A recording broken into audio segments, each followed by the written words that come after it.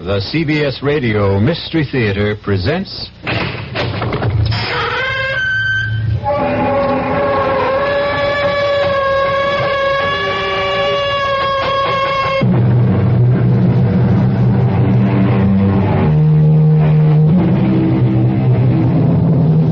Come in. Welcome. I'm E.G. Marshall. Welcome to the fear you can hear. Welcome to the world of your own terrifying imagination. The art of the double cross, unfortunately, has become part of the fabric of our lives. In espionage, however, it is almost a lifestyle. In the world of spies, for the left hand ever to know what the right is doing is unthinkable. For the next hour, imagine that you are Larry Fielding, a 32-year-old newspaper man caught in a dizzying web of circumstances seemingly beyond his control. Larry, please change your mind and come with me. Not until you tell me who you are and why you sneaked into my hotel room. You're a fool, Larry. You must know that the police are looking for you and they'll be here any minute. Oh, well, you're here now, and I still want to know who you are. If that's so important, my name is Carol Johnson. And when I tell you I know all about the murder of Dave Wilson, maybe you'll believe that I'm here to help you.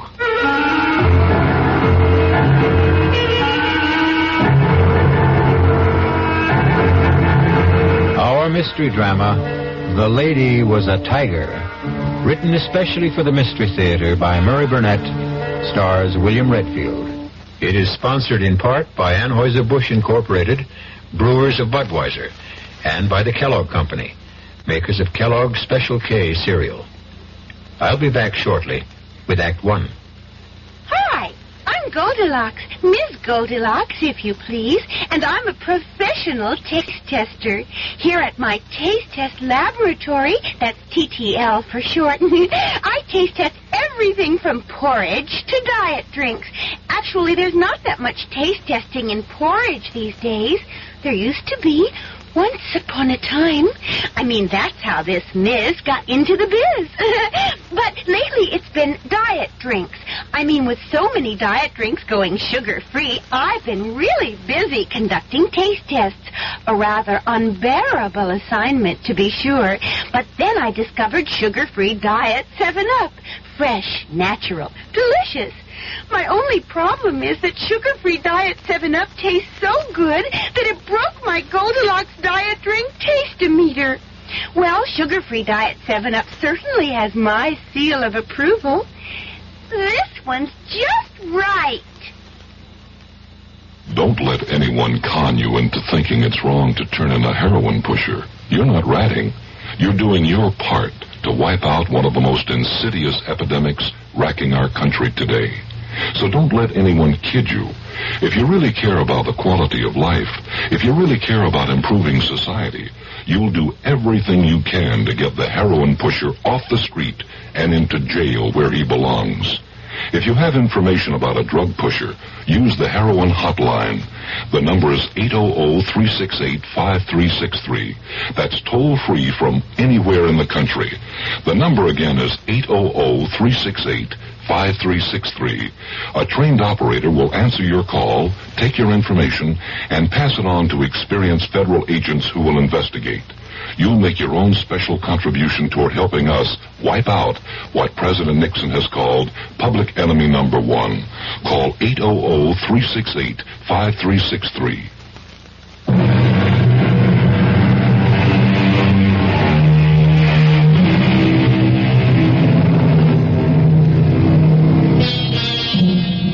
Walking is great exercise, and with good weather can also be great fun. But not when you've just been fired by the editor of the newspaper for which you've worked happily for 5 years. Larry Fielding has been walking aimlessly for 2 hours, trying to figure out why Horace Finley, the editor and his boss, had refused to give him any reason for his dismissal. Tormented by his frustrating thoughts and tired, Larry sits down on a park bench to think. He is so deep in thought, he is unaware of 3 men who suddenly surround him. Larry has only to look at them to know that he is in trouble. He tries to get up, but is pushed back down, and the men start to beat him up. No, take my money and leave me alone, will you? Look, if you want money, I told you can have it. Help!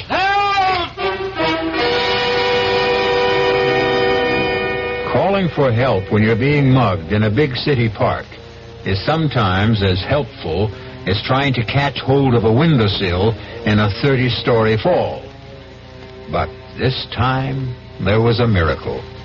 A stranger has seen the attack and rushes to help. Here comes...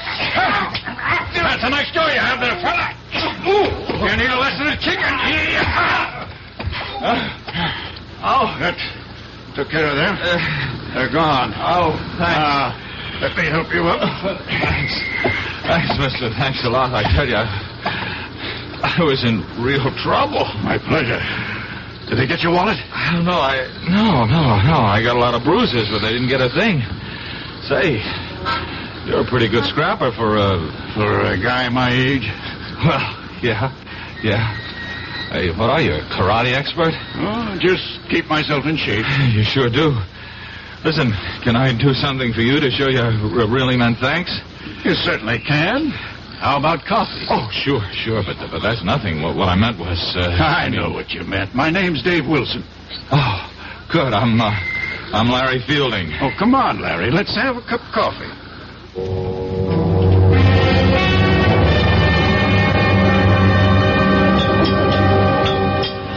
You know, I still can't get over the way you tore into those guys. I was a commando in World War II. World War II?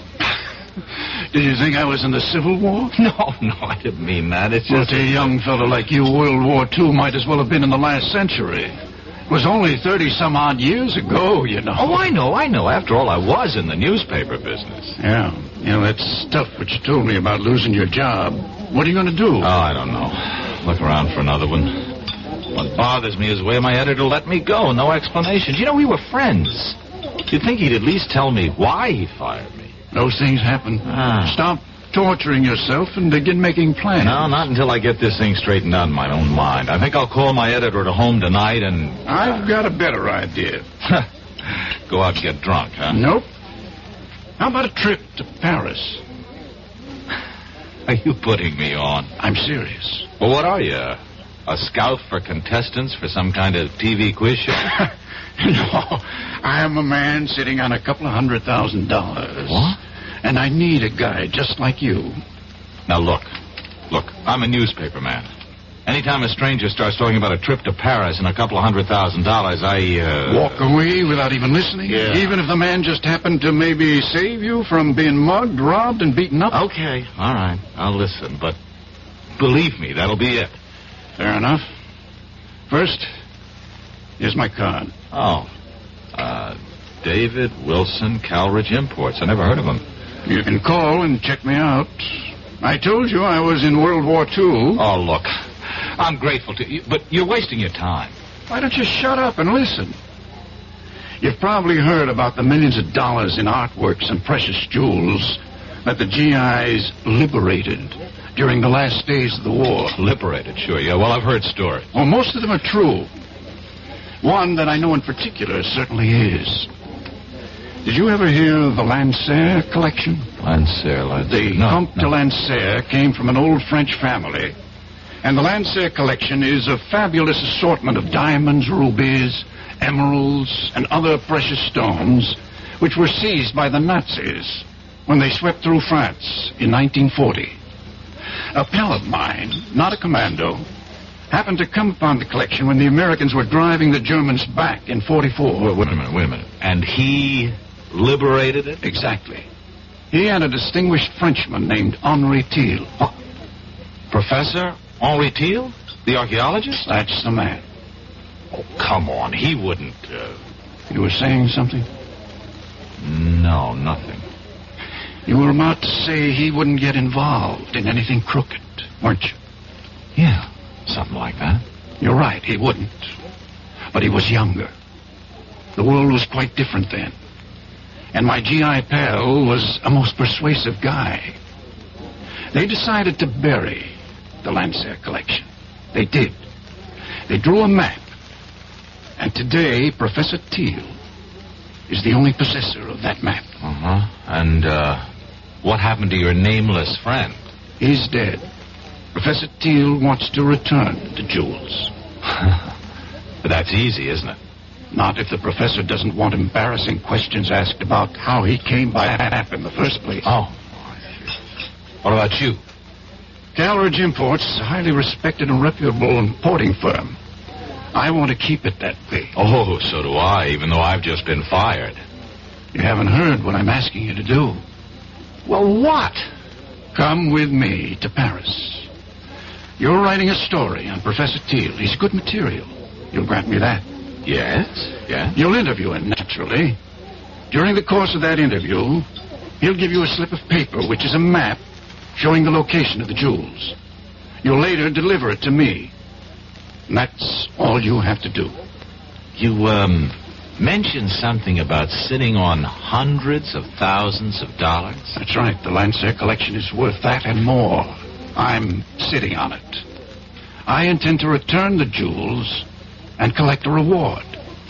If you want to share in that, you deserve it.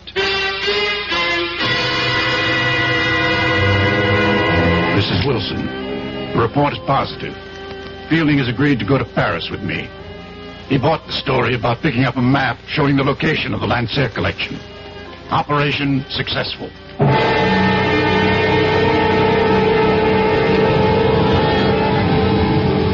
You'd better be on your way, Larry. You're due at Professor Teal's in 10 minutes. I suppose it's too late to back out, huh? You can always back out, Larry, but I don't think you will. There's really nothing to it. Make it look like a normal interview. Take notes. The professor will give you the map.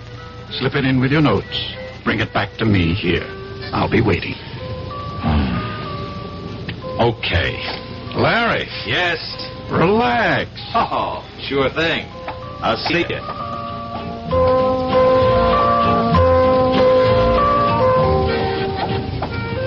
Would Monsieur mind if I join him? I wouldn't mind at all, but I don't think I'm what you're looking for. But Monsieur is exactly what I seek. Exactly. And just what is it you're seeking? To warn you that you are in grave danger. Why don't you come off it with that phony accent? If you've got something to say to me, say it. Would Monsieur buy me a Pernod? Sure. Garçon, Pernod, please.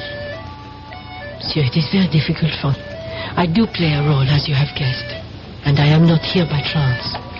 You must leave, and quickly. Your Pernod, monsieur. Not for me, it's for the lady. And for you, I have a knife. Oh, For mademoiselle. Go. but he's going to die. Do as I say. There'll be no problem. Simply put his head down gently on the table. So. And people will see another drunken tourist.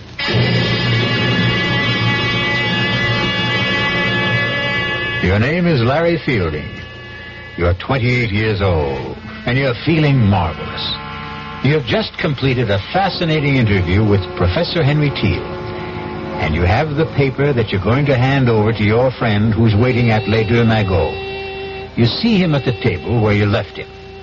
His head is down, but you're not concerned. Dave, wake up. I saw the professor. What? Monsieur, what has happened? Well, I don't know. I came back to meet my friend. I guess he's passed out. A moment, monsieur. Look, this man has been murdered. What? Stabbed to death. You will wait here for the police. I will not. I'm getting out of here.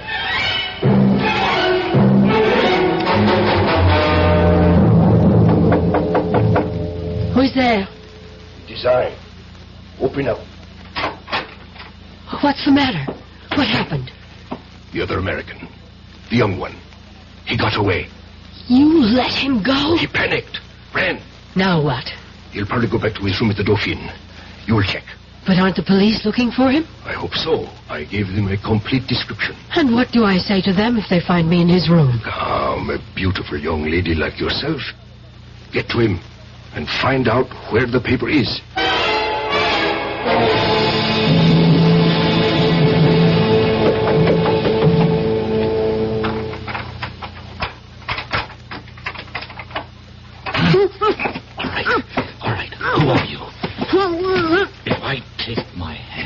promise not to scream?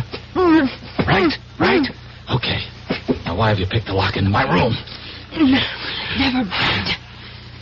You have to get out of here. Not until you tell me who you are. If that matters, my name is Carol Johnson.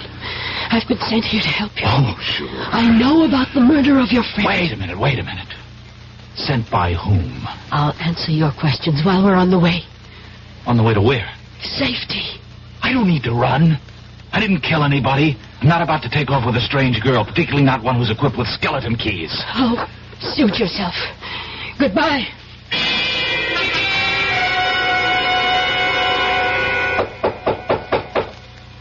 Come in. Monsieur de Ransfielding. Yes? Inspector Victor Roux, Sûreté. Oh. You will please come with me. What for? Suspicion of murder of another American? Monsieur David Wilson.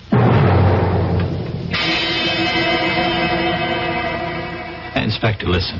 Why would I kill Dave? I've already told you I had an appointment to meet Dave at the cafe. He was waiting for me. Would I have walked up to a man I just killed and shake him so that he'd fall down and make a big scene? That is your explanation. There is nothing to support it. Well, there's nothing against it either. There is the word of Louis Goret. Who's he? The waiter who attended the table at which Monsieur Wilson and you sat. The only reason that you are not, as of this moment, charged with murder is because you did return. That much the waiter's testimony supports.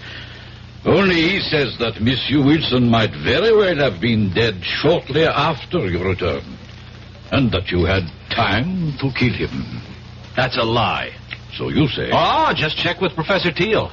He'll tell you what time I arrived, what time I left. We have been trying, and there has been no answer. We may have him on the telephone now. Hello? Eh? So? Voilà bien. Merci. All right, well, what'd he say? That was not Professor Teal. That was his apartment. And his servant. His servant? There was nobody there when I saw him. Don't you mean if you saw him, monsieur? Oh. According to the servant, Professor Teal left for an extended holiday early this morning, and it is not known when he is expected back.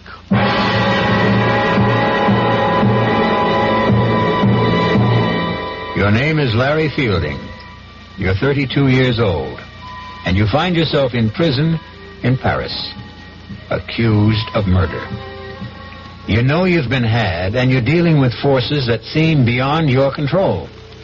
You have a million questions, and the only man who could answer them is the man you're accused of killing.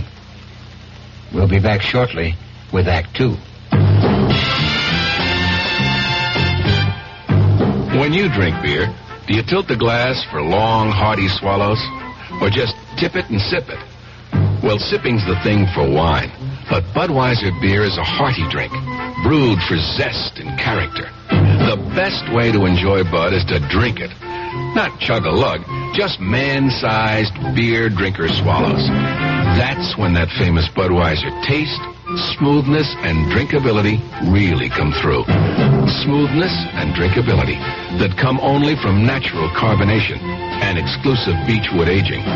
Smoothness and drinkability, too good for any half-hearted sipping. So drink up. You'll see that brewing beer right does make a difference.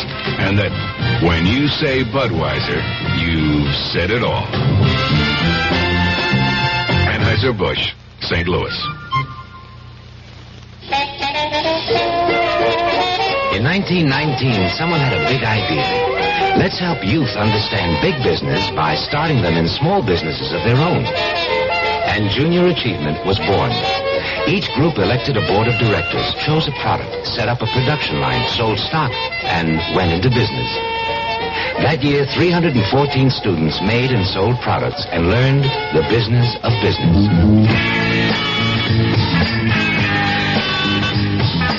Today, Junior Achievement has grown to nearly 200,000 members.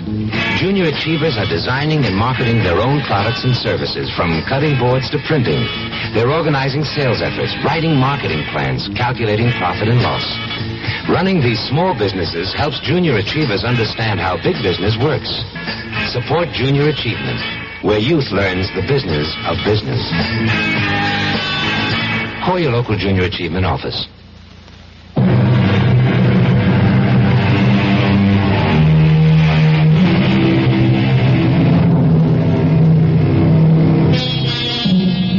To many Americans, Paris means visits to the Louvre, strolls along the Seine, or fine food. But to Larry Fielding, it means the inside of a prison cell, where he sits accused of a murder he didn't commit. Fielding knows he's been caught up in something that involves more than the recovery of some stolen jewels. However, what he doesn't realize is that he's the key pawn in a deadly game, and the players are about to make some moves. Come. I don't think it's smart to have me come here so often. I would not have sent for you if it were not necessary. Do you still believe that Fielding knows nothing about the operation? I do. Then where's the document? Well, we don't know he ever had it, do we? We know he visited Thiel. We know that Wilson waited for him at Les Dubagot. We know he came back there.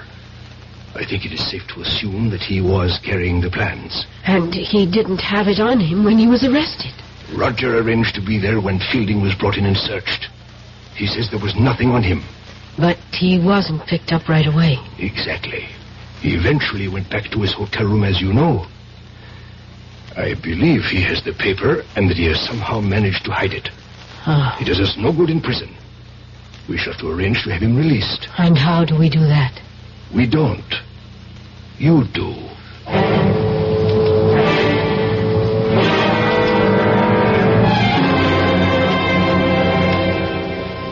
Sit down, mademoiselle. Your passport says Carol Johnson. That's right, Inspector. And I am told you are in my office because of the unfortunate incident in the Café Les Dubagot. Yes, Inspector. I just had to come here to tell you you have the wrong man. Ah? And how do you know that?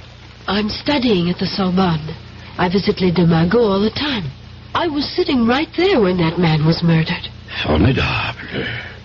You saw a man murdered and you did nothing. Oh, at the time I didn't know it was a murder.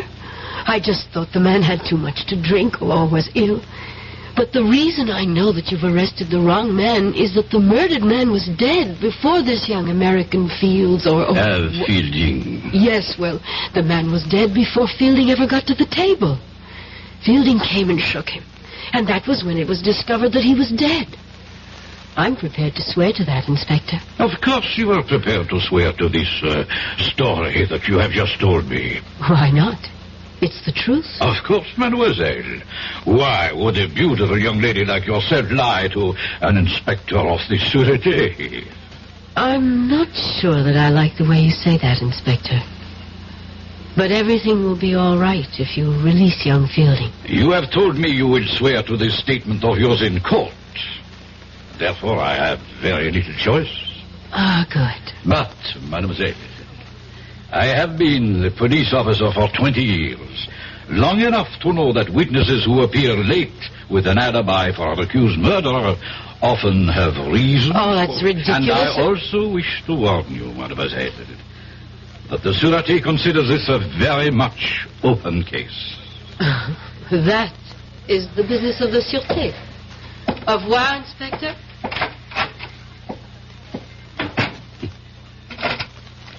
Gérard, you will follow the young lady who just left my office, and do not lose her.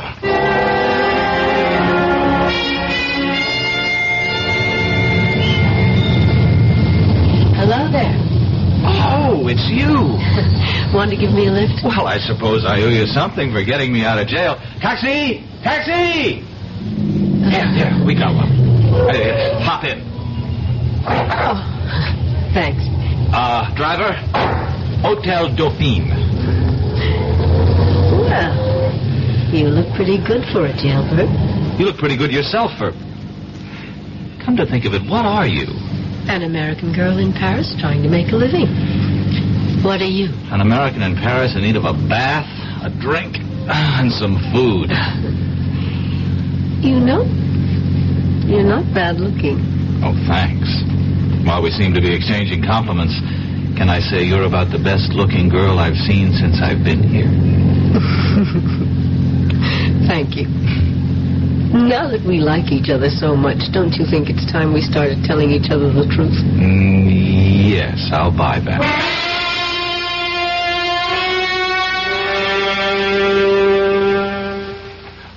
Écoutez-moi, operator, well, never... You speaking. Okay. Well, look, I phoned the desk about an hour ago to get this room straightened up, and so far nothing's happened. Now, can you please just send someone up so I can sleep here tonight? Huh? While you're at it, where's our food? Wait a minute. That's a different department. Oh. I'll have to call room service again. Oh. Maybe you won't have to bother. Entree. Your dinner, monsieur. Madame? Merci. Monsieur would like me to serve. No, thanks. No, I think I can handle it myself. As monsieur wishes. Wait a minute. Don't I know you? I think not, monsieur. Now, yeah, I've seen you before. I'm sure I've seen you. Paris is a large city, monsieur. One passes people on the streets and... The streets, that's it. You're the same guy who was at the Café Les Deux Magots. Monsieur is mistaken. What? Hey, wait a minute. Come back here. I want to talk to you. Oh, now don't go chasing him down the hall. Why not? Listen, Carol, I'm positive he's the same waiter. You just deny it and you can't prove it. But... Even if you could, what do you think it means? Well, it means... Well, I don't know. But if I get him to talk, maybe I'd find out something. I thought you were going to clue me in. Oh, yeah. Listen, have you ever heard of the Lancer collection? Of course. It's in the Louvre. Oh. The family of Comte de Lancer gave it to the museum after it was recovered when the Nazis fled Paris. What? Well, why does that shake you up so much? Because it can't be true. Come with me to the Louvre and I'll show it to you. Well, that changes everything. Come on. Where are we going? To the American consul.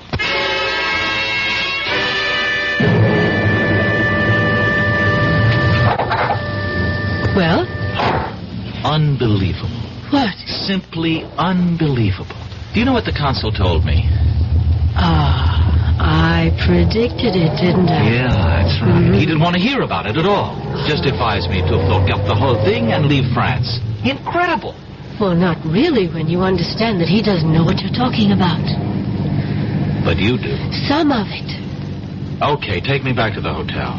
Any reason? I'm taking the consul's advice. If nobody's interested, I'll go back to the States. Oh, now that they've cleaned up the room so nicely, you're leaving. Well, do you have a better idea? More than one. I think I'll take them one at a time. Number one. Give me the paper Professor Thiel gave you. Well, it looks like we're finally going to level. Where is it? Well, first you tell me something. What is it? I don't know. End of conversation. Larry, listen to me. I work for Colonel Blake, military intelligence. I was assigned to this operation. What operation? All I was told was that Dave Wilson, who also works for us, was coming over here with you, and that you were to get something from Professor Thiel and give it to Dave. Thiel worked with you, too? He did. But now his cover is blown, and I don't know where he is. Who killed Wilson? I don't know. It could have been any one of 3 or 4 foreign powers. And the only reason I'm alive is because somebody wants the paper. That's right. And if I give it to you, then there's really no reason not to kill me. Oh, give it to me. I'll get it to Colonel Blake, and we'll get you safely out of the country. No, hold on. I got a better idea. I'll go with you to Colonel Blake, and we'll give it to him together. No, that would be too dangerous. To whom? Will you please trust me? Give me a reason. Please, where is the paper? I burned it. You expect me to believe that? Why not? You expect me to believe everything you tell me? You admit you had the paper, And somehow, between the time you ran from Les Deux Magots, you managed to hide it in a place where experts have been unable to find it. I told you I burned it. And you know that's a fairy tale that no one will believe. I don't care whether you believe it or not. Now, are you coming with me? Where? To talk to your Colonel Blake. He won't see you. Oh, I think he will. Goodbye, Carol. It was nice knowing you. I think. You will kindly step back into your room, Monsieur Feeling. Now, wait a minute. Move. Let me introduce myself. I am Major Simonovich. Oh, of the Gay Payou or the NKVD? Does not really matter. What matters is that you and I have something to discuss. I warned you. Yeah, sure you did. Just like a rattlesnake does. I do so dislike dealing with amateurs. This is strictly a business. You mean you want to make a deal with me? Correction. I mean you would find it wise if you wanted to make a deal with us. For the paper? Exactly. Where is it? No, not so fast. Not so fast. You spoke about a deal? You give us the paper, we give you your life. You must really believe I'm an idiot. You people murdered Wilson. That paper is the only thing that's keeping me alive. I have my word. No deal. Do you really believe you have a choice? Carol, call Rodzansky. Make the usual arrangements. We will wait here. Donnez-moi 80-36, s'il vous plaît. C'est ça. Merci. Carol. Yes. Tell me something, will I like Rodzansky?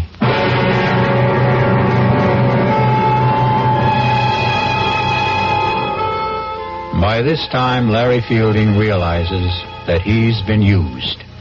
That he was never supposed to bring Dave Wilson a paper telling the location of the Lanceur jewel collection. But his discoveries have only added to his dilemma. He was quick-witted enough to realize that his only hope was to hide the paper, because that slip of paper is his last resort. We'll be back shortly with Act 3. Breakfast in the morning, Kellogg's has that wholesome taste to get you up and grinning. This is Jerry Crawford for Kellogg's Special K. We've been having some fun in our television and radio commercials by using a ball and chain to symbolize the slight overweight problem common to so many of us. We point out that being a few pounds overweight is just a little more difficult for you. Climbing stairs, just walking around, even sitting down can feel, well, like you're wearing a ball and chain. In case you missed the message, it's this. If you really want to get rid of that extra weight, you really have to work at it by exercising and with sensible meals like the Special K breakfast. A 1-ounce bowl of Special K, America's favorite high-protein cereal, 4 ounces of skim milk, tomato juice, and coffee. Less than 240 calories. Nutritious and, by the way, delicious. So why not begin each day with a Special K breakfast and then keep up the good work? Special K can't help you lose weight all by itself, but it really is a good start. Hi, I'm Hal Linden. There's a lot of talk these days about America's energy crisis. Talk about doing without heat, about doing without our cars, about what's going to happen if we run out of fuel. Well, we may not have to run out of fuel if we all work together to conserve the fuel we have. That means turning your thermostats down to 68 degrees during the day and turning them down to 60 at night.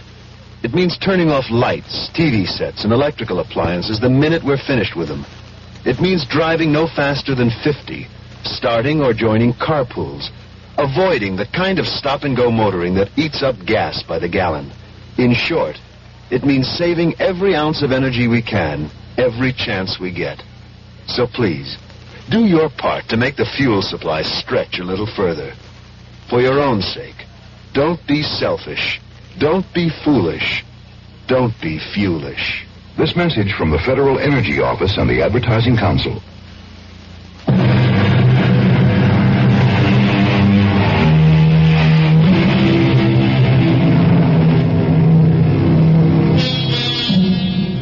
Newspaperman Larry Fielding sits waiting in his Paris hotel room, closely guarded by 3 members of the Russian secret police and the beautiful American girl, Carol Johnson. They are waiting for a man named Rodzansky, who might very well be, for all Fielding knows, his executioner. You know we mean to obtain the paper. Rodzansky is a doctor and a chemist. He'll be here shortly. You will be put to sleep painlessly. You'll be taken from here in an ambulance to a safe place, and there you will be injected with sodium pentothal, Fielding. You will tell us. Look, I don't suppose you'll tell me what's so important about this piece of paper? You have heard of the SAM-6 missiles, the surface-to-air weapons with deadly accuracy that we have developed and which were used so successfully in minor wars in Asia and the Middle East? Yes, I've heard of them. Good.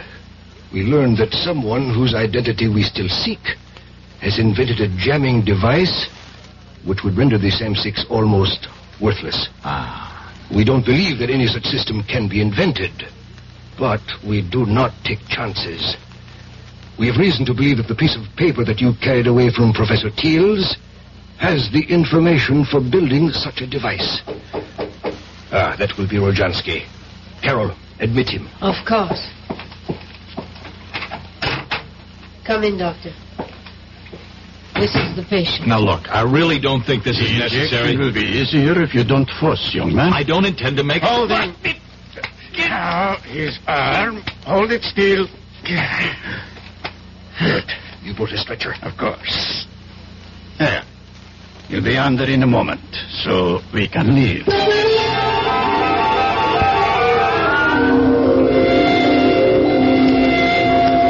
What is this? Gendarmes? It has nothing to do with us. We are taking a sick man to the hospital. Put this stretcher into the ambulance. Quickly. I must apologize, but we received a report from the hotel concierge that there was a dead man here. Absurd, Inspector. This is Dr. Jansky. The doctor will explain this to you, Inspector. This man became suddenly quite ill. I gave him a sedative to quiet him, and we're now taking him to the Lefebvre nursing home, as you can see by the ambulance. You say he is alive? Very much so. See for yourself. Mon Dieu. I know this man. Inspector, he must receive medical attention. Of course. But I suggest that instead of taking him to the nursing home, he go instead to the police hospital. Well, that's ridiculous. He's my patient. I am afraid I must insist. This young man has most recently been released from jail, where we were holding him on a charge of murder. If he has been released, then Released, yes. But he has not been completely cleared, so... Laurent, be gone. Take this man to the police hospital.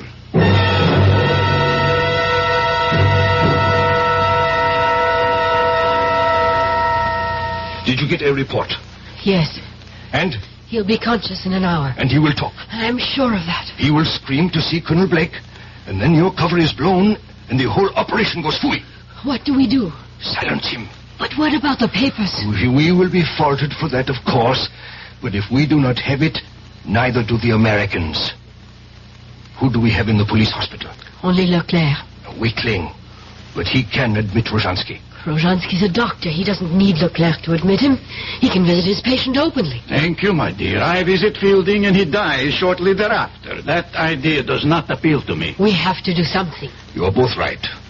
Carol, you will be his first visitor when he regains consciousness. No. Yes, Carol.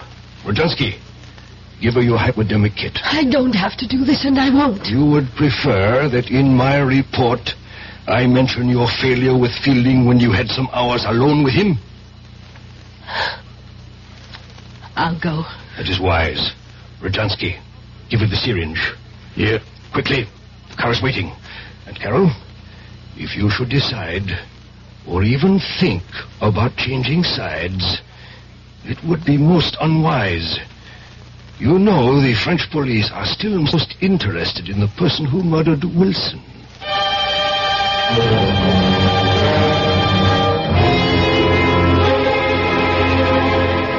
You awake now, Larry? Oh, no. Wake up and listen to me, Larry. What? You've got to listen. Try to understand me. Wait a minute. What kind of a place is this? You're safe. It's a police hospital. All right, but how did you get in here? Where's Rojansky? Look, I can understand how you feel and why you don't trust me, but the truth really is that I am a double agent. Oh. Do you understand what a double agent is? As near as I can figure out, a double agent is somebody working for two different sides. Yes. And neither side trusts them. Oh. You know, that fits you to a T. You might just be telling the truth. I am. I really work for Colonel Blake, as I told you. The Russians know it.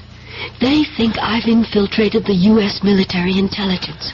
But in fact... Yes, I know. You've really done just the opposite. Yes. Worked your way into the Russian apparatus. Exactly. Oh, Larry, how can I make you believe me? You can't.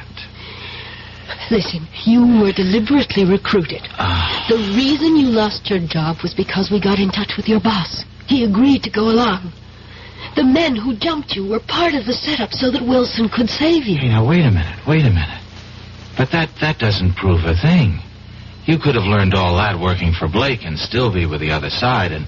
Oh... And wait, now, speaking of Wilson, how about getting him killed? I tried to warn him, but there wasn't enough time. It was either go along with that or blow my cover and endanger the whole operation. And when I wanted to give the plans to Blake... You objected. Same problem if I went with you to Blake or you went to him after we had talked. My cover was blown. All right. Now, and suppose I had given you the plans. How would that have changed the situation? We would have had a phony copy that I would have delivered to Igor and everything would have been fine. And there's still time for me to do that. If you will just believe me and tell me where the plans are. I'd like to believe you. I really would. Please. Where are they, Larry? Get me to Blake. It's too dangerous. Look, you see this? Yeah, it's a hypodermic. It's death. Igor sent me here with this to kill you. Now, do you believe me? Wait a minute. If you don't kill me, and I guess you don't intend to, what will Igor and his friends think? Isn't your cover blown then anyway?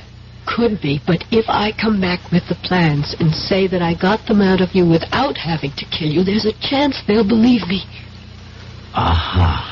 Well? I'm thinking. Who are you? One of the hospital guards, monsieur. Oh. Mademoiselle, you have been here some time. How is the patient? Guard. Yes, monsieur? Call Colonel Blake at U.S. Military Intelligence. Tell him I've got to see him right away on a matter of the utmost urgency. Colonel Blake? Colonel Blake. I will inform my superior. Now, you don't have to inform anyone. Just call him. Yes, monsieur. The Major will be disappointed you have not followed instructions. You are a fool. I would have had the information if you hadn't come in when you did. I know what you were ordered to do. What?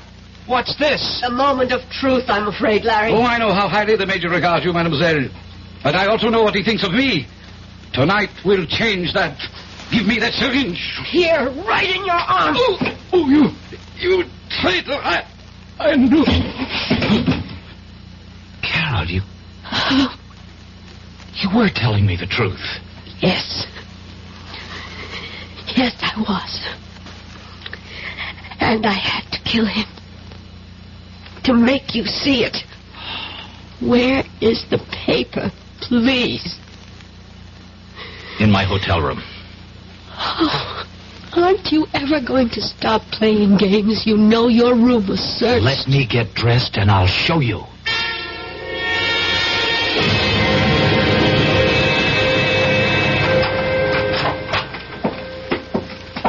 If it's not here, there's going to be the devil to pay. Don't worry, it's here.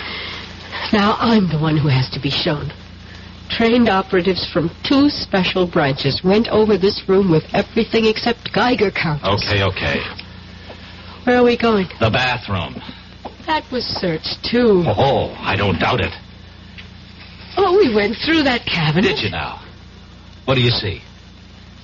Towels, paper tissues, some of your toilet articles. We took your razor apart. And what else? A roll of toilet tissue, unopened. And as the French say, mademoiselle, voila. Oh. And now we unroll this toilet tissue and keep on rolling it, and... Oh, my God. Where did you learn to open a package and reseal it like that? When I was a kid, I was the best clerk in Roscoe's shipping department. Oh, thanks. It was nice knowing you. I really mean that, Larry. Hey, wait a minute. Surely I've earned the right to buy you dinner. I'd like to. Well, you'd better, or I'll start doing some talking. Blackmail? You said it. All right. I'll meet you at Les Deux Magots at 10:30. No way. Let's try the right bank, La Rotonde. That's a date. I'll see you. You better be there. Shirts, ties. Yes, I think that's everything. Come. Oh, it's you, Rodzansky. Are you coming with me? I am staying. Then we shall say goodbye. I do not have much time. The plane for Moscow leaves at... I do not think you'll be taking the plane. Are you insane? You know I've been recalled. Not precisely. What do you mean, not precisely? Moscow feels you have bungled badly. So? It's not the first time that an operation has been... First, you were duped by the American girl. You know she was a double agent? I know now. Did you know before she killed Leclerc? I was not in charge at that time. At that time? Now there are 2 murders that cannot be hushed up. The French police must have a murderer to satisfy the public. Then give them Carol. I only wish that we could. They want you. You have been chosen to be the murderer. I am replacing you as the head of this section. Ridiculous. I won't remain quiet. I have a lot I could and will say to the authorities if Moscow abandons me. Now you listen to me, Rodzansky. I have no time to listen. Rodzansky, wait. Don't... Igor, you should be pleased to know that your dying will serve a good cause.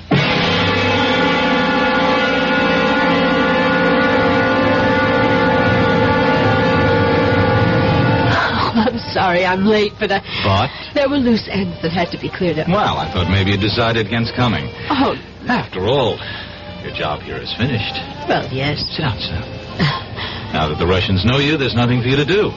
It would be suicide to try to, huh? Oh, well, there are other things for me. Sure. Like getting married to a lovesick newspaper man, settling down, raising a family.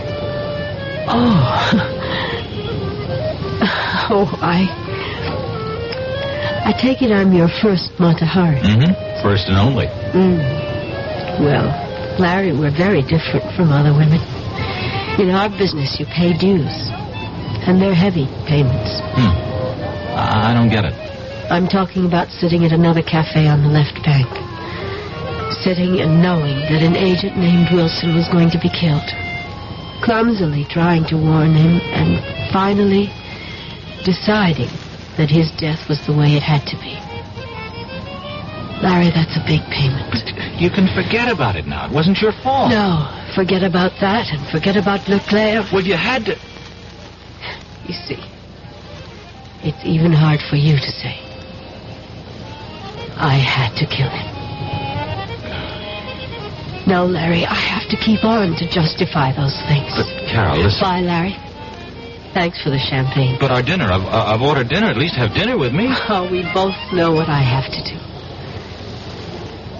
If I ever change my mind, I promise I'll come running.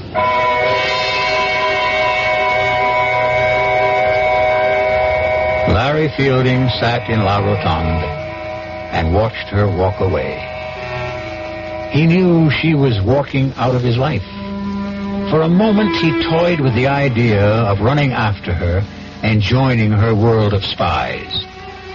He flirted with the idea that he might even be some sort of an American James Bond. But then, the waiter brought the dinner. And to his surprise, he was hungry. And that realization made him wonder about whether or not he was truly in love. I'll be back shortly. Who knows how to help you solve your shopping problems? Your Better Business Bureau knows. I saw this perfectly darling mirror in the showroom, so I bought it. But when the truck came, they delivered this thing I never saw before. Now what am I going to do? I'll tell you what to do, madam. But who are you? I'm the man from the Better Business Bureau. Now, the first thing to do is to call the store manager and tell him what happened. But in the future, when your merchandise is delivered, you should examine the item before the delivery truck leaves. And if it's to be delivered from a warehouse, have a clear understanding with the dealer that unless it is the same as the sample shown to you, you will not accept it or pay for it. Oh, thank you. Just part of my job, madam, to help people with their shopping problems.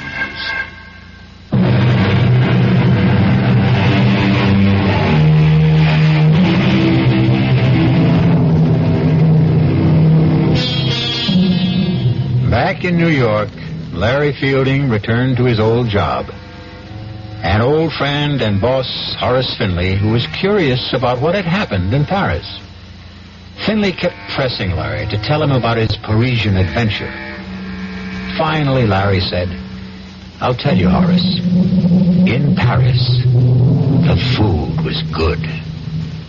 Our cast included William Redfield, Joan Loring, Roger DeKoven, Ian Martin, and Chris Gampel. The entire production was under the direction of Himan Brown. And now, a preview of our next tale. I really killed that boy, you know? What did you say? I killed him, Mr. Murray. I waited for him in the hallway the next day, and I grabbed him. He was a scrawny kid. It was like wringing in the neck of a chicken. I'd do the same thing again, Mr. Murray, to the next guy who bothers my wife. They gotta learn. You lied to me. Every stinking word you told me was a lie. Don't be sore, Mr. Murray. I couldn't tell you the truth, could I? I mean, you wouldn't have taken the case, would you? Yes! I would have taken the case and told you to plead guilty with cause. No, I wanted you to get me off, and that's what you did. Look, I gotta go now, Mr. Murray. I just want to say thanks again. Oh, you think it's that simple? You think you can just walk out of here? Melanie's waiting for me. She likes to eat dinner early. The girl's always hungry. So long, Mr. Murray. Radio Mystery Theater was sponsored in part by new sugar-free Diet 7-Up. This is E.G. Marshall inviting you to return to our Radio Mystery Theater for another adventure in the macabre. Until next time, pleasant dreams.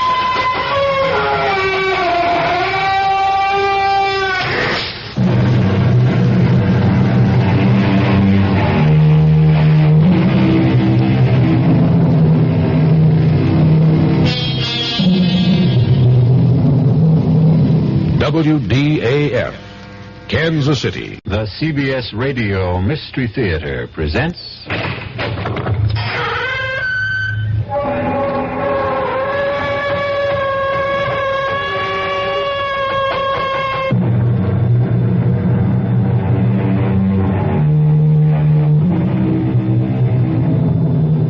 Come in. Welcome. I'm E.G. Marshall. Welcome to the sound of suspense. Welcome to the fear you can hear. Welcome to the world of terrifying imagination. This is a tale about justice, about the lady who stands over the criminal courthouses of America with a blindfold over her eyes.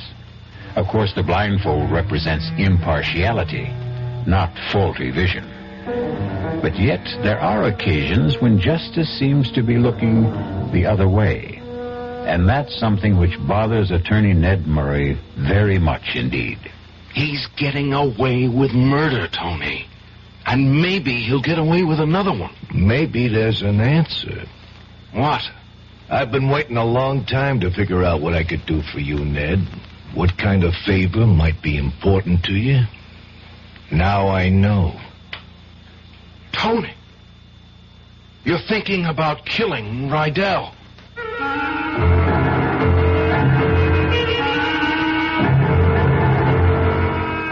Our mystery drama, After the Verdict, was written especially for the Mystery Theater by Henry Slessor and stars Tony Roberts.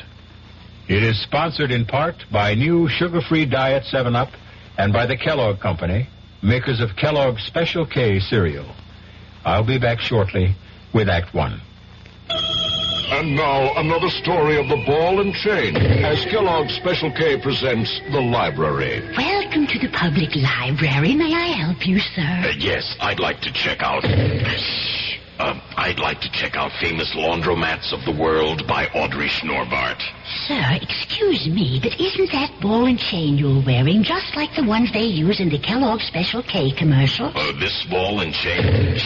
Yes, that one. How are you going to get rid of it? Well, lots of good exercises, and by eating smart at every meal, starting with the Special K breakfast. Don't you have to watch your calories? Yes, and the Special K breakfast is less than 240 calories. Less than 240 calories? Right. A 1-ounce bowl of high-protein Special K, 4 ounces of skim milk, tomato juice, and coffee. It's really tasty, and it's going to help me get rid of this ball and chain. I'd say it's long overdue, get it? Your happy ending could begin with the Special K breakfast from Kellogg's. Who knows how to help you solve your shopping problems? The Better Business Bureau knows. Wednesday, 10 o'clock. I'm back at the office working on a case when my secretary brings me the mail. Thanks, kid. The usual stuff. Then I see it. It's addressed to me, resident. Inside, a fake rabbit's foot. The pitch, a $2 donation or send back the rabbit's foot. My problem, what to do about it. I'll help you with good advice from the Better Business Bureau. Oh, yeah? Spill it. If you receive unordered merchandise in the mail, you are under no obligation to return it or pay for it. Thanks, pal. You're okay. Just another consumer tip from your Better Business Bureau.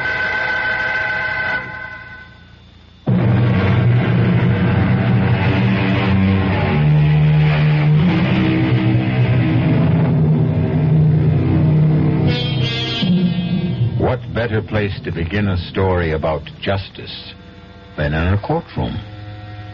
This one is packed today, because it's the day the jury is going to return its verdict in the case of the People versus Louis Rydell. That's Rydell over there, the thin man with the burning eyes. See the way he searches the face of every juror who takes his or her place in the jury box? It's only natural, of course, because Louis Rydell had been charged with murder. Shh, quiet now. Presiding Judge Lincoln Arthur is about to speak. The foreman of the jury will please rise. Has the jury reached a verdict in this case? We have, Your Honor. Please read your verdict to the court. We find the defendant, Louis Rydell, not guilty. Mr. Murray. Congratulations, Lou. I'm very happy. You're happy. How do you think I feel? Hey, come on. Let's get out of this place. Let's celebrate, huh? Let's pick up my wife and have a ball. Well, I don't think I can. I promised my boss that I'd go down. You don't care about your boss. You want to see that daughter of his. Okay, we'll make it a foursome. I can't, Lou. I'm sorry. Oh, come on, Counselor. Melanie's got a cab waiting outside.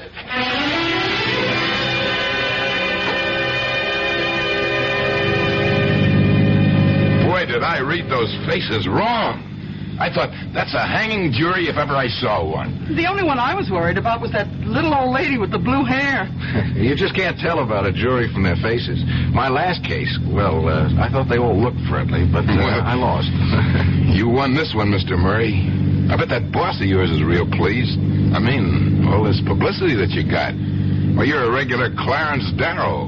Look, Lou, we don't really have to talk about the fee settlement now. Why don't you and Melanie just go out and drink up a couple of bottles of champagne? Oh, Lou doesn't drink, Mr. Murray. Lou doesn't have any vices. Do you, Lou? I want to get the money settled, Counselor. Melanie here doesn't like to hear about money. She just likes to spend it. We'll drop her off at home. Hey, you promised to take me someplace. Wait for me at home, Pumpkin. Oh. Daddy will be there just as soon as he settles things with his lawyer. Okay? What choice do I have? I'll be home in an hour or two, and we'll go out to dinner. Just stay in the apartment, and don't open the door to anyone. And if you have to open the door, wear some clothes, baby. Huh?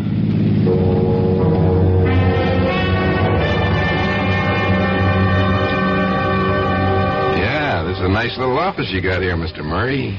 Only, Strikes me as kind of small, isn't it? That's big enough, Lou. I mean, compared to that big office down the hall, Mr. Ostrow's. Mr. Ostrow is the senior partner of this firm, Lou. Well, maybe when you marry his daughter. You are going to marry that chick, aren't you? Let's get down to business, okay? I mean, the way she was hanging around that courtroom every day of the trial, I figured she was pretty stuck on you. Lou, this meeting was your idea. You said you could manage to pay about $150 a month, and that's perfectly fine with me. Sure, Mr. Murray, anything you say. We could have settled this in the taxi. I guess they just didn't want to face Melanie for a couple of hours. Needed an excuse. You understand? I suppose so. She's beautiful, isn't she?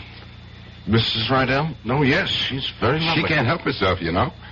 The way men bother her all the time. They look at her and right away they get ideas. It's not her fault. No. She's not smart about it, though. She doesn't know the way men think. Like the way she answers the door sometimes in that sloppy housecoat. She gives people ideas. Like that kid Yost. I feel sorry for that kid, you know? I know you do. It's just too bad that he got himself mugged the day after you threw him out of the house. You wouldn't have gone through all this. You wouldn't be owing me $150 a month. Yeah, I feel sorry for him. Kid delivers the groceries every day, gets the same eyeful every day. His tongue must have been hanging out. Lou, I really have to get on home. I've got a party at my boss's house tonight. But just the same, I'd do it again. That's the way I am. When a guy touches my wife, I get a red fire in my brain and I can't stop myself. Now, I owe you a lot, Mr. Murray. More than money. Well, forget it. Just learn to keep your temper. I really killed that boy, you know? What did you say? I killed him, Mr. Murray. I waited for him in the hallway the next day, and I grabbed him. He was a scrawny kid. It was like wringing the neck of a chicken. I'd do the same thing again, Mr. Murray, to the next guy who bothers my wife. They've got to learn. Well, you better go now. Melanie's waiting for me. You lied to me. Every stinking word you told me was a lie. Don't be sore, Mr. Murray. I couldn't tell you the truth, could I? I mean, you wouldn't have taken the case, would you? Yes. I would have taken the case and told you to plead guilty with cause. No, that wouldn't have been any good. I wanted you to get me off, and that's what you did. Look, I've got to go now, Mr. Murray. I just want to say thanks again. Oh, you think it's that simple? You think you can just walk out of here? Melanie's waiting for me. She likes to eat dinner early. The girl's always hungry. So long, Mr. Murray. Oh, my God.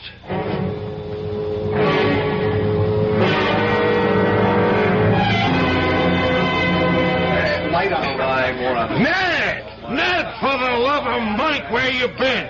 Sorry I'm so late, Mr. Ostrom. Who do you think this party's for, anyway? Well, come in. Karen's going out of her brain waiting for you to get here. This one looks like quite a crowd. Well, they're all in your pocket tonight now, Ned. All right, everybody, hold it. Here's the man we've all been waiting for. Ned Murray, folks. Greatest trial lawyer since Clarence... since Harry Ostrow. All right, come on, Ned. Karen's over here. Ned! Hi, darling. Where in the world have you been? The party started 2 hours ago. I just lost track of the time, that's all. Must be love, if you ask me. All right, I'll see you kids later. Ned, come into the kitchen for a minute. No, it's full of servants. Come into the bedroom. Now, that's an offer I can't refuse. Well, what did you have in mind? Give you one guess. Oh, darling, I'm so proud of you. You were so wonderful. That kiss was pretty wonderful. Father says that you were everything he used to be in the courtroom, and there's no higher praise he can give than that. Look, let's forget about the trial. It's over. Oh, no, I don't want to forget about it, Ned. I'm just so thrilled with the way you handled the case. That man Rydell seems so guilty. But there's too much fuss about all this, Karen. Father said that if you could win this case, you could do anything. That it would mean a lot of business to the firm. Do you know what I think? He's not going to wait on that promise about the junior partnership. I think he's going to do something about it right now. Are you serious? Don't tell him what I said. but I'm sure of it. Ned, you'll have to stop making excuses pretty soon, lover. You'll have to name the day. Oh, for heaven's sake. It's probably your father wanting me to join the party. Hiya, Ned. Ostrow told me you were here. Tony, for the love of Mike, I haven't seen you in ages. Yeah, that's right. Oh, hey, I am sorry I didn't know you had somebody with you. It's all right, Mr. Igo. I was just going to fix my makeup. See you later, darling. Yes, sure. Tony, I don't think I ever saw you at Ostrow's before. Yeah, you know me, Ned. I don't like to mix with all these big shots. Hey, you still talk to ordinary people? Big celebrity like you, huh? I'll talk to you anytime, Tony.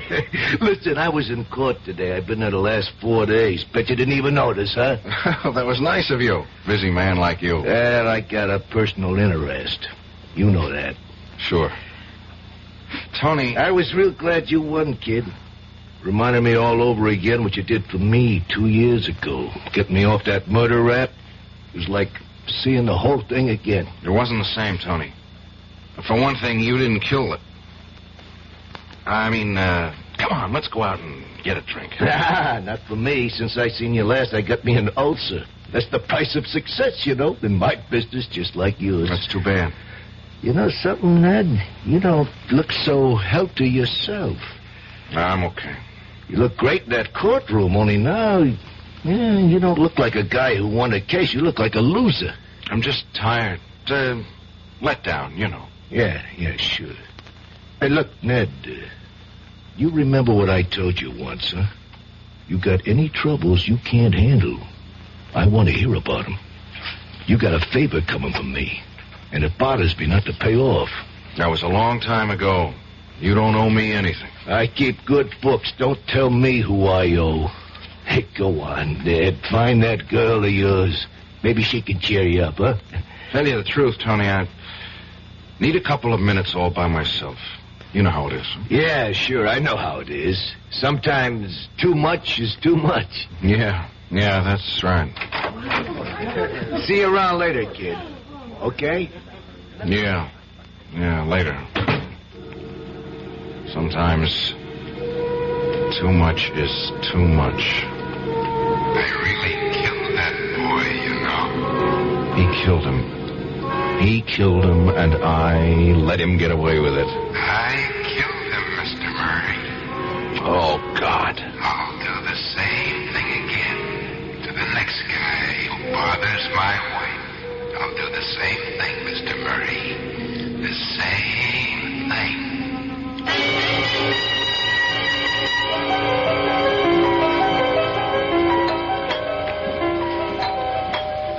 I'm coming.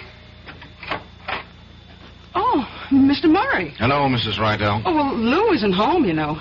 Oh, he went to see Mr. Fleming about going back to the company. I knew he wasn't home. May I come in anyway? Oh, yeah, sure. Look, do you think Lou will have any trouble? I mean, getting his old job back? You know, he was their best salesman before the trouble happened. They won't hold it against him, will they? I don't know. I want to ask you a few things. Yeah? Oh, well, sure. Mrs. Rydell, before the trial, you told me your husband was the jealous type. Yeah, that's right. But you said there was never any reason for his jealousy. But do we have to go through that again? The trial's over, isn't it? Please, it's more important than you think. Why? This delivery boy, Yost. I tried to underplay Lou's anger about him in court, but he was really pretty sore about the pass he made at you, wasn't he? But I told you all that. Yes, Lou was sore. Sore. He was crazy. I didn't even want to tell him about the kid because I was afraid he'd... Well, you know... Mrs. Rydell, the trial is over, just as you said. Nobody can charge Lou with the same crime again. That's the law in this state. So you've got nothing to lose by telling me the absolute truth. About what? Lou did kill that boy, didn't he? Hey! He waited for him the next day and choked him to death. That's a dirty lie. How How could you, of all people... All right. Maybe you didn't know the truth. Maybe you believed your husband the way I did. You get out of here, mister. Please, I'm not through. The reason I know this is because Lou told me himself yesterday in my office. Lou isn't going to change because of the trial. He's an insanely jealous man, and he might very well do the same thing again. Oh, you're awful. I thought you were so nice, Mr. Murray, but you're terrible. I had to let you know how things are with Lou. He got away with murder, and that makes me sick to my stomach. There's not much I can do about it, but maybe you can do something, Mrs. Rydell. Me? You can be careful. Do you understand? No. You've got to make sure he never has any reason to be jealous. Listen, if you think I play around... Even if he misunderstands your behavior, somebody else might get Lou's hands around his throat. It might even be easier for him the next time. He got away with it once. Please, Mrs. Rydell, for his sake. All right, for mine. Don't make your husband kill again.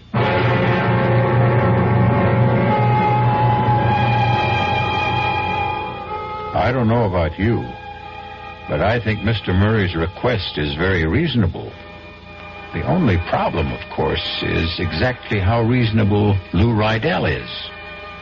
There's something about the man's eyes, the way his hands twitch. Personally, I don't think it would be a very good idea to wink at Mrs. Rydell. I'll return shortly with Act 2. Oh, somebody's been drinking my sugar-free Diet 7-Up, and it's all gone. Oh, actually, I saved a little. Oh, a bear! Hiya, Goldie. What's brewing? That's Miss Goldilocks to you. Oh, come on, kid. You mean you don't remember me? The cottage, the 3 chairs, the porridge? Baby bear! In the fur. Been a long time, Goldie. But Baby bear! Just call me BB. You drank all the sugar-free Diet 7-Up, and I have to conduct another diet drink taste test today. Well, yeah, I saw the sign on the door, a professional taste tester, huh? But how can I conduct my taste test now? Why bother? I tried those other diet drinks, too. You'll notice there's still plenty of them around. Why not ask me? Well, okay, BB. Tell me, why did you drink all the sugar-free Diet 7-Up? I like the taste. Light, fresh, natural. Sugar-free Diet 7-Up is definitely unbearably delicious. Mm-hmm. People can reach, people can touch, people can help, people so much. If you can remember World War II, you can remember when people spoke about cancer in a whisper. Once it was known someone had cancer. Nobody talked about it. I'm Paul Newman. Today we talk about cancer quite openly, except for one form of it. The one nobody likes to talk about still. Cancer of the colon and rectum. It's the most common form of internal cancer. Yet doctors estimate 3 out of 4 patients could be saved by early detection and treatment. That means when you have your regular health checkup, especially if you're over 40, talk to your doctor about a Procto. Fight cancer with a checkup and a generous check when your American Cancer Society volunteer calls. Cancer Crusaders. People who care about people.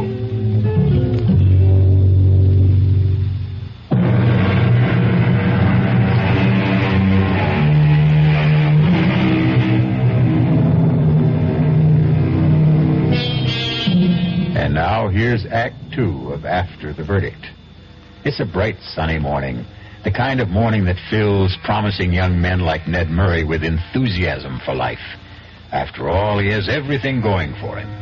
A fine career ahead, marriage to a lovely young lady who also happens to be the boss's daughter, and even if his recent triumph has turned a bit sour, it was still a triumph, wasn't it? But as Ned Murray goes to see Harry Ostrow, he finds the sun isn't shining in the big corner office. The shades are drawn. His boss's face is a thundercloud. You wanted to see me, Mr. Ostrow? Yes. Come in and shut the door. Hello, Mr. Murray. Nice to see you again. Hello, Lou. What are you doing here? Mr. Rydell's told me something I find hard to believe, Ned. I said he must be mistaken, but he swears it's true. Did you go to see Mrs. Rydell yesterday? Yes. Why did you think it was necessary to do that? I had something I wanted to tell her. It was strictly an unofficial visit. You told her I was guilty. You went up there deliberately just to frighten her. I ought to sue you for what you did, Mr. Murray. Lawyer or no lawyer. What kind of nonsense is this, Ned? You didn't say any such thing, did you? Well, did you? Yes, sir, I did. What? I didn't go there to frighten her, just to warn her. Right after the trial, Mr. Rydell here obliged me with a nice little confession. A little late, I'm afraid. Confession? What are you talking about? That's a lie. I don't know what you've got against me, Mr. Murray, but I never heard of a lawyer behaving like this. I didn't kill that boy. The jury said so. And Ned, please, this is all so ridiculous. Mr. Rydell put it very bluntly. He said he killed Yost. He said he'd kill again if another Yost came along. You can't do that. It's over. The trial's over. They can't put me through this again. They can't. No, Mr. Rydell, of course they can't. There's nothing to get excited about. Mr. Murray just misunderstood you, that's all. I read him loud and clear. I knew I couldn't get him back in a courtroom because of double jeopardy, but I thought if I went to the DA, he'd be a lot more careful with his hands the next time. I'll sue you. I'll sue this whole firm for slander. You hear that, Ostra? Now, please, Ned. Apologize to Mr. Rydell. Tell him you didn't mean it. Apologize? Yes, I should apologize to the state for saving his skin. Ned, you listen to me now. I don't know what went on between you and this man, and I don't care. But he's a client, understand? My client, even if you handle the case. And there's such a thing as lawyer-client privilege. Since when does it include murder? Shut up and listen to me. Anything you do reflects on me, on the way I run this firm. Mr. Rydell got a fair trial under law. Better than fair. Yes. And the jury acquitted him. That's all we have to know. You don't have any right to violate any confidences he made to you. Didn't they teach you that in law school? They taught me something else. They taught me the lawyer's main concern was for justice. You talk about justice, huh? Go talk to that hoodlum buddy of yours, Tony Igo. If there was justice, you think that crook would be walking around loose? Tony was innocent of that murder charge. Because the jury said so. And they said the same thing about Mr. Rydell here. And that's that, my boy. Understand?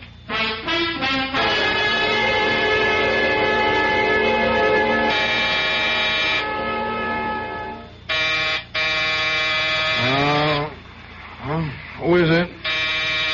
Oh, for Pete's sake. Can't they let a guy get some rest in his own home? Well, have I caught you with the blonde? You caught me with a bottle. And just in time, obviously. Well, the least I can do is make sure you don't drink alone. Not enough for the two of us.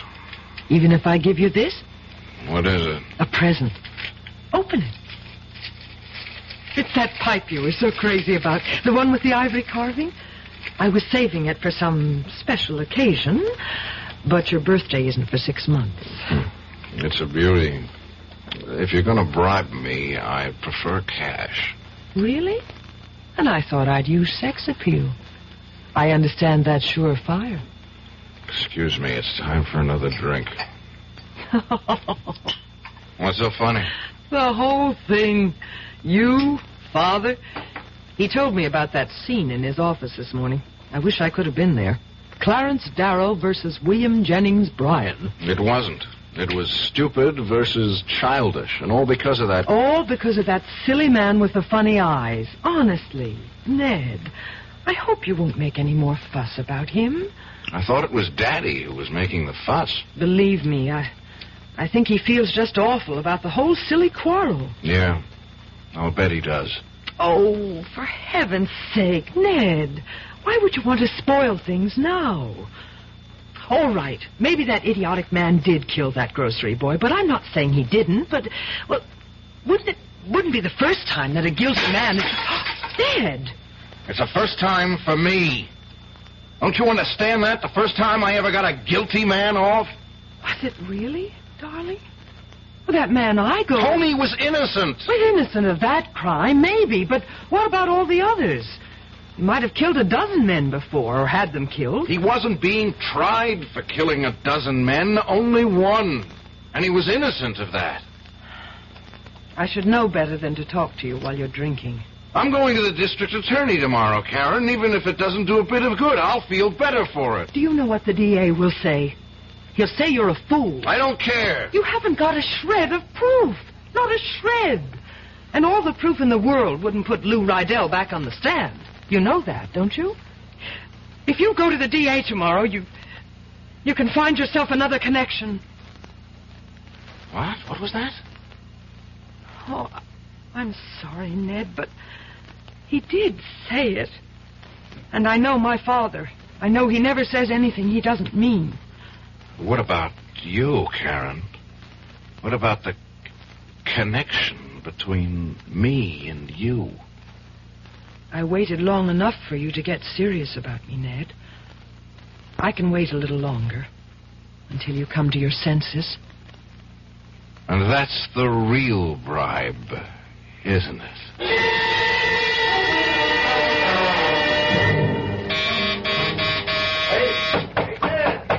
Open up, it's Tony. Hey! What? What is that? What's all the racket about? Come on, open up. All right, take it easy, will you? Give a guy a chance.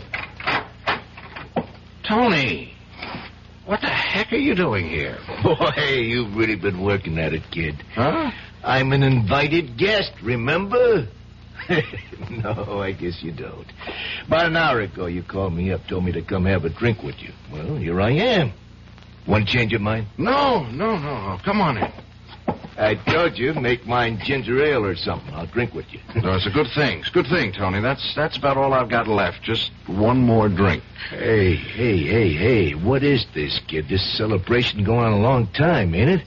I'm not celebrating now, Tony. Commiserating.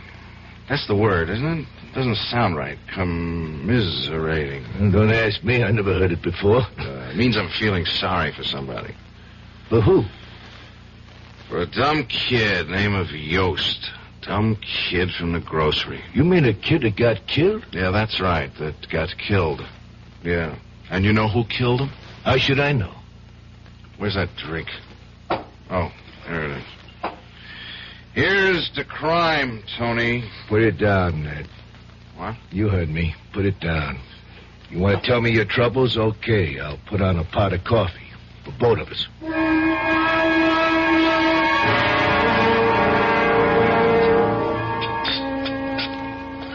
That make you feel any better? No. Well, give it time. Tony, were you listening to me? Did you hear what I told you? Yeah, I heard you. This guy Rydell is a kookaboo. He's getting away with murder, Tony. And maybe he'll get away with another one. Nah, next time will be different. You'll know different from one thing. Meantime, somebody gets killed. Well, what's that to you? I'm sorry. Sir, I forgot the kind of guy I'm talking to. What am I going to feel like when it happens, Tony? Well, there must be some way to nail this crumb. No, there isn't. The law protects him. Double jeopardy. A man can't be tried twice for the same crime. That's how it goes, Tony. One trial to a customer. Yeah, it's a shame, all right. They hung better guys than that, and he's walking around free as air. That's the law, Tony. Yeah, the law. Okay, if it bothers you so much, stop him. Yeah.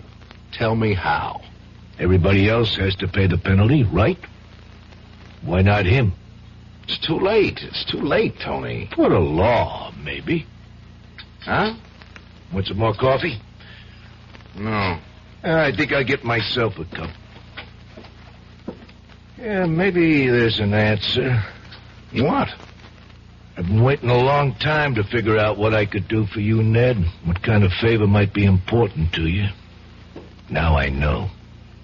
How do you mean, favor? Well, it won't be just for you. I'd be doing everybody a favor, the whole state, right? Only when it happens, I mean it for you, Ned. Remember that. Hey, it's good coffee. Well, see you around.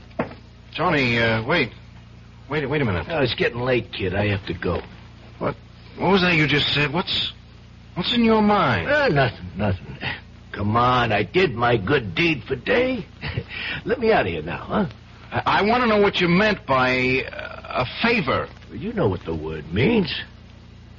You're thinking of killing Rydell. Oh, you see too many movies. Tony, don't be crazy. I don't want that kind of favor, understand? Yeah, sure. Just let him loose, huh?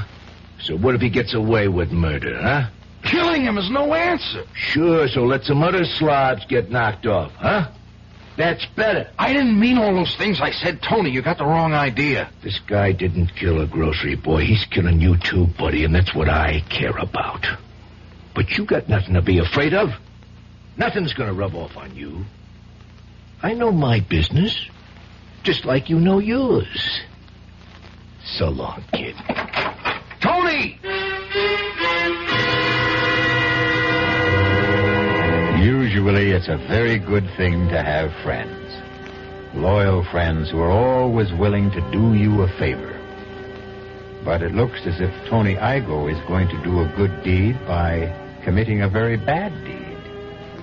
The question is, can one murder avenge another? We'll find out shortly when we return with Act 3. You've seen the Budweiser commercials on television, and maybe you've wondered how long people have been putting that famous Bud label on things. Well, not as long as the brewers of Bud have been putting things on the label. Things like a list of Bud's most important ingredients. Quote, brewed by our original process from the choicest hops, rice, and best barley malt.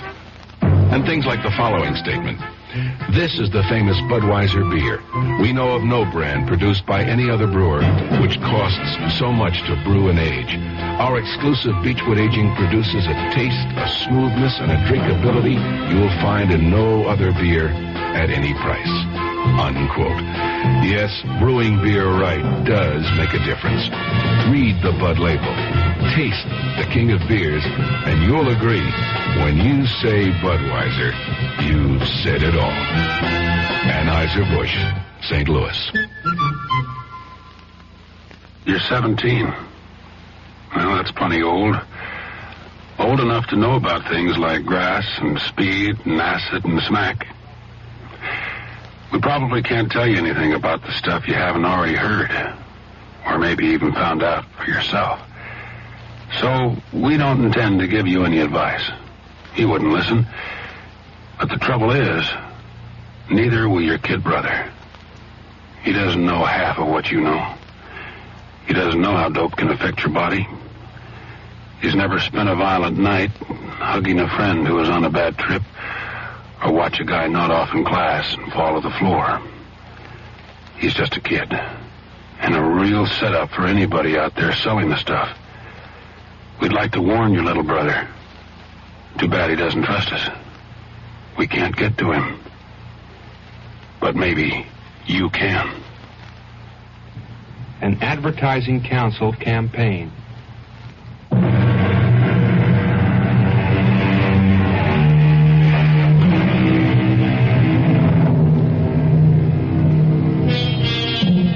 Now, the last act of After the Verdict.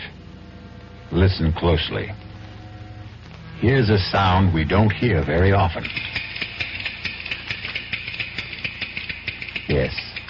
What with all these electric clocks and digital clocks and electronic clocks, the good old-fashioned ticking that marks off the minutes and hours of the night is rarely heard. But tonight, Ned Murray is hearing that sound. Hearing it from a clock which normally purrs softly on his night table. But Ned's hearing is highly sensitive tonight.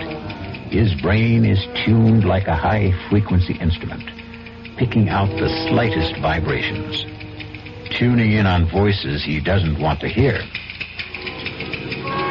Sure, I killed that boy, Mr. Murray. I waited in the hallway and I grabbed him. It was like wringing the neck of a chicken. It won't be just for you, Ned.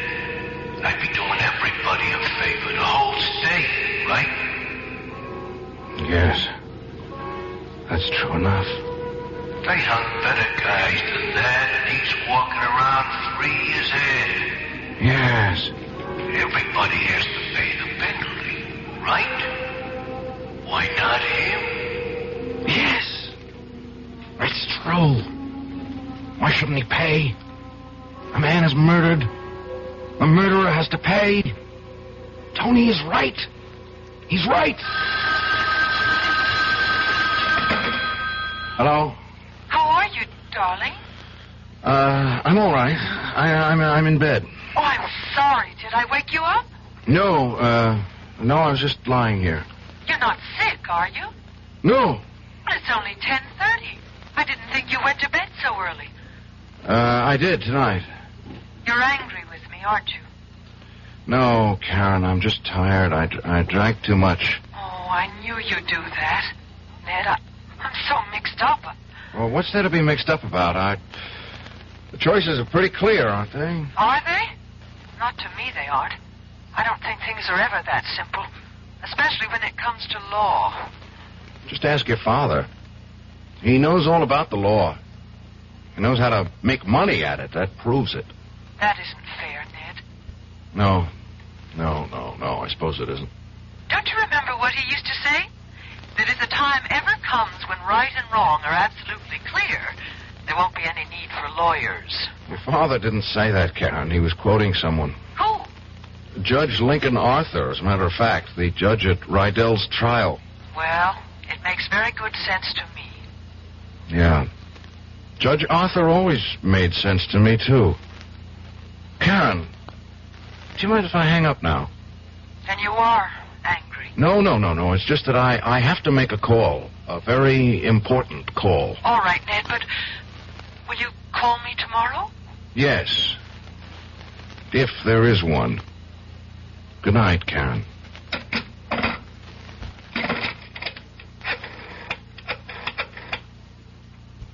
Information?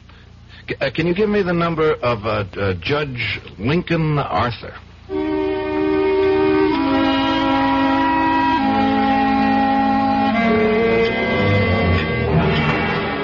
Sure you don't want any wine, Ned? No, Judge, thanks. I've sworn off that stuff for the duration of my life. Sounds like you had yourself a party. Is that when you came up with this parable? Isn't that what you called it? No, Judge. It's more like a riddle, a legal riddle. The only thing is, I already know the answer. All right. Let's see if I know it. It's about a lawyer. A criminal lawyer who defends somebody for murder and does it successfully. He's convinced of his client's innocence, understand? And that helps him get the acquittal. But right after the verdict, he makes a discovery that his client is guilty. How does he make this discovery? Is that important? It might be. Was it on evidence that had appeared at the trial? Evidence he had misinterpreted or concealed unknowingly? No. It was a confession. How does he obtain this confession? It's given to him, unsolicited by his client. Why? I don't know. Perversity, pride, ego. Anyway, he knows the truth about his client. And he knows something worse. That the man is more than capable of committing a similar crime. In fact, he boasts of the possibility almost gleefully. Any witnesses to this confession? No. And when he's confronted with it, the client denies ever having made it. You're not asking a legal question, Ned. I'm sure you know where your hypothetical lawyer stands legally. In the middle of nowhere. Is this a moral question, maybe? Well, you might say that. I mean, if you were that lawyer, Judge, what would you do? If I were that lawyer, Ned, and if I were your age, I suppose I'd do what you're doing now. I'd get angry. With my client, with myself, maybe even with the law. But if I were practicing now, I think I'd feel different. How different? I wouldn't feel anger Only pity. Pity? For a man like that? Yes. Exactly for that kind of man. Man who feels a compulsion to confess must have felt a similar compulsion to kill. They're symptoms of the same disease, Ned. And if there's one thing the law has learned in this century, it's the ability to feel compassion for the emotionally disturbed. Yeah, he's that all right, but that doesn't... Ned, this parable of yours, you talking about Louis Rydell? Yes. He told you that he murdered Yost? He did, I swear it. In my office, the same day of the verdict. Oh, for God's sake, Ned, use your brains. Can't you see that the man's mentally ill? Everything points to it. He killed a boy just for putting an arm around his wife. He confesses when there's no need to confess. Is it worthwhile venting all this anger against such a man? But he's dangerous. He'll do this again, Judge. If a man just looks cross-eyed at his wife, it'll be another excuse for murder. If he had confessed this to you before the trial was over... I would have demanded that he plead guilty. He'd be waiting to serve a life sentence right now. And Ned, you're forgetting something. What? I was the judge at the trial. It was my prerogative to pass sentence, not yours.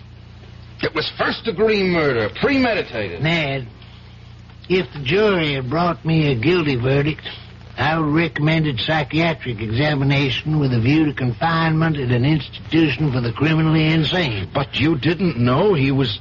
I mean, even I didn't know he was crazy. Well, do you know it now? Do you feel it now? Do you recognize that he needs cure more than punishment? Punishment? The law only penalizes the guilty, Ned. Isn't that what we all believe in? We don't penalize the sick. I have to go, Judge. I have something to do. It's getting pretty late for running errands, Ned. Almost midnight. Yeah, but this is important, Judge. I have to see someone. I have to tell something very important.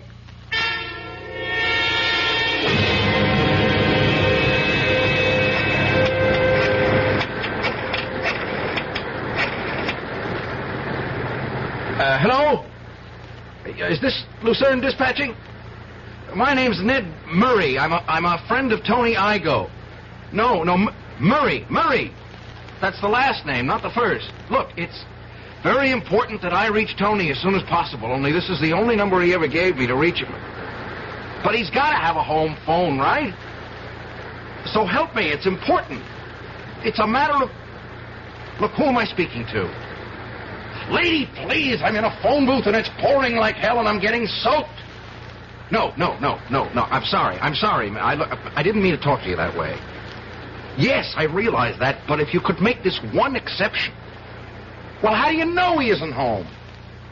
For God's sakes, it's after midnight. Yes, all right. He couldn't have done that tonight. He couldn't. Taxi!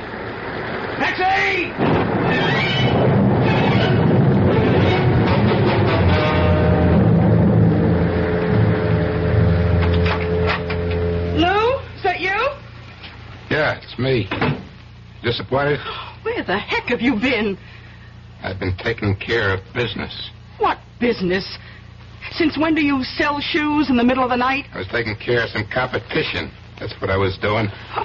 What are you talking about? Go on, pretend you don't know. But I don't know. I don't know what you're talking about. You know something, Melanie? You make a rotten liar. I'm not lying. For God's sake, Lou, will you stop staring at me like that? I'm looking at you the way other men look at you. What other men? The one who comes around here every day when I'm out pounding the pavements, peddling those lousy shoes to those stores. Oh, Lou, nobody comes around. You're just in one of those crazy, jealous moods again. Well, I got news for you, Pumpkin. There's one boyfriend who's not coming around anymore. Are you still talking about that poor, dumb grocery boy? Lou, I told you there was... No, I'm talking about the old guy. The one with the white hair. The one who's been hanging around here all night, looking up at our window, waiting to make sure that the coast is clear. You're crazy. Crazy! I don't know any white-haired guys. Well, you'll never get to know this one, because he's got something wrong with him, baby. He's got a carving knife in his stomach. No. Oh, my God, no. No, you didn't. Yes, I did. So you can forget about seeing your lover boy tonight, baby. You can just forget it. You'll have to be satisfied with just me. Lou, just tell me it isn't true. Tell me you didn't kill anyone. It wasn't the first time, Pumpkin. If you keep up the way you're going, it won't be the last. In fact, the next one might be you. Oh, my God. Those police cars. They're coming here.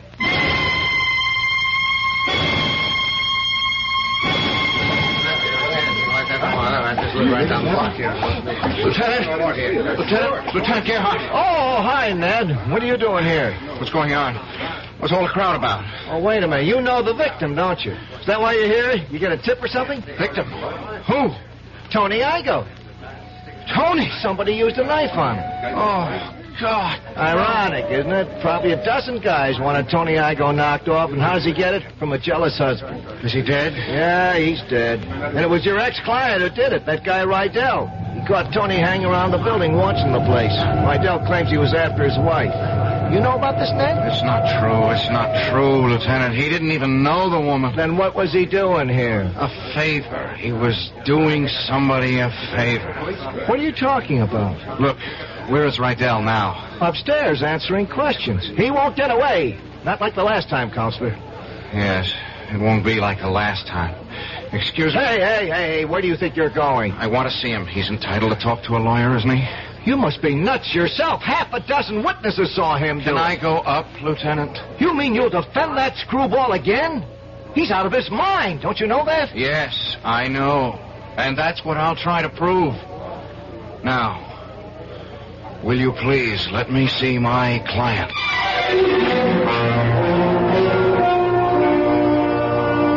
And so Ned Murray is about to try for still another verdict. This time a verdict which will carry a punishment more befitting to the crime.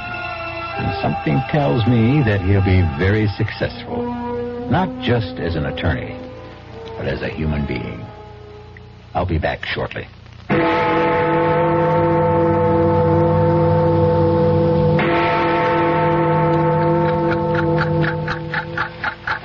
The time has come for action. Birth defects are forever unless you help. A time to be born, a time to die. The March of Dimes fights birth defects. A time to heal. Through medical service programs, scientific research, a time to and public education. These are the times that try men's to souls. protect the bodies and minds of our children today and That's why tomorrow. It's time for a change. So much to do. So little time. We must see to it that every child is born healthy, whole, Now is perfect. the time for all good men to come to the aid of the March of Dimes in its drive to prevent birth defects. Make time stand still.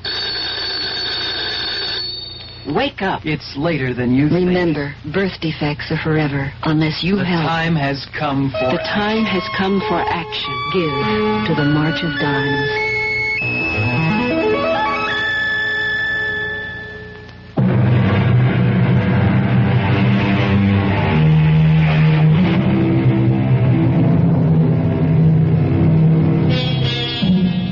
Some time ago, a man named Thomas de Quincey said, "If once a man indulges himself in murder, very soon he comes to think very little of robbing. And from robbing, he comes next to drinking and Sabbath breaking, and from that to incivility and procrastination."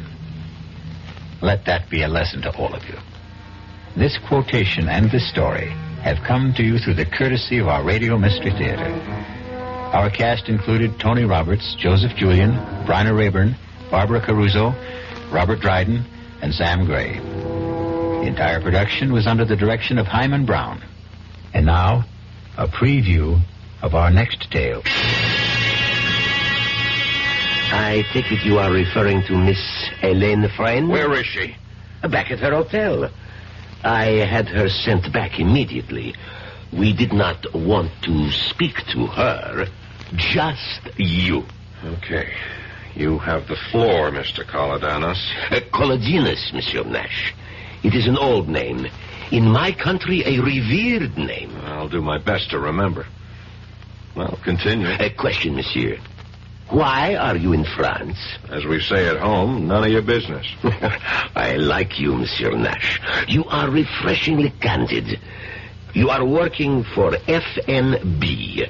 You are a trusted, intelligent worker, well thought of. Thanks for the information. When I get back, I'll put in for a raise. If you get back, monsieur. If you get back. Radio Mystery Theater was sponsored in part by Anheuser-Busch Incorporated, brewers of Budweiser. This is E.G. Marshall inviting you to return to our Mystery Theater for another adventure in the macabre. Until next time, pleasant dreams.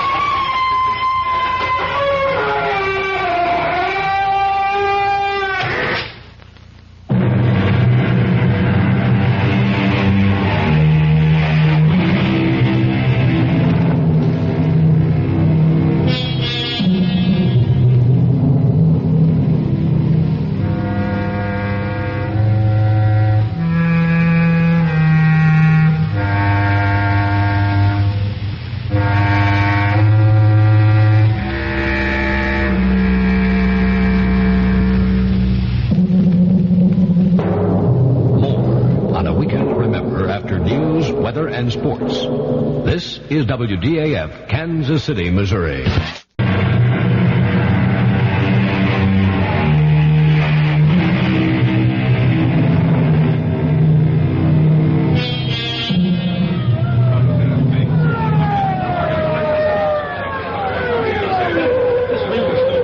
What the police and the Federal Narcotics Bureau believe to be a well-planned and secret bust of a big narcotics ring is taking place in a warehouse district of New York City. Stand by, Sergeant. I'm going to talk to them on a bullhorn. If they don't come out, we go in. Right, I got it. You are completely surrounded. I repeat, you are completely surrounded. Come out with your hands behind your head, and we will not fire. Come out with your hands behind your head, and you will not be harmed. Keep the windows covered. I'm going to blast the lock on the door. That's got the door. Let's go. Looks like there's nobody here. Careful, it might be a trap. This is your last chance. Come out with your hands behind your head. Cover me. Hit the lights. Well, there's the body. Careful, careful. Chief, it's Manny. He's dead. Manny. The Faro may be here, too. He's here, Chief. Still alive? No. Dead. They got him, too.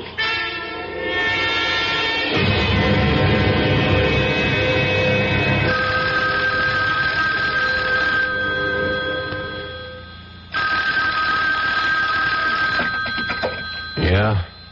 This is Bourne, Steve. Yeah, Chief, what's up? Manny and LaFaro got it tonight. Wounded? Dead. Oh, no. Manny's wife just had a baby. She's still in the hospital. I haven't spoken to her yet. Talk to Mrs. LaFaro. Took it hard, eh? I hate this job. Steve, you're a good friend of Manny's. Would you talk to his wife for me? Sure, I'll go to the hospital first thing in the morning. Rotten business. Better start packing a bag right now, Steve. Oh, am I going somewhere? Paris. And anywhere else you feel it necessary to go from there.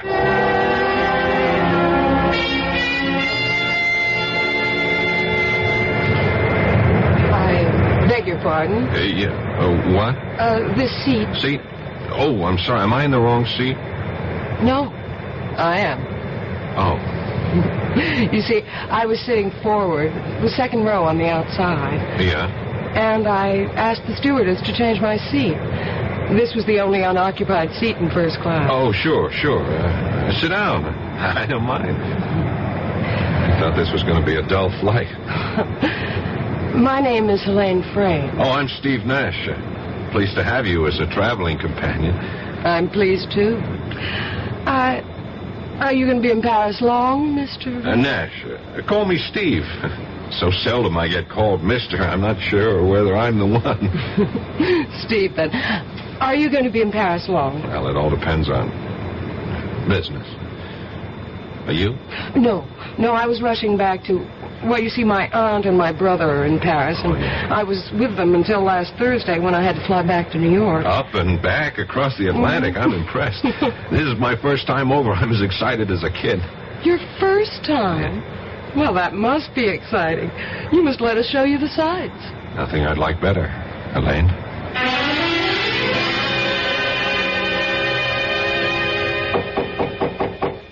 Entrez. Inspector Boivin? Oui. You are Stephen Nash, Federal Narcotics Bureau? That's right. Entrez. Come in, please. I've been expecting you. May I say that we are not pleased by this visit. I'm sorry, I didn't set it up. Oh, it is not personal, you understand. But we feel that France is, how shall I say it, is being insulted by the charges that we are the center of the illicit narcotics trade in Europe. Inspector, a lot of heroin is getting into the States. We know it's coming from France. Well, that is doubtful. In the last 6 weeks, we have intercepted and destroyed over 100 pounds of refined heroin coming into New York alone. From France? Definitely.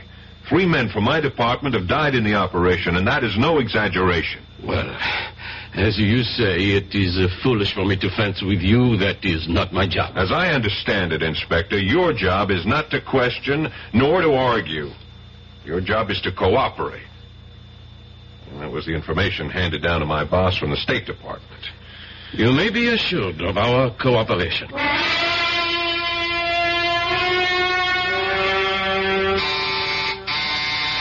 Entree. The door is open. Oh, hello. You must be the chap Helene picked up on the plane. Picked up? Oh, that's just a figure of speech, of course. I'm Harrington Frayne, Helene's brother. Oh, hi, I'm Steve Nash. Yes, well, hello. Sit down. Helene should be back in a minute. Just stepped out to do a bit of last-minute shopping. That you, Helene? Oh, Auntie. This is that chap that Helene met on her flight back, Mr. Stephen Nash. This is our Aunt Phyllis, Mrs. Starrow. Oh, how do you do, Mr. Nash? How do you do, Mrs. Starrow? Oh, please, call me Phyllis. Mrs. Starrow reminds me of that I'm an old widow woman. You going to be in Paris long, Stephen? Oh, 2, 3 weeks, perhaps longer. Auntie thinks of herself as an unofficial tourist bureau, feels she must take her fellow countrymen under her wing and show them her Paris. Oh, you be quiet, Howard. I just want to be pleasant. Don't you like people who are pleasant, Steve? Oh, yeah, of course. I don't suppose that Harrington or Helene has told you of our trouble. Oh, good Lord, Phyllis, must you tell everyone you meet? Mr. Nash has only been here a few minutes, and you want to burden him with the story. Well, I must say it's rather a traumatic experience, wouldn't you say, Stephen? To lose emeralds worth $150,000. $150,000? Oh, that must be Helene. Let her in, Harrington. Phyllis is angry with me. She always calls me Harrington when she's annoyed. Oh, Helene. Mr. Nash here yet? Oh, indeed, yes.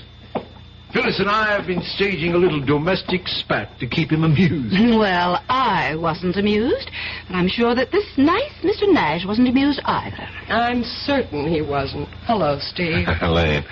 Sorry I was late and allowed my abrasive brother and aunt to put on a show for you. I enjoyed every moment, Helene.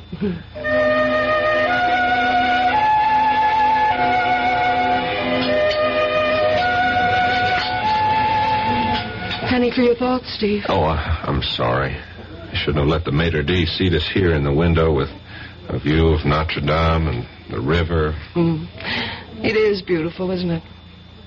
I was worried that perhaps you might feel that I'd steered you to a tourist trap.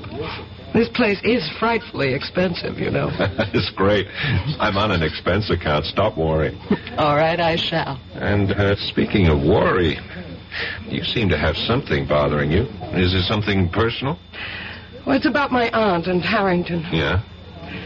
Well, you see, my aunt has lost a very valuable piece of jewelry. The emeralds. you know? One of the first things she told me when I called worth $100,000 or more. They're insured for $120,000. Why should she worry? She's not worrying. I am. The emeralds are not lost, strayed, or stolen. What? It's just a stunt to bilk the insurance company. Well, she's being very foolish. She's desperate. She's completely without money. For that matter, both Harrington and I are, too. If they go through with this insurance swindle, they're going to be in big trouble. Even a professional crook would have serious problems, and they're... rank amateurs. When I went back to New York to see if I could raise some money... no good, eh? Aunt Phyllis has been to the well too often. No credit. Well, why doesn't she sell the emeralds, honestly? Well, I believe it's Harrington's idea, but he wants her to sell them to some... Fence? Yes. And also collect the insurance. He's made several tentative moves in that direction. He's spoken to several mysterious callers. I don't know how far the transaction has gone.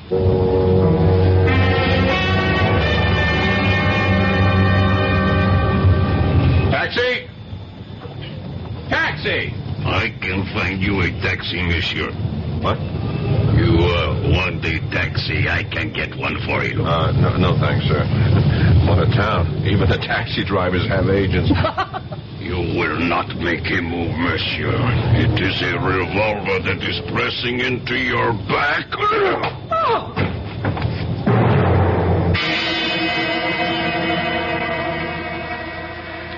Perhaps you underestimated your strength, Gab. The blow on the head... No, he'll be all right. We dropped her at the Concord. That is the hotel where she is staying, is it not? Yes. Nash, can you hear me? You are opening your eyes. That is better. Oh, my head. Unfortunately, Geb found it necessary to persuade you to come with him. Yeah. It's a neat little persuader he used. Right in the back of my head. Thanks. Don't try to move yet, Mr. Nash. Who are you? I? You do not know me? I am quite well known. I am Orestes Kolodinos. Rings no bells. Why should you try to make me come here? Wait a minute. Where is she? What have you done with her? Now, compose yourself, Mr. Nash. I take it you are referring to Miss Helene Friend? Where is she? Back at her hotel. I had her sent back immediately. We did not want to speak to her, just you. Okay. You have the floor, Mr. Kolodinos. Kolodinos, Monsieur Nash. It is an old name. In my country, a revered name. I'll do my best to remember. Well, continue. A question, monsieur. Why are you in France? As we say at home, none of your business. I like you, Monsieur Nash. You are refreshingly candid. You are working for FNB. You are a trusted, intelligent worker, well thought of. Thanks for the information. When I get back, I'll put in for a raise. If you get back, monsieur. If you get back.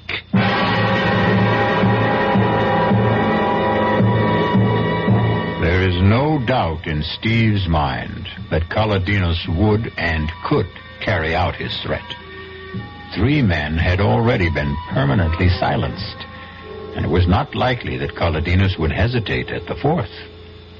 I'll be back shortly with Act 2. Great taste in the morning. Kellogg's has that wholesome taste to get you up and grinning. This is Jerry Coffer for Kellogg's Special K. You know, for years we've been talking about the Special K breakfast, a great way to start the day if you have a weight problem. You may have seen or heard our latest commercials, which symbolize the problem of being a few pounds overweight by using this ball and chain. That's the sound effect. But so many people have come to know the Special K breakfast that can help solve weight problems, they sometimes forget that Special K is America's favorite high-protein cereal. It has 8 essential vitamins and iron, and so delicious that lots of folks, kids as well as adults, eat Special K just for the sheer good taste of it. So we don't want you to think that you have to wear a ball and chain to eat Special K. All you need is an appreciation for the finer things of life, a 1-ounce bowl of Special K, 4 ounces of skim milk, tomato juice, coffee, and maybe a little sugar. The Special K breakfast breakfast can't help you lose weight all by itself, but it really is a good start. The Marine Corps Reserves are looking for a few good men to help keep the peace. We're looking for men who understand that nobody likes to fight, but somebody has to know how. We want men who want to see their children grow up in an age of peace. Men who will do more than wish for it. Men who will work for it. Men who don't need the draft to know there's a job to be done.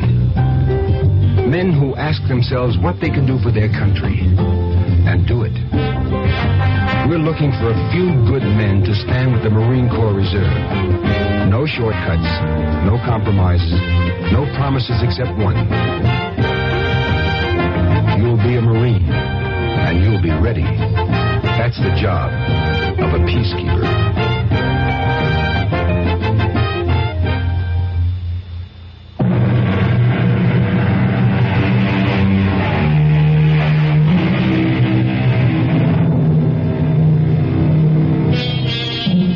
After his meeting with Kaladinos, Steve was taken back to his hotel.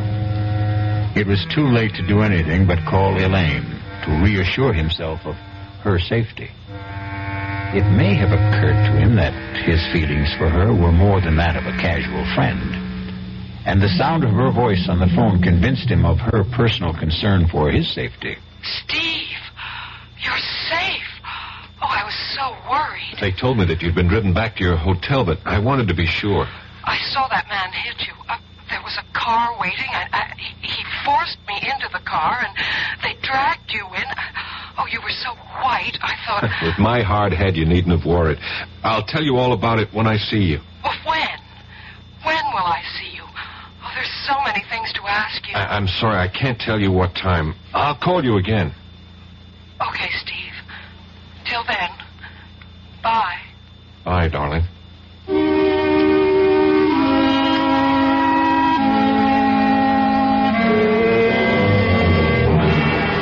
Ridiculous. Incroyable, monsieur.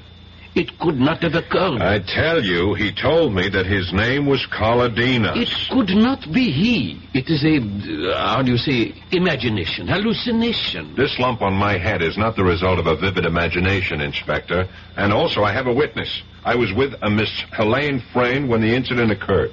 Frayne? Frayne is an English name? Possibly English in origin, but she's an American.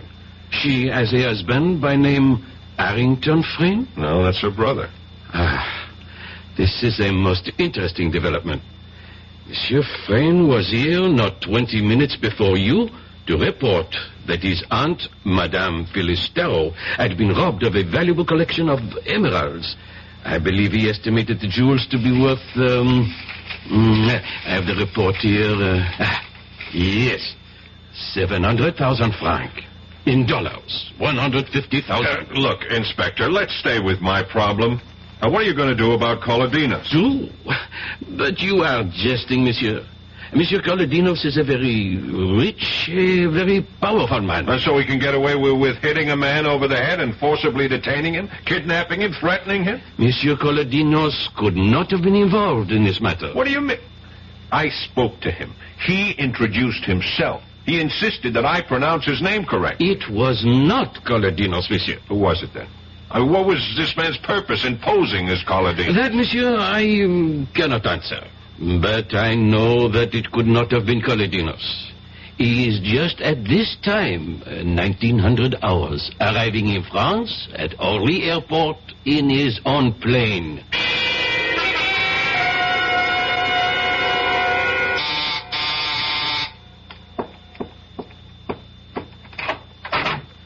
Steve. Darling. Oh, you kissed me. Surprise you? No. I was sort of expecting you to kiss me.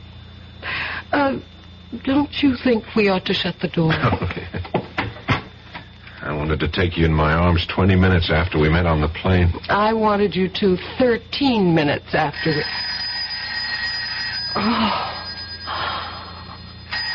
Oh, damn, let's ignore it. You better answer it. Oh, dear. Yes? Yes, he's here. Steve, it's for you. New York calling. Oh, yeah, I left word at my hotel where I was going to be. Here, darling. Oh, thanks. Hello? Steve, this is Hal Borden in New York. Oh, right, Chief. You get my cable? Yeah, and I have all the info you requested, but I can't give it to you where you are. Incidentally, where are you? Oh, Suite 1013 at the Concord Hotel. It's all right, it's a friend. All right, now go to the railroad station. Gare du Nord. Near the ticket window on the south side of the station, you see a line of 10 telephone booths. Counting from left to right, you go to booth 3 at 3 o'clock your time. You better get to it 15 minutes early to be sure it's available. Now, wait a minute, Chief. Let me see if I got it all. Gare du Nord, 3 o'clock, third booth on the south side of the station, counting from the left. Correct. Why all these precautions, Chief? Steve, you are being watched, followed, bugged 24 hours of the day. Don't trust anyone. I'll talk to you later. Bye. Bye, Chief.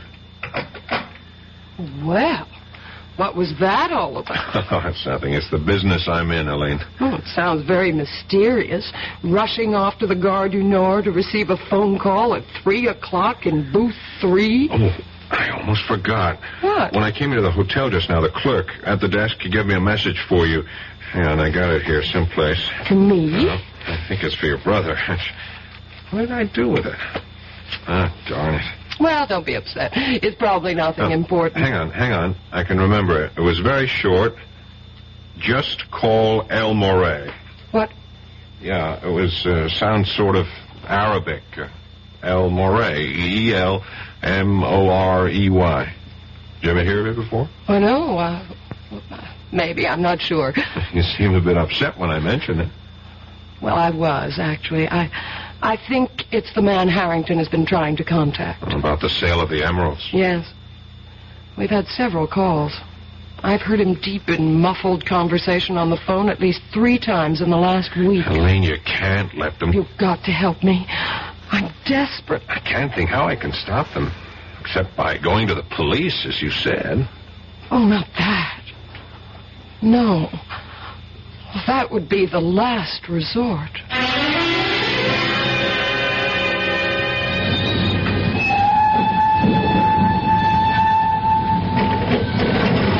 I should have brought a book along. Hello? Hello?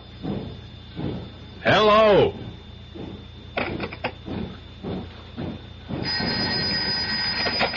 Hello? Hello, Steve? Yeah, Borden. Steve Nash. Steve, is that you? Yeah. Good. I'm glad you got to the booth early. I'm 7 minutes and 35 seconds early. Now listen, we have reason to believe that we may be bugged right here at headquarters. Now, here's the info on Colodinas. He's a rich exporter of olives and olive oil. He's dabbled in other things, art, petroleum, some shipping. But mainly olives and olive oil, eh? Clean? Well, who knows? Then explain why he picked me up, brought me to this place, and gave me more than a gentle warning to get the hell out. I don't get it. He's reputed to be one of the richest men in Europe. Now, here's what I wanted to tell you. We have it on good authority that a very large shipment of raw opium came into Marseille yesterday. It'll take a few days to process, and then the refined product will be slipped out of France for here. Do the French know? They're just being told through official channels.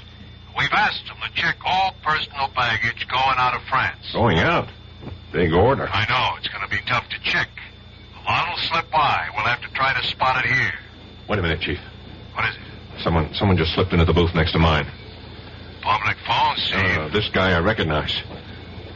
You know what time it is on my watch? Exactly 3. Yeah, but Steve, what is that? Character I ran into on the street the other night. The one who let me have it on the back of the head. Don't you see? He's in the next booth, probably hooking up some sort of electronic device to listen in on us. He expected you there at 3. Yeah, you were right. You were right about the phone being bugged. But we got the jump on him by several minutes because I was early. I won't hang up my phone, Chief. Stay on the phone. I'm going to get him. What? I get you, you little punk. Let me go. I'll call the police. You call the police. Good. Save me the trouble. But before they get here, I have a little something I owe you from the other night. Are you quitting so soon? Come on, buddy boy. Don't play unconscious with me. Uh-oh. Looks like we're going to have some company. Hello. Chief, are you still there? Yes, Chief. What's going on? I just nailed our eavesdropper, and I was right. He is one of Colodina's boys. Now, you better get in touch with the French police and point the finger at Colodinas, and while you're getting Colodinas into trouble with the police, you might tell them that they got me locked up. I don't think I'll be able to explain. Locked up? What are you talking about? You're not locked up. No, but by that time I will be. Here comes the gendarme now. Bye, Chief.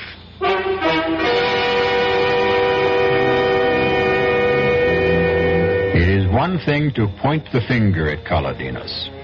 It is another to pin him down. Colodinos is a man used to wielding great power, a very cunning and wily antagonist. We'll be back shortly with Act 3. Hello, this is Goldilocks. It seems like only yesterday that I was a little girl tasting porridge. You know, this one's too hot. This one's too cold. And now I conduct taste tests on diet drinks. And there's one I must tell you about. Sugar-free Diet 7-Up. It has a fresh, natural, delicious taste. It drives my taste-o-meter crazy. Sugar-free Diet 7-Up. This one's just right. Hi, I'm Nanette Fabre. 11 million Americans have an untreated hearing problem, including 3 million school-age kids. I was one of those kids, but I got help.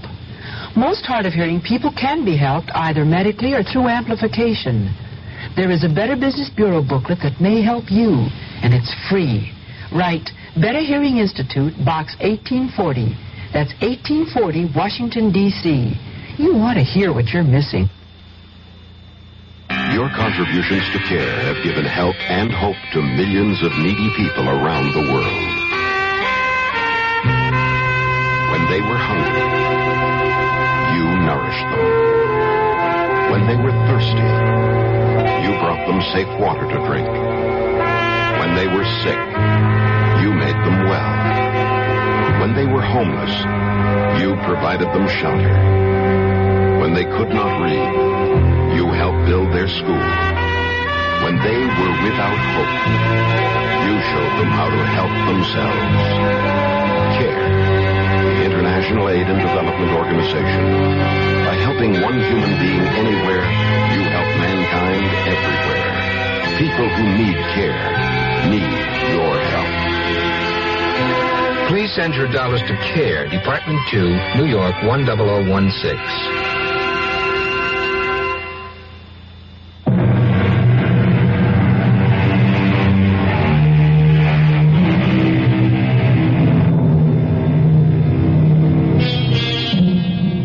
At times, Steve Nash's assignment has him feeling as though he's chasing phantoms. He keeps reaching out to grab something tangible and ends up with empty hands. After 10 days in Paris, he is as much in the dark about the narcotics racket as he was before he came. Colodinos is probably deeply involved. But Colodinos is untouchable. You can close the cell door, guard. Thank you. Thanks for being so prompt, Inspector. I didn't think I could stand your Bastille for another 10 minutes. Monsieur Nash, we have received a call from your bureau in New York asking us to come here and release you. How they knew you had been arrested is a mystery. I told them on the phone. You called from here? No. When I was making a call to my chief in New York from a booth in the Gare du Nord. I still do not understand. I knew I was in trouble after I hit that man that Colodinos sent. Colodinos? He is becoming, how you say, an obsession. You still don't believe he was the man? No. And I do not wish to continue this useless conversation. You have been released. You may leave. Good day. Hey, wait a minute, Inspector. What happened to the man I hit?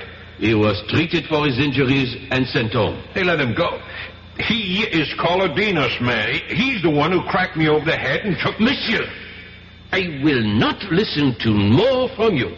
I am 3 years from retirement, and I am not stupid to jeopardize my pension. What's your pension got to do with this? What, indeed? I have told you that Monsieur Colodinos is very important, very powerful. You're afraid of him. I would not exactly say that. Well, I would exactly say it. I think he's the fat butterfly I came here to catch. And I'm going to net him with your help. Or without it.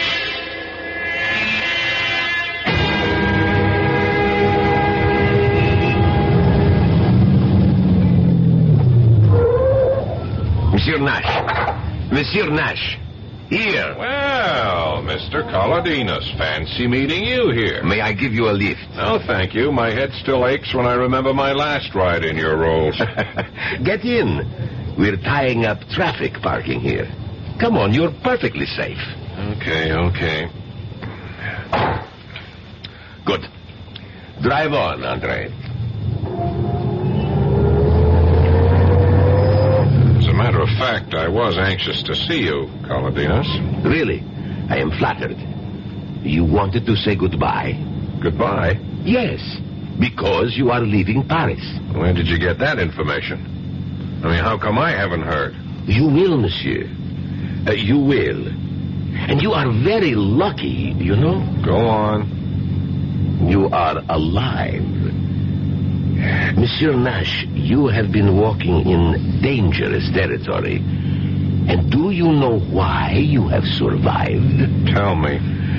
Because you have been completely ineffectual.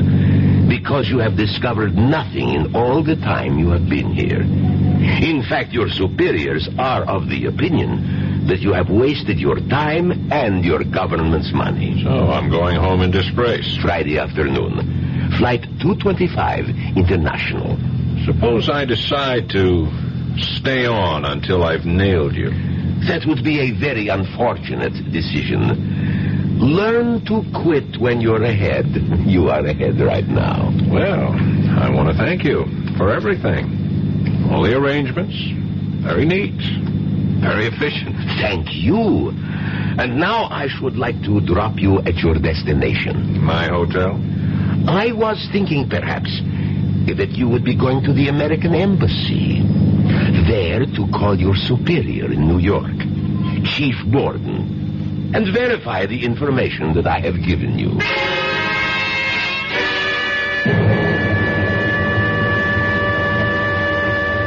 Borden here. Steve?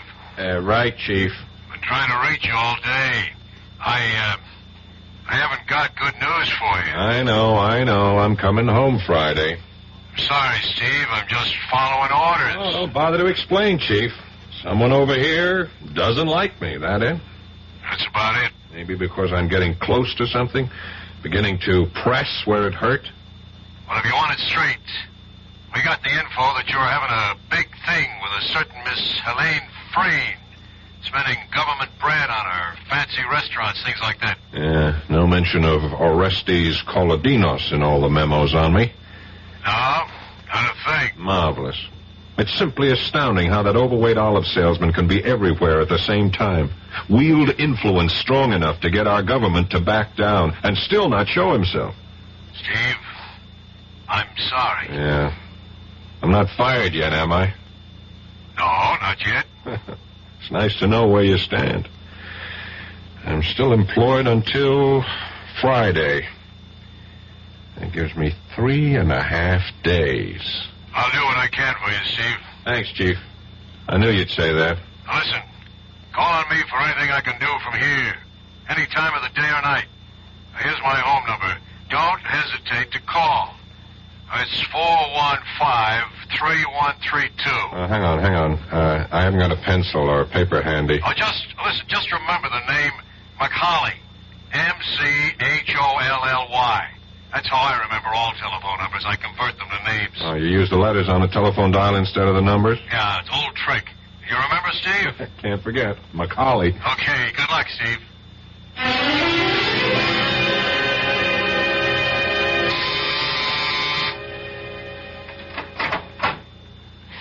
Steve, darling. Hi, Helene. Oh, come in. Come in, let's shut the door. Oh, I called you all day yesterday. I left messages. I was in jail. Jail? Yeah, I ran into the buzzard who hit me that night. Oh, that night? Yeah, I was making that overseas call in the Gare du Nord when I noticed him getting into the booth next to mine. What a coincidence. That was no coincidence. Someone knew I was to be there at 3 o'clock and tipped him off. I hit him, and the gendarme... Say, you've been packing. Are you leaving Paris? Well, that's what I wanted to tell you. We're flying to New York on Friday. Friday? I'm going back on Friday, too. Flight 225, international. You're kidding. Oh, that's our flight. Oh, Steve, that's wonderful. Oh, we'll have 6 whole hours together. Speaking of coincidence. I'm beginning to wonder if it is really that, or if someone isn't programming my whole life to suit his own wishes. I don't understand you. I'm just talking to myself.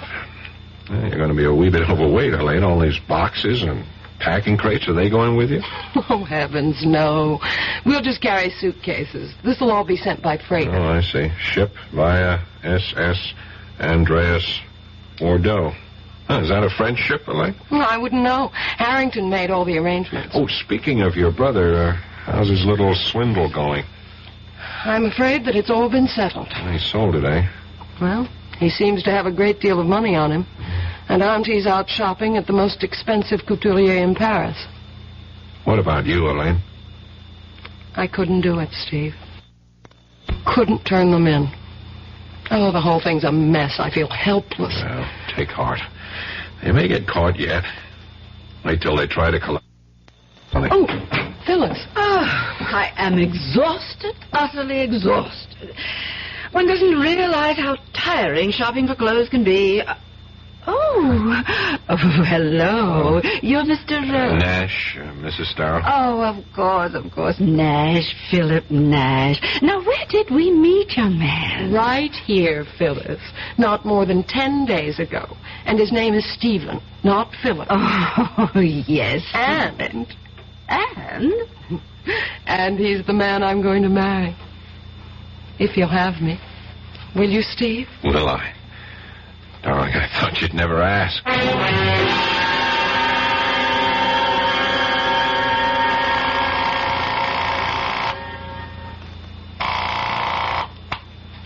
Hello?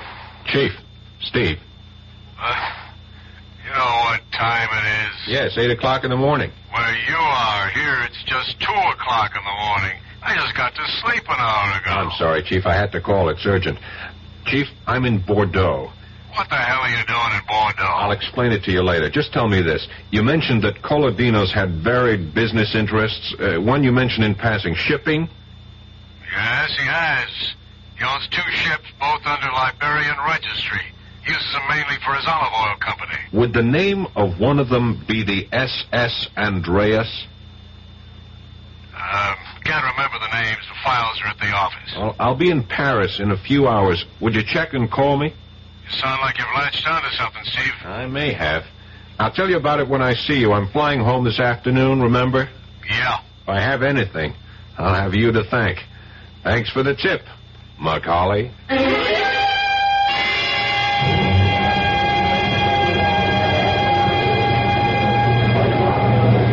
I can't understand. I distinctly remember ordering all 3 tickets for first class.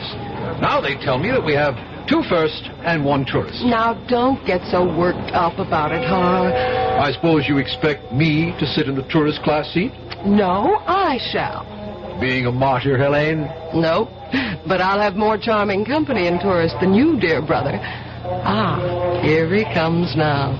Nash, that's right. Phyllis said he'd be on this flight. Steve, over here. I'm sorry I'm a little late. I had to wait for a call from New York. Hello, Harrington. Hello. Please excuse me. I've got to find Phyllis. She's buying perfume in the duty-free shops. She'll never know what time it is. Don't be too long. They'll be calling our flight any minute. Oh, Steve, I missed you. Where have you been for the last 2 days? Oh, a few things to wrap up before I left Paris. I wanted to take a look at a little more of the country. I may not be back for years, if ever. Well, why didn't you tell me? I'd have gone with you. Mademoiselle, monsieur? Oh, Inspector Boivin. Come to see us off, monsieur? Not exactly. Mademoiselle, Madame Starrow and Monsieur Harrington Frayne should also be present. They are here? They're here, Monsieur Boivin. My aunt is doing some last-minute shopping. Oh, here they are. Oh, I've had the most glorious time, Helene.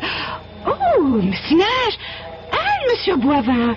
Well, I'm afraid I'm way over my quota. I have bought some big gallons and gallons. Pardon, madame, but we have very little time, and it is necessary that all your luggage be examined before you board. Be examined? At this end? We're going out, not coming in. I am sorry, monsieur. Regulations, if you will be so kind. Regulations? Since when? Tuesday this week. All luggage must be examined before departure. Red tape, bureaucratic red tape. If you'd stop arguing, we'd be through it in a matter of minutes. Quiet, Harrington. Now, Monsieur Boivin, where do we go? Please, be so kind as to follow me. You too, Monsieur Nash.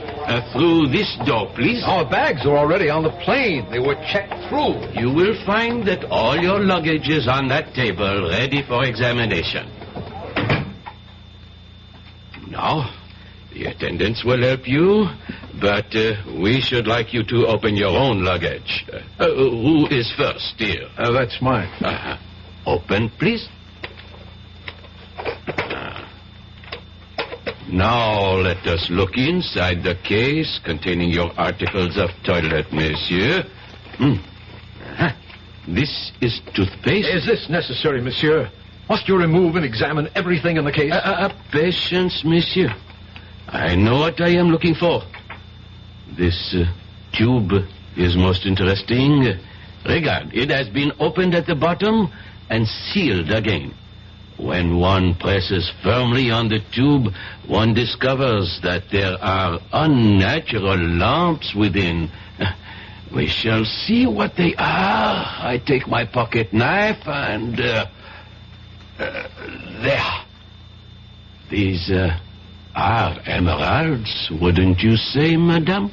Yes, they are my emeralds.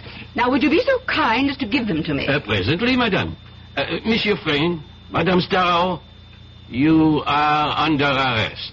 On what charge? Oh, my nephew did not steal my jewels. I gave them to him for safekeeping. You reported a theft, madame. A false theft. A mistake. A misunderstanding. We have found the emeralds, and now we report them found. You are in a conspiracy to defraud the insurance company, madame.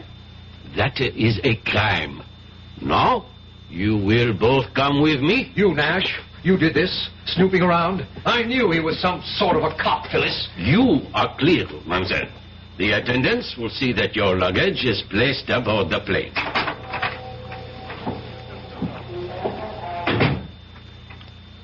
So you finally decided to do it, eh, Elaine? Yes. I discovered that the emeralds hadn't been sold yet. Also that Phyllis hadn't reported the loss to the insurance company. I knew the charges couldn't be too severe and would probably be dismissed. Of course, they'll probably never forgive you. Oh, I think they will in time. And I'll have you to console me, Steve. They'll be calling our plane now. Too bad Phyllis and Harrington's tickets won't be used. Oh, look, there's Boivin. He's alone. I guess he sent them off to the Bastille.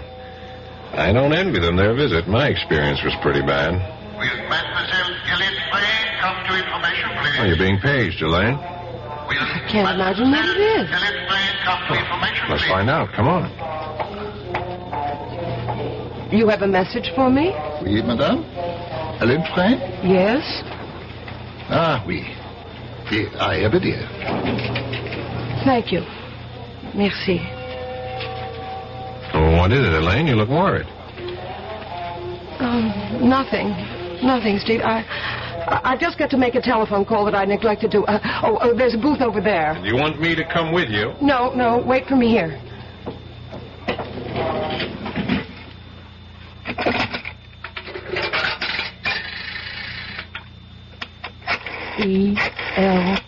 ELMOREY.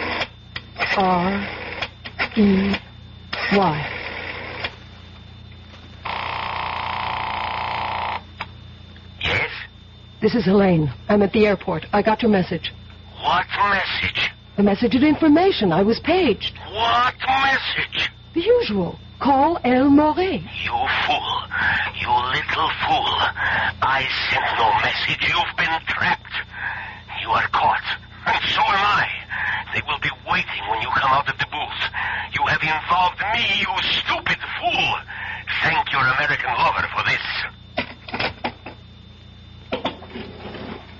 You are under arrest, mademoiselle. Would you be so kind as to accompany me? Yes. Monsieur Nash, I leave the prisoner in your custody. Your plane is already boarding. You do not have much time. Thanks, Inspector. Steve, Don't cry. It can't change matters.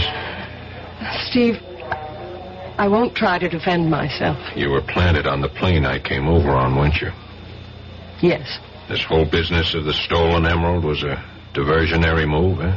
Harrington and Phyllis would be caught and the police satisfied with the capture. This would allow you to slip through. Yes. It's true. It's all true. We were the clearinghouse. The crates we sent to Bordeaux. I know. Narcotics. The ship SS Andreas belongs to Colodinas. I checked it out. Sailed yesterday for New York. 12 gallon tins in the cargo contain heroin, not olive oil. They'll be found when the ship docks in New York. I've wired ahead. I'm sure you have. Oh, this has all been a performance. A charming charade to throw dust in my eye. No, that isn't entirely true. Come on, Elaine. It started that way, I admit. Please believe me. I love you. Mademoiselle?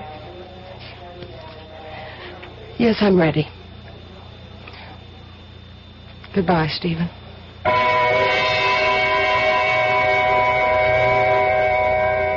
Steve stood there and silently watched the woman he had just begun to love being led away by the French police. For long minutes after she disappeared through the main doors, he stood there without moving. Finally, with an effort, he responded to the last boarding call for Flight 225. I'll be back shortly. Oh, sure. You can talk about good-tasting diet drinks, but I know. I'm Goldilocks, and here at my taste-testing laboratory, I taste-test them all. And nobody's been drinking my diet drinks until I tested sugar-free Diet 7-Up. And then, kabloomy! Every bear wanted some. Diet 7-Up is fresh, natural, delicious. Sugar-free Diet 7-Up. This one's just right. Pollution, crime, substandard housing. Law Day, May 1st, reminds us that if we don't like these conditions, our system allows us to do something about it. Through involvement like helping to register voters, campaigning, and voting, we all can help bring about change lawfully. With nearly half the population under 25, Law Day urges young America to lead the way. A public service message of the American Bar Association and your state and local bar associations.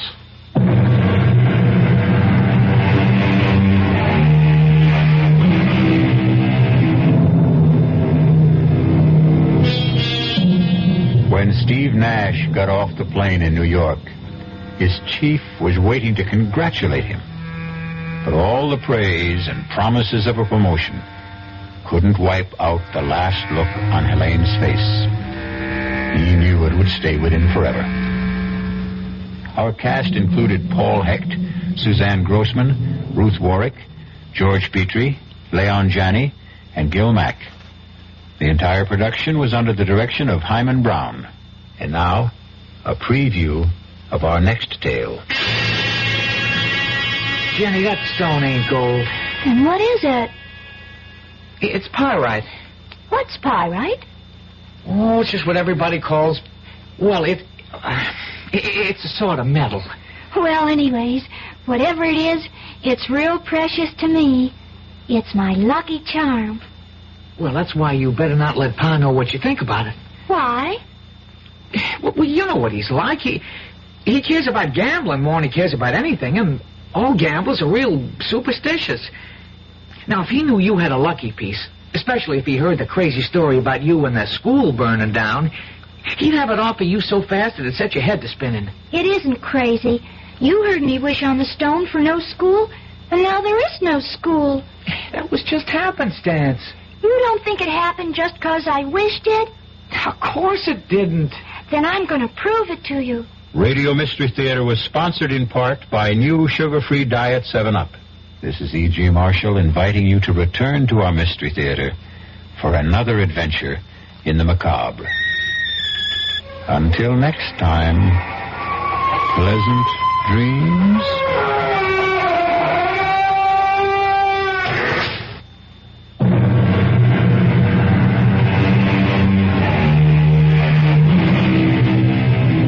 WDAF, Kansas City. RLD.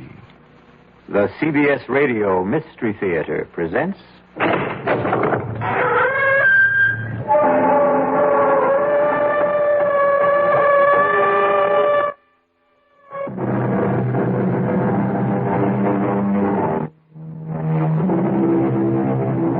Come in. Welcome. I'm E.G. Marshall. Welcome to the sounds of suspense, to the fear you can hear. Relax and listen to the strange tale of a strange man, though no more strange than anyone who has suffered what you might call a mutilation of the soul. And who of us has not, at one time or another, suffered such a mutilation? What means did we use to restore ourselves? How quickly did we recover? How well did we heal? The answers vary even as we vary. One man's answers are revealed, we trust, in the story which follows. I'm cold. So am I. The darkness I mind the most, not to be able to see you. Oh, touch me. That would help. My God, where are you? Right here. Right here. I can't find you. Keep talking. Keep talking. I'm here. I can't. Oh, here you are. Oh, darling, don't let go. Never. Oh, never.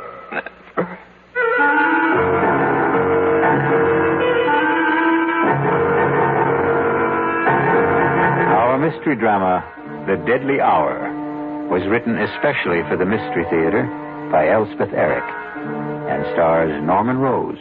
It is sponsored in part by Anheuser-Busch Incorporated, brewers of Budweiser. I'll be back shortly with Act One. In 1919, someone had a big idea. Let's help youth understand big business by starting them in small businesses of their own. And Junior Achievement was born.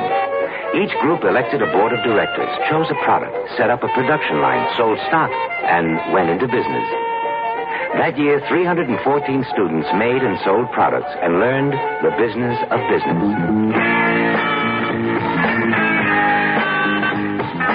Today, Junior Achievement has grown to nearly 200,000 members. Junior Achievers are designing and marketing their own products and services, from cutting boards to printing. They're organizing sales efforts, writing marketing plans, calculating profit and loss. Running these small businesses helps Junior Achievers understand how big business works. Support Junior Achievement, where youth learns the business of business. Call your local Junior Achievement office. Hello. Hello, Mrs. Ken Driggs of Salt Lake City, Utah? Yes? Mrs. Driggs, my name is Ted Brown, and I'm calling for Campbell Soup. And we're calling ladies in the Salt Lake City area asking if they'd like to sing the Campbell Soup jingle. Come on, you're kidding. No, honest, I'm not. And if you sing the Campbell Soup jingle for me, why, I'd love to send you a case of Campbell's tomato soup.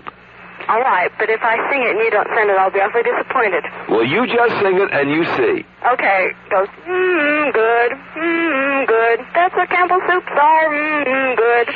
That was just marvelous, really. And we're going to send you a case of Campbell's tomato soup. Are you kidding? I'm not kidding. How cold does it get in Salt Lake City, by the way? Below zero sometimes. But if you like skiing, you don't mind. Uh-huh. When it does get cold, good hot Campbell soup warms you up. Yeah, that's right. Now, you enjoy yourself, you hear? All right. Bye-bye. Bye. The preceding recorded message was selected from random phone calls.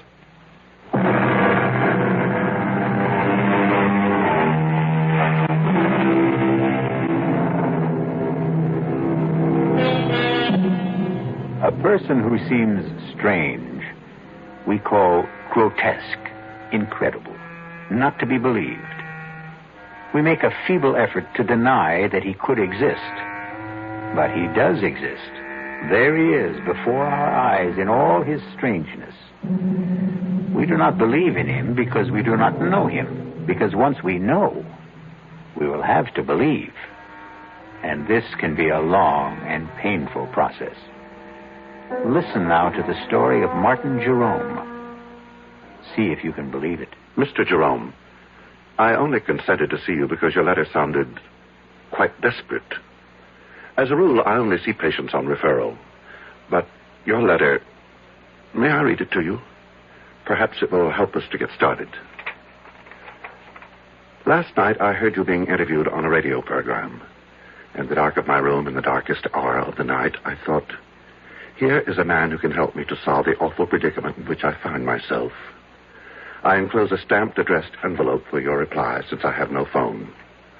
I am counting on you. Sincerely, Martin C. Jerome. Well, Mr. Jerome, the hour is passing, and I don't want you to waste your money. Take your time. Take your time if you have difficulty in talking. I'll wait. Doctor. Did you say something, Mr. Jerome? Doctor, you... Yes. You are the first person I have spoken to in 25 years. You said 25 years? Yes. I begin to understand your silence. Can you tell me what drove you into this silence? I married a woman.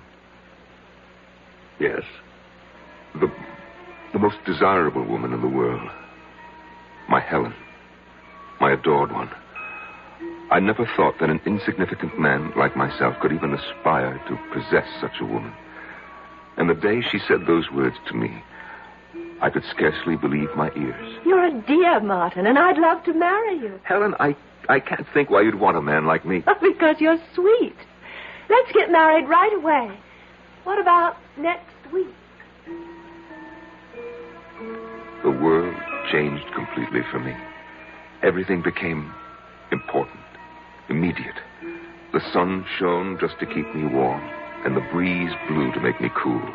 Me, Martin Jerome, me. I had been so blessed. Yes? It was a beautiful wedding. Helen had a great deal of money, and I was fairly well off. Many people came to the church, and even more to the reception. People of prominence. I knew them all. All but one. He was tall. Unusually tall. As I am unusually short. He was handsome. As I am not. He was charming, self-assured, very much at his ease. All of which I have never been. You couldn't help noticing him. Helen, who's that very tall man talking to your mother? The pale man with the black mustache? I've no notion, love. It's probably someone Mother invited. Good looking, isn't he? Sort of. Come on. Time to cut the cake. We sailed for Europe. My head was swimming with visions of the life I had embarked on. The good life, the beautiful life. One night on the ship, we were at dinner. Helen, look over there. To your right, against the wall, sitting by himself. Isn't that the man who was at our wedding? 500 people at our wedding, love. He's getting up from the table. The tall man, black mustache. Your mother must have invited him, you said. Well, then I guess she did. After dinner, we danced for a while. Then Helen said she had a headache, but I should stay and enjoy myself. Well, I tried, but I couldn't enjoy myself without her. I was too much in love for that. I watched the dancers for a while, drank a brandy. I managed to kill an hour, and then I went down to our stateroom. Helen wasn't there. When I stepped back out into the corridor, there she was, coming out of another stateroom about 6 doors from ours. Darling. You weren't in our room. I didn't know what to think. You said that you had a headache. I've been doing a little detective work. You were so anxious to know who the tall man was. Well, I found out.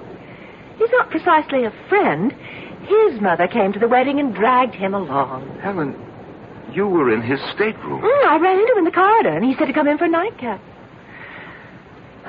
Let's go to bed.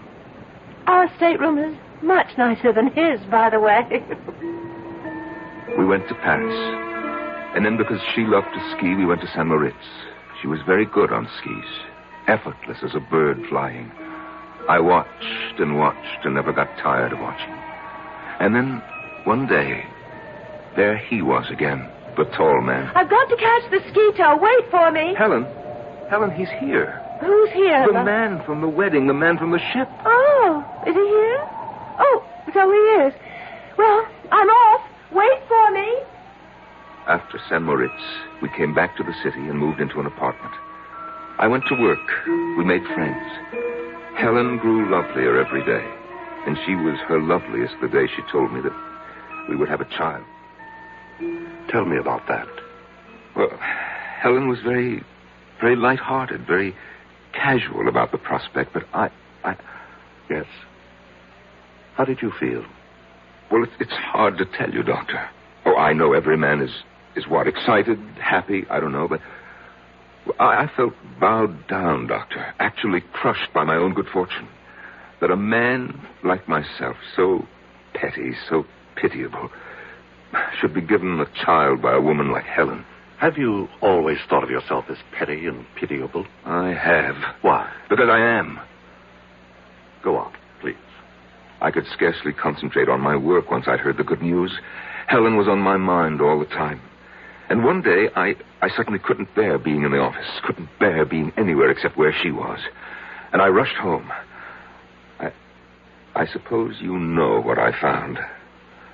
I think you'd best tell me. I hurried to the bedroom, looking for her. I burst through the door. And in the bed, our bed, there he was. The man from the wedding. From the wedding, from the ship, from the ski tow. He looked at me, standing in the doorway. He said not a word, but his red lips smiled. And then the bathroom door opened, and Helen took a step into the room. Helen, all scrubbed and fragrant. She was wearing something pink. I think it was made of lace. And she smiled too. While I stood in the doorway, she smiled. And then she said, "Well, love, now you know." And the world rocked, and I felt as though I had died, but I hadn't. I was still standing there.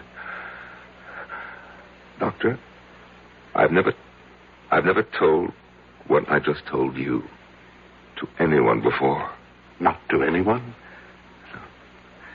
It wasn't simply grief that I felt. It was my pride that had been destroyed. My marriage to Helen had built up a sort of pride. I thought, if she loves me, then I must be something. Oh, it is not a good thing, Doctor, to build your pride on what other people think of you. Or seem to think. No, it isn't. So I cleared out. That was 25 years ago. And I have not said a word to anyone until today. How have you lived? Well, I had a business, import and export. I kept the business, but I dismissed my staff. I had the phone removed and made arrangements to conduct my affairs by mail. I took a one-room flat with a little kitchen, a bed, a chest of drawers, an easy chair with an ottoman. And to one side of the chair, my hi-fi stereo set and my records. To the other side, my books. After my work, I'd sit in my easy chair with my feet on the ottoman, listen to my records and read. Only writers who are dead, however.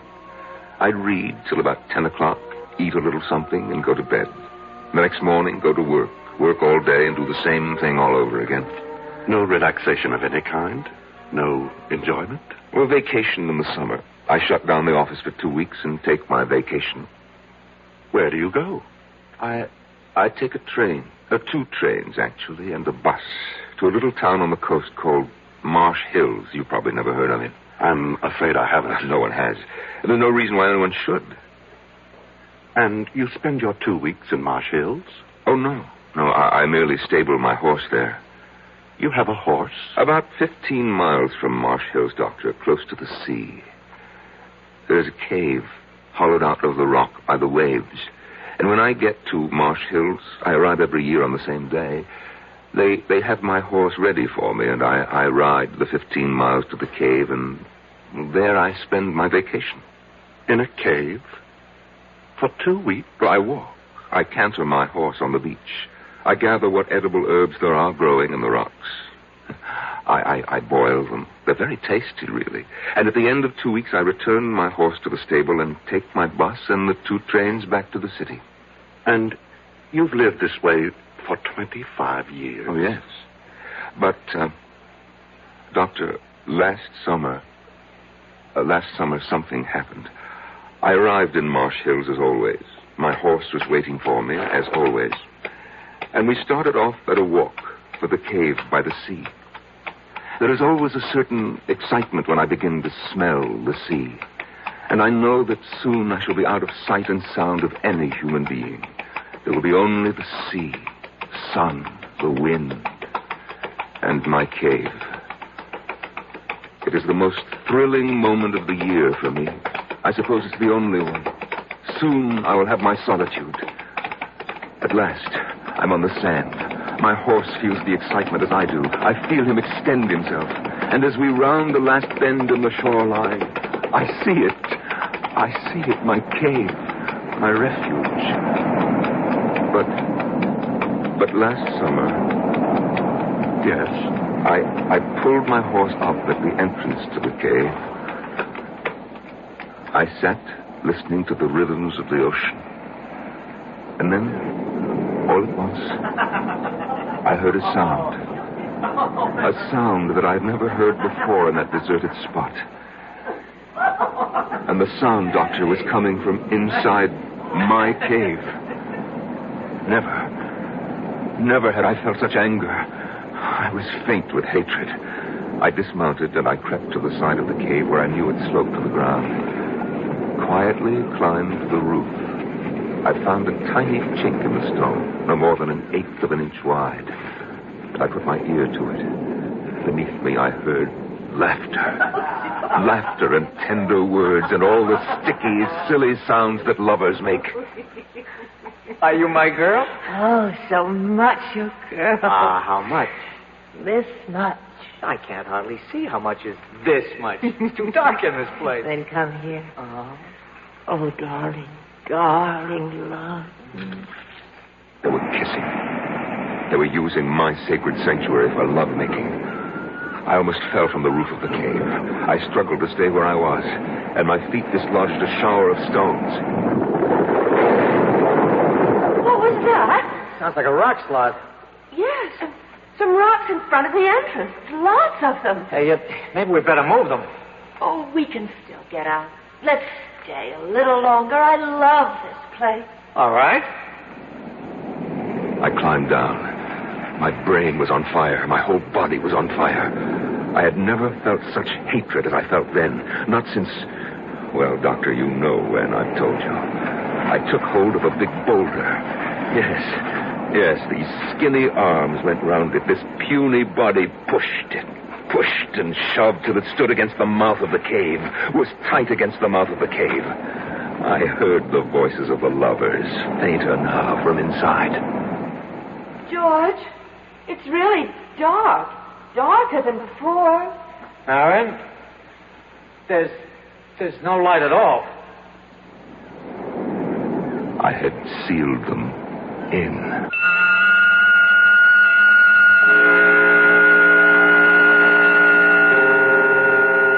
What is darkness? It is the state from which we emerge, and it is the condition to which we return. We come from the darkness of the womb. We leave for the darkness of the tomb. In between is light and life. I'll be back shortly with Act 2.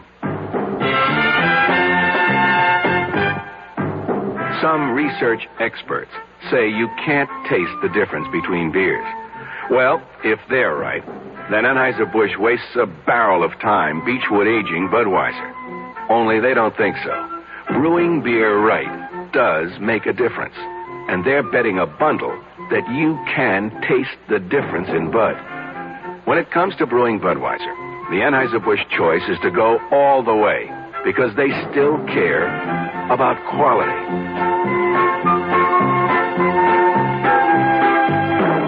Look at it this way. If the Bud people have a choice between what some experts say and what beer drinkers say, well, you'd better believe they'll go with you beer drinkers every time. When you say Budweiser, you said it all. Anheuser-Busch, St. Louis. I love you. I love you. Love you. Love you. Love you. Love you. That's why Hallmark makes over 1,000 different kinds of Valentines to get everybody's message across on Valentine's Day. I love you. Let Hallmark say you care enough to send the very best on Valentine's Day, Thursday, February 14th. That's Thursday the 14th.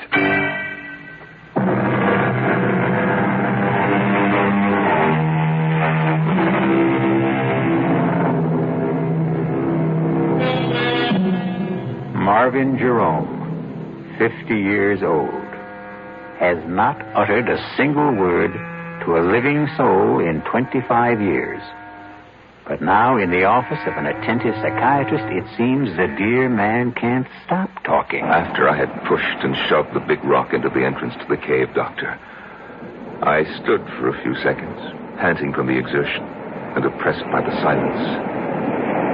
There was only the sound of the wind and the water. I thought of the lovers locked inside. What were they doing? What were they saying? I felt that I must hear their voices again, as though their words, which had driven me near to madness, were essential now to keep me sane. I scrambled back to the roof of the cave and put my ear once again to the narrow crack through which I could hear them. George, there was a little light before, now there's none. More rocks must have fallen. I didn't hear them. I heard something that didn't sound like rocks falling. Come on, we've got to clear the entrance. Come where? I don't know where the entrance is anymore. It's so dark. Well, take my hand. I think I know which direction. I can't even see your hand. Don't you have a match? I may have. Boy. Yeah, I have a few. Well, light one. I will. Oh, went out. Now, don't panic. Don't panic. Light another. We've got to get out of here. Just don't panic. All right, now, careful. Be careful. I am being careful. Oh, darling. Huh? No, I found the one that went out. It was right by my foot. Let me light it from yours. Yeah, good girl. All right, George. There's the entrance. Don't let your match go out. Don't you let yours.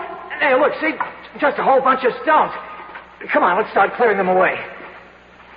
Oh, both matches went out. That's all right. We know where we are. We're right by the entrance. Come on, let's get started. George. What, darling? We'll get out, won't we? Of course we'll get out. Now, keep working. Don't stop. At my listening post atop the cave, I heard them, so kindly toward each other, so reassuring, so united in their purpose. I pressed my ear closer to the crack in the cave's roof. I was frantic to hear every word. George, it isn't getting any lighter. Shouldn't it start to get lighter? Yes, it should. Oh, why doesn't it? How should I know why? I'm sorry, darling. Oh, that's all right. Marion. What, darling? We've cleared all the stones away. But there's no light. No. None. Why not? Why isn't there? Because there's something huge. A big boulder, I think, up against the entrance. Oh, move it. I will. It's heavy. It must be huge. Well, how did it get there? It fell from someplace, Lord knows where. Can't you move it? I'm trying. Let me help. Put your shoulder up against it. That's what I'm doing. Can't you see? No, I can't see. Do you think I could? Can you see? I'm sorry. Forgive me. All right, let's try together now. 1, 2, 3. Jump! I don't think we moved it at all. No, not a centimeter. Darling, you know what the trouble is? We're tired, that's all. Clearing away all the stones just took our strength. I haven't had anything to eat since this morning. We need to rest for a little while. Then we'll be able to move it. Oh, you're probably right. So let's lie down right here by the entrance so we know where we are. First, I want to light a match. Why do you want to do that? I want to look at your face. Oh. Light it. This is the face I love. This is the face I love. It's dark again. No matter. When we wake up, we'll find our way into the light. Sleep now, my darling. The thought of them lying there. No, the vision of them, for I could see them. The image was so strong. The two of them pressed close, their arms entwined, their hands clasped. The two young bodies fitted so tightly together against the dark and the cold. The nameless memory crowded in on me, and I knew what it was I remembered and would not name. And it was love. Love. It was love that I remembered. I'm sorry, Doctor. For what? For crying like this. If there is anything to be sorry for, it's that it took you so long to cry. All I really know is that when that word came into my head... What word? The word love. I shrank from it as though it was tainted. Poison. Yes. And then? Then, Doctor, I climbed down, I got on my horse and rode back to Marsh Hills. I took the bus and the 2 trains back to the city. You what? I opened up my office. I took the dust covers off the furniture in my flat, and I resumed my old routine. Didn't you ever think of them? I'd shut them out of my mind, just as I'd shut them in the cave. You didn't worry about them or anything? Well, they had each other. Mr. Jerome, I have to tell you, I can't help being shocked. Forgive me. Go on. Well, after a while, the old feeling of loneliness came back. You see, I missed them. Missed them? Yes, it may sound strange. Indeed it does. I began imagining what they might be saying to each other. I couldn't know for sure, of course, but I imagined. I'm cold. So am I. I'm hungry. I can't find you. Keep talking. Keep talking. I'm here. I can't. Oh, there you are. Oh, darling, don't let go. Oh, never. Never. I invented their conversations, of course, but I was fairly sure my inventions were accurate, or nearly so. You simply left them there? For 2 weeks. And then I was suddenly seized with the desire to hear their voices once more, before they were silent forever.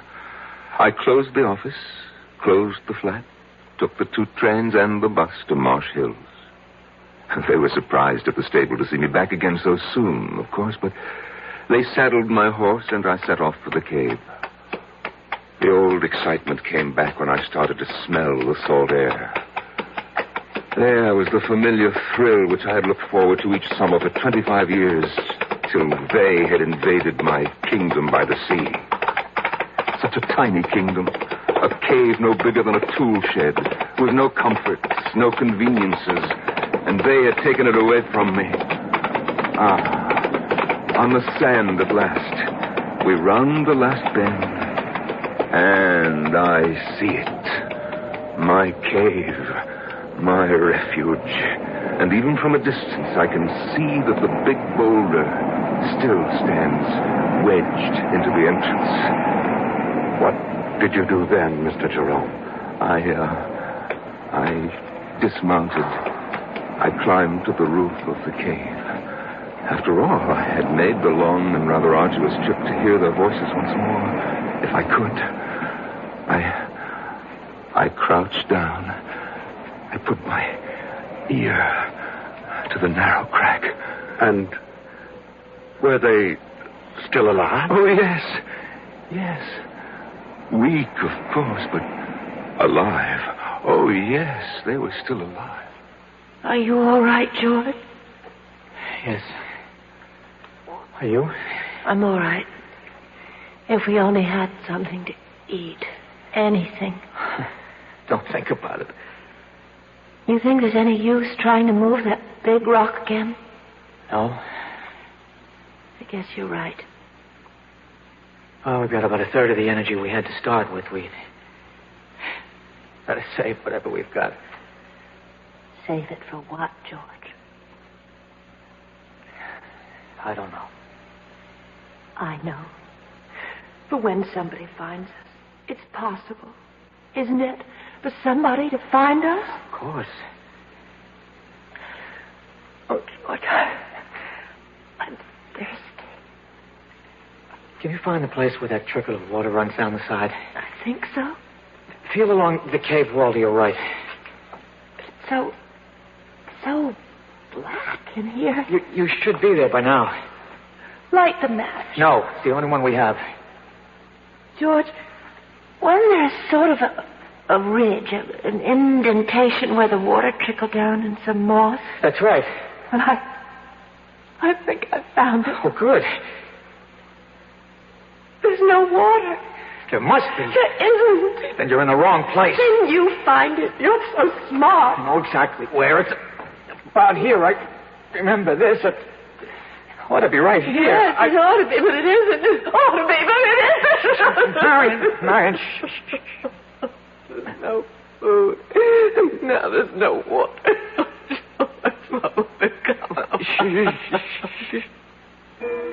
Doctor, I wanted to call to them. I wanted to say, wait for rain, because as soon as a good rain came, the water would start to trickle down the cave wall again. But I couldn't speak. I don't know why I couldn't. Do you? I have some notion, yes. Why couldn't I? I'd rather you told me the rest of the story first. All right, Doctor, if you say so. Well, they must have gone to sleep after that. I think they probably slept a lot. I know that I didn't hear anything more after that until much later.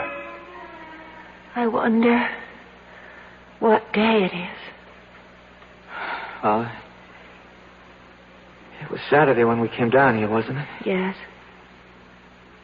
Well, it must be, I don't know. We've been here a week, I think. More than that. Much more? About a week and a half.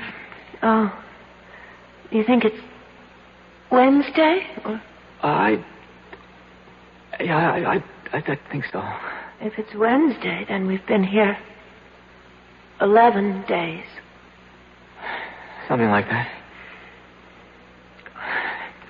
What difference does it make? I'd just like to know, that's all. Oh, don't be angry, darling. Doctor, I had the craziest impulse to whisper to them, it's Tuesday. I almost laughed. Why do these ludicrous ideas come into our heads at the weirdest moments of our lives? Perhaps it wasn't as ludicrous as you thought. Well, of course it was.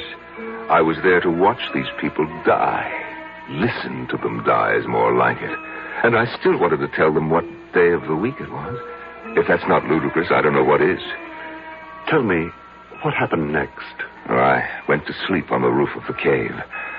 After the sun came up in the morning, I got a sandwich out of my saddlebag and a flask of brandy, and sat on the sand for a while, watching the ocean. And then I went back to my listening post. George. Yes? I'm going to try walking around a little. Oh, Lord. This darkness is driving me mad. No, it's not. No, it's not. Let me have a match. No. Oh, give it to me. I won't. What was that? I heard something. I stumbled over something. Well, look for it. Fish That's around. what I'm doing. Got it. Well, what is it? Feels like a little sort of a pan. Pan? Well, about 5 inches wide. What? Enamel, I think. Feels like enamel. It's a little pan to cook things in, the sort of thing campers might use. Wait. That means somebody's been here before. And that means whoever was here could come back. Or somebody else could. I mean, this cave is a place people come to. We're not the only ones. We're not the first. Other people have... They'd stumbled across the little enamel pan I had used to boil my herbs in. I couldn't bring myself to speak to them, but I took a packet of matches, the cardboard kind, and I wrote on it, I am here. Just that. I am here.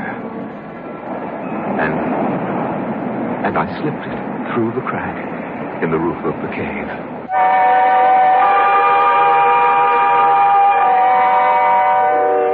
Three little words. I am here. I suppose the most cherished trio of words in our language consists of I love you. But surely there are times of trouble when I am here is even more welcome. I'll be back shortly with Act 3. And now another tale of the ball and chain. At Kellogg's Special K presents Last Tango in Pittsburgh. There I was at Raoul's All-Night Tango Lounge. My little orchid, will you tango with me? It was Raoul.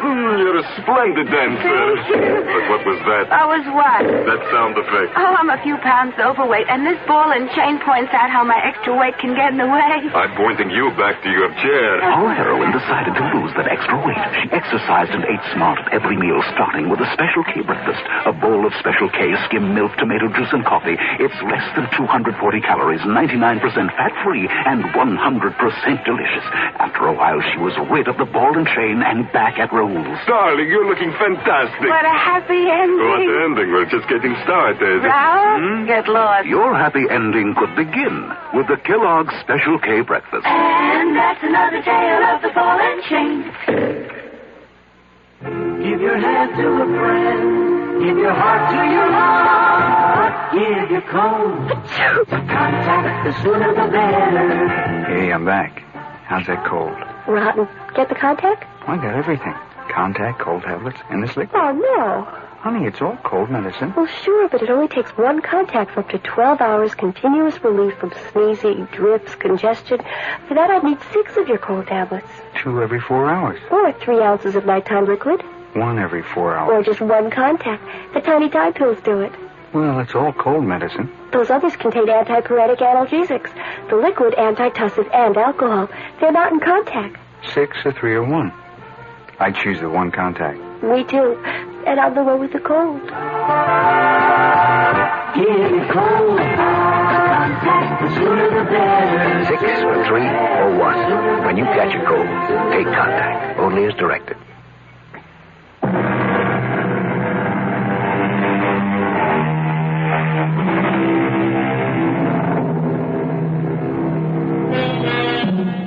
It is the disease of not listening, the malady of not marking, that I am troubled withal. So said Henry IV, according to William Shakespeare. But the disease that troubles Martin Jerome is listening too closely, and his malady is marking too well. I pushed the packet of matches with its absurd message down through the crack in the cave with a little stick. I heard it drop. I knew it had reached them even before I heard Marion speak. George. Huh? Something just dropped onto my shoulder. George, light the match. Marion, it's our last match. I don't care. Light it. I have to know what fell on my shoulder. I don't like to use George, up our last... please, if you don't... All right. All right. Take it easy. Did you see anything? It hit my shoulder, and then it... Here it is. George! Well, it's matches. It's a whole fold of matches. You're kidding. I'm not. There's something written on it here, George. Wait a minute. It says, I am here. Who's here? I don't know. Oh, my God, that's the end of the match. I held it till I burned my fingers. I'm sorry, I couldn't. It's all right. What? We have matches now. Can you see? It isn't signed at all. It just says, I am here. That's all. But who's here? Doesn't matter, does it? Somebody's here. That's what counts. Why doesn't he say something? Call out to us or something. Tell us that everything will be all right.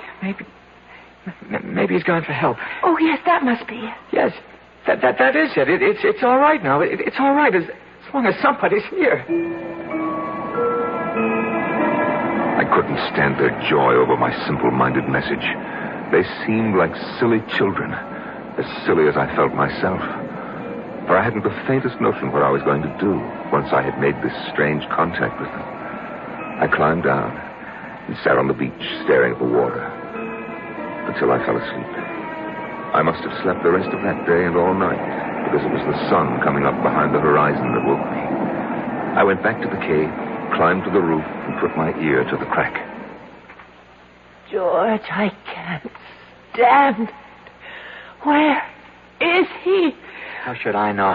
Stop asking me. He wouldn't give us a message like that. He wouldn't write, I'm here on a package of matches and then just go away, would he? How do I know? You keep asking me as though I had an answer. Oh, I'm not hungry anymore. I haven't been hungry for a long time. I just feel terribly weak. Damn it, I know. Now, will you shut up? Just shut up. We'll die here, George. Be quiet. No water. No food. We'll die here. I said shut up. Whoever wrote that note must have been a madman. Wherever he was, he's gone away. Yes. And we'll die in this cave. I don't intend to die in this cave. Oh. And just what do you think you'll do about it? Something. Nothing you can do. I'm just not going to die. Yes. Not yet. Yes, you are. Make up your mind to it. What are you doing now? I'm going to light a match. Matches?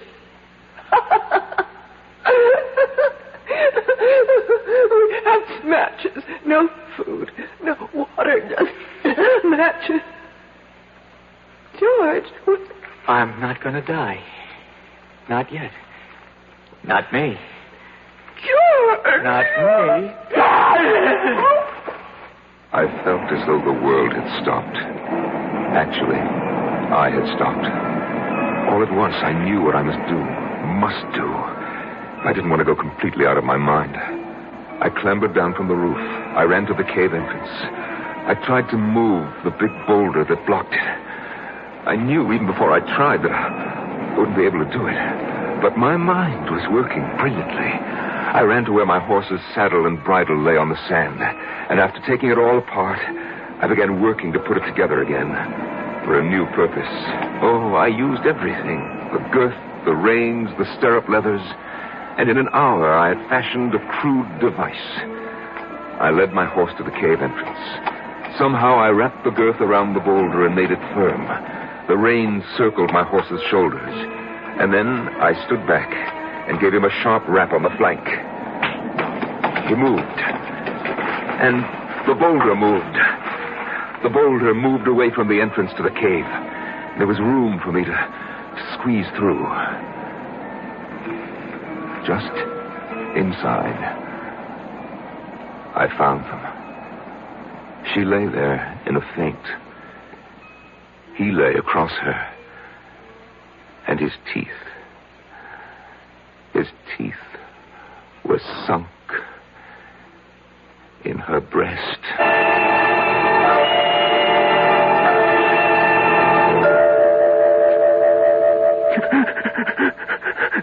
Mr. Jerome, would you like to wait till another time to tell me? No. I must tell it to you now. I carried their bodies out, and I put them on the back of my horse. I threw a halter over his head and led him the 15 miles to Marsh Hills. It took all day because I stopped every hour to be sure that they were both breathing. There's a doctor in Marsh Hills, and I left them on his doorstep. I rang his bell and fled. The next day, I waited outside the doctor's house until I saw an ambulance drive up and take the young couple away. They were able to walk, so I knew they were all right, or soon would be. I went back to the city, but not before I had memorized the name of the hospital, which was printed on the ambulance. And from the city, I wrote to the hospital. I pretended to be a concerned relative. They answered me. They said that the girl, Marion, had already been discharged, but that they were keeping the young man for a few days more. They would let me know when he could go home. And they did let me know. I remember it was on a Sunday. And as he walked out of the hospital, I was waiting for him. He didn't seem at all surprised to see me. I took his hand. He came with me quietly. We boarded the bus. We took the 2 trains, no trouble at all. And when we got to the city, we went to my flat. He undressed, bathed, and got into my bed. And he went to sleep. That was, 6 months ago, Doctor. And he's been there with me ever since. He's all right? Oh, he's very well. I sleep on the floor now. He sleeps in the bed. I cook his breakfast, come home from the office and cook his lunch. And, of course, I make dinner for us both at night. And, we listen to music. I read a book, but he just listens to the music. Oh, yes, he's in good health. Mr. Jerome, the hour is up. You want me to leave? Not quite yet. You've told me an amazing story. As amazing a story as I've ever heard. But tell me, just what is it you expect of me? What do you want me to do for you? Huh? Oh, why, nothing, Doctor. Nothing? Nothing at all? I don't want help for myself, Doctor. I want help for the young man. You see, in the 6 months he's been staying with me, he hasn't uttered a word. Not one word.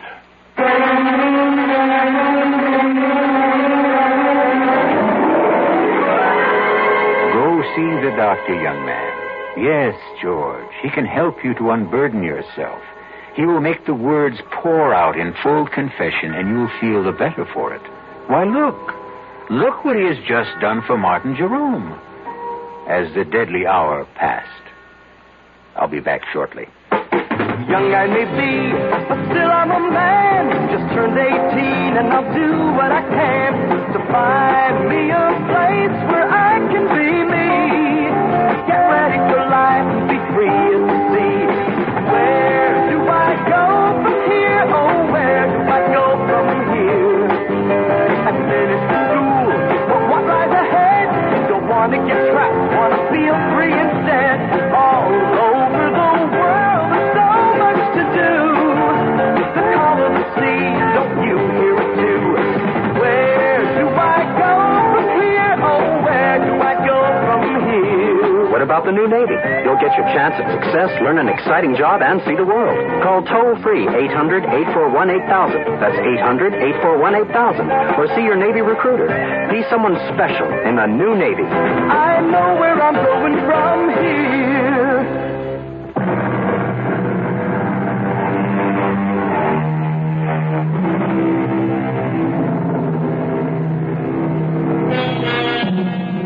You've heard of the 7 wonders of the world? The Grand Canyon, the Taj Mahal, Niagara Falls, and I forget the other 4. No matter. Because they are simple things compared to the human mind in all its deviousness, all its twists and drifts. Why, I could sit in wonder at the human mind for the rest of my life. Our cast included Norman Rose, Marion Seldes, John Barragray, and Jack Grimes. The entire production was under the direction of Himan Brown. And now, a preview of our next tale. That's impossible. Why is it impossible? It's all right for the simple-minded hicks up here to swallow that superstitious nonsense, but me, I'm a doctor. There has to be a reasonable, logical, rational explanation for what happened to George Morrissey. Oh, there is. He offended the spirit of the mountain. Oh, you consider that reasonable, logical, rational? Would you feel better if I said there's something up in that mountain, a virus, a bacillus, a fungus, which somehow causes immediate aging? It would be a more rational explanation. You mean more acceptable? I want to know what you believe. I believe the evidence. If you go up there, you can die. Radio Mystery Theater was sponsored in part by the Kellogg Company, makers of Kellogg's Special K cereal. This is E.G. Marshall inviting you to return to our Mystery Theater for another adventure in the macabre. Until next time, pleasant dreams.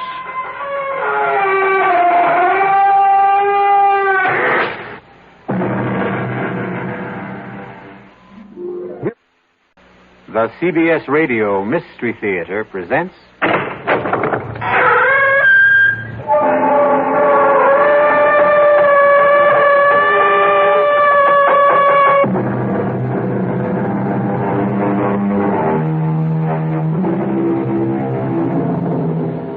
Come in. Welcome. I'm E.G. Marshall. Welcome to the sounds of suspense. To the fear you can hear, to the terrifying world of the imagination. I'm your guide for a journey up a mysterious mountain. Dead Man's Mountain is what it's called. Going is really no problem. It's coming down that separates the living from the dead. Doctor, a man simply cannot age 40 years in one night. I wish I knew what to tell you, Mr. Johnson. I saw George last evening at dinner. He was 35. This morning, he's close to 80. But how could that happen? He went where he had no business going. Up Dead Man's Mountain. Is there some kind of disease up there? Some germ? Some virus that can age a man? None that is known to science. Then how do you account for it? Probably the Indian legend is correct. Some evil spirit up there hates to be disturbed.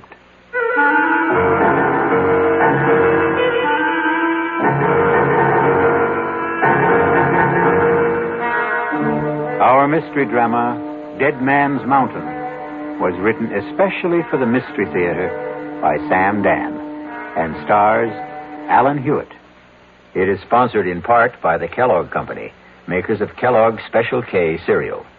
I'll return shortly with Act One. Hi, son. Hi, Mom. Hi, Dad. Hi, Junior. Kellogg's Special K presents Junior Gives Up.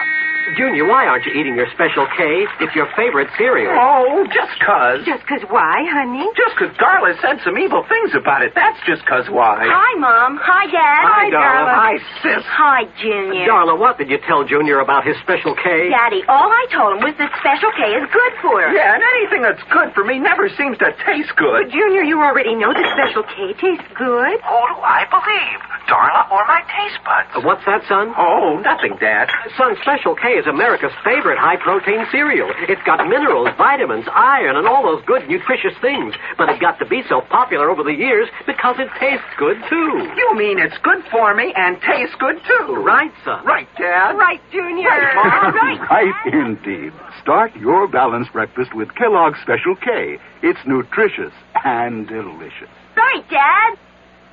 When occasional heartburn or acid indigestion is combined with a gassy, foolish feeling, that's what we call gassed indigestion. Digel is made for gassed indigestion because Digel is different. It does more than plain add acids. Digel reduces excess acid while its patented simethicone gets rid of trapped gas fast. Use only as directed. Digel for gassed indigestion. No plain add acid can do what Digel can. Was I embarrassed? Even though I used an adhesive on my dentures, they still came loose during dinner. And when I had to be... This denture wearer should change to Cushion Grip, a soft, pliable thermoplastic adhesive that even hot or cold liquids can't dissolve. That's why Cushion Grip lasts and holds dentures much longer than ordinary powder, paste, or cream adhesives you often must apply 2 or 3 times daily. For new, long-lasting security, new comfort, change to Cushion Grip.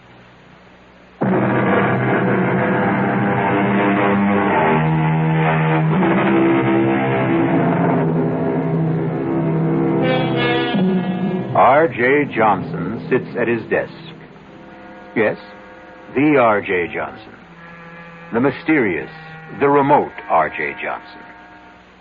I better explain that. His ways are mysterious, except when his plans include you. He is remote, except when he wants something from you. Then his presence can become an overwhelming reality.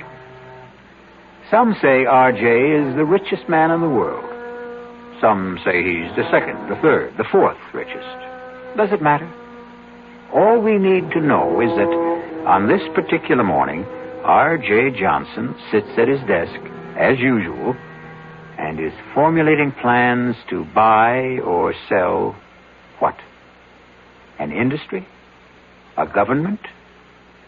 Somebody's soul? Parker, I want us to maintain our short position on Consolidated Industries.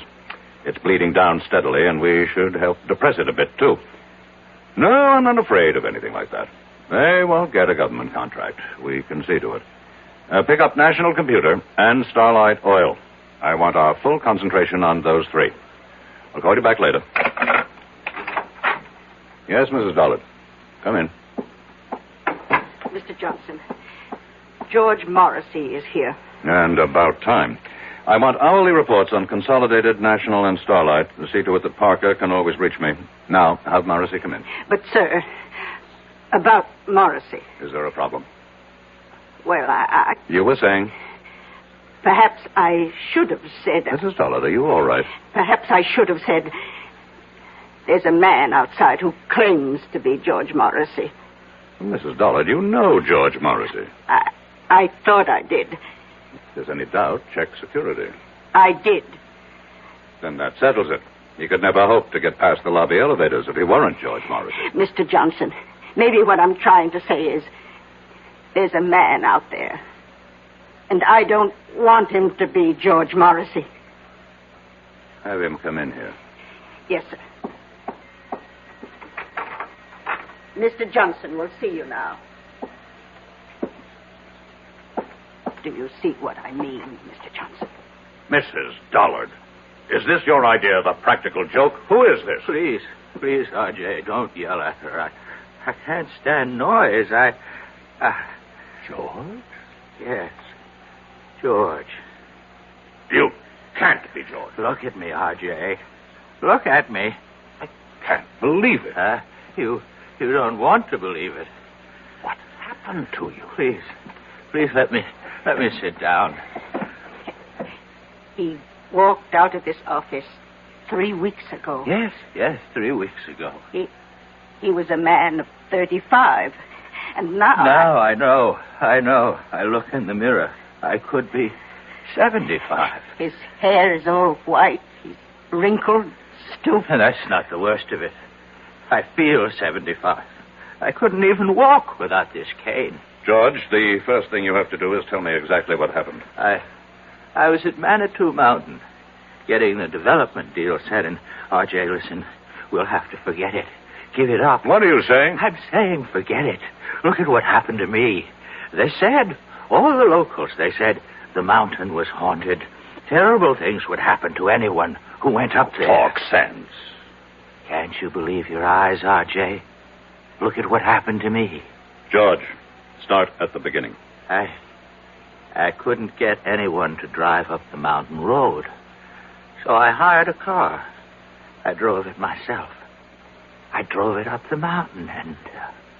Yes, and? And that's all I remember, R.J. I must have passed out up there. But something did happen. It's like a nightmare. I can't bring it into focus. Just flashes of it. Terrible things. Be specific. What kind of terrible things? Shapes, forms, voices, saying I was going to die, that my life was falling away, that it was disappearing. What kind of shapes? What sort of forms? I don't know. What size were they? What color? I don't know. You say voices. What kind? High, low? R.J., I were they don't men's know. voices? Women's? I can't remember. I can't now pull remember. yourself together. Pull myself together. Look at me. I'm an old man. I've been robbed of half my life. Now think. How long did you stay on the mountain? I don't know. Somehow I managed to get the car turned around. I drove back to town. I found a doctor. What's his name? I don't know. What did he say? I can't remember. R.J., I came here to warn you. The mountain, it's haunted. It's cursed. Give up the project. Mrs. Dollard, call Dr. Waterson. No. Doctor can't help me anymore. But I can help you, R.J. Give it up. Give up the project.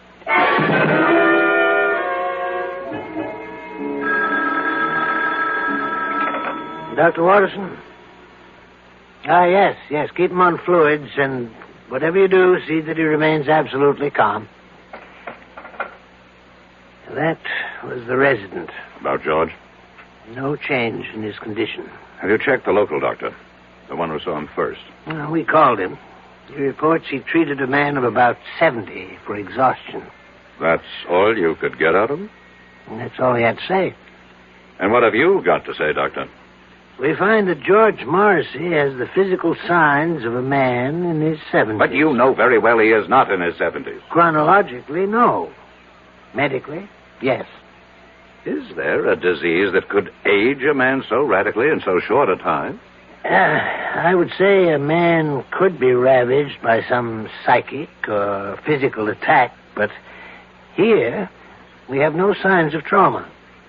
His tissues, organs, nervous system, circulatory system, they show the deterioration that could only be caused by aging. Let's cut through all this, Doctor. How did it happen?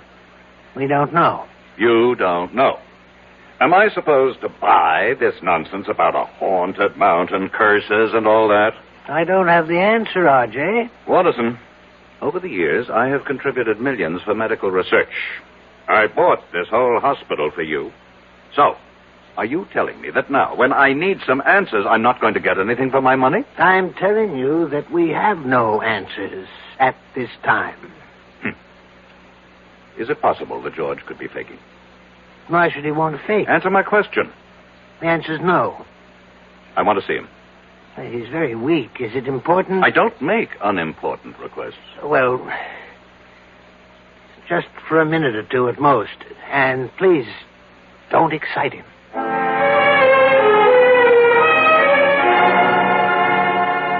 I won the club championship, and I was named third team All-America. George. Girls, you should see how the girls would fall all over George, me. pay attention. Huh? Oh, it's you, R.J. Listen. No, George. Don't try to sit up, but I've got to talk to R.J. Listen, R.J., are you listening? I'm listening. Here's what happens to you up there on the mountain. I remember, you see. Now, I remember. R.J., don't excite him, I please. accept full responsibility. Up there on that mountain, I was told you will lose that which you value most. Told? You say told? How? By whom? I don't know.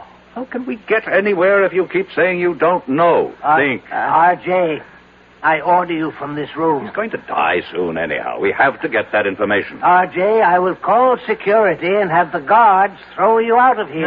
No, Doctor. No, leave us alone. This is between R.J. and me. What were you told, George? I I wasn't really told. It was more like a kind of feeling, an idea that seemed to seep into me. And I realized the most important thing, what mattered most to me, was my body. Talk sense. I'm talking sense, R.J. And I began to lose my body. What do you mean, lose your body? The way you really lose it. To old age. Only, oh, God. Only I was losing it then and there. And all at once. Is that what you think happened, Morrissey? But look, I got away from there, you see. I got away just before I would have died. But why? I should have stayed. Look at me. What good am I now? Be calm and practical, George. We have the greatest doctors in the world here. We'll beat this thing. You can still beat it, R.J. You can still beat it. Just don't go near that mountain. Just give up the project.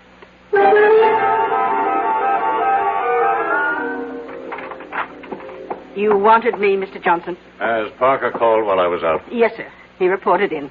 Consolidated stock is still falling. That's good. National Computer is rising. And Starlight Oil is doing well with the new government. Tell him to increase our holdings. Try 10%. Now, cancel the rest of today and all of tomorrow. Yes, sir. Call Chuck Daly. I want him here in 3/4 of an hour. Sir. What is it? Well, Chuck's about to leave for Florida. His daughter's getting married this afternoon. Tell him he is to fly me up to the Manitou Mountain area. But, Mr. Johnson... Now, what is it, Mrs. Dollard? You can't go up to Manitou Mountain. Why not? You saw what happened. What did happen? You saw George Morrissey.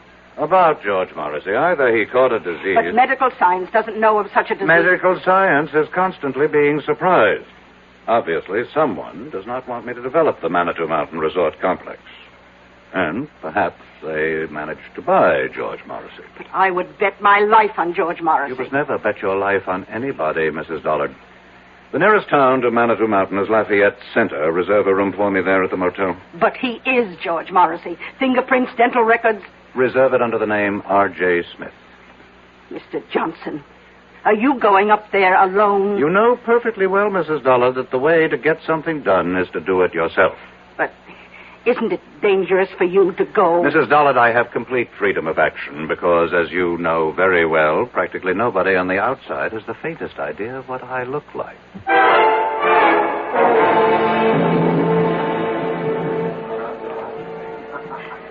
How many days do you plan to spend with us, Mr. Smith? Well, that all depends. Oh? On what? Do you suppose I could hire a car and driver? Oh, let's see. I have some cards here. Pick out any name. Tell him Doris Evans over at the motel recommended you. Do you mean I need a recommendation to hire a car? Well, it's deer season. Can't expect a man to concentrate on his business. I would think you can if you pay him and he recognizes his obligation. Well, I can see you're a very serious-minded person, Mr. Smith. What brings you up to our frivolous part of the world? I intend to do some sightseeing. Sightseeing? Well, I hear you have some very beautiful country. Oh, yes, we do have a lot of very beautiful country up here. Wild, unspoiled. And we aim to keep it that way, too. Tell me, is there a doctor in town? Oh, I hope nothing's wrong. I wouldn't want you to get sick on us while you're here. No, I should just be checked every now and then. Oh, well, we do have Doc Stallings. Does he have office hours now? His office hours are when he's not hunting or fishing. But I think he'd give up a chance at a 12-point buck for you. Why? Well, he doesn't get an opportunity like this every day. To do what? To treat the world-famous R.J. Johnson. I see. How did you know I'm sorry. Really, I shouldn't have given it away. After all, if you want to call yourself Mr. Smith, we should indulge that little conceit. But how did you know? Mr. Johnson, the whole town knows you're up here. Why, we've all been waiting for you.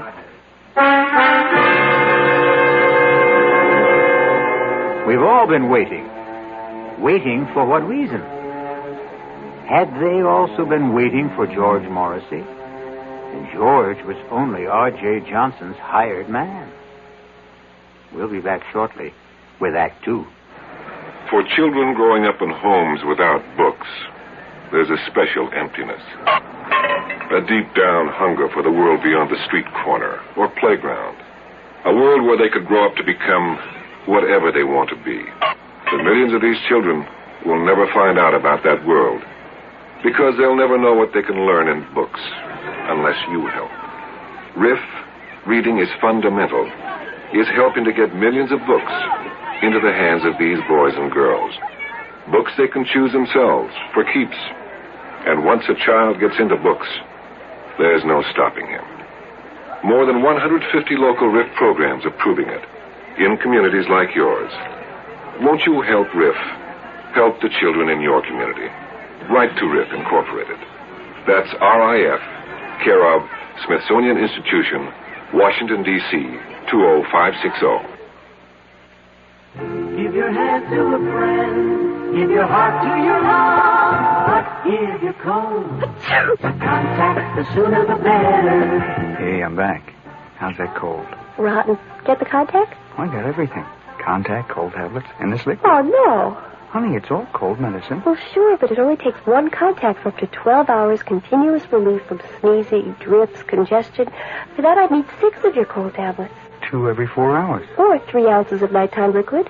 1 every 4 hours. Or just one contact. The tiny Tide pills do it. Well, it's all cold medicine. Those others contain antipyretic analgesics. The liquid, antitussive, and alcohol. They're not in contact. 6 or 3 or 1.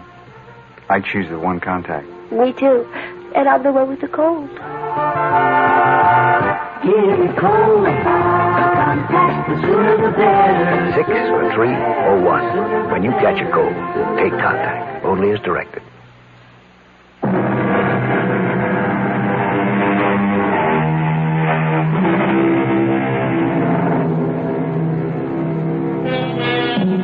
One of the world's wealthiest men sits in the tiny lobby of a small motel in an out-of-the-way village somewhere in the Adirondacks.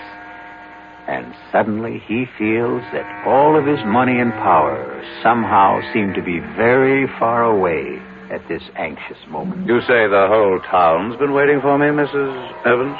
Yes, we've been waiting. Why? Well, you own us now. I own you. In a manner of speaking. You own all the land that surrounds this village. I would think of myself as more of a neighbor. Well, we don't think your plans for the area will make you a good neighbor. You had your chance to protest against the project at the hearing. And we did. And after the legislature weighed all the pros and cons, they acted in the interests of the entire state, not your narrow provincial prejudices. You really believe that, don't you? I certainly do. Well, we know why certain votes went a certain way. Oh, do you? Suppose you tell me. We know there was bribery and pressure. Really? None of this was found by the special prosecutor's office. Well, I must admit, though, I admire your courage. My courage? To come up here, all alone, without your thugs. Oh, just a minute, Mrs. Evans. Oh, they have clean fingernails, excellent manners, college degrees. But they help you to steal and cover your tracks. In that sense, they're no better than common thugs. You really believe that, don't you? Now, let me set you straight. I have never done anything illegal. Oh, you can't be serious. No court has ever found me guilty of any crime. Congratulations. But here's what I am guilty of. Success. And this has earned me the envy and the hatred of millions of people. But that's human nature. I understand that. What I don't understand is the attitude of the people in this town. I'm not taking anything from them. I'm going to make every one of you rich. Can't you believe it? Oh, yes. We believe it. Do you have any idea how property values in this town will skyrocket when the development is here? Yes, indeed. Then why is everybody so unhappy? You know, you remind me of my husband. My late husband, that is. In what way? He was an unsuccessful version of you. He also worshipped money. But he didn't know how to make it. Now, what happened to your husband? He went up to what your investment brochure calls Manitou Mountain. Dead Man's Mountain, we call it around here, and it killed him. How could the mountain kill him? It's an old Indian legend. Unless your conscience is completely clear, that mountain will kill you. Well, it killed poor Sidney Evans, rest his soul. killed it. How? He was discovered at the foot of it. He was completely shriveled. There must be an explanation. Doc Stallings never found it. He just wrote it up as death due to causes unknown. Stallings is, after all, only a country doctor. That's right, he is.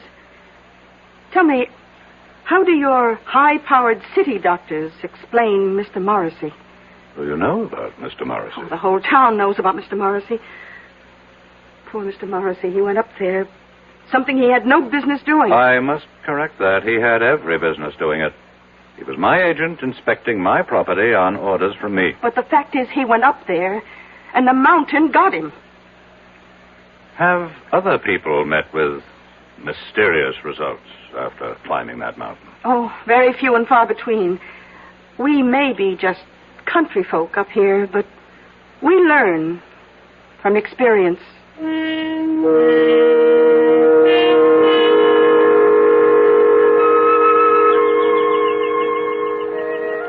Are you Dr. Stallings? Well, look who's here. They said you'd be out fishing. Well, that's never a bad guess, but it takes two, and the trout won't play. I'd like to talk to you. Sure. I'm willing to pay you for a consultation. Oh, I intend to charge you. Well? Well, what? Well, aren't you going to come up here out of the water? Well, you see, I got my eye out for a certain brown trout. So you just tell me your symptoms, and I'll decide whether I have to examine you. An employee of mine. You treated him recently. George Morrissey. Oh, him. What happened to George Morrissey? Well, I met him at the motel. It was a Thursday night. I go there for dinner whenever Doris Evans serves pot roast. Hey, you're lucky. She's having it tonight. About Mr. Morrissey. Oh, he was a serious kind of fella. Not like you. Same no-nonsense, let's get right down to it attitude. I'm only interested in what happened to Morrissey. What happened? Well, he wanted to hire somebody to drive him up to Dead Man's Mountain. And nobody would do it. That's right. Why? Well, you've been told why by now, I'm sure. I'm asking you why. I'll tell you the same thing. That's impossible. Why is it impossible? Oh, I see what you're thinking. It's all right for the simple-minded hicks up here to swallow that superstitious nonsense, but me, I'm a doctor. A product of a highly sophisticated, specialized education. That's exactly what I'm thinking. Well, think again, because I believe it, too. There has to be a reasonable, logical, rational explanation for what happened to George Morrissey. Oh, there is. He offended the spirit of the mountain. Oh, you consider that reasonable, logical, rational? Would you feel better if I said there's something up in that mountain, a virus, a bacillus, a fungus, which somehow causes immediate aging? It would be a more rational explanation. You mean more acceptable? I want to know what you believe, and I'll pay you for it. I believe the evidence. If you go up there, you can die. But why? Because a great spirit lives up there, and he values his privacy. That's impossible. I saw George Morrissey at dinner one night. A vigorous, athletic-looking man in his 30s. I saw him again the following evening. A broken old man, half dead. And you explain it with this half-baked legend. Well, how do your city doctors, with all their modern facilities, explain it? Your Dr. Watterson, a world-famous diagnostician, he called me. He asked me. This thing has to be cleared up. Why? What's wrong with a nice, quiet mystery? If word of this becomes general, it can destroy the entire project. Uh-huh. Is that bad? Millions of people will be deprived of an opportunity to enjoy healthful recreation in a fresh country environment. But it won't be fresh country, you see. You'll have superhighways and smoke and noise and honky-tonk resorts. I'm convinced that you people are up to something. Well, you tell me what? I don't know. But I assure you, I have the resources to find out. Well, if you ever do, let me know.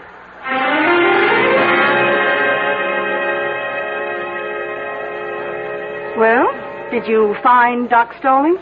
My secretary should have called me on the hour. Oh, she did. We serve dinner till 9:30, but the best time to eat's around 6. From then on, it's leftovers. I'll have a sandwich sent up to my room. Oh, you're joking. I don't tell jokes. You mean All you want for dinner is a sandwich? Mrs. Evans, food is merely fuel. The body is just a machine, and so my tastes are very simple. Whom do rich men think they impress when they say they have simple tastes? Do you have a wife? I never married. Oh? Well, so far we've eliminated wine and women. I can see by looking at you that there isn't too much song. Oh, what do you do with all your money? I make it grow. Well, whatever you do, don't go up that mountain. I don't think I need any more advice from anyone around here. I would like to place a call to New York.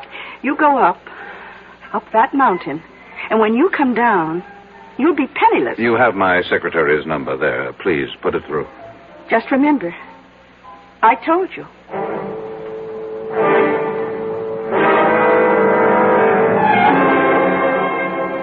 It's exactly 5 minutes past 4, Mrs. Dollard.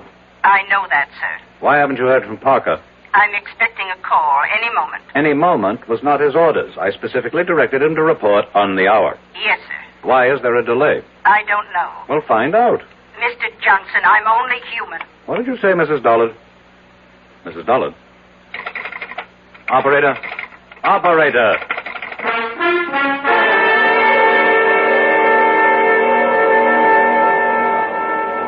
Now, see here, Mrs. Evans. Oh, Mr. Johnson, I was just trying to reach your room. I've been cut off in the middle of a crucial telephone call. Carlotta, the phone company operator, she just told me that we can't get through to New York for a bit. What are you saying? Well, you've seen those signs along the roads. Look out for falling rocks. Well, we just had a pretty good slide on Route 640. But I must talk to New York. A lot of wires are down, but Ed Bailey and his boys will have it fixed before long. Oh, hi, Doc. Hello, Doris. And why does the celebrated R.J. Johnson look so agitated? Well, he can't make a phone call. Oh, my. You know, Mr. Johnson, as a physician, I have a prescription that could keep you healthy and happy for years. Doctor, I'm in no mood for your folksy philosophy. I have to make a phone call. Don't you want to hear my prescription? How long will it take to repair the lines? So, maybe an hour. An hour? Maybe less. I would prescribe the following. Chuck it all, Mr. Johnson. Give it up.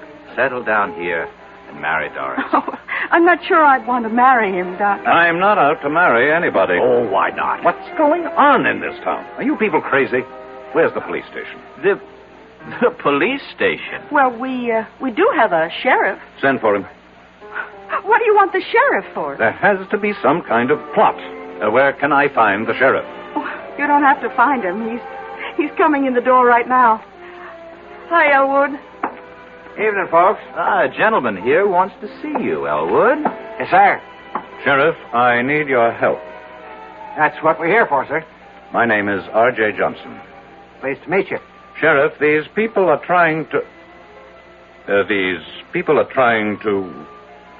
Yes, sir?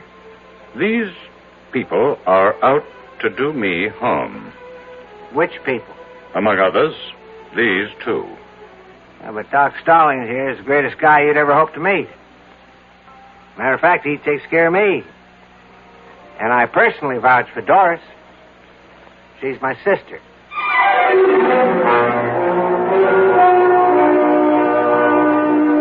A very nice, tidy little town. And the natives are so friendly and obliging, and so concerned with your well-being.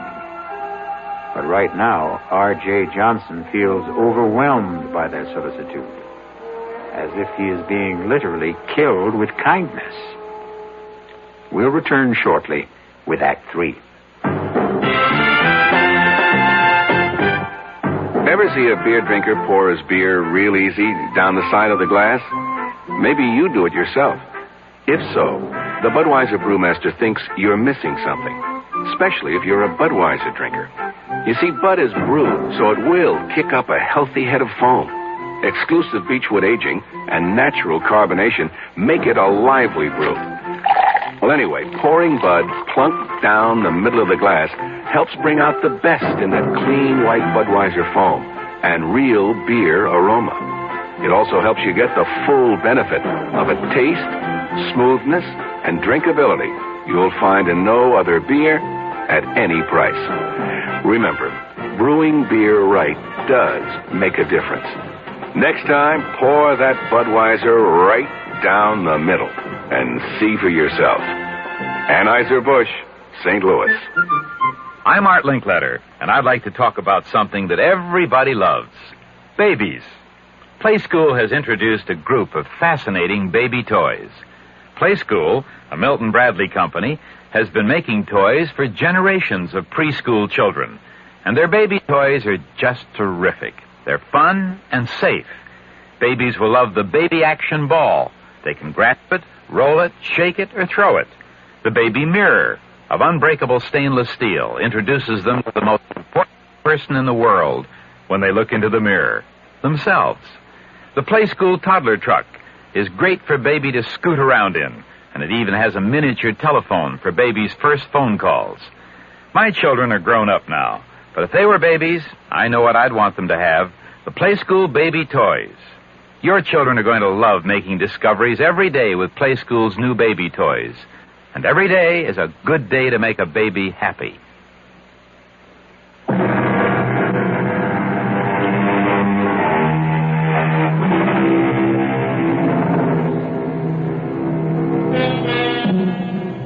Are the people of Lafayette Center the kindly, generous-hearted folks they seem to be? Or is this a place of evil where death waits for strangers? Especially a wealthy stranger like R.J. Johnson. How are these good people out to harm you, Mr. Johnson? I don't know, Sheriff, but something is going on. And I demand protection until I can get some of my own people up here. Hey, you got to appreciate my position, Mr. Johnson. There's nothing I can do unless you make a charge. Well, we're only trying to help him, Elwood. You see, I look at this man's face, and I hear the tension in his voice, and I see his color, you know. So I say to him, change your way of life. Settle down up here. Is that harming him? Well, it doesn't seem like it. I recommend a more regular routine. And we both keep warning him, stay away from Dead Man's Mountain. Mr. Johnson? About... For reasons best known to yourselves, you people are determined to keep strangers at a distance.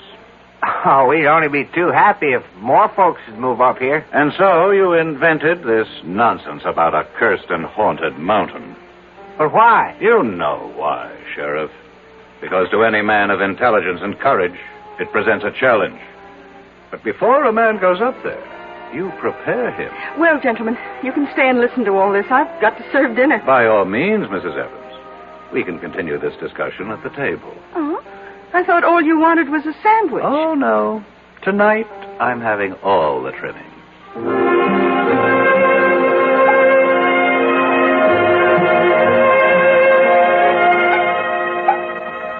Here you are, Mr. Johnson. Thank you. Pot roast, mashed potatoes, peas and carrots. Now, that's a cure for whatever ails you. Hold on. Dr. Stallings, change plates with me, please. Why? It's the same portion. Except I always give you a little bit less, Doc. Would you mind changing plates, Doctor? No, not if you tell me why. Since I'm going up to the mountain, there could be something in this food. A drug, perhaps. Oh, I like that. Very well, Mr. Johnson. Here, have it your way. You say you're going up the mountain? Yes. After all we told you?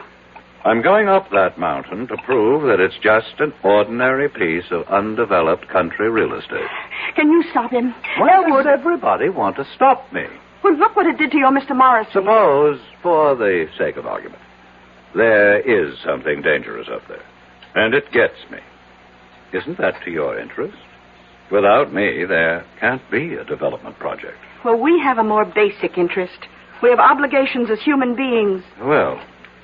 Now, I will need a car. There's a road, I assume. Oh, yes, sir. Leads up to the top. But why go now? At night? Because the word should get around.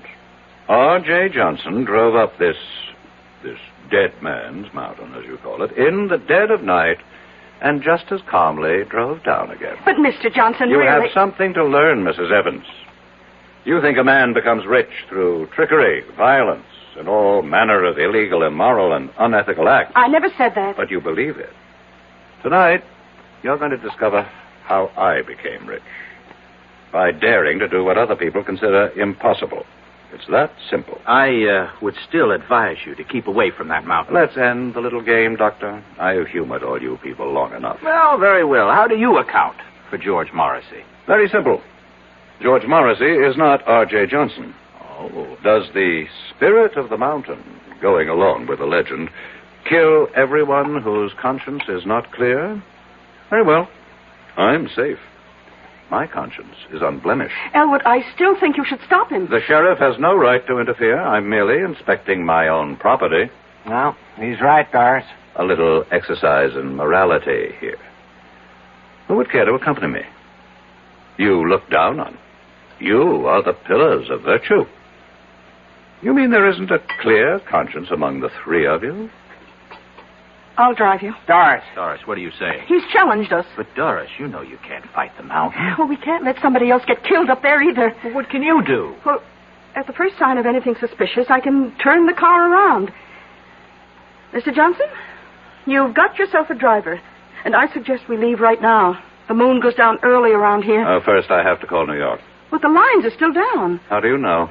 Carlotta will let us know when they're fixed. Maybe I'd better wait. Oh. Don't tell me you're starting to have second thoughts. I have some very important things to check out. Well, we can drive to the top of the mountain and back again in an hour. How do you know? Have you done it before? No, just a guess. And I'm ready if you are.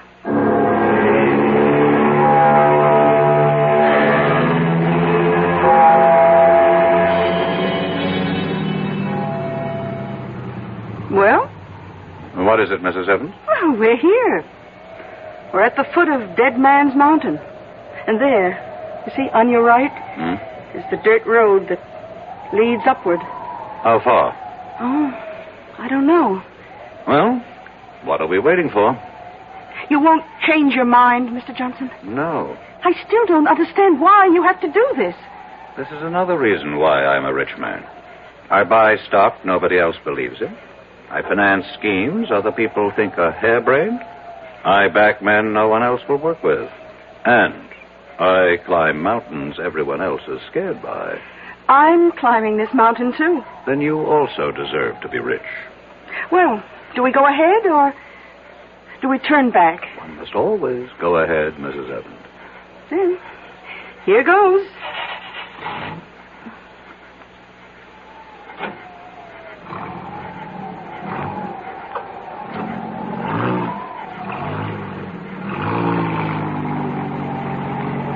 How do you feel, Mrs. Evans? All right. I guess. You guess? How do you feel? I don't have to guess. I know. I feel great. It should be interesting. What? Let's assume all you people are right. This mountain is haunted by a great spirit who strikes down all who have guilt. Which one of us do you suppose he'll strike down? Well, I don't have a guilty conscience. I wonder about that. I heard the doctor say you had a weakness for men with problems. Your late husband, maybe he didn't have problems. Maybe you had the problem. Well, we all have problems. Stop for a moment. What's the matter? I think I heard somebody. I haven't heard a sound. Listen. R.J., I'll have the security guards throw you out of here. It's Waterson. Dr. Waterson. What's he doing up here? Who's Dr. Waterson? He's looking after George Morrissey. I'll throw you out of here. Didn't you hear him? There's no one around but you and me. Now that I think of it, that's a strange way for Waterson to talk to me. He would never have the guts to say that unless he knew something. Look, I think we'd better turn around. No. I think I'm learning something. Waterson, do you know that Waterson is Parker's son-in-law? Well, who's Parker? My administrative assistant. He executes all my orders. Suppose Consolidated Industries is not going down. Suppose it's starting to go up. Suppose Parker is still holding. Oh, come on, Mr. Johnson. Just relax, huh? Now, if it's too much for you up here, let's turn back. Tell me, Mrs. Evans, how did you know I'd be here? Well, we just assumed. No one told you. Who would tell us? A pilot. My pilot. I didn't even know you had one. He may have been put out because I made him fly me here on his daughter's wedding day. Oh? Well, that really wasn't nice. I pay him enough, but he didn't tell you. No. Listen. I don't hear anything. Just listen. There. I'm only human, Mr. Johnson.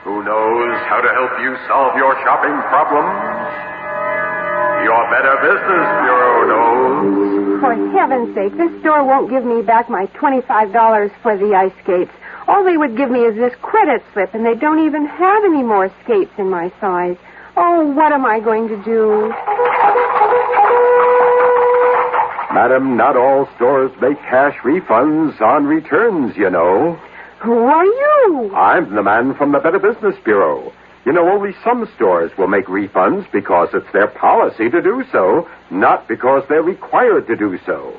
Next time, remember, find out about a store's policy on refunds and exchanges before you buy. I guess you're right. Well, you know, it's just another tip from your Better Business Bureau.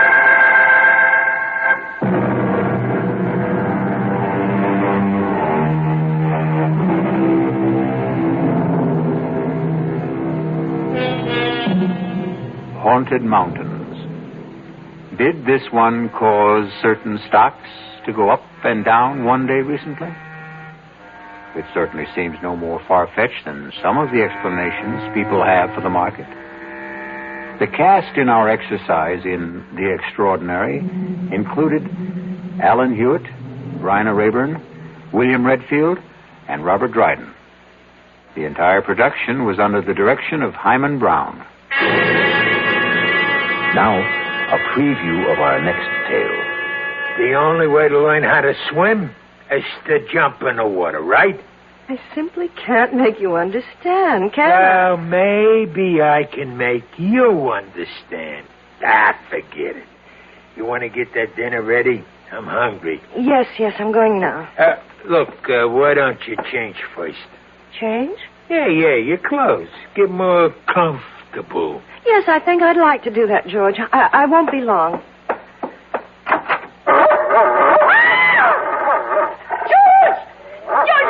There's a dog on our bed. A horrible big dog. Take it easy. That's my surprise. That's it. Tell her. Get him out of there. Please, George, take him away. It's only a dog, for Pete's sake. He's not going to hurt you. Get it out, George.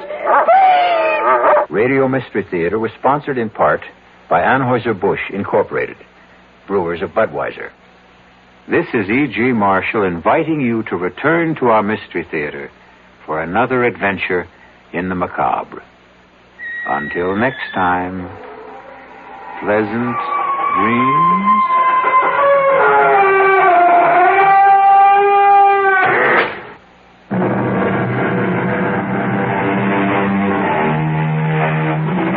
KRLD's Mystery Theater presents 7 thrilling dramas each week. Sundays at 4:07 in the afternoon. Then nightly at 10:07, except on Tuesday and Saturday nights, when the basketball broadcasts necessitate delaying the mysteries until midnight. The CBS Radio Mystery Theater presents...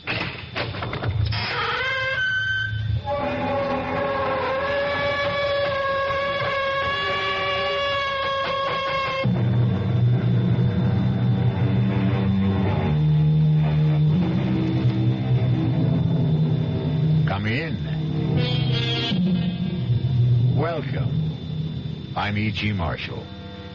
Welcome to the sound of suspense, to the fear you can hear, to the world of terrifying imagination. They say, hell hath no fury like a woman scorned. And perhaps it's true. But the question is, how long can that fury endure? How long can the passions burn? Well, Miss Charity Youngblood was left waiting at the church some 200 years ago, and she still isn't over it. Sheriff's Office, Deputy Palmer speaking. Sheriff, there's someone who wants to murder me. Yes, sir. Your name, sir? Well, is that important? Yes, sir, it is. Well, I hesitate to give you my name because you might think I'm unbalanced. Now, why would I think that? Because of the peculiar circumstances involved. Why don't you let me be the judge of that? Well, this young lady wants to kill me, and she's armed. What's her name? Well, I wouldn't want her to get into trouble. What? She doesn't look like a killer, and besides, I can't prove it. It's just that I know it. Now, sir, calm yourself and tell me, why does she want to kill you? Because I broke our engagement. All right, it's possible. Now, when did you break that engagement? Oh, about 200 years ago.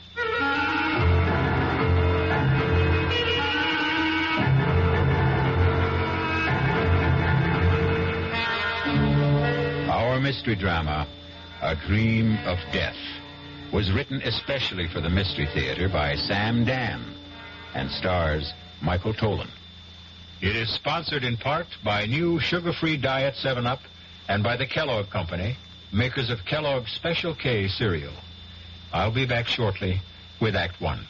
Hello, Ms. Goldilocks here, and welcome to my professional taste testing laboratory. Oh, Papa Bear, could you bring that case of sugar-free Diet 7-Up over here? Another case? Miss Goldilocks, you're drinking this sugar-free Diet 7-Up like there's no tomorrow. You can't still be taste testing it. Oh, no, Papa Bear. Sugar-free Diet 7-Up has already earned my seal of approval. It's fresh, light, natural, delicious. I drink it because I love its taste. Now hurry up. Okay, here. This sugar-free Diet 7-Up really tastes delicious. Ladies, if you're tired of switching from one diet drink to another, take some advice from Ms. Goldilocks. Try sugar-free Diet 7-Up and you'll say, yes, this one's just right. I'll bear witness to that, Goldie.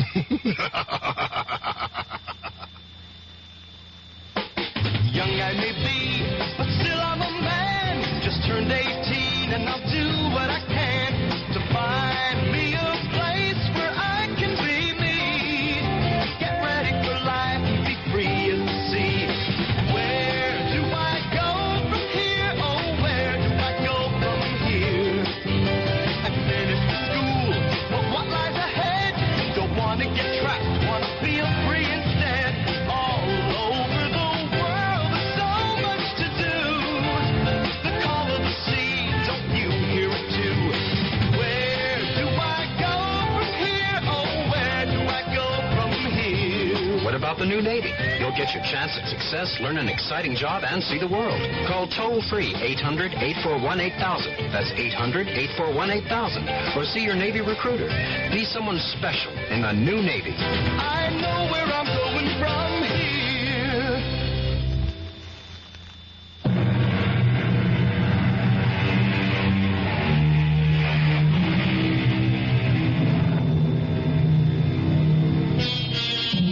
Sometimes a few notes of an incomplete melody may steal through your head. It isn't like any tune you know, and yet you've heard it before. For no reason, a name, a noise, an aroma may evoke a dim and distant memory. A memory of a place you cannot clearly remember, but it's a place you cannot completely forget. A great poet said, life is a dream, and even dreams are dreams. Perhaps. But sooner or later, there must be an awakening for every dream. And for Rexford Patterson, there was the rudest awakening of all. Hey, Patterson, wake up. Your lawyer's here. Huh? What? Your lawyer's here. Lawyer? Why? What do I want a lawyer for? Where am I? You're in a jailhouse. Jailhouse? How did I get... I demand to see a lawyer. Mister, no sooner said than done. He's all yours, Counselor. All right, Sheriff, if you would leave us. Bang on the door when you want out, Counselor. Who are you? Why am I in here? My name is Peter Evans. I'm an attorney. I was retained by the university on your behalf. Why do I need a lawyer? Why? Well, you're going to be tried for murder. Who is? You are. But that's impossible. You don't remember? Murder? Murder. No. Well, according to the sheriff, you were found unconscious on the floor of your study, and she'd been shot. Who? Your fiancée. Charity? I killed Charity? No. Madeline Betty, your fiancée, Madeline Betty Powers. Who's Charity? Charity Youngblood. She was my fiancée. You had two of them? Look, we know you were engaged to Madeline Betty Powers. Now you say you were also engaged to a Miss Charity Youngblood? Yes. Well, what happened to that engagement? I broke it. Was the parting amicable? No. How did Miss Youngblood take it? She was hurt, angry. She was violent. What do you mean, violent? She swore she would make me regret it. She swore she would have a revenge. Can you prove any of this? Oh, yes. How? I have it in writing. Well, now, this may throw a new light on the case. When did you break your engagement to Miss Youngblood? When? About 200 years ago. Good. You see, if we can produce written evidence... When did you say you broke this engagement? I was killed at the Battle of Monmouth in 78. And 3 years before that would be, the early spring of 1775. Well, allow me to suggest the only plea that will save you. Insanity. No, I will insist that we plead the truth. Well, what is the truth? Self-defense. I killed Charity Youngblood in self-defense. All right. Look. Now, you may have killed Miss Youngblood in self-defense 200 years ago, but it's over. It's gone. It's done with. Nobody wants you for that. You're going to be tried for the murder of Madeline Betty Powers. Exactly. Charity Youngblood is Madeline Betty Powers. Professor Patterson. You're my attorney. I have to tell you the truth. But I can't believe it. But I can prove it. Look, go to my apartment. In the middle drawer of my desk, there's a book. An old book, an old leather notebook. Bring it here. You'll see. You'll see for yourself. Proof.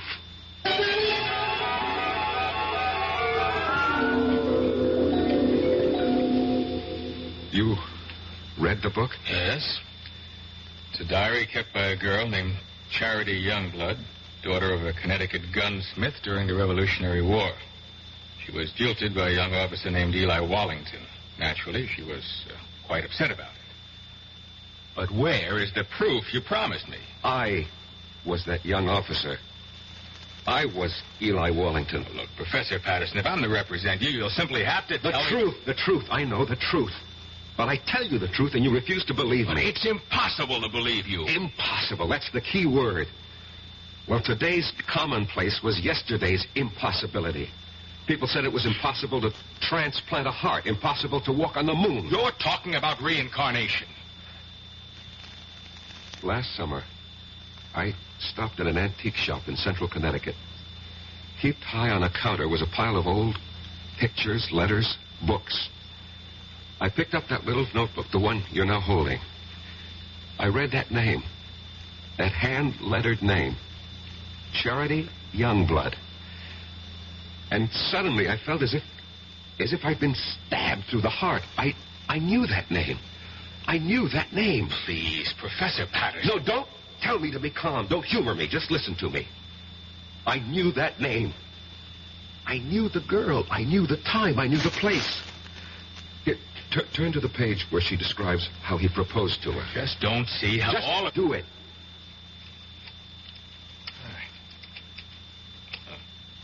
All right. This is what you want? Monday. Eli proposed marriage to me this morning. I read the name Eli. An electric shock ran through my system. I knew I was Eli. And the entire scene ran through my mind. Exactly as she wrote it in her diary. Exactly.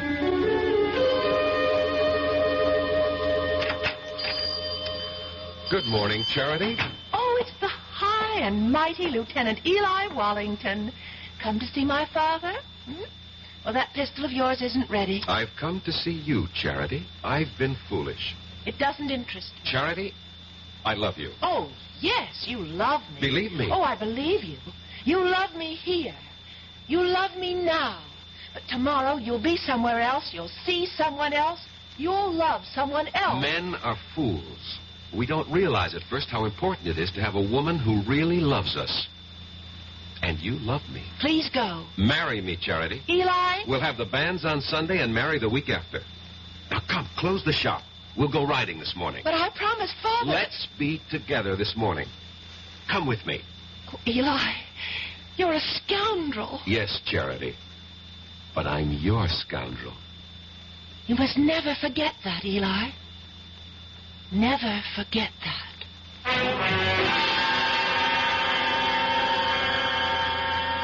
What are you trying to tell me, Professor Patterson? Don't you see, as Eli Wallington, I had lived through that scene. I knew how I felt. I loved her. How do you know you were Eli Wallington? How do we know you're Peter Evans? You just know, that's all. None of this is proof in a court of law. You can read in her diary. Yes, Sunday. This morning, the banns were read in the church. But Eli never married her. Do you know why? Because Charity was right. The very next week, Eli was somewhere else. He saw someone else. He loved someone else. He never saw Charity again. And 3 years later, he was dead at Monmouth. Turn to Charity's diary. See what she wrote when she heard the news of Eli's death. Here's the evidence you need to defend me in court. Read it. All right. Now, Friday. This morning, the Reverend Fallowfield came into the shop with news.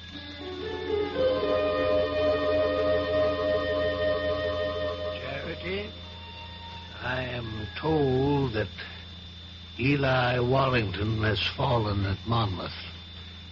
I thought you might wish to know. Thank you, Reverend. He died bravely for his country. And I hope you can find it in your heart to forgive him. I will not forgive him. Charity. On that Sunday, that awful Sunday, I swore I'd kill him. But the boy is already dead. He'll live again. I'll live again. I'll find him and kill him. Give up this frightful hatred before it destroys you. He won't escape. If only I could help you, Charity. No one can help me. And no one can help Eli.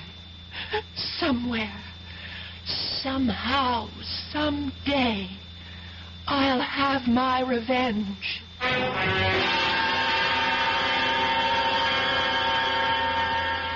And when I picked up that diary in the antique shop, Mr. Evans, I was almost frozen with terror. I knew I had come back. Why shouldn't she? But you know something? After a while, I began to laugh at myself. Why? Well, for the same reason you're probably laughing at me. After all, we live in the modern, rational 20th century. Every night, I'd sit alone at home and wait for Charity to come and kill me. And nothing happened. She didn't show up. No. And you can't maintain an emotional pitch forever. And so soon I stopped thinking about it. And then one afternoon, I was sitting in my study. Come in, it's not locked. Good afternoon, Professor Patterson. Yes. Let me see, you're Miss... Powers. Madeline Betty Powers. I'm scheduled for a conference at exactly 1500 hours. 1500 hours? 3 p.m. We use this terminology at the engineering school. Oh, I see. You're an engineering major, Miss Powers? Have you any objections? Oh, no, certainly not. Professor, I require 3 credits in the humanities for my degree. I chose your American history course. I am flattered. It was the only one open. You shouldn't have said that. Oh, I have no interest in the dead past, only in the dynamic present. How can I survive your course? First, show up for class, occasionally. Second, don't snore too loudly at my lectures. Third, write me a term paper. On what subject? Oh, any subject related to the Revolutionary War. I know what I'll do. I'll write a novel. Miss Powers, what are you saying? Yes, a novel. A novel about a girl. But, Miss Powers, you asked for an easy way out. A novel is the most difficult project. You know what gave me the idea for it, Professor? This antique pistol on your desk. What? Broken down, rusty old relic? It just came to me by just looking at it. I'll write about a girl whose father was a gunsmith. What did you say? In one of the 13 colonies, Connecticut. But, Miss Powers, do you know anything about Connecticut during the Revolution? No, I'll make it up. After all, it's a novel. Have you ever been to Connecticut? No, never in my life. Now, the girl, the heroine of my novel, will be beautiful, sexy. I can see her. I can just see what she looks like. And her name, I even know her name. What is it? I think I have a good one. Her name No, don't tell me. Write it down on a piece of paper. But don't let me see what you're writing. But why? Please do as I ask, Miss Powers. All right. You've written her name? Yes, Professor. Her name is Charity. Charity Youngblood. Professor Patterson. How did you know?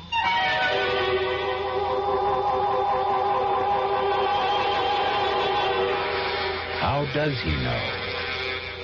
Funny how these things work out, no? You can never tell who you'll come back as. Devil-may-care adventurer Eli Wallington becomes a serious, sober professor of history. Sexy Charity returns as a budding lady scientist. But she still has a mission. Murder. We'll return shortly with Act 2. There's nothing wrong with drinking Budweiser sip by sip, is there? Well, the brewers of Budweiser think there's a better way. Sipping's fine if you're drinking wine. But Bud is the king of beers, a hearty drink. Look, rinse a 10 or 12-ounce glass with cold water. Then, open a can or bottle of Bud and pour it right down the middle so it kicks up a good head of foam. Now, take a big drink and then swallow big. No sips. That's how it should be done. More taste, more beer drinking enjoyment. Thanks to exclusive Beechwood aging, Budweiser has a smoothness that lets it go down especially easy. Sure, it's an expensive way to brew beer, but brewing beer right does make a difference. That's why, when you say Budweiser, you've said it all. Anheuser-Busch, St. Louis. The Veterans Administration helps people in little ways. A veteran, let's say, is trying to get an appointment. He's filed to go to school under the GI Bill. He's not getting any money, but he's entitled. Well, what's wrong with writing a letter saying that under the law, this man is entitled to receive $220 a month for attending school on a full-time basis? Believe it or not, he can take that letter with the little job, take it to the real estate people, and because he has an additional income of $220, although he isn't receiving it, it makes his chances of getting that apartment much better. And this is what I mean about the little things. Going beyond the duty every once in a while. Just go a little bit out of your way to help someone. That's my philosophy. To me, these are little things, but big things to that person. A big thing to that person. At VA, we try a little harder to help.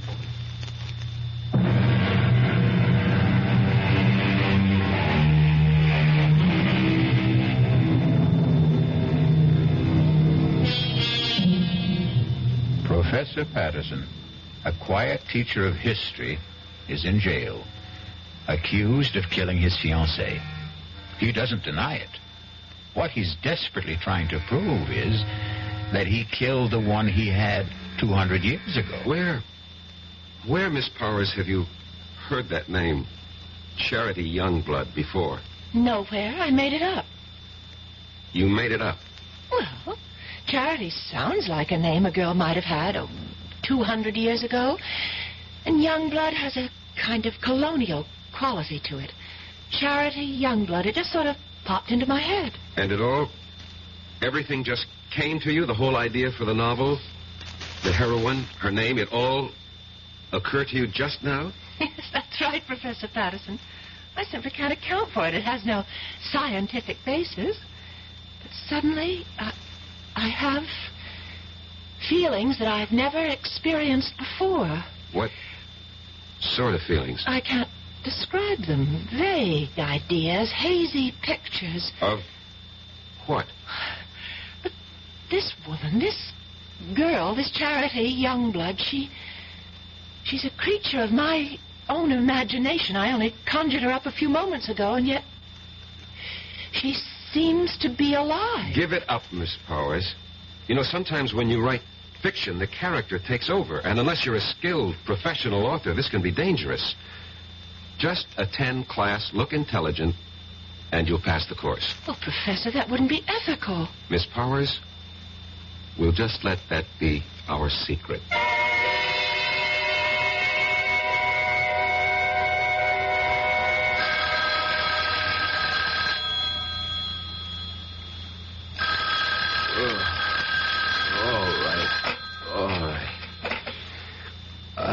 Hello. Professor Patterson, this is Miss Powers. What? Miss Powers? Madeline Betty Powers. Did I wake you? I'm sorry. I know it's midnight, but I must see you at once. Please. Well, It's important. Where? Well, I'm calling from the all-night cafeteria at the Student Union building. I'll be there. Oh, thank you, Professor.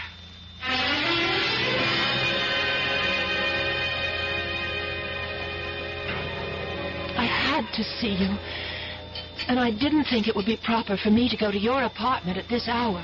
Well, what seems to be the problem, Miss Powers? The story. The story? The story of Charity Youngblood.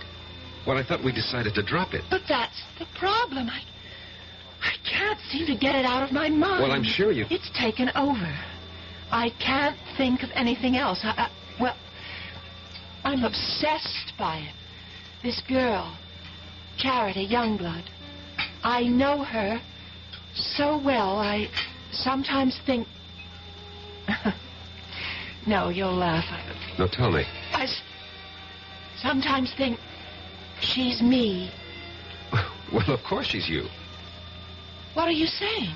Well, when you write fiction, every character has to be yourself in one form or another. No, it's more than that. It's a feeling in my bones. I seem to have an urge to do something. What? I don't know. But I keep writing. Now, I've written 20 pages so far, and most of the time it doesn't even seem that I'm the one who's doing the writing. I get the feeling that I'm just holding the pen, and my hand is being guided. I'd like you to read what I've written so far. Please. Miss Powers, you've been working too hard. No, I just feel that something is happening to me. I seem to feel I have some sort of mission. What kind of mission? Well, I don't know. But every day I feel it's becoming clearer. But I still have no idea of what it is.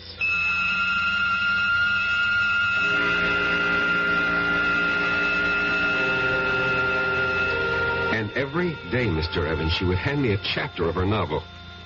And that novel will win me acquittal in court. Why? Because each chapter is word for word a day in Charity Youngblood's original diary. In Madeline Betty's own handwriting. Where's that novel now? In my desk. I did everything I could to get her to stop writing, hoping that somehow I could get her mind off it. But of course that was useless.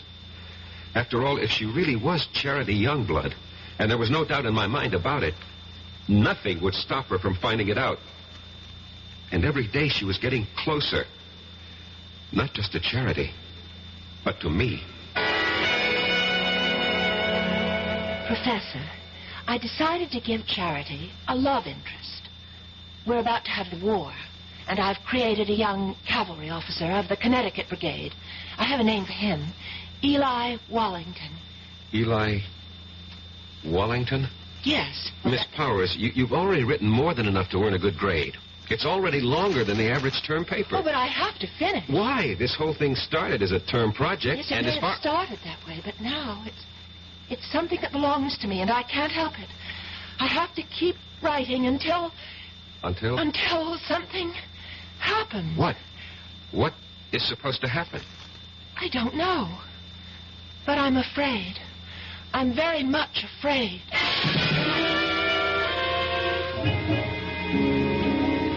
I was afraid too, Mr. Evans.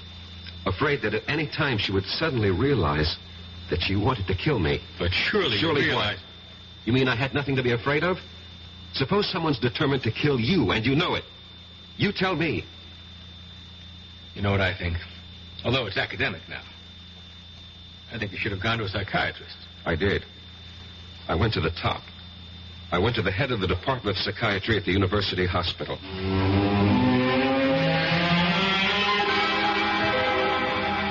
All right. Now, let us see if we can delve into the core of these hallucinations. No, let's not, Dr. Laufer. You see, these are not hallucinations. No? No. These are matters of fact. I know them to be true. You're talking about reincarnation. Yes. And you obviously don't believe in it. That's hardly the point. It may exist, for all I know. However, if it does, then we have no way of knowing who we were in a past lifetime. Perhaps we had no way of knowing.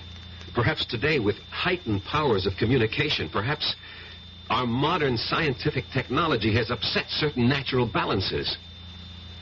Whatever. The fact is, I know. If you know, you know. What do you want me to do? Suggest a way I can live with it. I'm afraid I don't understand. Look, if a man was an alcoholic or a drug addict or a gambler, and he said to you, this is what's wrong with me, how do I live with it? What would you tell him? You are oversimplifying. I am I'll coin the word. Reincarnate. How do I live with it? Especially since my life is in danger. Very well. Why is your life in danger? I told you. Charity Youngblood wants her revenge. And she's here in the person of Madeline Betty Powers to exact it. Don't you see what you must do? No. This is all within the framework you yourself have created.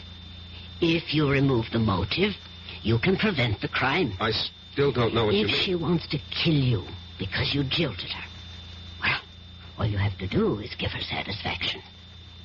How? Marry her. Marry her? Marry Madeline Betty? She's hardly my type. You're 32 years old. You're not married. Are you going with anyone? No. But marry her? How do I know she'll have me? Were you once Eli Wallington? Yes. Was she once Charity Youngblood? Yes. She'll have you.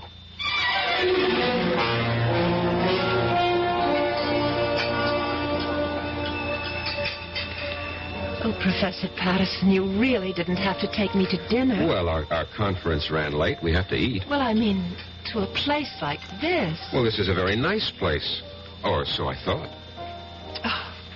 Would you care to dance? Oh, no, thank you. I dance rather poorly. Oh, I can't believe that. Why can't you believe it? Because you're so charming.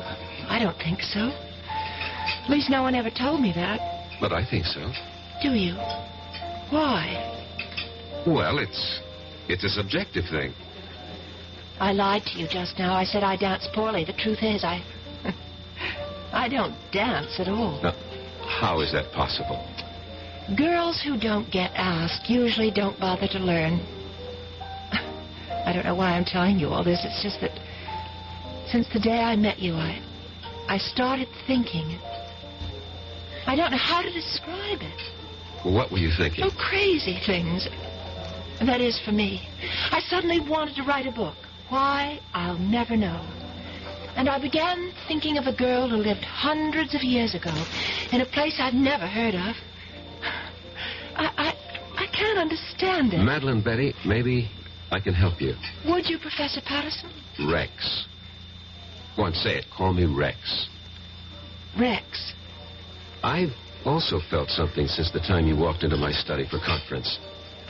And I've been trying to analyze it. And I finally discovered what it is. It's love. Professor Patterson. Rex. And so I'm asking you, I hope that you will marry me.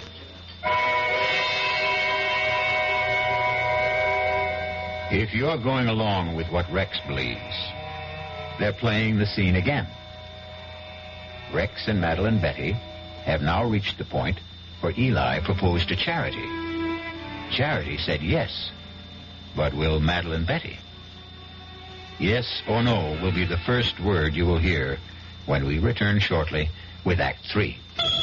And now, another story of the ball and chain, as Kellogg's Special K presents The Library. Welcome to the public library. May I help you, sir? Yes, I'd like to check out... I'd like to check out Famous Laundromats of the World by Audrey Schnorbart. Sir, excuse me, but isn't that ball and chain you're wearing just like the ones they use in the Kellogg's Special K commercial? This ball and chain? Yes, that one. How are you going to get rid of it? Well, lots of good exercises, and by eating smart at every meal, starting with the Special K breakfast. Don't you have to watch your calories? Yes, and the Special K breakfast is less than 240 calories. Less than 240 calories? Right. A 1-ounce bowl of high-protein Special K, 4 ounces of skim milk, tomato juice, and coffee. It's really tasty, and it's going to help me get rid of this ball and chain. I'd say it's long overdue, get it? Your happy ending could begin with the Special K breakfast from Kellogg's. Who knows how to help you solve your shopping problems? Your Better Business Bureau knows. Listen, Lou, this fellow is at the door about the home repair, and he wants me to sign the contract now. What'll I do? You don't have to sign that contract now, madam. You're not Lou. Who are you? I'm the man from the Better Business Bureau with some advice to help you to protect yourself. Read all the documents before you sign and take your time. He'll come back tomorrow. And incidentally, keep a copy of any form you do sign. And be sure you understand what you're signing. Oh, thank you for telling me. No need to thank me, madam. That's what Better Business Bureaus are for, to help protect consumers like you.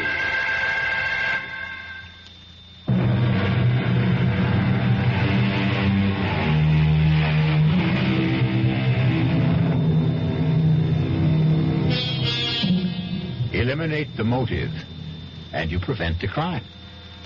Excellent advice. And Rexford Patterson has taken it.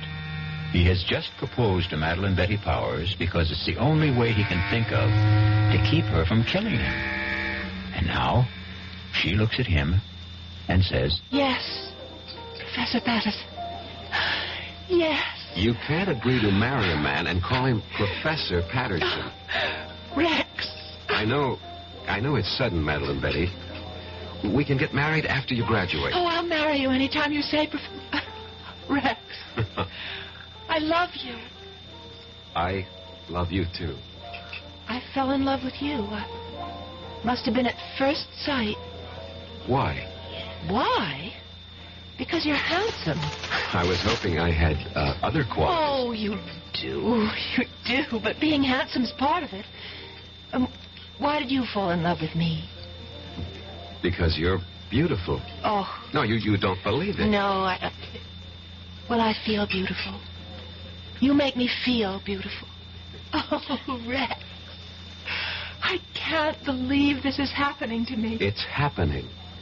It's happening to both of us. And I'll be such a good wife for you. What is it? Oh, my head. What's the matter? Suddenly feels so light, so clear. Well, that's good. And different. Different? Yes, different. How? The book. You know the novel that I'm writing for the course? Yes? All of a sudden, I don't want to write it anymore. Why not? I don't know how it came into my head in the first place. Just as suddenly as it came, it's gone out. Gone out? That girl, Charity? Oh, yes, Charity, the heroine of your book. Yes, that's her name? Yes, I seem to remember. Well, she's gone from my mind, too. I simply can't understand how it happened. Well, why bother? Yes, that's right. Oh, why bother about anything except us? Except you and me.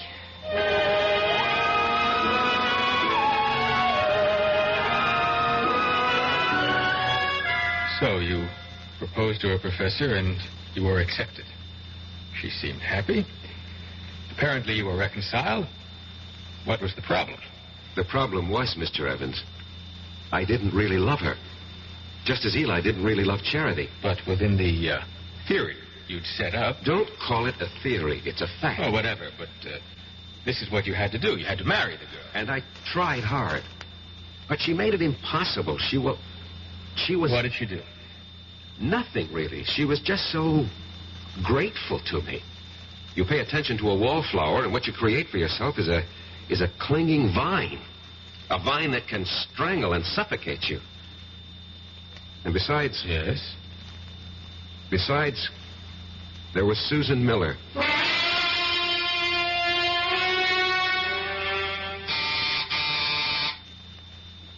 Come in, Madeline Betty. I'm not Madeline Betty, but I came in anyhow. Well, how do you do? Professor Patterson? Yes? I'm Susan Miller, of the English department. You're new here. Oh, I received my teaching appointment last week. Early American Lit. A favorite field of mine. Well, that's the scoop on campus. Anything early American, see Rex Patterson. I just thought we'd chat. Fix you a drink? A soft one. Naturally. Diet, if you have it. I'm watching my weight. Why? I think it's most attractive the way it is. Well, if you think so, I'll keep it that way. Did you know that General Burgoyne wrote a play? Yes, it was called Maid of the Oaks. And it was produced in New York during the Revolution. Yes, and I'll tell you who was in the cast.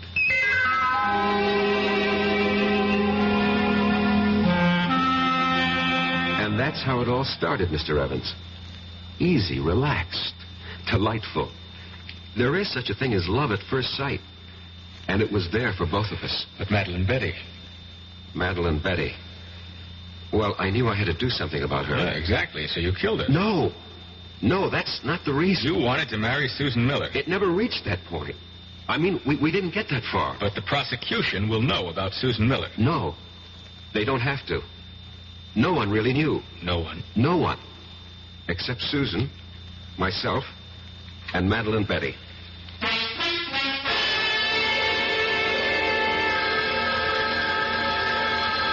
Get it. Hello? Hello. Is Rex, Professor Patterson there? Oh, who's calling? This is Susan. Miss Susan Miller. Rex is for you, Miss Susan Miller. Oh, thank you, Madeline. Yes, Susan? Rex, how about a drive in the country? I have considerable work to do. But I thought you had nothing to do all weekend. So did I, but, I have this research project. I see. Did your project answer the phone? No. No, it's nothing like that. Well, maybe we can get together tomorrow. Sure thing. Goodbye. Bye. And who is Susan Miller? She teaches here. I'll bet. What does she teach? English. You could look it up in the catalog. I'm sorry. I'm so jealous. Forgive me. You're forgiven. I just can't believe my good luck, that's all. Rex, you said you'd marry me any time I chose. Well, yes. Well, I choose now. Now? Well, next month. I want Mother and Dad and my sisters, and I have some cousins. I'd like to see the looks on their faces. The first Sunday next month. That's almost 4 weeks from now. Is that all right? Well, You haven't changed your mind, have you? But I had changed my mind, Doctor. I see. I wish I knew what doctors meant when they say, I see. Patterson, you are the one who set up the ground rules. You said she was Charity Youngblood, reincarnated to have her revenge. I know. I know. And using that, I suggested marriage. It was your only chance. I realize that, but you see, I really don't believe that anymore. You don't? I should have listened to you when you called it an hallucination. You agree with that now? I think I do. What caused this radical change? I'm in love. With whom? A woman. A woman? Yes, a woman. Not a girl, not an immature, neurotic girl, but a woman. A woman who is beautiful, intelligent, who has everything in common with me, who has something to offer me, just as I have something to offer her. And what of Madeline Betty or Charity Youngblood? Charity Youngblood was an adolescent delusion. You're hardly an adolescent. In many respects, I was. I fell in love with the idea of Charity Youngblood, this voluptuous creature, but... Yes. You grow up when you meet a real woman. As I said before, you're hardly a boy. It takes some of us longer than others. And Madeline Betty? What of her? She'll have to grow up, too. Somehow, all this, it doesn't seem fair to her. Life itself is unfair, Doctor. You make everything seem very neat. Somehow, I don't think you'll be able to unwrap the package as easily as you think. But why?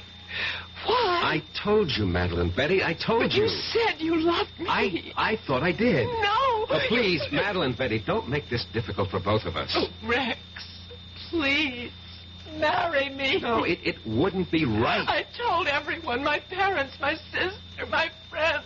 Oh, Rex, what can I tell them now? Would you want us to live a lie? I don't care. Rex, why did you do this to me? These things happen. You loved because I was here. You went somewhere else. You saw someone else. Now you love someone else. What do you say? I don't know what I'm saying. Look, you'll find someone else, too. I'm sorry, Rex. I've been speaking to you like a fool. You want to break our engagement? Only because it would be best for both of us. For whatever reason. I won't stand in your way. Excuse me. Hello?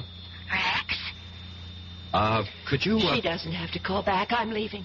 But before I go, Rex, I'd like to have a memento of us. I'll leave you what I wrote about Charity Youngblood, and, could I have... Anything, Madeline Betty. That... Anything. Pistol, that old broken antique pistol? Well, certainly, of course. Well, goodbye, Eli. What did you say? Nothing. What did you call me? I called you by your name. Goodbye.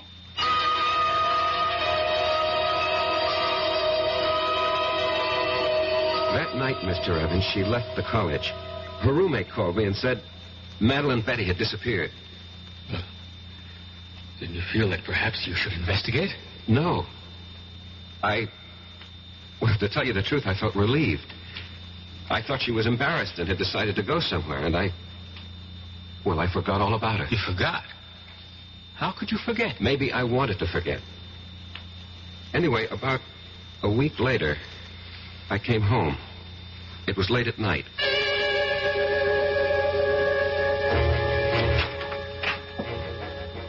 Good evening.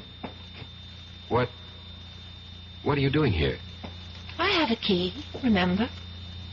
Look, what can I do for you? Nothing. Ask me what I can do for you. What? I can kill you. What do you say? Yes. I can kill you very easily. And I'm going to. Madeline Betty, Who are you talking to? My name is Charity. Charity? Yes, Eli. Charity. Remember Charity? No, you're Madeline It's Betty. taken me such a long time to find you, Eli. Such a long time. Listen to me. I'm not Eli. I'm Rex Patterson, and you're not Charity. You're Madeline Betty Powers. Sweet talk, Eli. You always could do it, but it doesn't go with me anymore. Look, Madeline Betty, I'll have to ask you to leave. Oh, I will. After I kill you. No, you can't kill me. I can. With this. What are you talking about? With that rusty old antique pistol? No, not anymore. I brought it home to Father, to Isaiah Youngblood's gun shop, and I said, Father, fix this pistol. And he did, you see, how he cleaned it and oiled it. See how it shines now. Madeline Don't Betty. move any closer. Not one step closer. See how it sparkles. He gave it a new flammer and a fresh flint, fitted a new flash pan, and then primed it. Poured in the powder, rammed home the ball, and now it's ready to fire. Charity, no. Get away from me. Take your hands off. No. Get away Drop from it. me. Let go of me, Eli. Charity, drop it.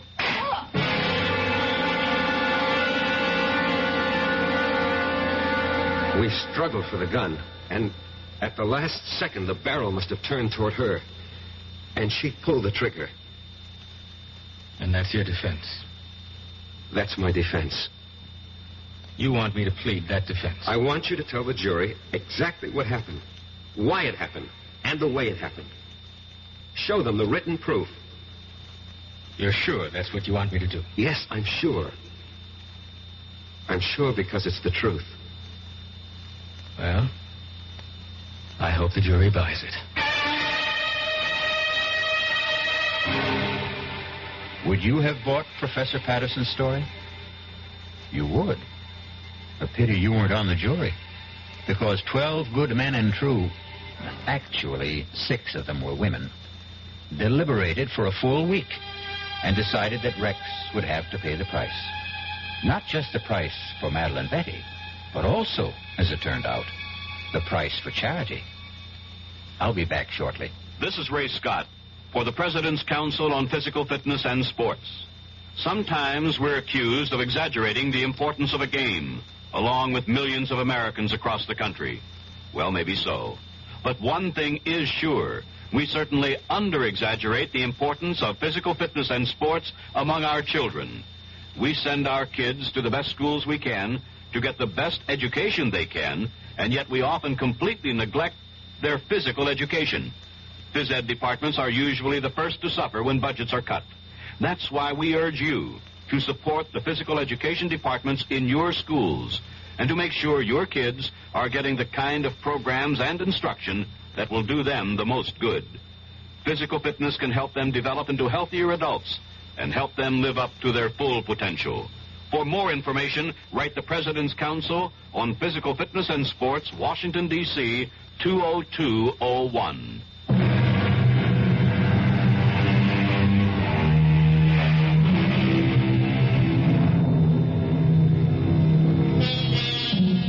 Can a desire for revenge span the centuries? Not a comforting thought, exactly. It's all most of us can do to hew to the straight and narrow during one lifetime. If we're going to have to pay for the sins of other incarnations and existences, well, who has the price? But there is no price for our next meeting, when we shall enjoy another suspenseful experience. Our cast included Michael Tolan, Marion Seldes, E.V. Juster, Ira Lewis, and Robert Dryden. The entire production was under the direction of Himan Brown. And now, a preview of our next tale. The answer's still the same. No dog, no baby. Just be happy with these dumb plants. They're bad enough. Taking up the whole bloody windows. I hate you. Yeah, look, I'll let you keep them. I hate you.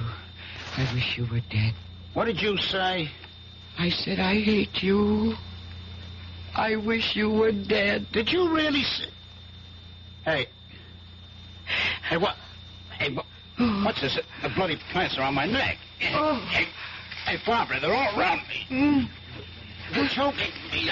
I can't get them off. Hey, Barbara, they're too strong. Barbara, don't stand there. Get them off. No. Get the scissors. Barbara, the scissors. I hate you.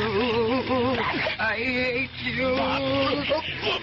I want you dead. Radio Mystery Theater was sponsored in part by Anheuser-Busch Incorporated, brewers of Budweiser.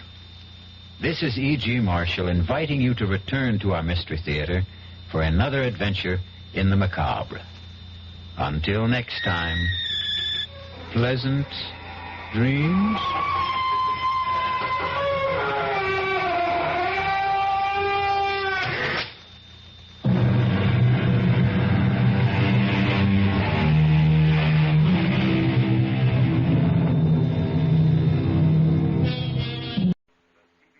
The CBS Radio Mystery Theater presents...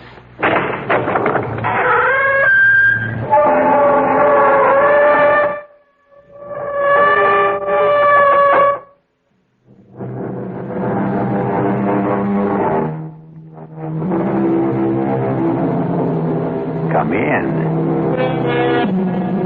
Welcome. I'm E.G. Marshall. Welcome to the fear you can hear.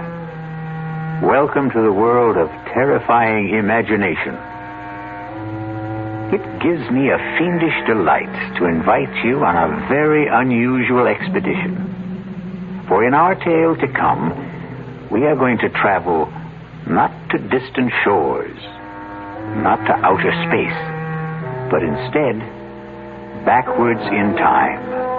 Time as the archaeologist knows it, the depths of time. Strange thing about archaeology, it seeks to understand life by the study of death. Can we try to uncover the rest of the body, Professor? Of course. Jimmy, get 3 or 4 fellows to help you, and do it carefully. There's no way of telling the body's position. Sure thing, Professor. Oh, this is awful. What are we going to do? Don't worry. Ancient bodies are your specialty. Fresh ones are mine. But how do you know it's murder? You surprise me. A suicide may dig her own grave, but you'd hardly expect her to pull the dirt in after her.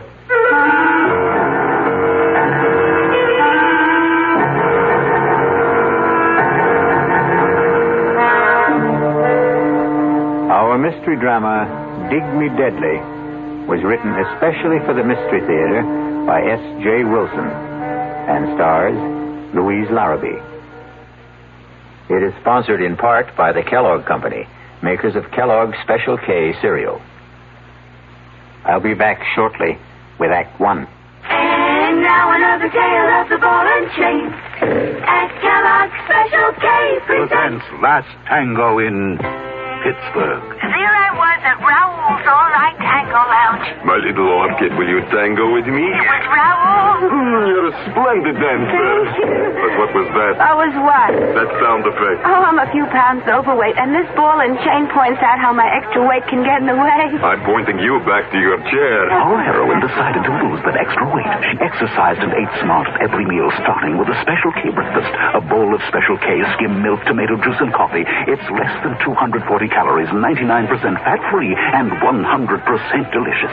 After a while, she was rid of the ball and chain and back at Raoul's. Darling, you're looking fantastic. What a happy ending. What ending? We're just getting started. Raoul, get lost. Your happy ending could begin with the Kellogg's Special K breakfast. And that's another tale of the ball and chain.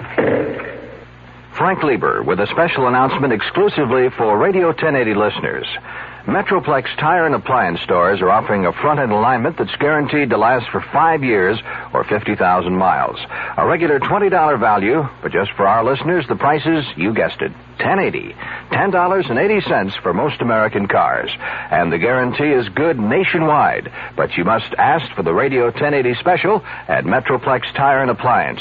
In Carrollton at Beltline and Josie Lane, in Town East at Town East Boulevard and Gus Thomason Road. Ask for the Radio 1080 special at either location, and for just $10.80, you'll have your car's front-end alignment taken care of. for the next 5 years or 50,000 miles. And at no extra charge, your 2 front tires will be expertly balanced. Metroplex Tire and Appliance in Carrollton and Town East. And watch for their new location opening soon at 4102 Lemon Avenue, just 3 blocks north of Oak Lawn.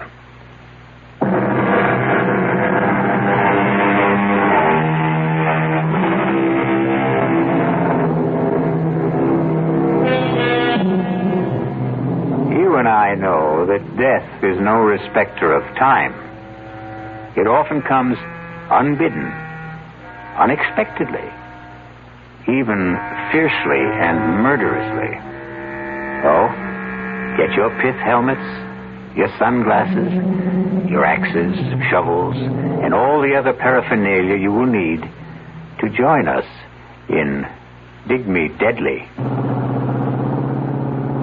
Young man, why aren't we on a road? Why do we have to cross the desert? Because it's the fastest way to where we're going, Detective Scrubshaw. Not Scrubshaw, Trubshaw. Trubshaw. Detective Claudia Trubshaw. And I bet your last toothpick, which I wish you'd take out of your mouth, that we're really crossing the Rocky Mountains. But they're in Colorado. This is Arizona. I know it's Arizona, Sheriff Wiley. It's where I came to spend my vacation with my sister before you showed up with all your hornswoggling. Oh, ma'am, I did no such thing. Now, what else would you call it? I came here to get away from L.A. and all that smog and to breathe in the pure, fresh, clean air of Tucson. Now, thanks to you, I've got more sand in my mouth than the whole Sonora Desert. That's Mexico. This is Arizona. I've got news for you. It's left Mexico and settled in my lungs. Now, do you mean to tell me that in the entire state of Arizona there isn't a police officer, anybody who can cover this case, that you had to drag me into this no-woman's land? Those are my orders, ma'am. But why would my boss in Los Angeles assign me to an Arizona case? Well, I guess he knew you were in the neighborhood. That makes as much sense as kissing one of those cactuses. They're called saguaros. Now stop changing the subject.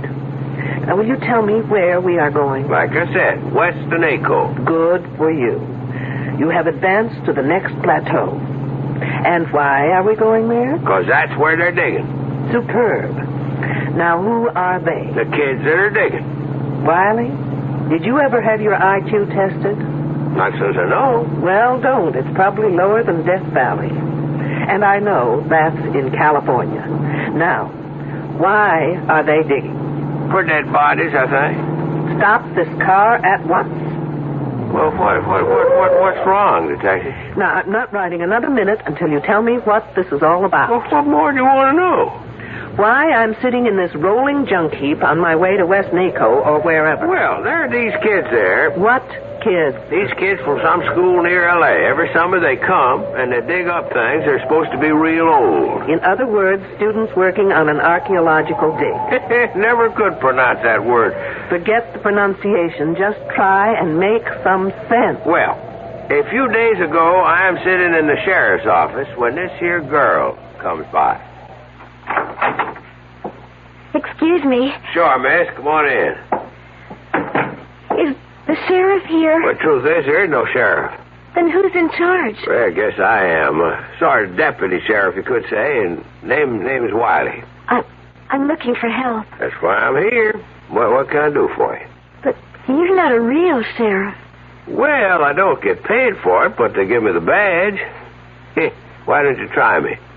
I'm one of the students working at the Broadfields. The dig? Why don't you sit down? And there's some trouble there. And what kind of trouble? Well, it's just it. I can't tell exactly, but someone's following me. Wherever I go, I have the feeling someone right behind me or hiding and waiting to do something to me. Something terrible. Isn't there anyone in charge? Well, Professor Wilkerson. But he says I'm imagining things. Well, now, have you ever really seen anyone following you? No. But only the other day someone went through my bureau and my luggage. And is it messing? No, but things were all messed up. And what's your name? Rogers. Edith Rogers. Miss Rogers. Now, do you have any idea why somebody'd be tailing you or looking through your things? I think someone's trying to kill me. Kill you? Hey, that's serious. Why would anyone want to do that? Because they're afraid of me, scared of what I could do. Well, you don't look like you could trouble a horned toad. What are they scared of? Well, you see, no, I can't tell you. If they found out I came here, they'd do it faster. Anyway, you can't help me. Maybe nobody can. Wait a minute. Wait there.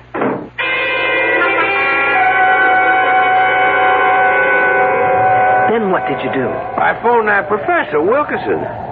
Say, Detective, can we get this thing going again? All right, but only as long as you tell me everything you know.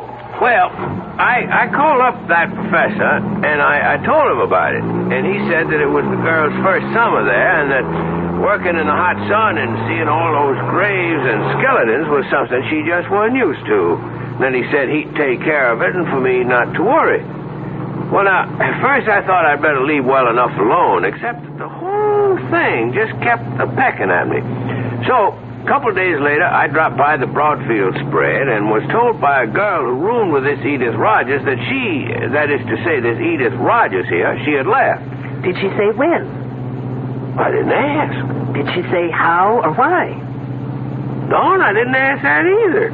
Were her clothes and luggage gone? Gosh, I didn't think to ask that neither. Then how come you thought to ask for me? Well, I called this friend of my father's who is Assistant Deputy Chief of Police. Say no more. You called my boss, Morgan. In other words, this isn't an official assignment, is it? Well, he told me you were in Tucson and to speak to you. And dragging me through this sand heap is your idea of speaking to me. Wiley, if I admit something to you, will you promise never to tell anyone? Sure thing, Detective. I know of only one person who's a bigger fool than you. Who'd that be? Me.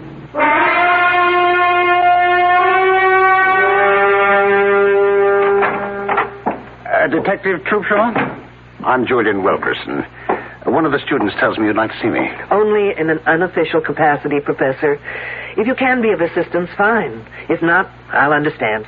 Well, I'll try. Professor, this is Sheriff Wiley. Oh, yes. How do you do? Hi. What's it all about? The Rogers girl. I understand she's not here any longer. Yes. I knew that girl would be more trouble than it was worth to bring her out here. Then why was she here? Oh, she was thinking of archaeology as a major. You see, she apparently comes from a difficult home. She had nothing to occupy her this summer, and the dean asked me if we could fit her in. Try to make her feel she belongs to something. A group. Apparently it didn't work out. No. She moped a lot. Got depressed, suspicious. Felt she wasn't wanted. I did everything I could. I got two of the nicest girls to room with her. Who are they? Oh, Janine Boulanger, a French exchange student. Specializes in atomic physics. And Susan Lathrop, a straight-A student. Very outgoing, very bright. Were there any young men? Yes, and I didn't like doing it, but I got Jimmy Trumbull to spend some of his free time with her. He's our prize. He's a brilliant fellow.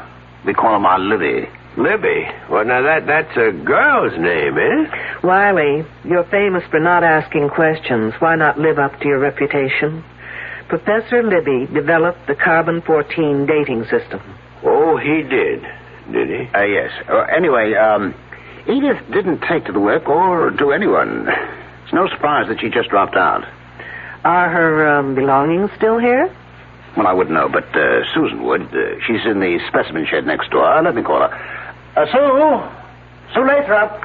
Yes, Professor? Well, can you come to my office for a minute?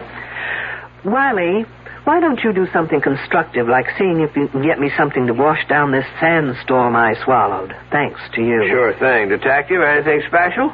Just something soft, wet, and cold, please. I'll be back in a minute.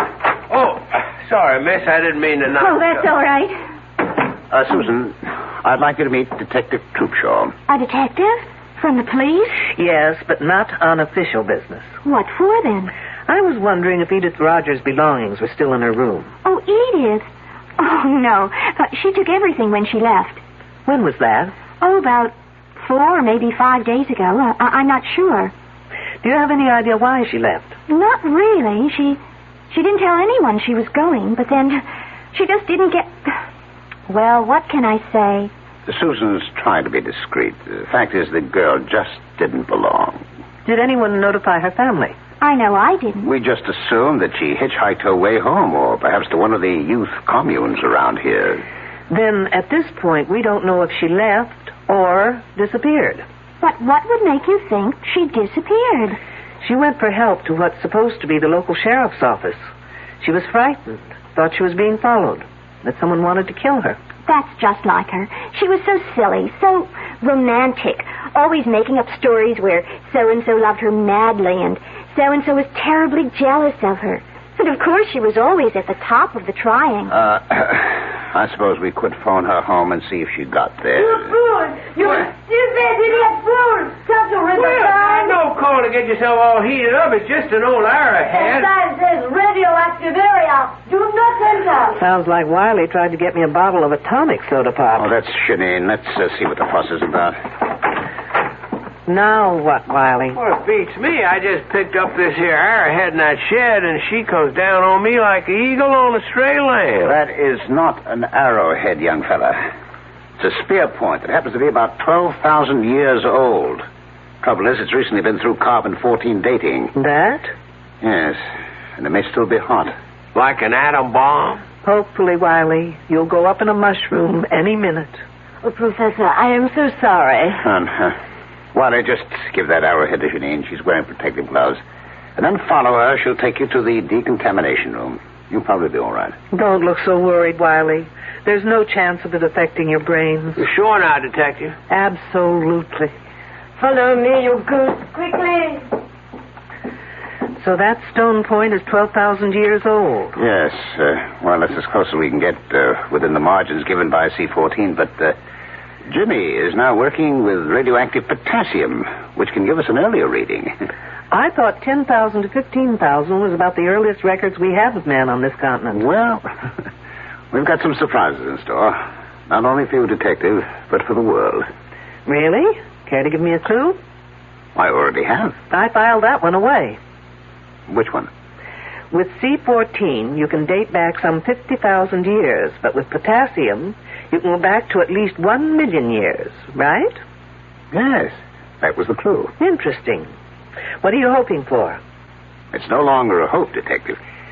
But you'll have to be patient and wait until we release our reports. What's that all about? I don't know. The kids seem to be heading for the northwestern bridge. I've got to go. I'll bet it's Wiley again. Nothing like this has happened before. Nothing like Wiley has happened before. Susan, do you know what's happening? No, Professor, but it's something exciting. Maybe a new find. I hope they didn't have to dig as much sand as I've got in my shoes. I'll catch up with you. Hi, Detective, aren't you coming? Someone screamed. Wiley, where have you been? I've been in that shed with that French refrigerator. I need your shoulder. Well, what for? To lean on so I can get the Sahara out of my shoes. Okay, but you better hurry. Wiley, no matter what has happened up there, you've got to do something for me. What's that?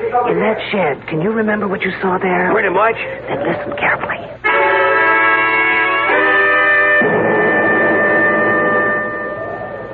Oh, bon Dieu, it's a woman's hand. And I know whose it is.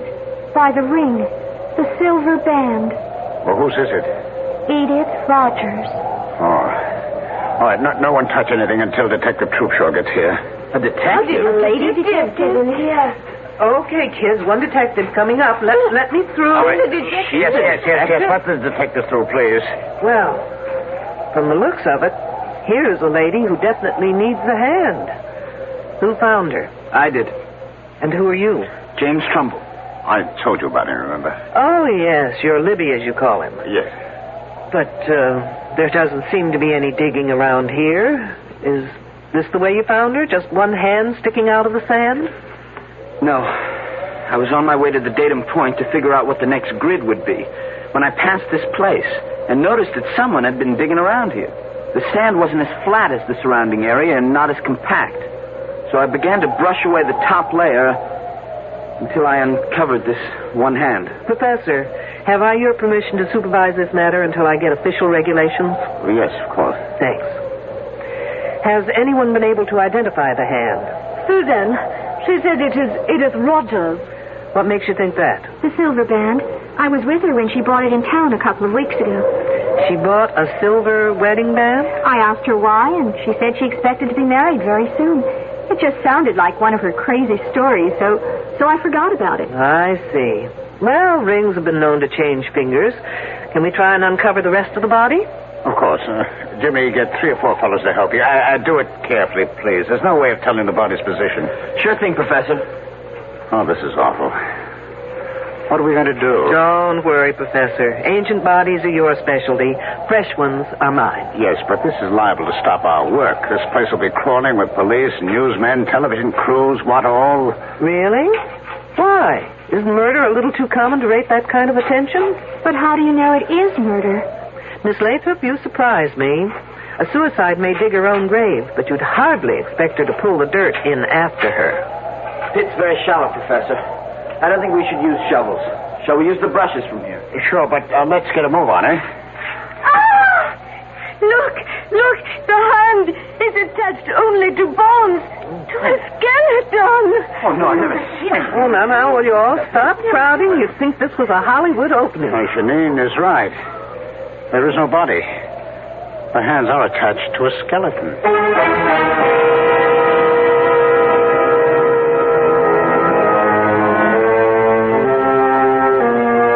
Fully fleshed hands attached to a body that is nothing more than bones. A skeleton. You know, Mother Earth is very miserly about giving up her secrets. But little by little, man has dug them out of her. But never before has there been this kind of puzzle, in which the hands belong to the present and the body to the past. We'll be back shortly with Act 2. Hi, I'm Hal Linden. There's a lot of talk these days about America's energy crisis. Talk about doing without heat, about doing without our cars, about what's going to happen if we run out of fuel. Well, we may not have to run out of fuel if we all work together to conserve the fuel we have. That means turning your thermostats down to 68 degrees during the day and turning them down to 60 at night. It means turning off lights, TV sets, and electrical appliances the minute we're finished with them. It means driving no faster than 50, starting or joining carpools, avoiding the kind of stop-and-go motoring that eats up gas by the gallon. In short, it means saving every ounce of energy we can, every chance we get. So please, do your part to make the fuel supply stretch a little further. For your own sake, don't be selfish. Don't be foolish. Don't be fuelish. This message from the Federal Energy Office and the Advertising Council.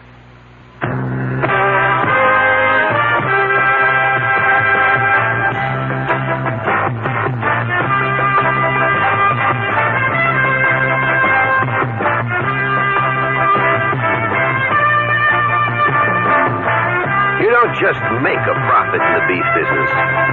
You work for it. Working to keep your feeders out of a growth slump. Fighting the diseases and everyday stress that threatens your herd. And always sweating it out with a tight profit margin. Through it all, one name is there to help you.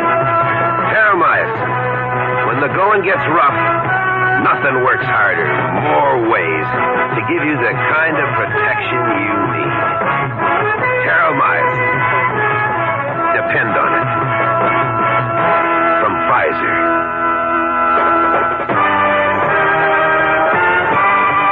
More for growth and health.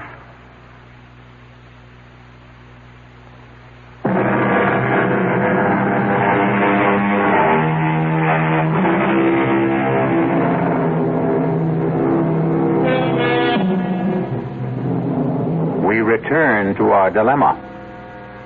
The question is, what is a bunch of young, bright college students going to do about a body that has fully fleshed hands attached to the bones of a skeleton? And what is our lady detective, Claudia Troopshaw, going to do with this seemingly improbable corpse? Yes, Captain.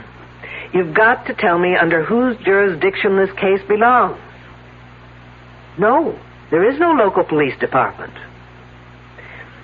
The hands may be the Roger girls, but the body, wait till you get this, it's a skeleton, and the professor tells me it's over 2,500 years old. Stop yelling. I know it sounds crazy, but they just did a C14 test on one of the bones, and that's the result. 2,500 years old. But not the hands. Whose case is it, I want to know? Mine? Why mine? Well, will you get in touch with the FBI at once? No, I can't use anyone here to help me that's already here. Why not? Because they're all under suspicion, that's why not. Lunkhead.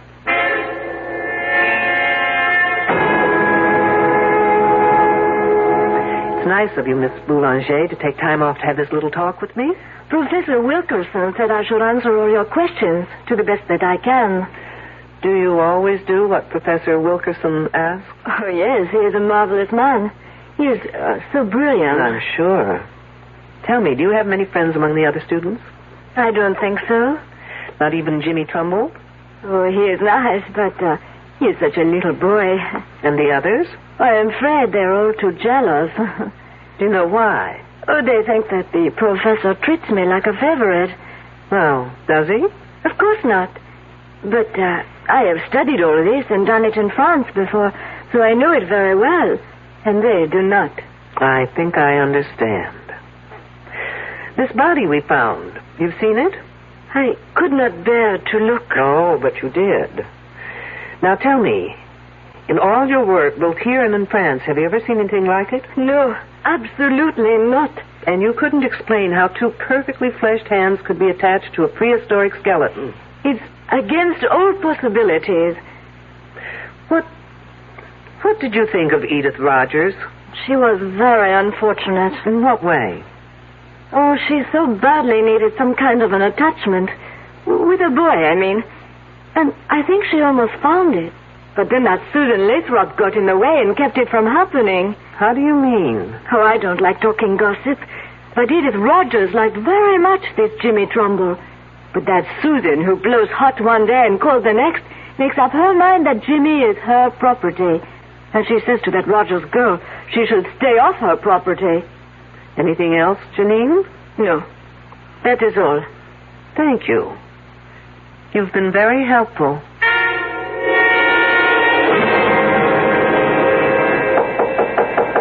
Come on in. Oh, hello, Jimmy. Hello, Detective Troopshaw. Professor Wilkerson says you want to see me.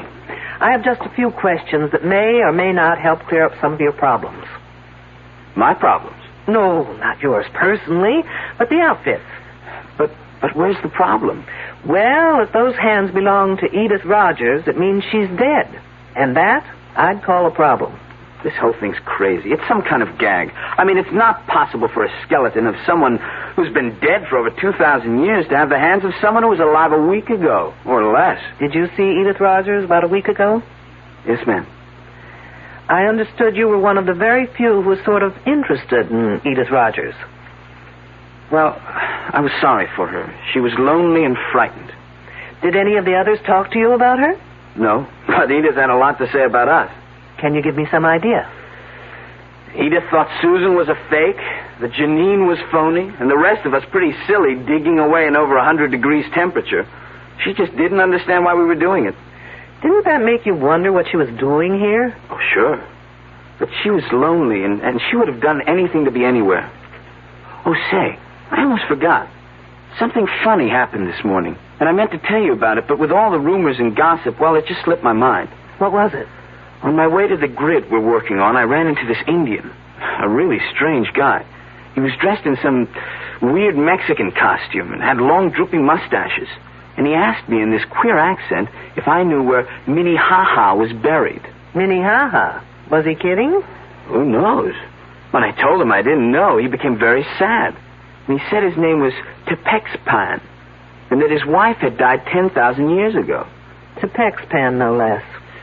The name's sort of familiar. Oh, come on, Jimmy. Even I know that for years the Tepexpan man was considered the earliest specimen of man found in the United States. Oh, of course. What else did he say? Now, let's see.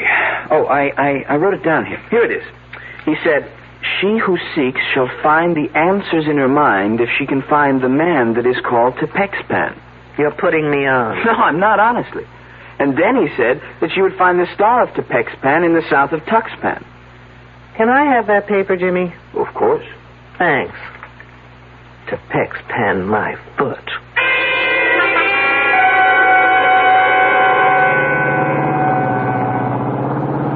Wiley must be a genius to be able to drive this kidney buster. I could just about manage to keep the wheels straight. Now, where am I? Tuxpan. Ah, here it is, Tuxpan Avenue. Now turn south. How am I supposed to find the building? Star of Tuxpan. Ah, lo and behold, a building with a star over the door.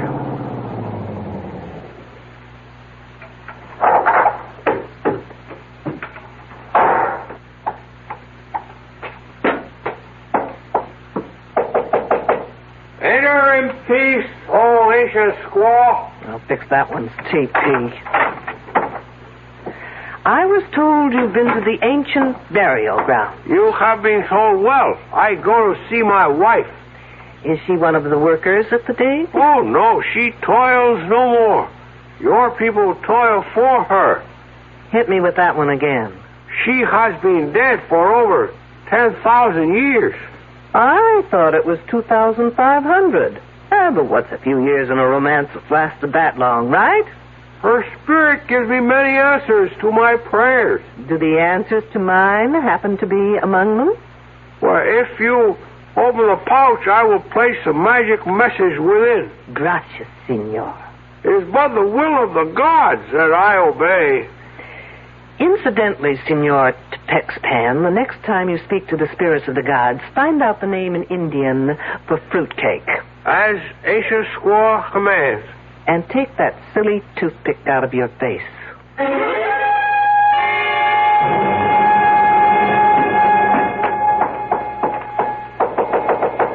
Who's there? Shirley Holmes. Who?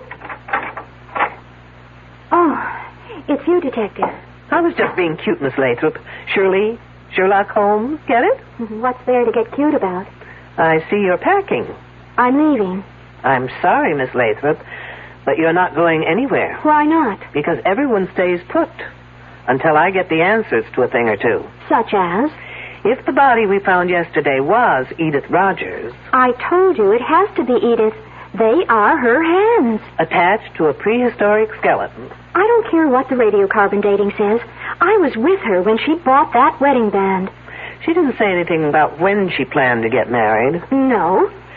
And you didn't ask? I thought she was clowning. So she impressed you as the sort of person who would clown about getting married?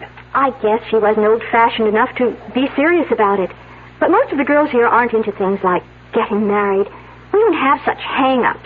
And Edith Rogers was a square. Very square. You must have found it a bore to room with her. Frankly, she was a bit of a drag.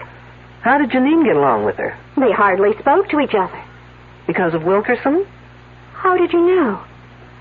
Do you think either of them got anywhere with him? Janine was making points. Not that she's so hot, but her father's an important politician in France, and Wilkerson is impressed by that sort of thing. Ambitious, eh? Even at his age. Oh, come on, Miss Lathrop. He's not that old. Old enough to have a son who's in college. As a matter of fact, it was good old Edith Rogers who told me that.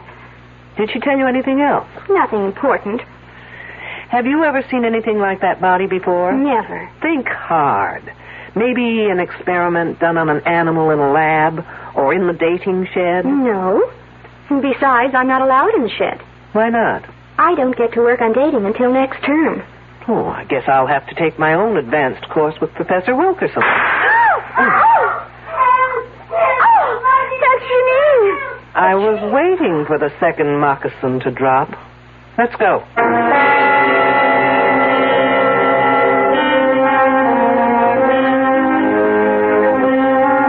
It is written in the book of Proverbs, and wisely, I believe, that whoso diggeth a pit shall fall therein. Our problem is that all our characters are diggers in pits.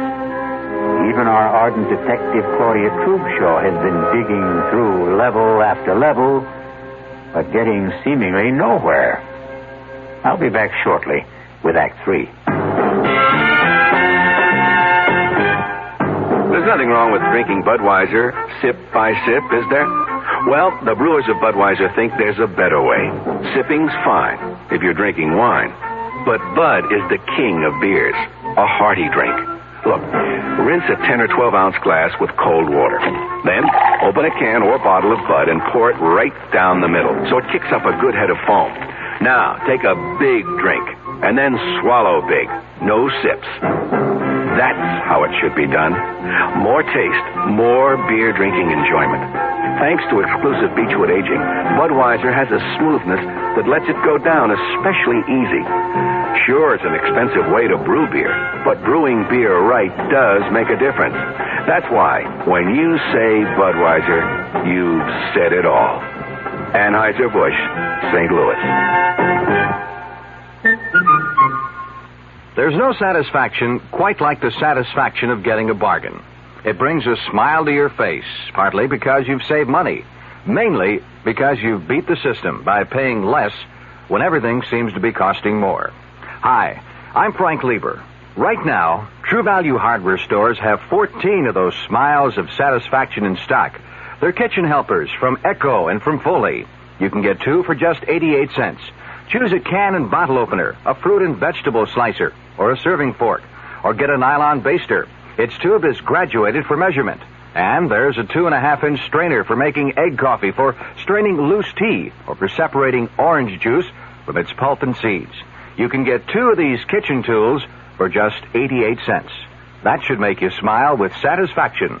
You'll grin from ear to ear when you see the rest of the 2 for 88-cent bargains at the True Value hardware store near your home.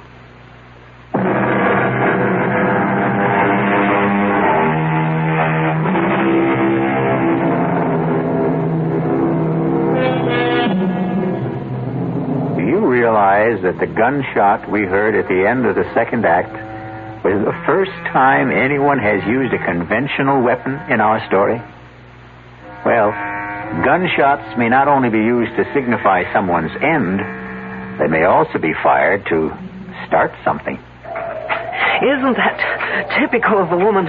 She calls for help but doesn't bother to tell where she needs it. It sounded far away. Maybe from the northern grid section. You mean where the body was found? Yes. What could anyone be doing out there? Looking for clues? Or maybe hiding. Well, why didn't I think of that? Oh. I don't know. I heard something go on. There's our man. You mean Professor Wilkerson? Yes. Hey, Professor. There's Detective over here. There he is. He turned on his flash. Professor, hold it a minute. Let me catch my breath. Did you hear Janine call? No, I was covering grid S42. We were working late there. Are you sure it was Janine? Pretty much, unless someone's imitating her accent. But we don't know from where she called. I think it came from that north grid. First we heard what may have been a gunshot, and then we heard La Belle Janine calling for help. Hey, has everyone around here gone bananas? They say they heard a gunshot. Detective Troopshaw says Janine cried for help. And where were you, Mr. Trumbull? In the barracks, doing some research. Well, anyway, the detective thinks that Janine is locked in somewhere. Well, how about the lab shed? A thinker in the tank. Come on. Who has the key to the shed? I do, but you'll have to wait out here. What for? I'll have to go in first to check on possible radioactivity inside. Just 1 second, Professor. Janine? Janine, are you in there?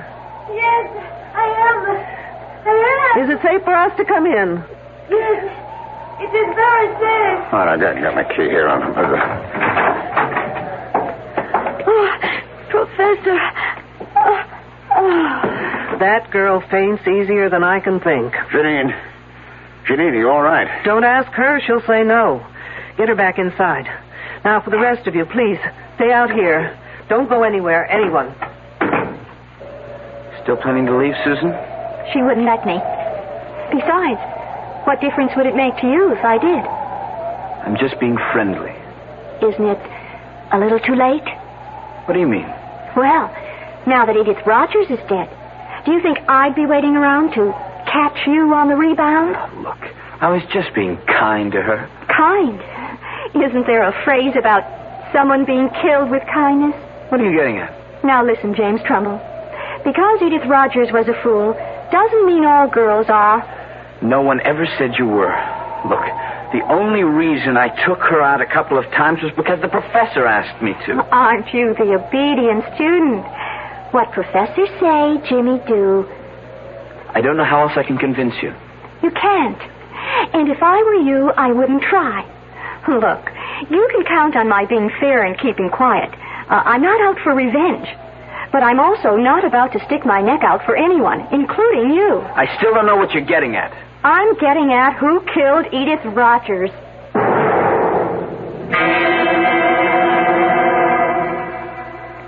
I don't know why it is, Professor, but I've never seen a woman in a faint whose legs didn't look lousy.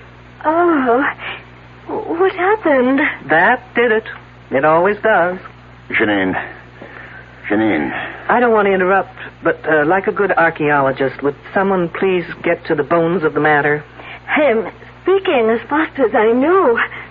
I heard a noise at the window. What kind of noise? The window was opening. Wasn't it locked? It's always locked. So I went to see what could be happening, and already there was this man climbing inside. What was he like? He was an old Indian man with long mustaches.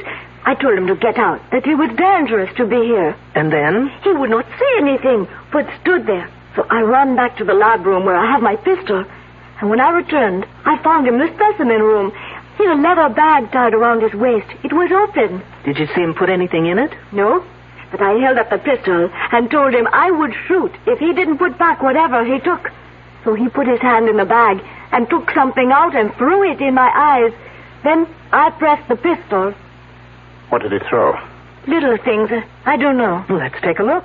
All right. Now, wait. Here on the floor. It's thin slivers.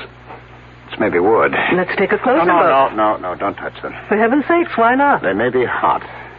I'll get the counter. Is anything missing, Miss Boulanger? I have not looked. Well, do that little thing.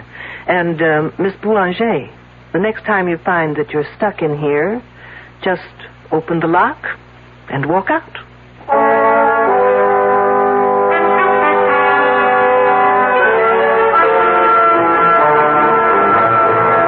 Okay, folks, time has come to stop playing games. What kind of games? The game where one hand washes the other. Now, since you've got seniority, Professor, we'll start with you. What kind of a game could I possibly be playing? Well, as a professor, you're a great show. As a poker player, you're stupid. Oh, really? You don't know how to bluff. Remember how you insisted that spear point Wiley took from the shed had to be radioactive? Well, you were lying. How dare you? When it comes to the truth, Professor, I'm very daring. That spear point was in perfect condition. If it had been dated, a piece of it would have had to be missing. How could you know that? What do you think they teach us at the police academy? Home economics? Now, putting it simply, the less carbon-14 in an object, the older it is, right? That is correct. And the older, the more valuable. Sure, that's what we're here for, to find evidence leading back to the first human being in America. And when you can't find it? Well, then you can fake it, can't you? What do you mean, Detective? There's no dating equipment in that shed. You are preposterous. Wait till you hear how preposterous I really am. Only 2 people have been allowed in that shed. You and Miss Boulanger. Yes, those are the rules. Well, a certain friend of mine broke those rules. Senor Tepex Pen, if you please. Fancy, how about that? Now, if you'll just get rid of those tired handlebars from under your nose. Glad to. They sure itch. Wiley. The sheriff. The one who asked me questions about Edith. Right. And he got into that shed not to take things, but to return them. Didn't you, Wiley? I sure did. But, what did you take that had to be put back? That old spear point and the nozzle on that machine. The head? The bombarding head? And I took them both to Tucson to have the experts there take a look at them. And they confirmed my best suspicions. Professor Wilkerson, you and Miss Boulanger were faking your specimens, making them older. That's one accusation I won't buy. You can always return it for credit when I open that department.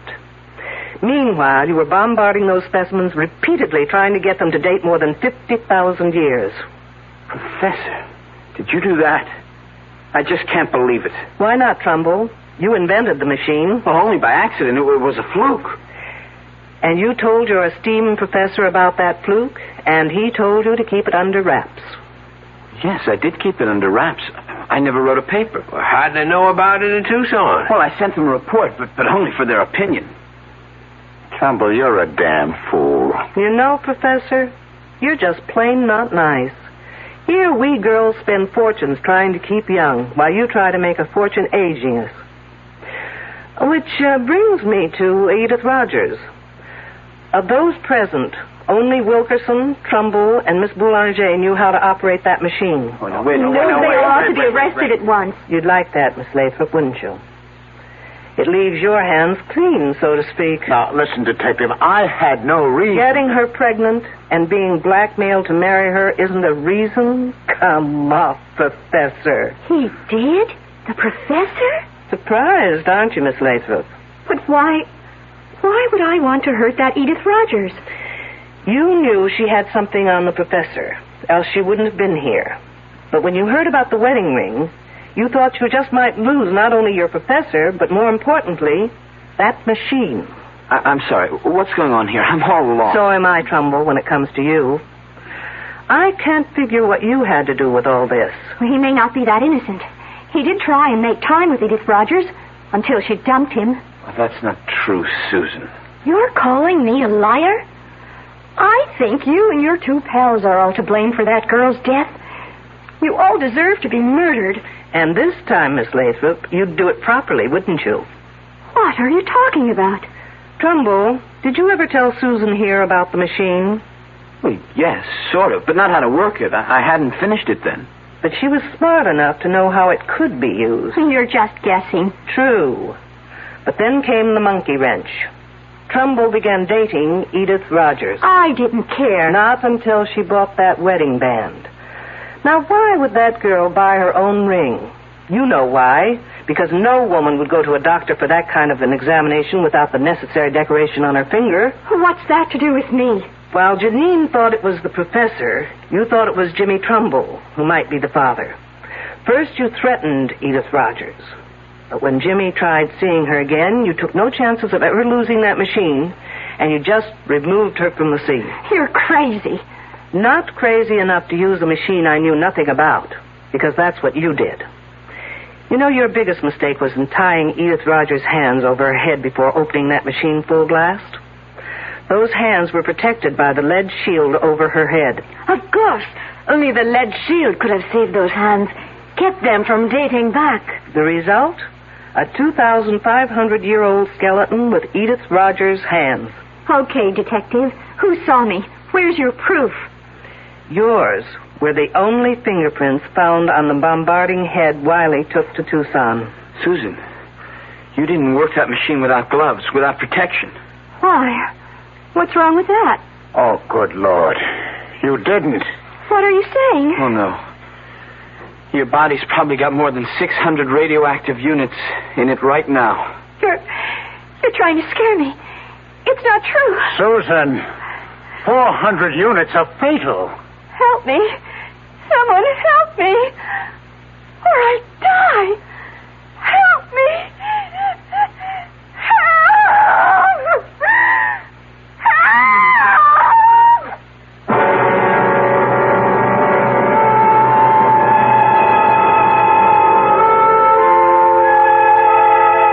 Obviously, Miss Susan Lathrop got a dose of the same medicine she gave Edith Rogers.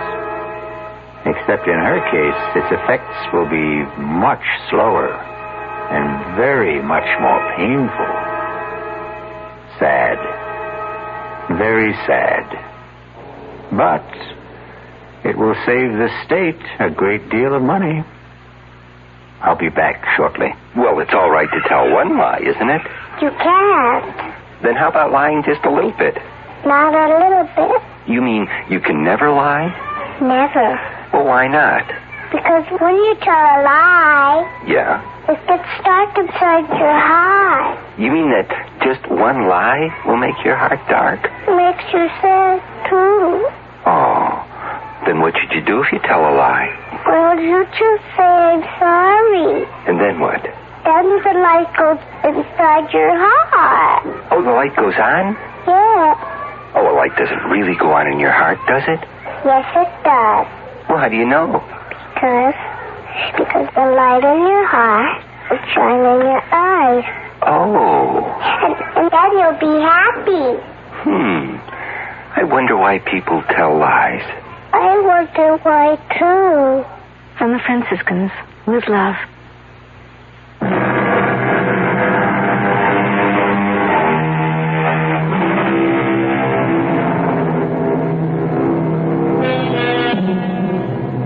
Here's a little thought to take to sleep with you.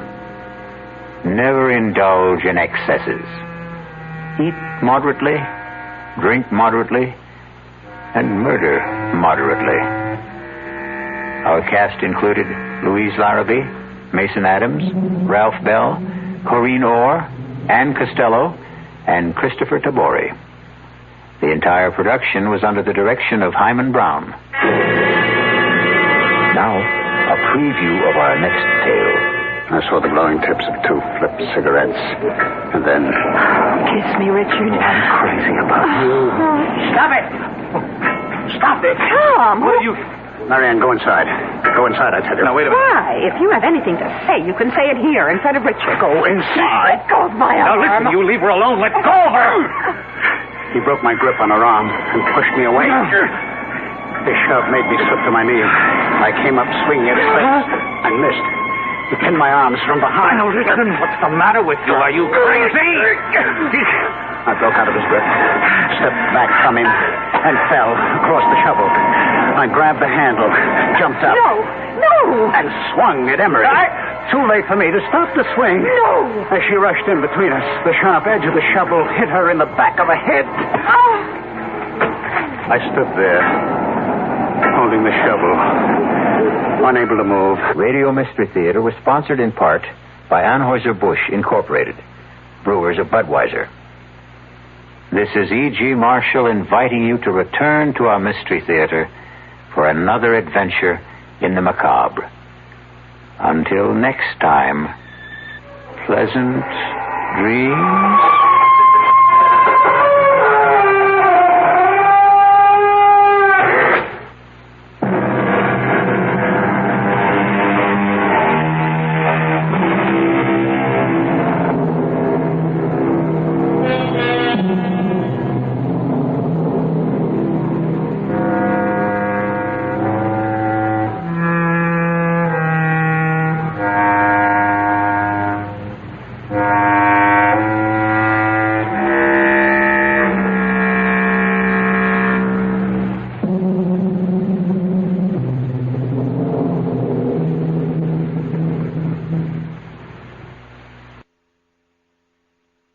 Mystery Theater presents...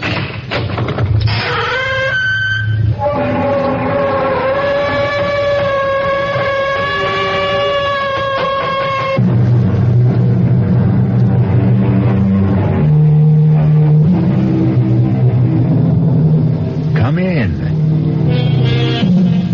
Welcome. I'm E.G. Marshall. Welcome to another hour of mystery and suspense. To a terrifying battle of wits. Our play poses a dilemma you have never faced, or are likely to face in your lifetime. Whether to commit the murder in your heart when your mind tells you to restrain yourself. Listen to what happened to one man, Thomas Drake, who did face that dilemma, and what he did about it. Professor Mallory, if you're a friend of Emery's, you've got to tell him to stay away from my wife. Really now, Drake, I don't like to interfere in the personal life of faculty You members. must. You must tell him, or I won't be responsible. I don't want to kill him, but I don't trust myself. Come now, Drake. Sensible people don't solve their marital problems like that. With murder.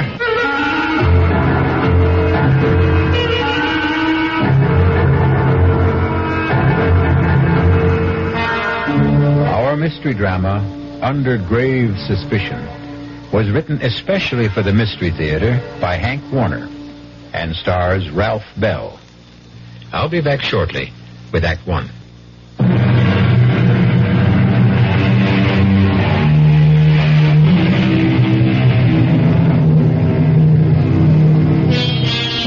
Have you ever returned home late one night and listened in the still darkness tense and trembling, hoping and praying that you would not hear the whispered passions of your wife and the stranger.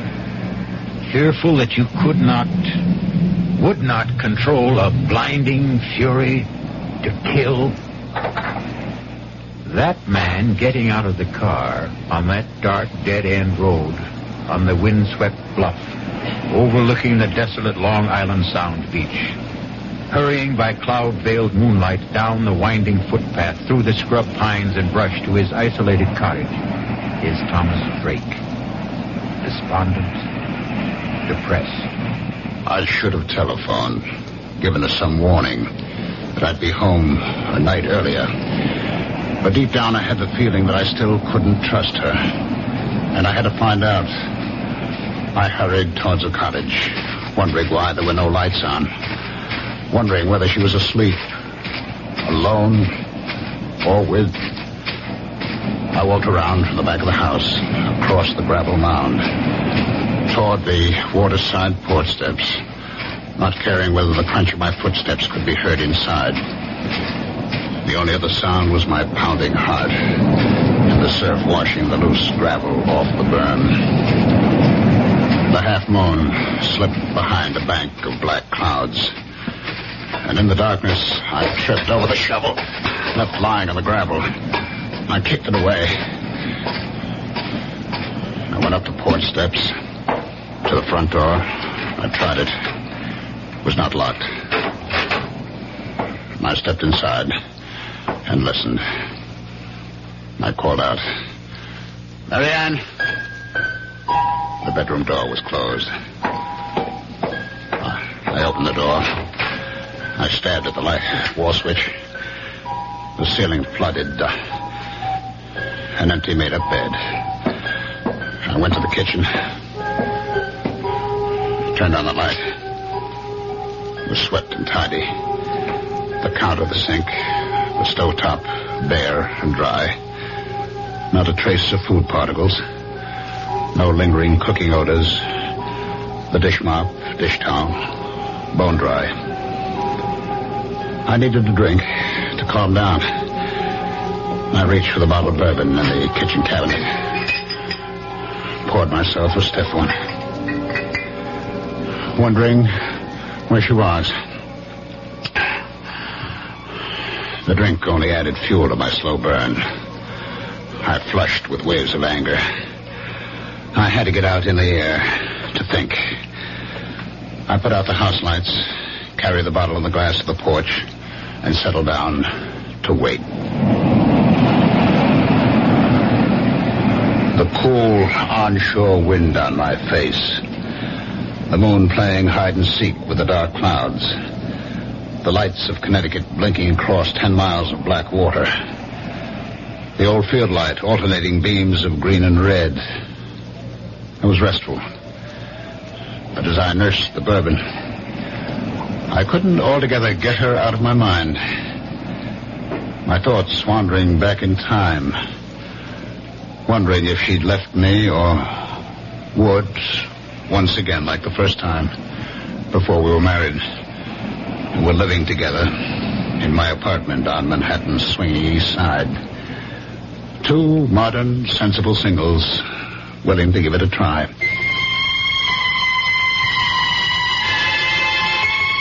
I had a job then. Good job. I was a vice president with electronics engineering. I got home that night. It was Friday night, about 8 o'clock. And as I let myself in... Yes, dear. I heard her talking on the phone. Come on up, Jack. Oh, ask the doorman to hold a cab. He just got home. Oh, who was that, Jack Harrison? Of course. Who else? You know, I'm getting tired of his hanging around. Why did you tell him to stop calling you? He didn't. I called him. You look so surprised, Thomas.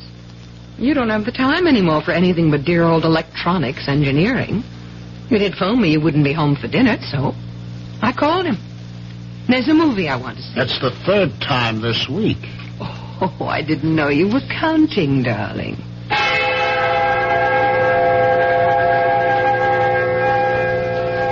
I waited that night, watching television, dozing fitfully. My mind going back to the smiles and looks they had exchanged as they left. I could see them after the movies going to the Purple Camellia, the nightcaps, and the wild rock of the panting cougars. And then senses-stimulated bodies pulsating with savage beats to spend the night with him.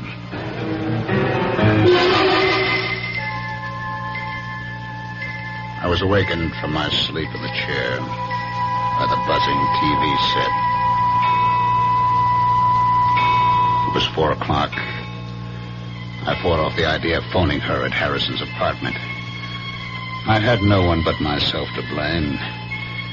We had agreed, like two sensible moderns, that there'd be no strings, that we'd be free to live our own lives. And for the first time, I admitted to myself I didn't want that freedom. By 10 o'clock that morning, I couldn't stand it. I phoned Harrison's apartment. There was no answer. I went down to the lobby reception desk to get the mail. It hadn't arrived yet. But the clerk handed me an unstamped envelope. My name and apartment number on it, in Mary Ann's handwriting. I tore it open. Dear Tom, I'm sorry. I think it would be best for both of us to call it quits. I'm going away. There was no date on the plain white notepaper. No imprint of name and address, no forwarding address. Just signed, Mary Ann. I refused to believe it. I hurried right back up to the apartment, to her bedroom closet. Her clothes were gone. I got through the day somehow, in a daze. But the next day, when I went out to get the Sunday paper and returned to the apartment, there she was, unpacking. I changed my mind. Let's have a drink. Want to tell me? There's not much to tell. He told me he has a wife, 3 children in Connecticut, that she won't let him go, so he couldn't marry me. Marry you? You want to get married?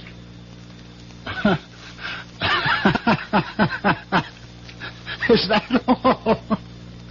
You wanted to get married? Will you marry me? Yes.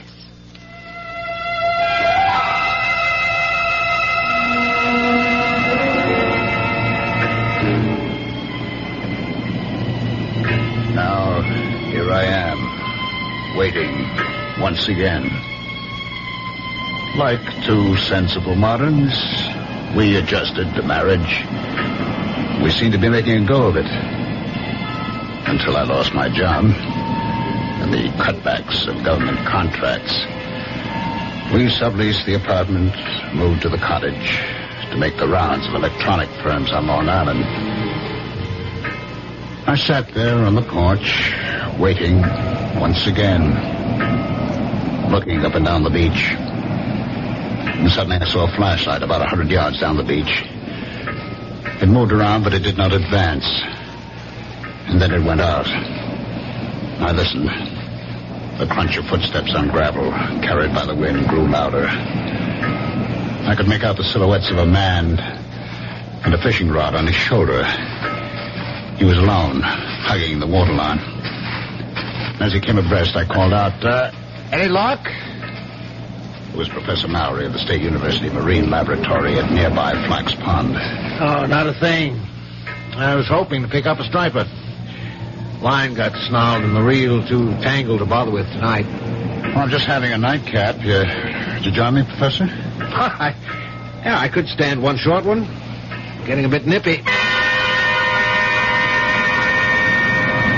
We talked. He sipped his whiskey. I don't know how many I had. He talked about projects at the Marine Lab, the need for more state funds for research on wetlands, water pollution, erosion.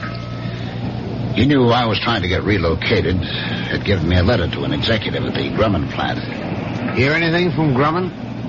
No, not a thing. I'm about exhausted the job possibilities on Long Island. I spent yesterday and today in New England. Well, thanks for the drink. I'm sure the job market will open up. Say hello to Mrs. Drake. Thanks again. Dr. Mallory. Yes? Would you do me a favor? Favor? Well, you're a friend of Emery, Richard Emery. I know you know him. But are you a friend of his? Well, he's one of several new young chaps doing postdoctorate work at the Marine Lab. It's a small group, and we're all more or less friendly. I mean, will he listen to you as a friend?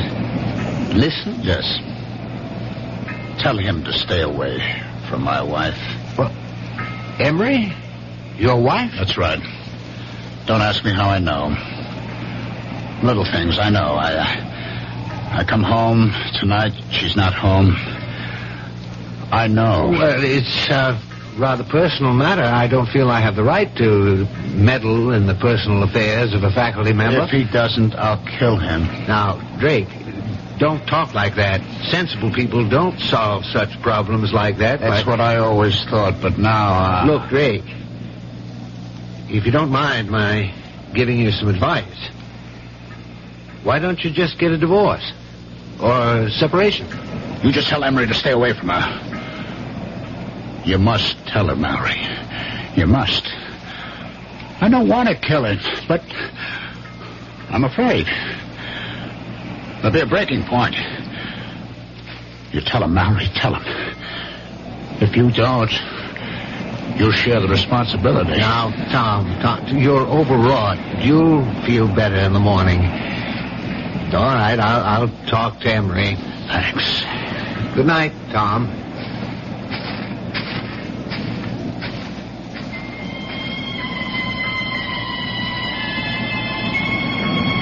I picked up the bottle.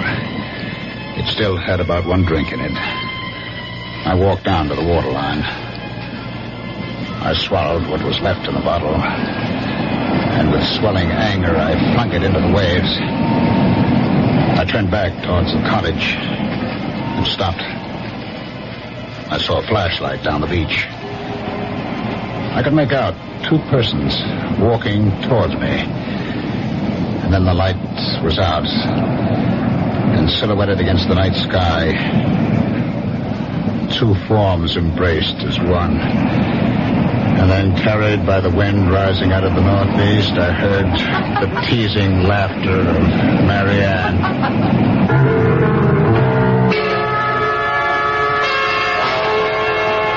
Well, there may be laughter in the wind, but for poor Tom, this is no time for levity. Wonder whether he knows that it's an ill wind and will blow him no good. I'll be back shortly with Act 2.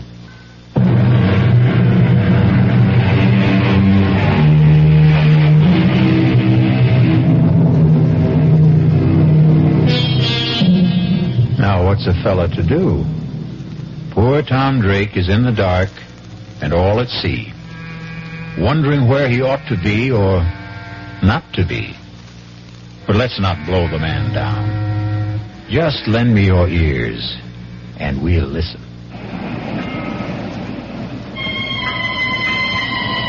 Their embrace in the dark was brief. And they started walking towards the cottage without using the flashlight. For a split second, I thought of walking towards them for a showdown. But Mallory's promise to talk to Emery made me put aside the impulse. I ducked behind a line of boulders that formed a breakwater above a high water line.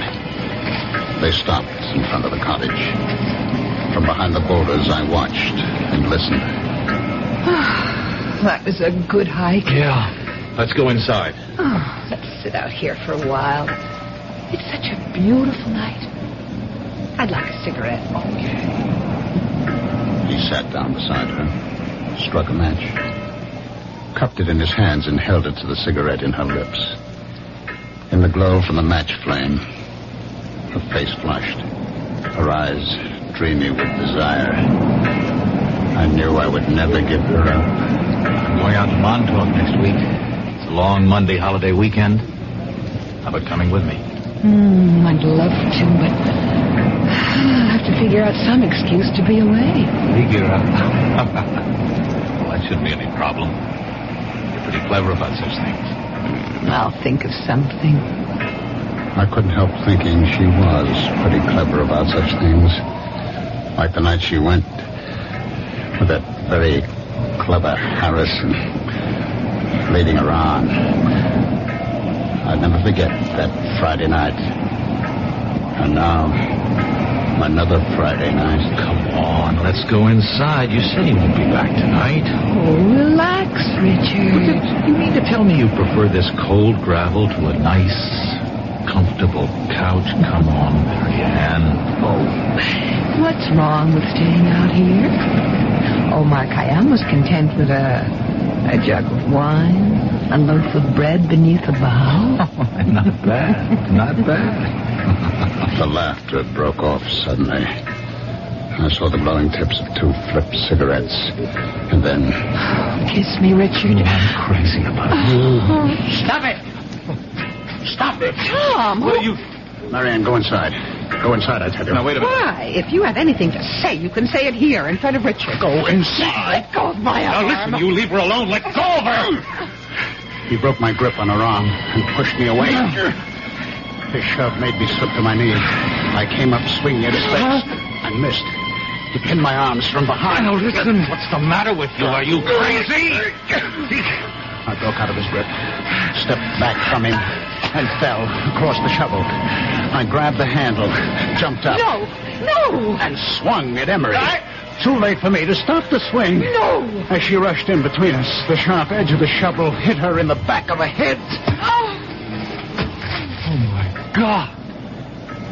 I stood there, holding the shovel, unable to move, my eyes fixed on her face as Emery knelt down over her with the flashlight.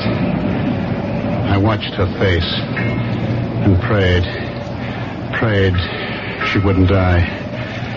I trembled with fear and anguish, telling myself this couldn't be. It was a nightmare. Emery turned the flashlight on me, studied my trembling lips, my glazed eyes fixed on Marianne. She's dead. I heard him, but didn't answer. I couldn't take my eyes off her. Drake, did you hear what I said? She's dead. You killed her. You better go in the house and call the police. I looked at him, puzzled. My mind, my eyes, my memory playing tricks on me, wondering who he was. Harrison? Jack Harrison? Mocking me. The night he took her to the movie, telling me we'll be back. What's the matter with you, Drake? Don't you hear me? Call the police. I'll tell them. I'll say it was an accident. She tried to steal. I don't think you've heard a word I said. I'll call the police myself. Where are you going, Harrison? Call the... Who's Harrison? I'm Emery, Richard Emery. Drake. I'll be right back. Don't turn your back on me. What? He looked back as I swung the shovel. His mouth open, his eyes unbelieving. He went down. I hit him again. He was still, lying on his face. I staggered, gasping for air, my head pounding, thousands of pinpoints of light exploding inside my head. I sank down on the steps of the porch, holding my head in my hands, trying to clear my head, groping to recall, understand what had happened to me, to them. Slowly, the horror of it all returned. Marianne was dead. I turned the other body face up. It was not Harrison. It was Emery.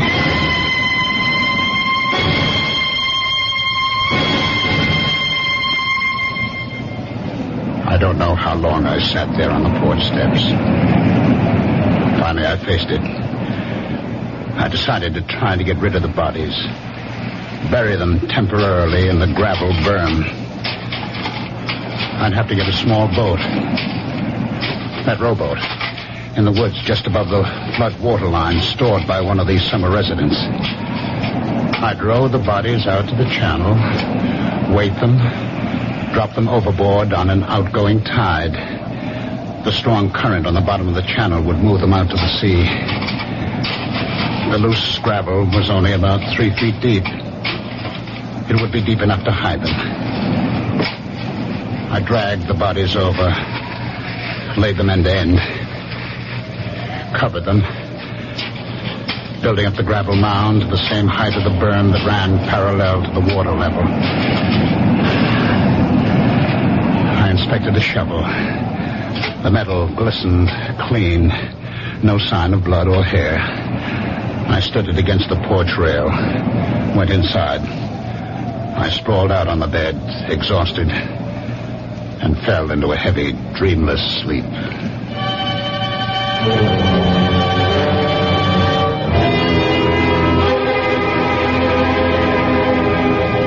I woke up the next morning about an hour after sunrise. My mind clear, instantly aware of what had happened, what I had done. I jumped off the bed, went to the porch door, looked at the gravel graves on the burn. It looked natural, peaceful, like a cemetery. I knew what I had to do. I put on the coffee, showered, changed my clothes. Became aware that her clothes were still hanging in the closet. I got the old note she had left me on that weekend with Harrison. Read it over and over as I had my coffee on the kitchen counter.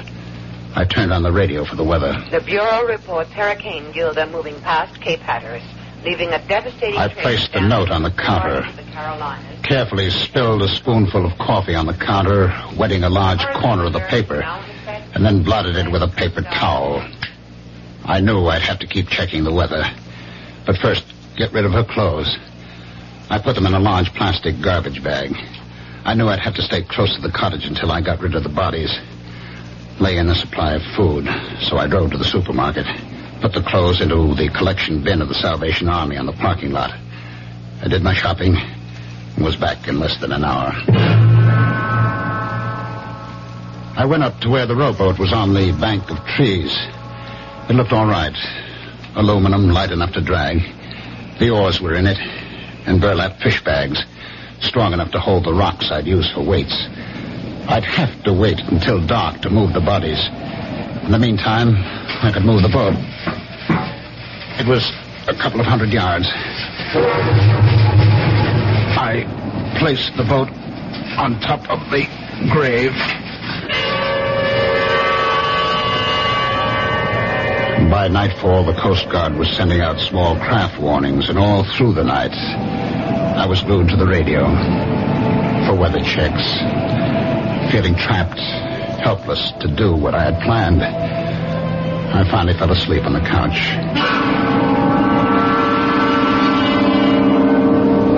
I was awakened by the Sunday morning church music and a loud knocking on the porch door.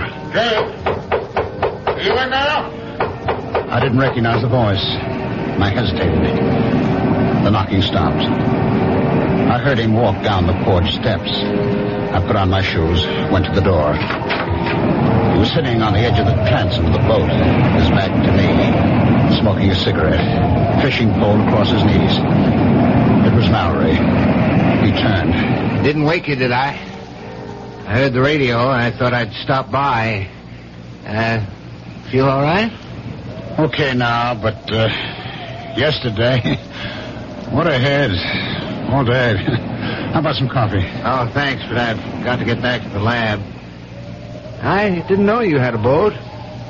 Well, it's not mine. Belongs to the Johnsons. I saw a couple of kids dragging it out of the patch of trees up there. They ran when I started towards them. Thought I'd better keep it here for them. I guess it's safe enough here, unless we get that hurricane. I'd pull it up on higher ground if the weather gets worse and Gilda doesn't move out to sea. Well, I'm glad to see you feeling better. Dr. Mallory, did you get a chance to talk to Emery? No. Matter of fact, I haven't seen him. I stopped by his room Friday night after I left you. He wasn't in.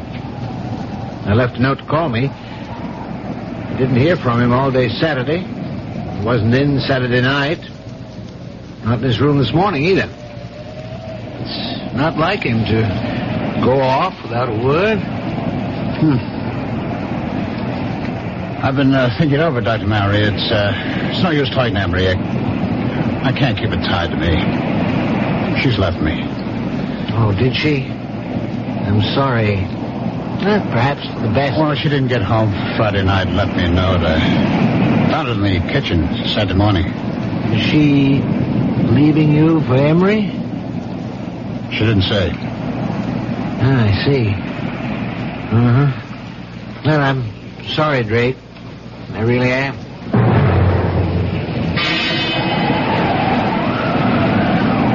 Sunday night, I was still trapped by the weather. It got worse through the night.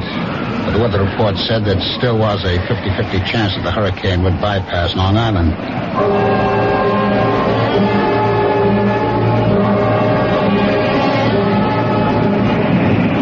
About noon the next day, the wind died down. I stood there by the rowboat, wondering whether I should take the chance in broad daylight. Long Island Sound was still, calm as a lake. I heard a helicopter coming across Crane Neck. Routine patrol of the shore. I could read Suffolk Police. And then Dr. Mowry coming down the beach towards me. I stood there waiting for him. Well, I'm glad I found you home, Drake. I've just been answering more job ads. Yeah, have you heard from Mrs. Drake? A letter, perhaps? A phone call? Why, no, I haven't. Well, I'm getting really concerned about Emery. No one at the lab has seen him or heard from him for 3 days. This morning, I looked through his room. His clothes, his suitcases were there. I can't understand. I was hoping if you'd heard from Mrs. Drake and knew where she was, I'd ask her if she had any idea about where Emery might be. Well, I do have her mother's phone number in Ohio and her sister's in Connecticut. If you don't mind. Do you want to call from here? Thanks, but I'm on my way to the village hall to see Police Chief Raymond. I stood there watching him make his way along the beach to the village hall at the old field lighthouse, wondering just what he'd tell Chief Raymond. Well, you know what they say. The path of gory murder leads but to the grave. What do you suppose will happen to Tom Drake? Will he be like that comedian who murdered people with stolen jokes and was hanged by his wits' end? I'll be back shortly with Act 3.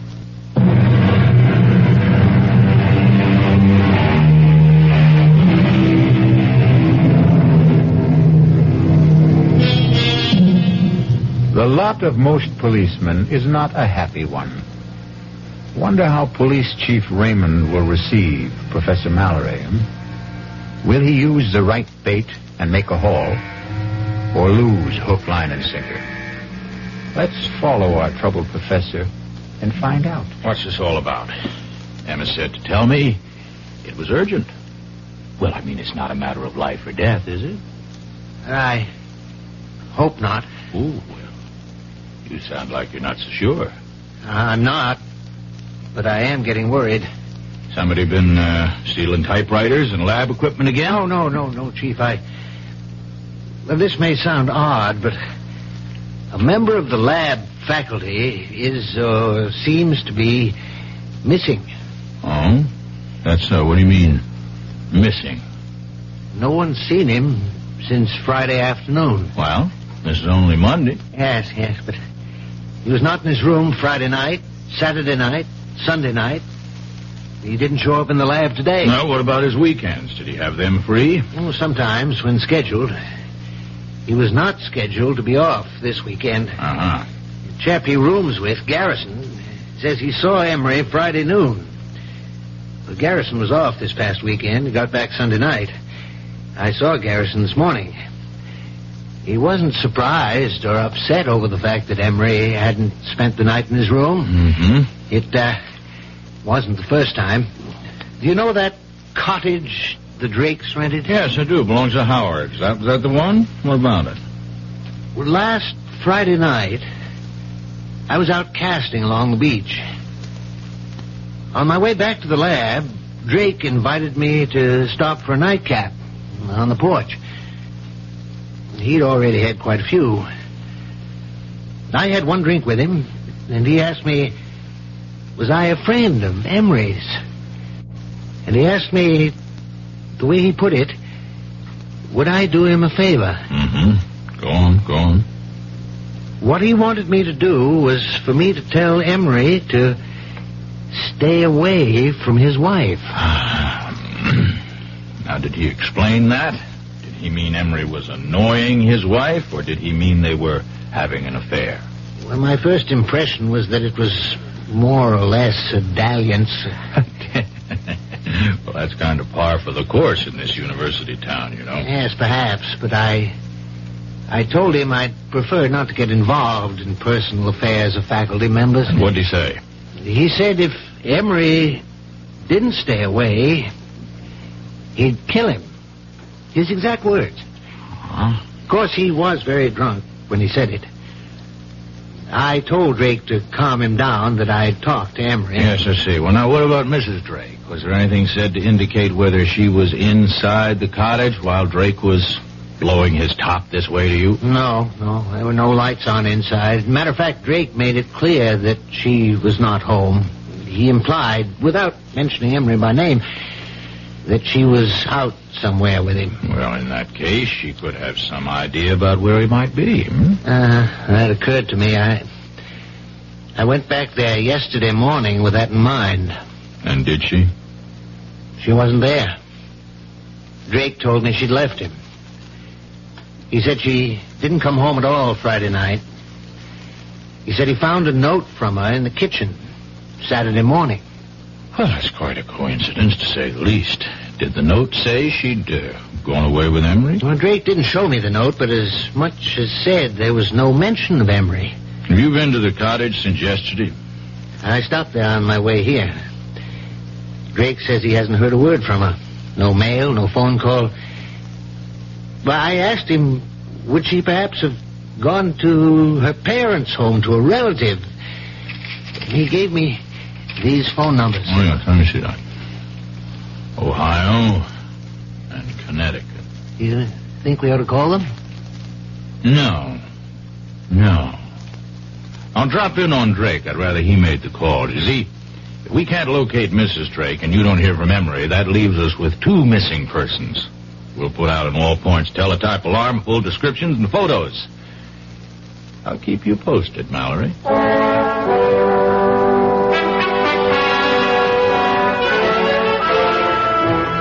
I'll come to the point, Drake. Mallory, Professor Mallory up at the Marine Lab, came to see me. And he's a bit worried about the absence of a faculty member, one Richard Emery. There's no use being delicate about this, Drake. From what he told me, it does look like Emery and your wife ran off together, doesn't it? Yes, it sure looks like it. Do you mind if I see that note she left you? Oh, no, not at all. It's on the kitchen counter where I found it. We went into the kitchen. He picked up the note, studied it carefully, looked at the back of the paper, felt the coffee stain. When did you, discover this note? Saturday morning.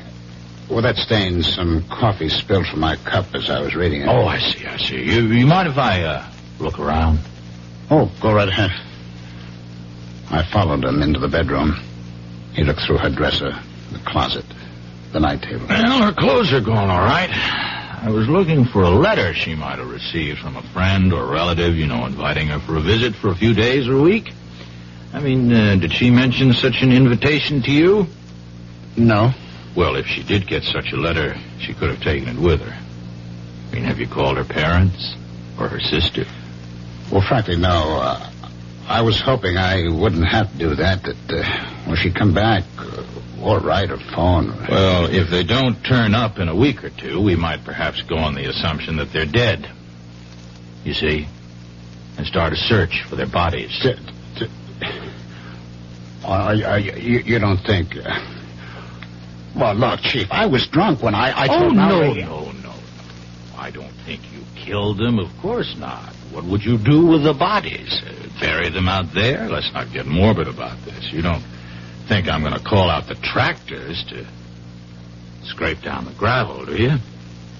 Oh, by the way, how long are you planning to stay on here? A couple of weeks. All right, fine. Well, now keep in touch. I'll call you if anything develops. Phone me if you get a letter or a call from your wife.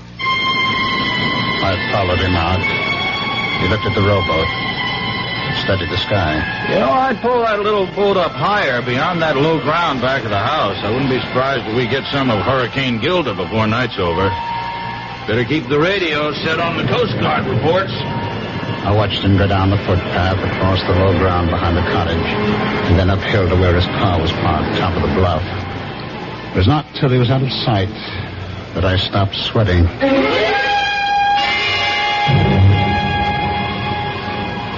It stayed calm, windless, an oppressive silence hanging over the water and the land. The sky was sunless, gray, not a cloud in sight. I'd heard of the calm before the storm, but I'd never seen it. I filled the kerosene lanterns, got candles ready. Gale warning, Cape May to Block Island. High tide 3 to 4 feet above normal with flooding along lowlands. By late afternoon, all up and down the sound, whitecaps galloped shoreward from as far as the eye could see. Treetops swayed and twisted in the whistling wind. The waves crashed higher on the shore. It started to rain hard. Windswept sheets of water lashed the roof and the shingle siding. The lights went off. I lit the lanterns and candles. Winds 50 to 60 knots. Residents alerted to evacuate low-lying shore areas. The door banged open, and the wind picked up the rowboat, sent it rolling side over side across the low ground behind the house. I stood with a lantern on the gravel berm, watching the waves inching closer, lapping the foot of the gravel mound, loosening gravel in the backwash. And then I heard the phone ringing. I went to it, picked it up, still watching through the open door, the waves breaking over the gravel. Hello? Hello, Drake. This is Police Chief Raymond. What the hell are you still doing out there? Didn't you hear the evacuation alert? Oh, the phone fell out of my hand. I saw waves crashing over the grave and ran out. Drake, you listen to me carefully. There's been a breach in the shore about a quarter mile down the beach. Get the hell out of there. You'll be cut off. You hear me? Are you there? Hello? Hello? Idiot. Well, better get going with the motorboat.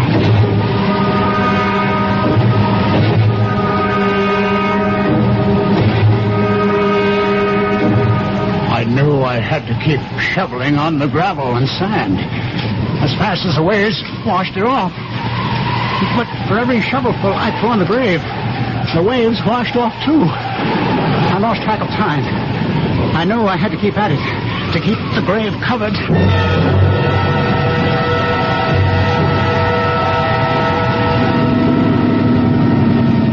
Head in close to the house, Mallory. Yeah. Ray! All right, let's go ashore. Nose it into the bank. You better bring your flag. All right?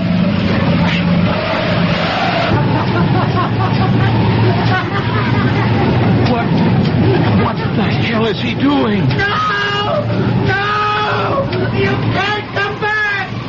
Never, Harrison! Never! God of mercy. It's Emery. Well, I better get him over to the Riverhead Prison Hospital. Tide will be going out in a little while. Let's put this rope around the ankles and secure it to the porch. Mallory, you stay here until the county police and the coroner get here.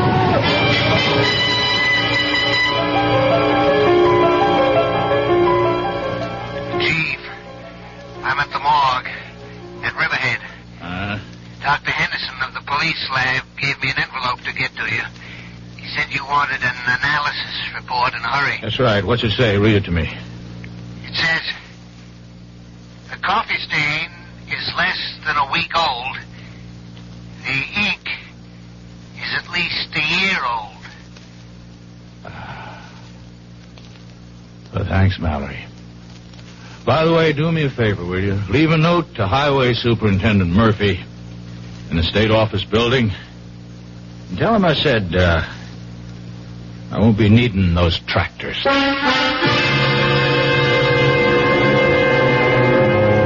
Well, imagine. What do you think of that police chief? Isn't he the fishy character? Anyhow, we didn't have to scrape bottom. I'll be back shortly.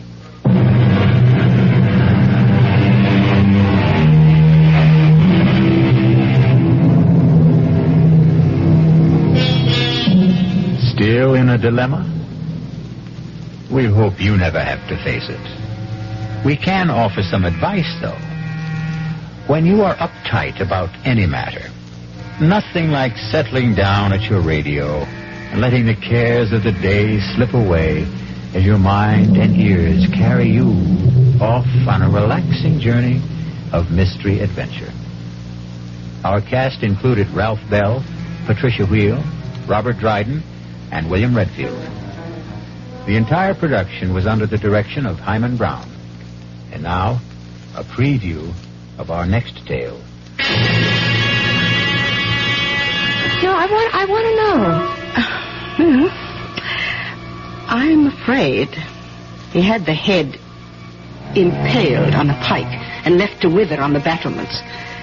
The body, of course, was interred. Oh, my God. Oh, nasty types they were in those days. How old was she? Oh, see, I think I remember. Oh, yes, 24. Just my age. So young to die and be buried forever. Well, the legend is, of course, that she hasn't been. You mean she haunts? Oh, rather.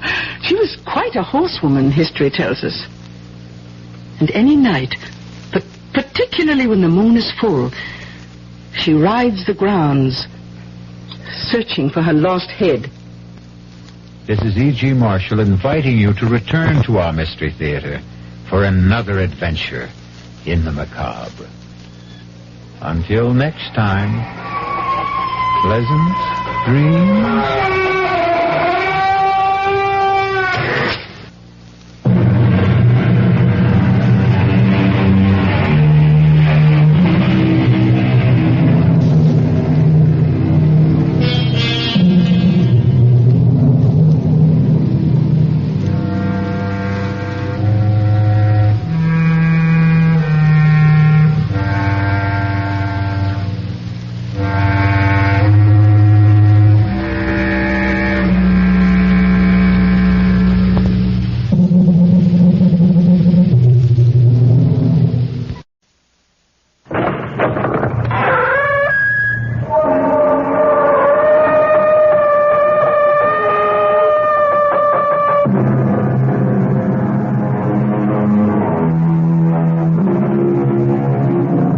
Come in. Welcome. I'm E.G. Marshall. Welcome to the fear you can hear. Welcome to the world of terrifying imagination. Our suspense-filled tale is about two ladies. One heedless, one, alas, headless. To meet them both, we shall have to span an ocean and several centuries. The story of both ladies comes from Rudley Castle in the Cotswold Hills of England. But the tale of the first lady belongs in this century, while the legend of the second comes riding to us out of the medieval past.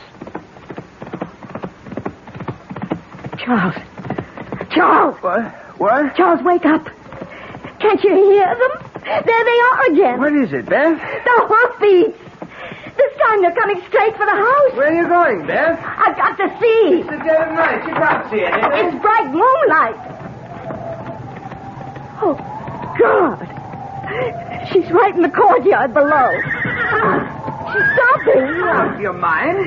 She's throwing back the hood of a cage. You come back to bed. Oh, she has no head. There's nothing out there. Oh, no. Her head in her hand.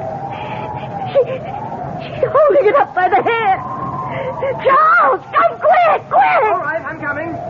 The face, it looks 1,000 years old. Oh, it's my face. Charles, help me. It's me.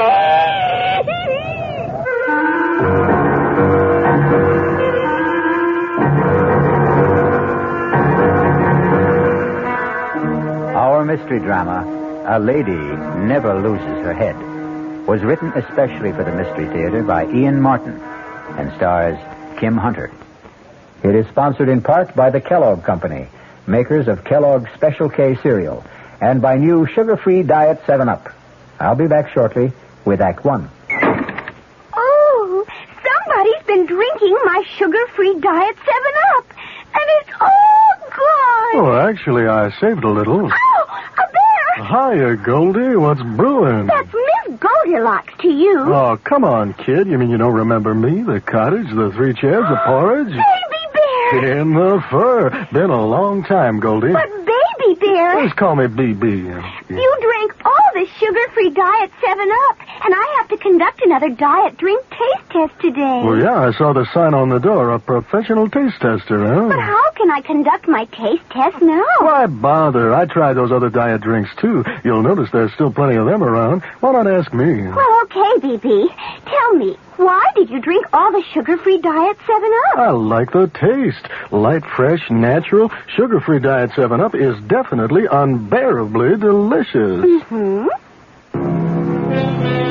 The title of our tale is A Lady Never Loses Her Head. This has been an accepted dictum since the beginning of recorded history. But in the literal sense, in feudal times, a lady unfortunately could, and frequently did, lose her head. Thank heavens, of course, that is no longer possible. Or is it? Let's travel to London and start our narrative in the gloomy, gray atmosphere of Scotland Yard. Excuse me, Inspector. Yes, Crothers, what is it? Young lady outside to see you. Most attractive. Blue-eyed, blonde hair, about 24. American, about 5... Yes, I can do without the vital statistics. Does she have a name? Yes, sir. Beth Stanton. Miss. Beth Stanton? Stanton? My old friend Biff's daughter. Well, don't just stand there, man. Bring her in. Right this way, Miss Stanton. Thank you, Sergeant. My dear girl, you are Biff Stanton's daughter, of course. Of course. Oh, how nice to meet you. Come in, come in. Dear me, this is a pleasure. Oh, do sit down. Oh, thank you, Inspector Finchley. Tell me, what are you doing in England? Oh, first, before anything, following Dad's orders and coming to see you. Also, I brought you something from him. Really? I should have brought it earlier or sent it, but well, after he died, I was a mess. For so long, it had just been the two of us. It took me a year to paste myself back together again. I wish I could have helped. At the very least, I should have come over for the funeral. Oh, there was none. Dad wouldn't have wanted that. I can imagine. Anyway, he wanted you to have this. Oh, no, I can't. No, you have to. Biff Stanton's wings. Any idea what they mean to an old fogey who went through the Battle of Britain shoulder to shoulder with him? I can tell you something, my dear. These mean more to me than the crown jewels. You know, you're everything Dad said you'd be. Hello for real, Uncle Alfie. After that, what can I do to make England yours? Not a thing. It's already mine. Oh, how so? Well, it's mad, wild, out of sight. Here I was on the boat coming over, still fighting all the trauma of Dad's death, and suddenly I met this marvelous Englishman. Well. Only a little less marvelous than you turned out to be, of course. And just like that, I did a crazy thing. What was that? I married him. I'm not really Beth Stanton anymore. I'm Mrs. Charles Rudley. Well, dear me. Congratulations. I deserve them. I'm so lucky. Well, I'd like to meet your husband. What's he like? Too much. He's tall, black-haired, blue eyes, and just so Englishy English. Well, now, will you live here or in America? Oh, it has to be here because of Charles. Ah, what's his line of work? He doesn't have to work, actually, although he is a very fine artist. Well, I envy this chap in more ways than one.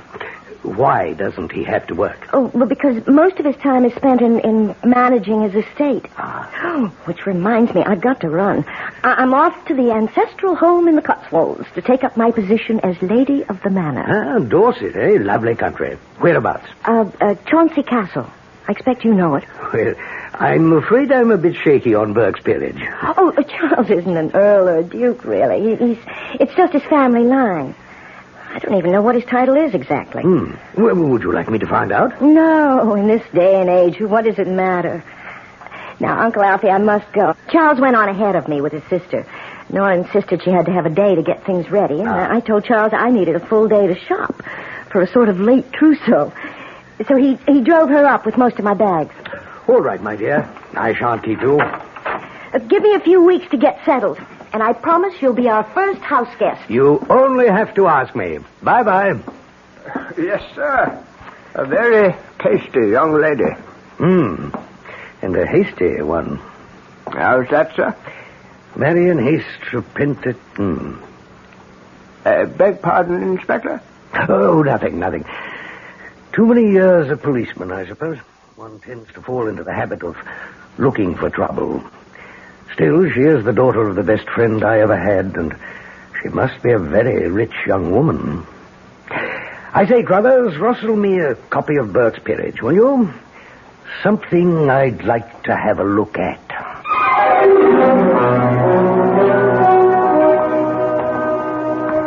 So, my lady, how do you like your castle? Oh, Charles, it's something else. It's what? I mean it's too much. It's magnificent. It's breathtaking, thrilling.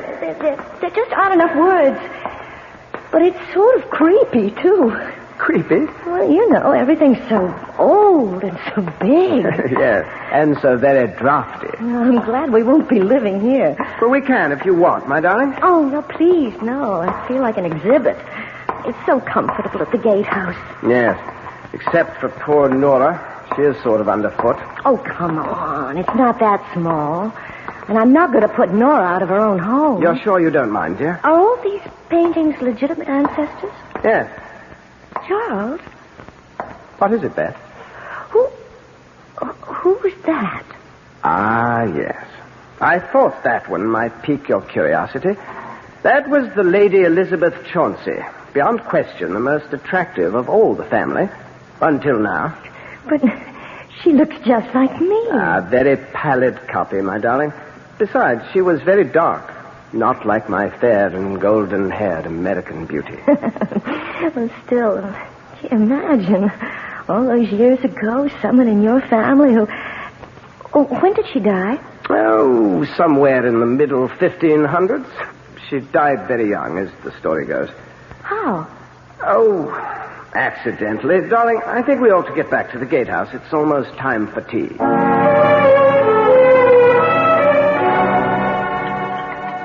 Do you have milk in your tea, Beth? No, thanks. Oh. Well, how did you like the castle? Oh, it's great.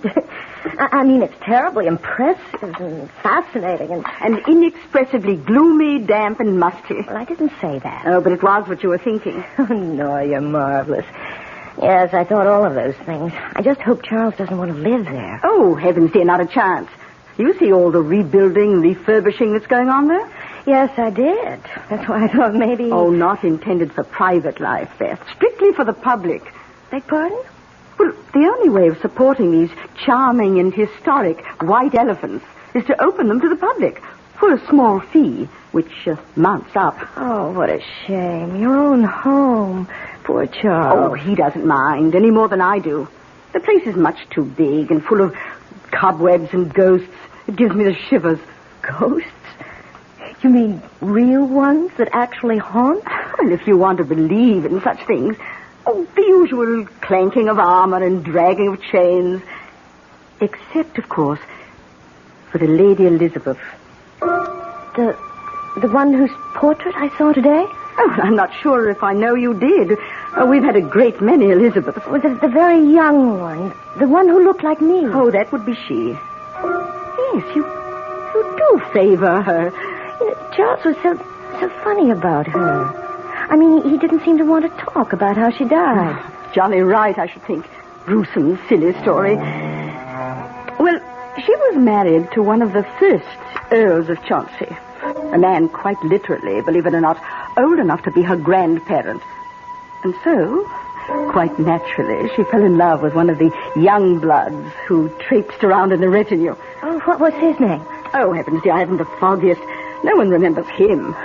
At all events, sex being just as urgent in those days, if not quite so publicized, the two of them were caught cavorting in flagrante delicto, I think is the polite Latin phrase. And the elderly Earl was quite put out about it. So much so that he had the poor little thing beheaded. Oh, violent times, you know, violent measures. Even that wasn't quite enough for him. What do you mean?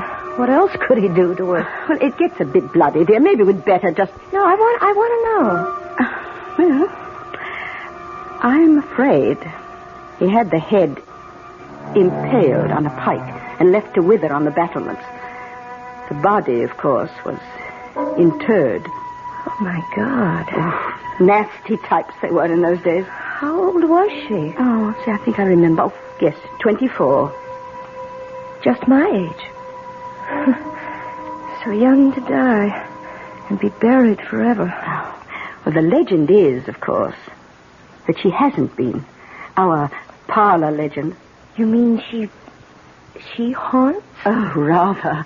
She was quite a horsewoman, history tells us.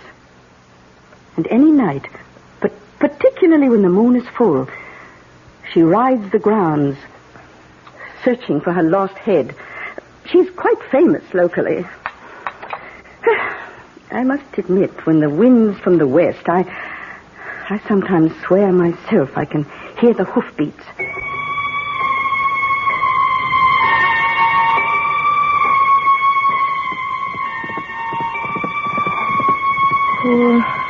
Poor Elizabeth. Poor... No. What's that? Charles, wake up. What is it, Dolly? Do you hear them? What?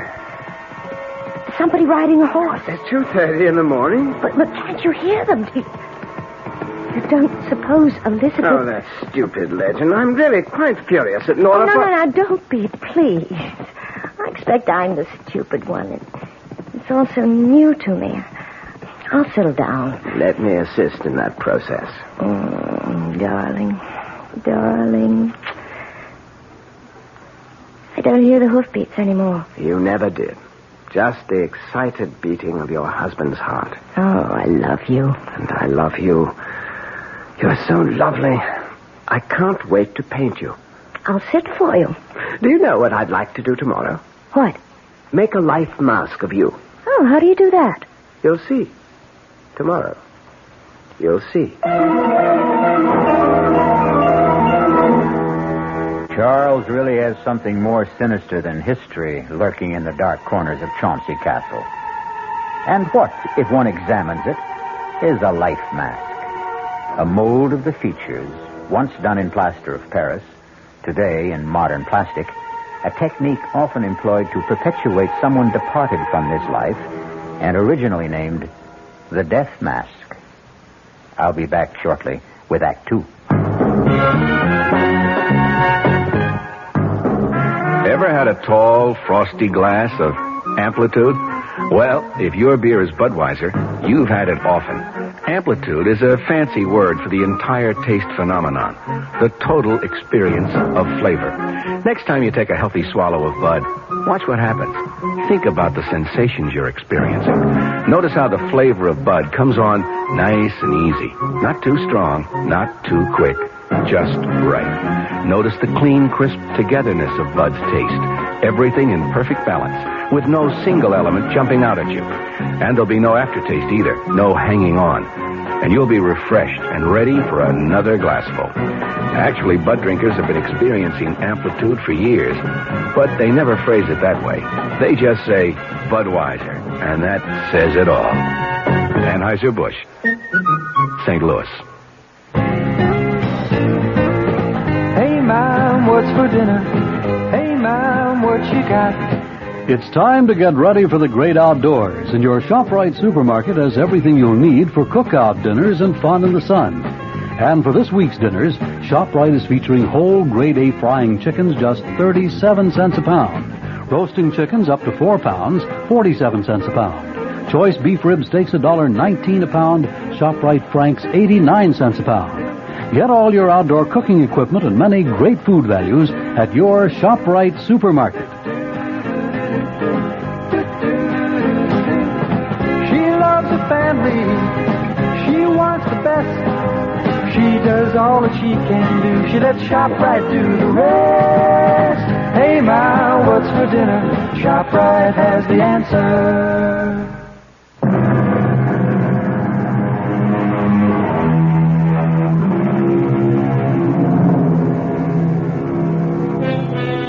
Have you ever had a mask made of your face? It's a quite terrifying experience.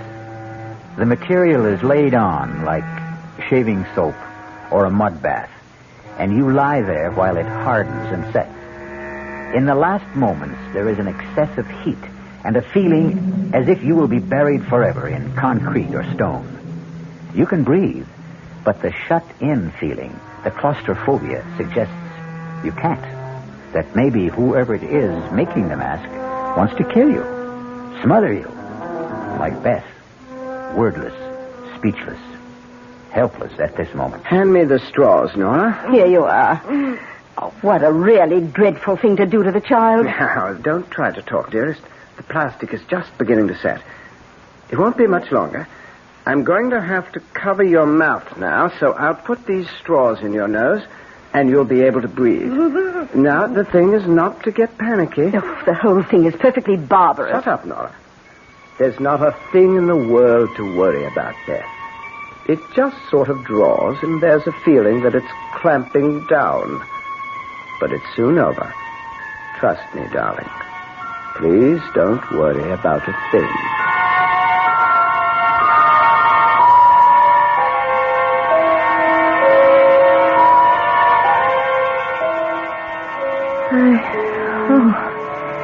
I thought I was going to die. I've got the most beautiful mold of your face. You'll see it was worth it. Oh, honestly, darling, I was scared.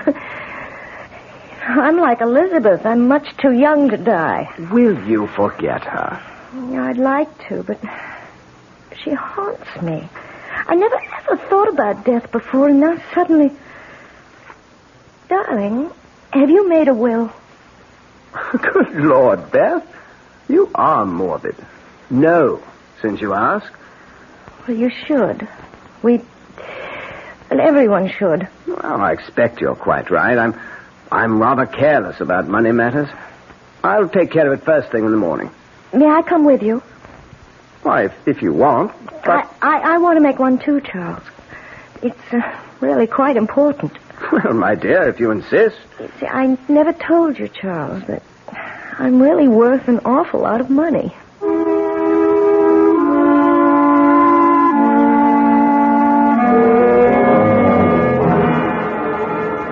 Crothers.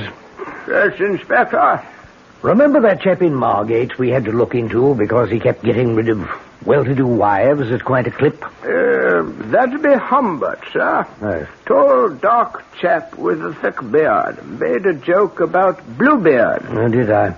Have we a photo of him handy? Well, I think I could dig one up. Why don't you? And, by the by, next weekend's Halloween. I think I might leave crime to the small fry and take a busman's holiday. Oh, you deserve it, sir. Where away? Well, I might take a run up to the Cotswolds. Sort of a sentimental journey, you might say. Morning, Beth. Special today, kippers. Oh, no, thank you. Not for me. Oh, out of sorts, dear. I didn't sleep so well. Just a little orange juice and coffee. Oh, absolutely. Well, anything wrong? Oh, no, not really. I guess maybe I ought to look out for those toddies of yours. Why, Beth, nothing but a little Scotch, sugar, and lemon. I didn't mean I suspected the ingredients. It's just that maybe I can't handle quite so much whiskey. Oh, there was only a nip in there. Child, you do look a little wan. Should we have Dr. Yule in to have a glance at you, do you think? Oh, I can't need a doctor. I'm always so healthy. Oh, change of clime and all that, dear, and damp old England. Flu is always floating around. Why don't we just play safe?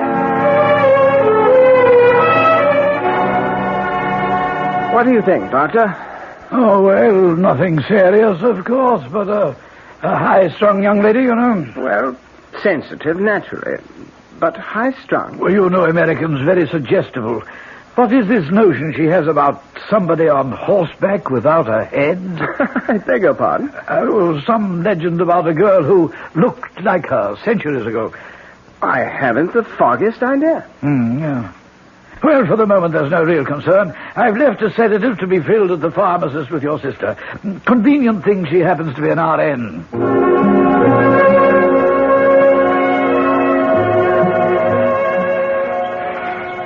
You're sure you're up to this, Beth? Oh, Charles, I simply had to get out of doors and away from the cottage.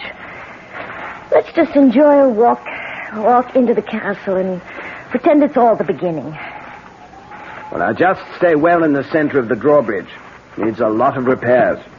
It's just incredible to think that knights in armor rode across this bridge. How far do you suppose it's down to the bottom of the old moat? 50, 60 feet, perhaps. A mess, isn't it? All those weeds and jagged rocks. Can we go in and poke about? Your wish is my command. Beth? Right here. Where on earth have you got to? Like a magnet. Right back to her. The Lady Elizabeth. She fascinates me so. Well, there really isn't all that much resemblance. Oh, I don't agree. She could be my twin. It's funny. What's funny? But it's so hard to put into words, Charles. It's just a feeling. I mean, her portrait is just as old, and the paint is just as cracked as all the others, but somehow she feels so immediate, so today. Almost as if she just sat for the portrait, and the artist had just finished it. That is rather strange. You can see that the pigments are medieval. The patina is centuries old, just like the model. I know. I should stop identifying myself with her just because of a chance resemblance. Oh, Charles, I'm cold. Let's get back to the gatehouse and that nice living room fire.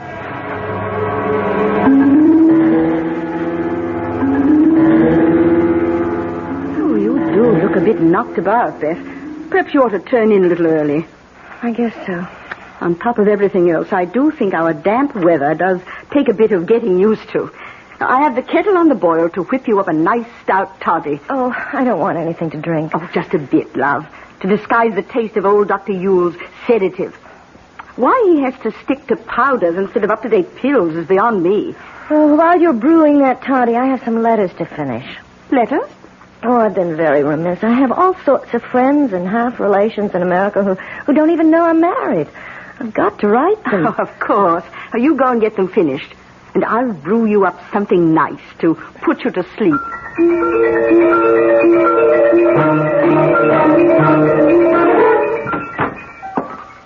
There you are, darling. Nora's best.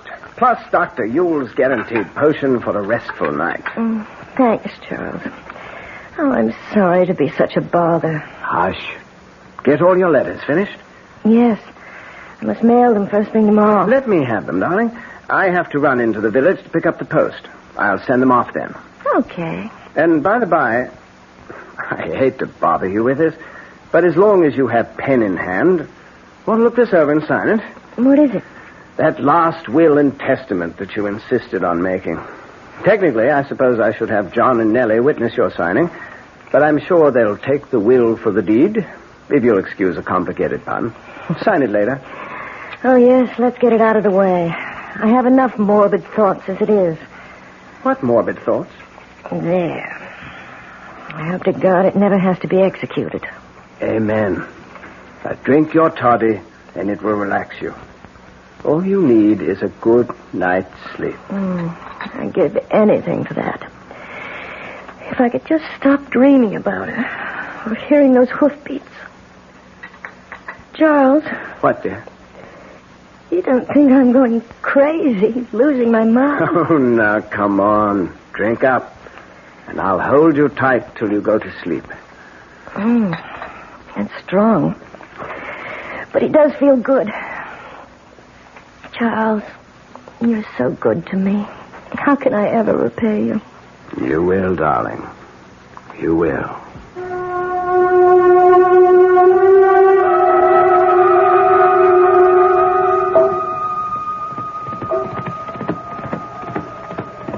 Charles. What? Charles, wake up. Can't you hear them? There they are again. What is it, Beth? Hoofbeats. This time they're coming straight for the house. Where are you going, Beth? I've got to see. It's the dead of night. You can't see anything. It's bright moonlight out. Oh, God. She's right in the courtyard below. Stop it, Beth.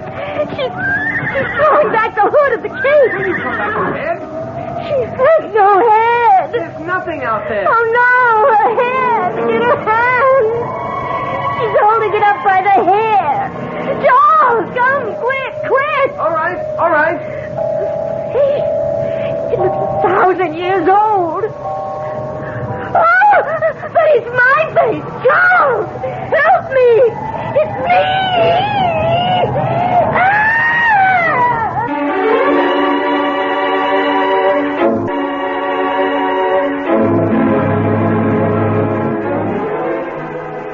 More and more, the question narrows itself down to a very simple one. Which lady has lost her head completely? Elizabeth from the past, who will not stay at rest? Or Beth from the present, who seems bound to raise her from the grave? I'll be back with at least some of the answers when I return shortly with Act 3. And now another story of the ball and chain as Kellogg's Special K presents Veronica and Jack. Oh, Jeffrey, isn't this romantic? Out in a quiet lake at night with you rowing the boat. Yes, Veronica, it's really neat. Jeffrey, what was that? Frogs. Frogs that go bonk? They're pretty weird frogs. Oh, Jeffrey, you're such a card. You have a ball and chain, like the ones they use in those Special K commercials. Yes, Veronica. It symbolizes my few pounds of extra weight. But I'm going to get rid of it. How? By exercising. You know, like rowing this boat and eating smart at every meal, starting with a Special K breakfast. You mean a 1-ounce bowl of high-protein Special K, 4 ounces of skim milk, orange juice, and coffee? Precisely. It's less than 240 calories, and it tastes delicious. It'll help me get rid of this ball and chain. I'll help too, Jeff. After all, we're all in the same boat. You have a ball and chain, too. Your happy ending could begin with the Special K breakfast from Kellogg's. This year, Italy gives you the one thing every vacationer wants for his money. More. In fact, your dollar buys more in Italy than in 85% of the tourist countries of Europe. Take restaurants. There's one in Rome called Ambasciata d'Abruzzo. Without asking you, the waiter brings a whole ham, 24 kinds of sausage, a huge antipasto, and 3 courses of pasta. When you've consumed all this, the waiter finally asks, "What would you like to eat?" You order the meat platter and get 6 kinds of roasts. After a salad, cheese, fruit, and cake, the waiter now asks, "How much would you like to pay?" You agree to $5 a person. And how do you get to this feast?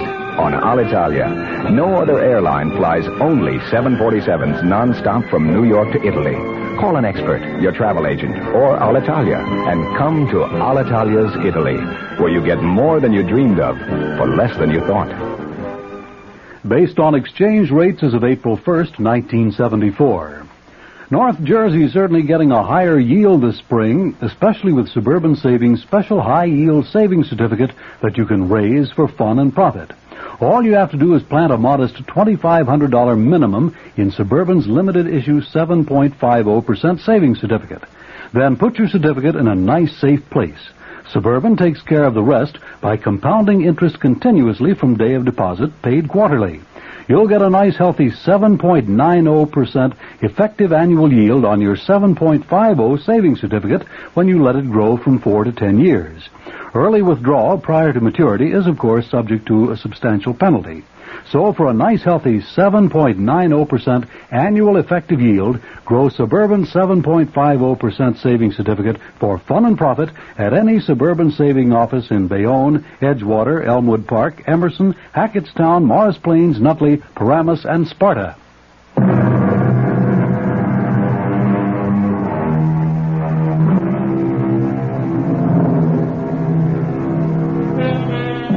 So, back once again to the problem of our twin damsels in distress.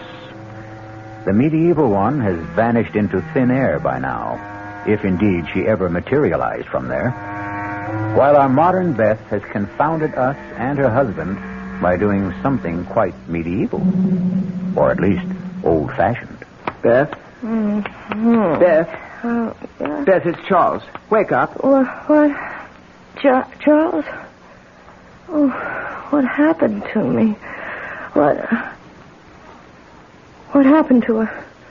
Charles. Now, darling, listen to me. There was nobody there. Oh, but I saw her sitting side saddle on the horse, and when she dropped the hood... Beth, it was a dream. She had no head at all, except in her hand. You've got to stop it, Beth. She was holding it by the hair, and the face was all wrinkled like a mummy. Beth, And it was my face, just like me.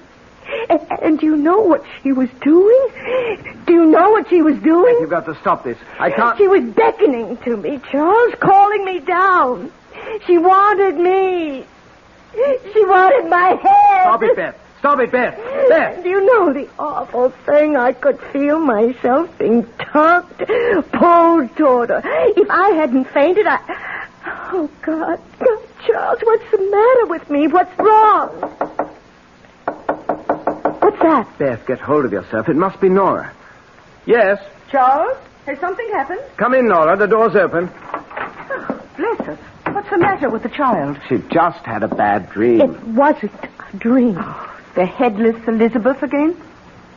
Yes, she thought she heard her ride into the court below the window. I did see her. Oh, let me take the child, Charles. No. Get a sedative powder. We've got to calm her down. I don't want any medicine. Just let us take care of you, Beth. We know what we're doing.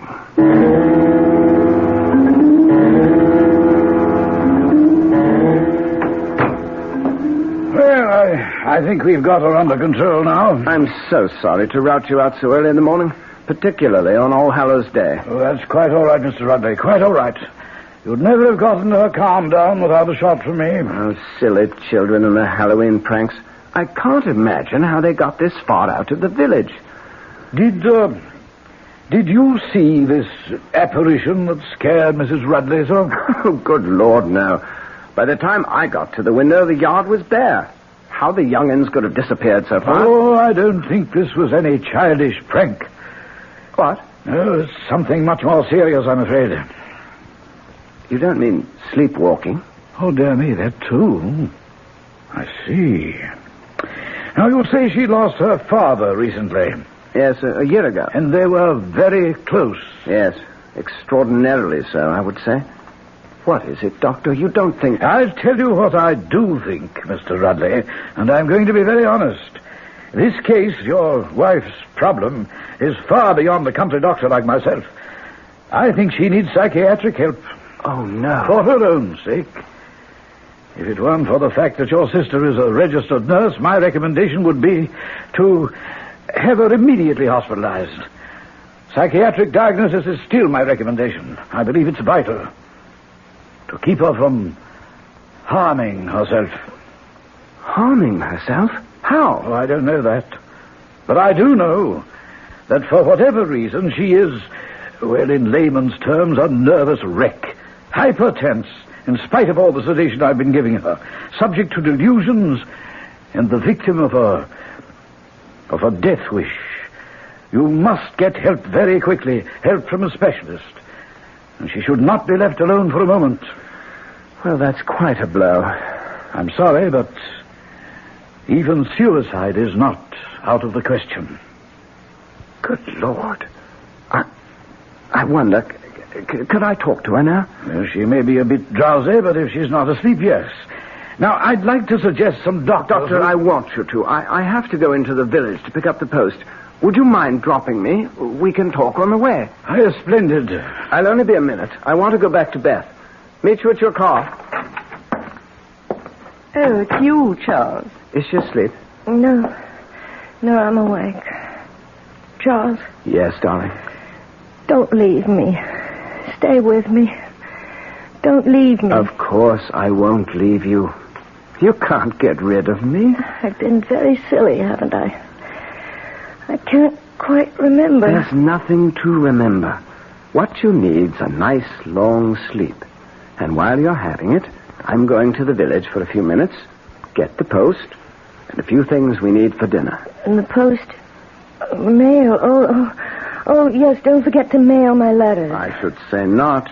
Have them right here in my pocket. You won't be long. No, not over an hour.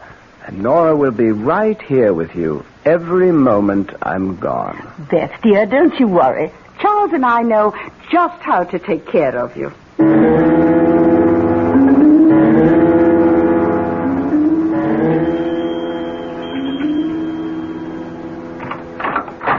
Yes? Oh, how do you do? Are Mr. and Mrs. Rudley at home? Oh, no, I'm sorry. Mr. Rudley's off to the village, and I'm afraid Mrs. Rudley is indisposed. Oh, I'm sorry. Not serious, I hope? Oh, no, just a little bout with the flu. May I say who was calling? Oh, yes, of course. Alfred Finchley. Oh, well, are you a friend of Mrs. Rudley's? No, not really. Old army chum of her father's. Oh. Just happened to be driving by, and I'd heard she'd been married, and I wanted to, pay my respects. Oh, well, I know Beth will be so sorry not to have seen you. I'm her sister-in-law, by the way. How'd you do? Perhaps later this afternoon, if there was some place she could call you. Oh, no. I'm driving back to London.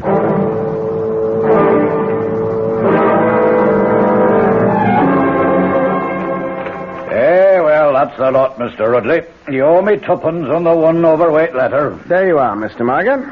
Anything to go out, sir? No letters this time. I thought I saw some in your pocket. No, these are not going to be posted. I'll take care of those myself. As you will, sir. It's just opening time. Want to step in the pub and have a nice warming beer? Not this time, Mr. Morgan. Got quite a long walk home. That'll be on my way if I hope to make it by lunch. Good morning. Good morning, sir. Hey, that's it. 11's. All open for business. Not one ruddy customer. Oh, afternoon, Governor. Just 10 minutes before 2, so if you want one, better step lively into the bar before closing time. Thank you, Barkeep. I think I will. Name is Margate, sir. Donald Margate, proprietor. And what'll it be? Well, I think I should have a gin and, if you don't mind. Yep. Coming right up. Just passing through. Yes. Lovely country. Oh, we like it. Quite a bit of work going on at Chauncey Castle. There's the gin and, sir. Oh, thank you. Oh, yes. Going to be good for business. Oh, so? Going to open it to the public, the family is. Make a tourist attraction. Well, I thought it was because the present incumbent has got married. Present incumbent? Oh, you mean the doddery old Duke? Oh, no. I meant young Mr. Rudley. Oh, him? Why, Lord bless your soul, he's not family, sir. Oh, really? No, he's just renting. Lease is almost up, I think. Rudley, I think I once knew. What's he look like? You should have been here when I opened. You could have seen for yourself. Tall, dark chap he is. Yes, he wouldn't by any chance be this chap in this picture, huh? Well, now, that'd be hard to tell. I mean, Mr. Rudley's clean-shaven and a lot thinner than this chap. Still, take away the beard, cut off some of the hair. No, I just wouldn't know. Do you have a doctor in town? Oh, yes, sir, that'd be Dr. Udall. You'd find him right across the green, sir. Good timing, too, because I have to close. Timing couldn't be worse, Nora. She never mentioned she knew anyone in England. Oh, I don't think we have to worry. He was just a little wisp of a man, very inoffensive. You doctor her food at lunch. Get another of your special toddies into her before she goes to bed. We'll do it tonight. Well, it seems a bit soon. A lot faster than usual. But if you insist, darling, naturally we'll go ahead. Kiss me. Yes, sister dear. Well, at least she is the last one. She has enough money to leave you. So I can stop sharing you with the pigeons. Inspector Finchley, Scotland Yard, Doctor. My credentials. Oh, dear me, a policeman, but why on earth? Could you answer my question? Well, of course. Yes, I've called on her several times in the last 10 days or so. What's the matter with her, Doctor? Well, that's rather difficult to say. She has delusions. Caused by what? Oh, now, Inspector, that would take a psychiatrist to explain. She couldn't be under the influence of drugs, could she? Why, does this man look at all familiar to you, Dr. Ewell? No, I can't say. Just a minute. Let me get my magnifying glass. Now, where did I... Oh, yes, here it is. Yes. Oh, yes, by George. Partly the facial structure, of course, but this is what did it. You see that old scar there bisecting the left eyebrow, more or less? Yes. Something a doctor would notice because it wasn't a very good job of suturing. Yes, I think I could swear. Shave off the mustache, the beard, and the sideburns. And by George, you'd have Charles Rudley. Or George Humbert.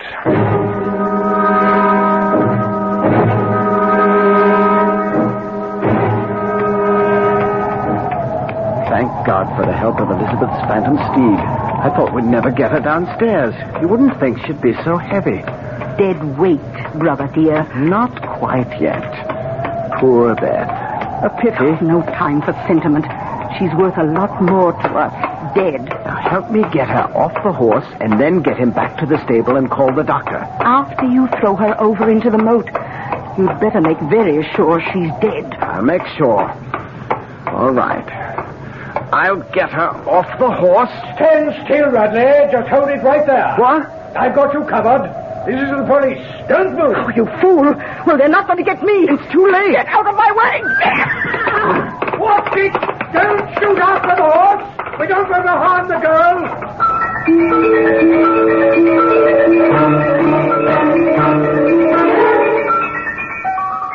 I just can't believe it, Uncle Alfie. Well, I can't blame you, my dear. Nasty chap you got mixed up with. 3 others before you he got away with. The same way? With variations. He got a little too fancy on this one.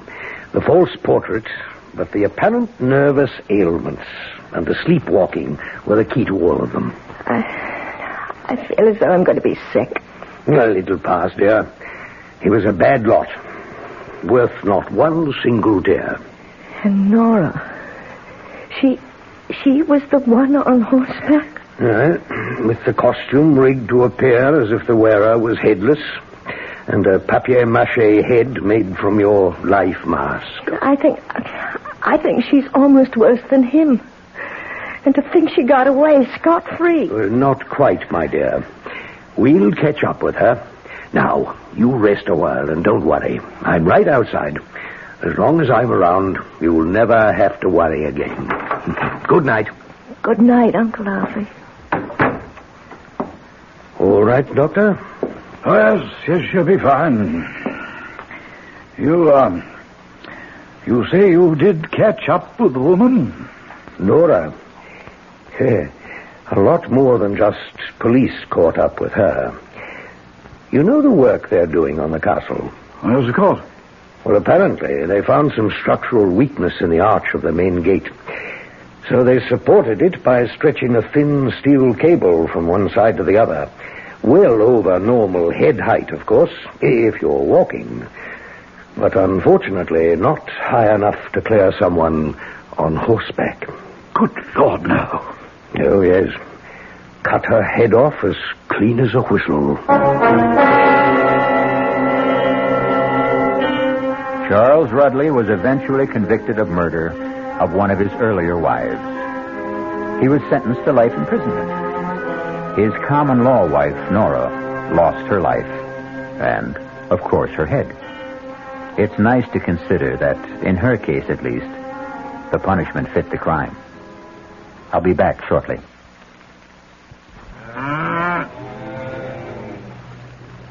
Well, good evening, Mystery Theater fans. This is Gene Shepard, and we're sitting here having a very friendly roundtable discussion with many of our listeners who gather nightly here at the 710 spot on the dial. And if you'd like to join our little evening gatherings, I'm on every night at, it's 9:15 now. 9:15. You write that down.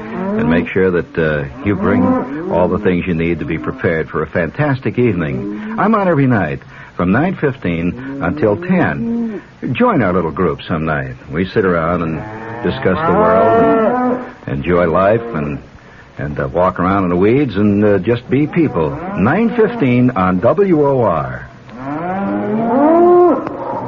From the WR Newsroom, the winner of the 100th running of the Kentucky Derby, Cannonade. Details upcoming in the news at 6 with Roger Skibinis. An invitation. This is Peter Roberts. Join us Sunday morning, 8:15 to 10 here on WOR for Rambling with Roberts. 2 hours of music, specially selected for Sunday morning listening pleasure, along with bits of weather information, news headlines, bits of trivia, such as the fact that a man from Onowa, Iowa, received a patent for what he called Eskimo pie, which was ice cream coated with chocolate. It all happened in 1922.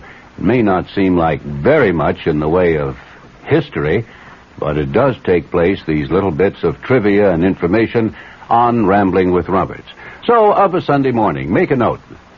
8:15 to 10, right here at 710 on your dial. Come Rambling with Roberts. You don't have to give us an RSVP. Just be on hand. Thank you.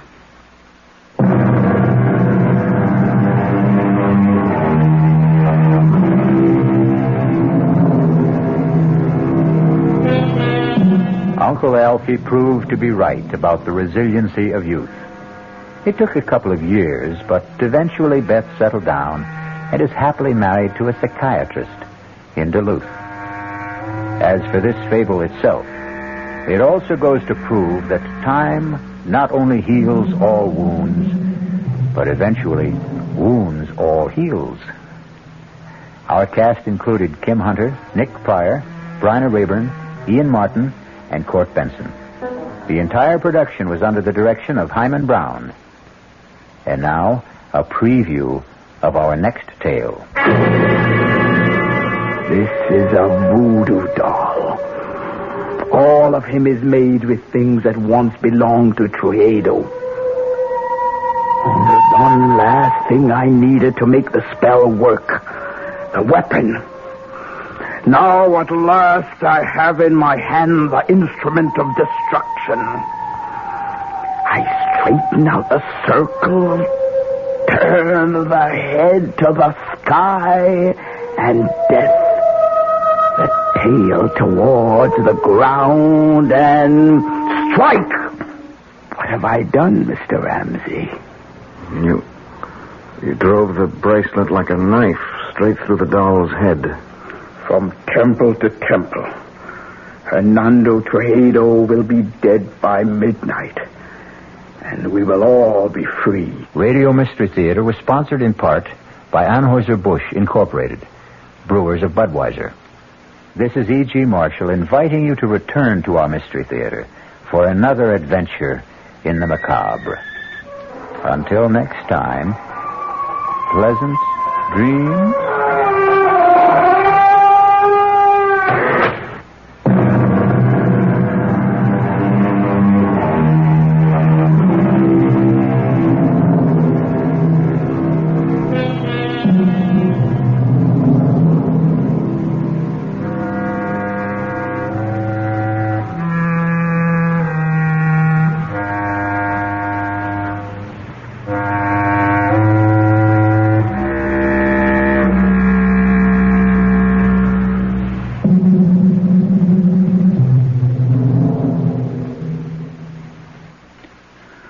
The WR Mystery Theater has been brought to you by ShopRite Supermarkets, where you get a lot more for a little less, and by Suburban Savings, with offices throughout North New Jersey. The preceding Mystery Theater program was furnished by the CBS Radio Network. 5 o'clock, time for the news on the hour from the WOR newsroom. This is Roger Skibinis reporting. Under sunny skies, 60 degrees now in Midtown Manhattan. Clear and cool tonight with a low 40 to 45 degrees. And it's going to be sunny and cool tomorrow with a high near 60. Fair, not as cool tomorrow night. More on the weather later on. Some $20 million in art treasures were recovered today in Ireland. Police in Dublin say the masterpieces stolen a week ago in what has been described as the biggest art robbery in history were found in West Cork. A woman is now being questioned. Yesterday there was a ransom demand for $1.2 million. Also, the note sent to police insisted that 4 persons imprisoned in New England be transferred to Irish jails. The owner of the painting, Sir Alfred Beat, refused to pay any ransom, and the British refused to transfer the prisoners. The paintings, all of them, all $20 million worth, were described as not being harmed. Ron Ziegler, President Nixon's news secretary, today accused those who read the Watergate transcripts and believe former White House counsel John Dean over President Nixon as being partisan. Ziegler, speaking to newsmen in Spokane, said the transcribed Watergate tapes show numerous and serious contradictions in the testimony of John Dean. 2 Republicans on the Senate Watergate Committee, Howard Baker of Tennessee and Lowell Weicker of Connecticut, have made the comment that the transcripts seem to support Dean's testimony before the Senate panel. The President is in Spokane, Washington this afternoon for the opening of Expo 74. It follows on the heels of a public appearance in Phoenix, Arizona last night, where he addressed a Republican rally and said it's time to move beyond Watergate and get on with the business of America. Seattle police have in their custody this afternoon a 21-year-old soldier from Fort Lewis, Washington. He was picked up with 2 weapons and a hefty supply of ammunition. He's accused of threatening the president's life. From Washington this afternoon comes word that the president has decided not to reduce the 10-year sentence against Lieutenant William Calley, charged with the killing of civilians during the massacre at My Lai in South Vietnam. Calley, presently out of jail on bond, would be eligible for parole after an additional 6 months confinement. Here in New York, a 15-year-old is presently undergoing surgery for a bullet wound in the thigh. An unidentified woman was treated for a gunshot wound and discharged from Morrisania Hospital in the Bronx. The injuries occurred when transit police on a stakeout apparently intervened during an attempted holdup of a change booth at the 167th Grand Concourse station of the IND. According to police, the youth drew a gun, pointed it at an officer. The transit cop then fired 5 shots. It was later determined that the pistol pointed at the officer was a toy gun. It's believed that the 3 youths were involved. 1 apparently got away. Another is being questioned at the 44th Precinct in the Bronx. A citywide search is on at this hour by police in an effort to recapture 2 men who managed to escape from the Brooklyn House of Detention last night. The 2 are 26-year-old George Harper of 1463 Pacific Street in Brooklyn and 42-year-old Stephen Fraser of 132-05 155th Street in Queens. Harper is charged with murder. Fraser is accused of assault and kidnapping. Both men are considered dangerous. 2 other inmates attempted to break out with Fraser and Harper, but were captured almost immediately. Before the weather, this word. What's so special about tomorrow's New York Times? Well, for one thing, the Sunday Times Book Review features a special 36-page section entirely about children's books. And besides this feature, which includes reviews of nearly 100 children's books, the travel section of tomorrow's New York Times is also special, because tomorrow it previews summer vacations. You'll get some great ideas on where to go this summer and how much it will cost. Even if you're staying home, you'll find excellent reading in the Sunday Times travel section, including a fascinating story of a man and his dog who sailed the dangerous route completely around Long Island, and in a 12-foot sailboat. Also in tomorrow's New York Times, colorful coverage of the Kentucky Derby, a first-hand report on what life is like in Israel today, and helpful tips on how to get rid of plant diseases as well as weeds in your lawn. So be sure you get your copy of tomorrow's New York Times. And for information on home delivery of the Times, just call MU7-0700. That's area code 212, then dial MU7-0700. The New York Times. The WOR Weather Watch update, clear and cool tonight with a low 40 to 45 degrees. Tomorrow sunny and cool, the high tomorrow near 60 degrees. And tomorrow night the low near 50. Monday increasing cloudiness with a chance of showers. Right now 60 degrees under sunny skies in Midtown Manhattan. And that's the news at 5 from the WOR newsroom. Roger Skibonis reporting. For news as it happens, keep tuned to WOR New York, the talk of New York.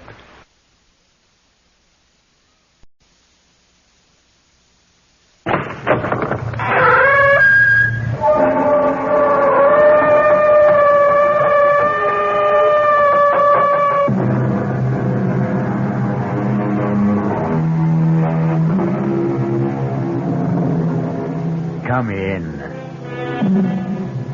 Welcome. I'm E.G. Marshall. Welcome to the world of terrifying imagination.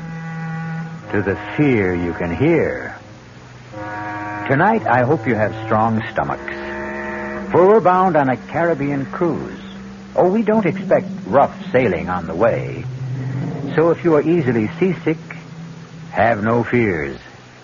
Save them all for your landing on the twin island of Mauritia and Sandorin. For it is the home of voodoo and the living dead.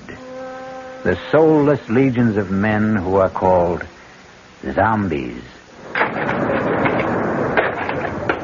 That's it, compadres. That's the coffin we seek. Scrap away the earth so we can get the lid open.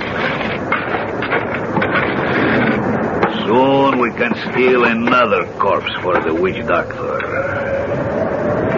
That's it. Now break open the lid. Swing it back. Muy bueno. Shine the light. Oh, must have been strong as an ox. He'll make a fine zombie brother for El Generalissimo's elite guard. Está bien, Señor Ongan. Here is another carcass for your living dead.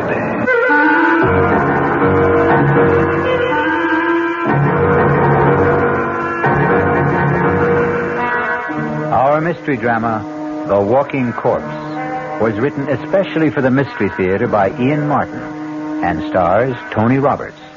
It is sponsored in part by Anheuser-Busch Incorporated, brewers of Budweiser, and by the Kellogg Company, makers of Kellogg's Special K cereal. I'll be back shortly with Act One. Great taste in the morning, Kellogg's has that wholesome taste to get you up and grinning. This is Jerry Crawford for Kellogg's Special K. We've been having some fun in our television and radio commercials by using a ball and chain to symbolize the slight overweight problem common to so many of us. We point out that being a few pounds overweight is just a little more difficult for you. Climbing stairs, just walking around, even sitting down can feel, well, like you're wearing a ball and chain. In case you missed the message, it's this. If you really want to get rid of that extra weight, you really have to work at it by exercising and with sensible meals like the Special K breakfast. A 1-ounce bowl of Special K, America's favorite high-protein cereal, 4 ounces of skim milk, tomato juice, and coffee. Less than 240 calories. Nutritious and, by the way, delicious. So why not begin each day with a Special K breakfast and then keep up the good work? Special K can't help you lose weight all by itself, but it really is a good start. Hey, Mom, what's for dinner? Hey, Mom, what you got? What's for dinner? Your ShopRite is featuring ShopRite or Shenandoah brand Grade A Rock Cornish hens, a real family treat at just 47 cents a pound. What's for breakfast? Listen to these ShopRite values. ShopRite Grade A large eggs, 59 cents a dozen. ShopRite sliced bacon, 1 pound package, 79 cents. ShopRite Grade AA butter, 1 pound brick, 69 cents. Crown Top white bread, 22-ounce loaves, 3 for $1. Save on every meal at ShopRite.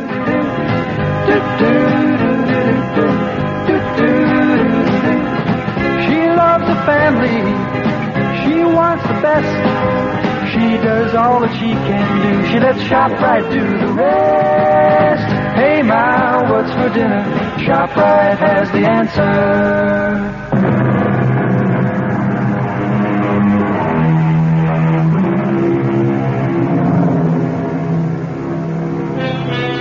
The body of a dead person, given the semblance of life, usually for some evil purpose.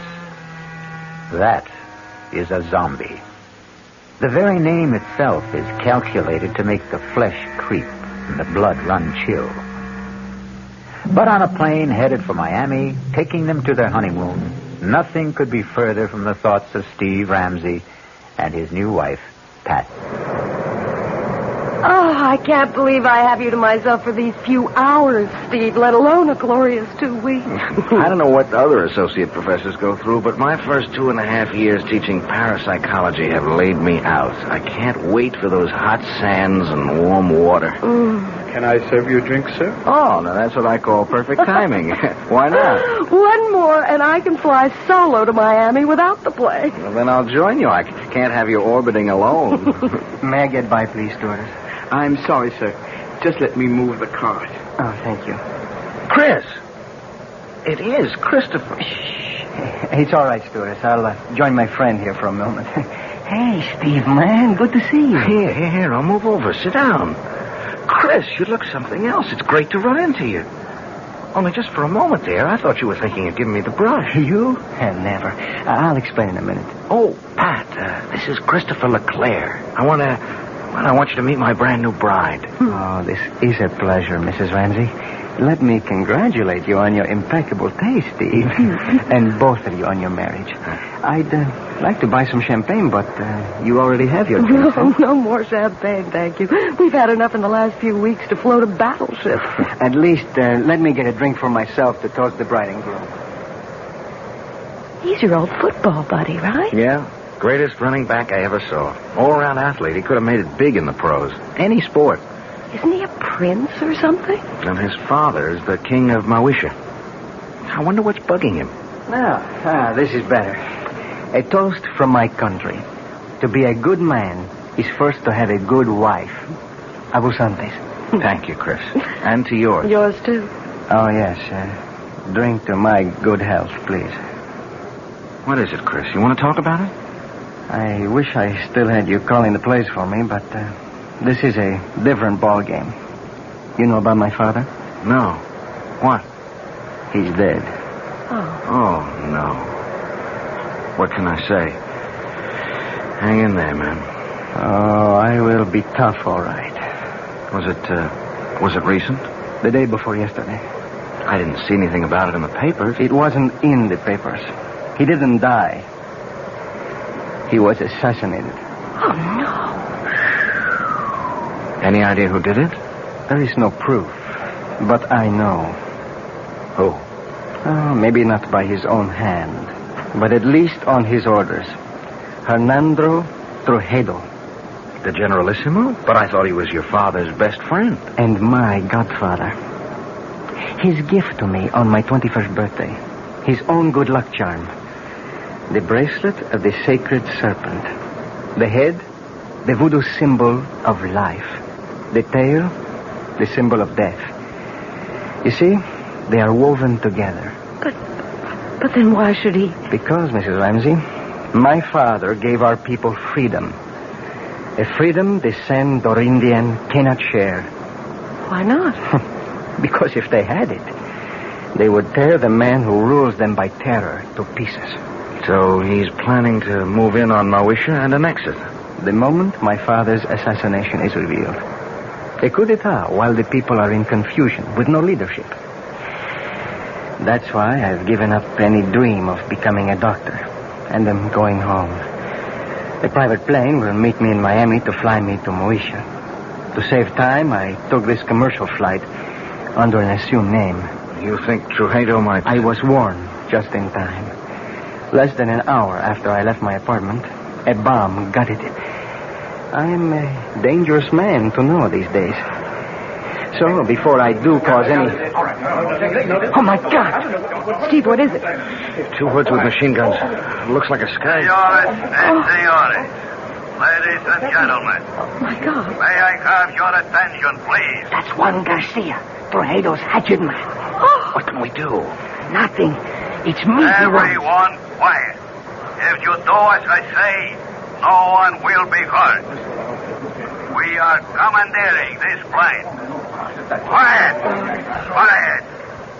There is nothing for any of you to fear.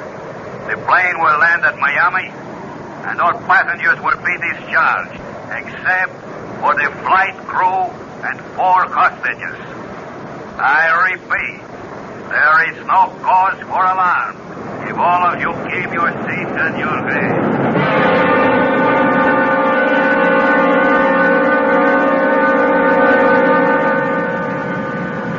Hold still, everybody. Just follow orders. Anyone who doesn't will be shot. Okay. All right. You three. Up, pointing to first class. Look, Garcia. No names. And no wrong moves. My orders are to bring you dead or alive. I was only going to ask that my friends... Your friends can identify you.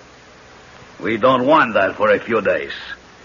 They will only be held as hostage till we are ready. If they do as they are told, they will be released unharmed. Now move. Join the other hostages you were sitting with in first class. Steve, I'm so sorry. It's not your fault. You okay, Patricia? Ready, unwilling, but able. That's my gal. Let's go. Just walk ahead of me, nice and steady. Muy bien, mis amigos. Zanka, drop on. Nobody moves till I come back. Okay? Inside. That's it. Go sit by him. Quito, don't let them move till I come back. I'm sorry I got you into this. Yeah, we'll make out. Are you okay, honey? Well, a few butterflies in the stomach. What does he want? To move in and sit down, I think. Better keep him happy. He's a surly character at best. Why don't we sit in these four together? Our friend's a little deaf. If we keep far enough away, we can talk safely. If we keep our voices down. Why are you being held hostage? Any number of reasons. I'm U.S. government. I know who you are. They took a dim view of me for carrying a gun, and they have a pretty good idea of who I am, too. Well, who are you? Hawkins will do. Bill Hawkins. What branch of the government? Well, I think I won't reveal that. I was assigned to see that you cleared the country safely, Your Highness. Someone slipped me a knockout drop in the coffee. That's when I lost consciousness and my gun. You were asleep when I came back. This is Mr. and Mrs. Steve Ramsey. How do you do, Steve, ma'am? Yeah, hi, Hawkins. How do you do, Mr. Hawkins? Any idea what their plans are? Refuel, clear the rest of the passengers out. Then we head straight for San Dorinde. That's the notion. So, the moment they get our friend Christophe here to San Dorinde, he's a gone goose. He'll just drop out of sight suddenly and for good. Now, my guess is they'll set up one of these goons as a fall guy, have a big show trial, and in the meanwhile return the plane with us aboard. Only, somewhere on the way, we'll all disappear in a puff of plastic bomb smoke. We're just as long gone as the king here. What's the alternative? Distract Ugly there long enough for one of us to disarm him. Garcia and his other boys can only get at us through the narrow passageway between tourist class and here. I can keep them pinned down till you get out the emergency exit. He's a big guy. But I'll admit... Okay, no time to argue. Now, how do we distract him? That's my job. Pat, please, stay out of this. I'm in it just as much as all of you. Watch this. Hey, mister, come here a second. Okay, then, I'll come to you. Take it easy. I just want to ask something. Well, if you can't hear me, I can't speak any louder. Oh, please, come closer. That's it. I just want to ask whether ladies... Watch it, he's strong as a bull. God, he's broken my arm. He's all right. I have the gun. Stay where you are. Don't let him near you. I'll shoot. What are you waiting for? Stop him! No! Good, stay like that. Don't move. All right, Kilo. Bring up your gun. Chris! You shot him, Garcia. You killed him. They talk him dead or alive. It makes no difference. But that other man, Chris shot him twice. Point blank. It should have killed him. Quito? Oh, no. Don't you know you can kill a zombie?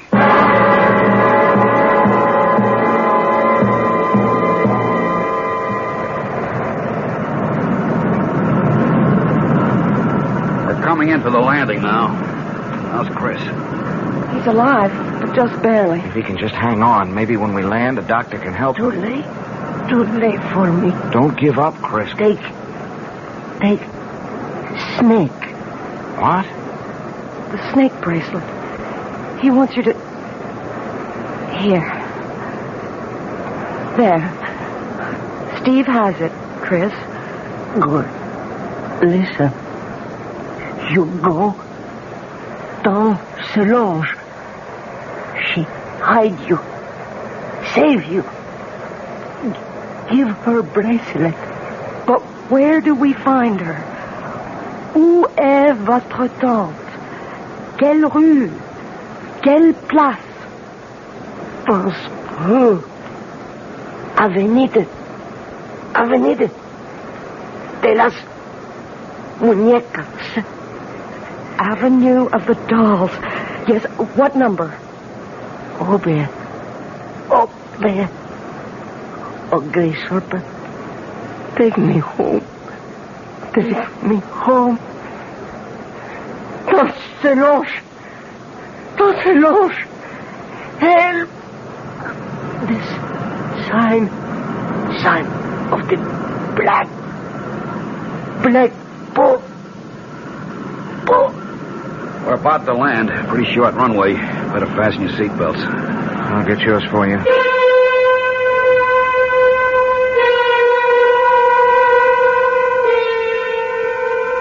Not the most promising way to begin a honeymoon, particularly when it seems there is more than a little chance of ending it, even before it's begun.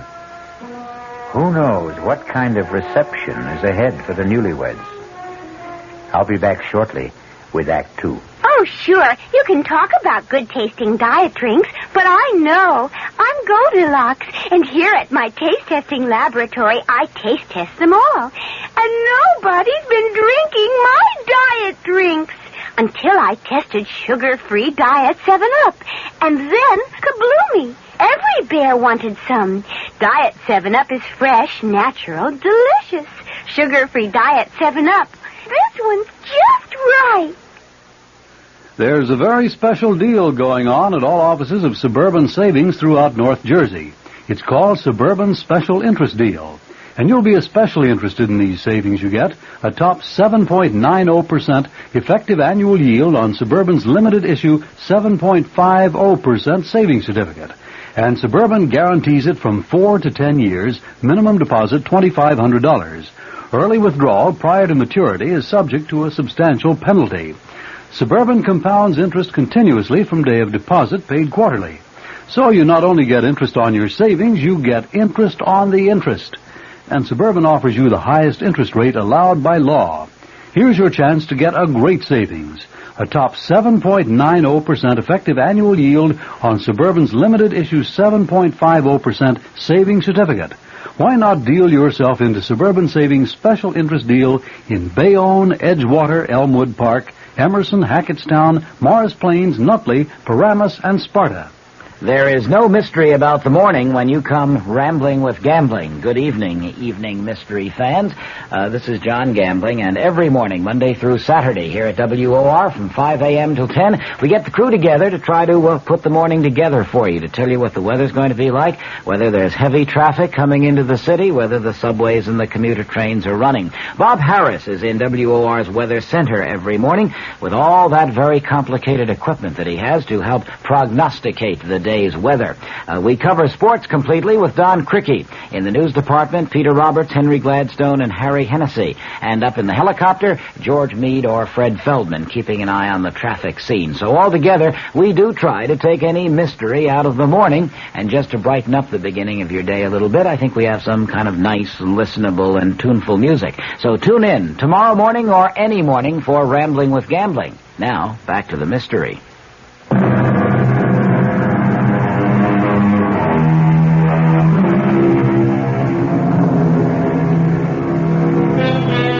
Under other circumstances, Pat and Steve would have no complaints about their accommodations on the island. Drained and exhausted, the silk-sheeted bed in an expensive suite is an alluring invitation to sleep. Except, even if you're dead to the world, who wants to become part of the world of the dead? Oh, Steve. Is it possible? Could there really be such a thing as a zombie? No, of course not. That's just a superstition.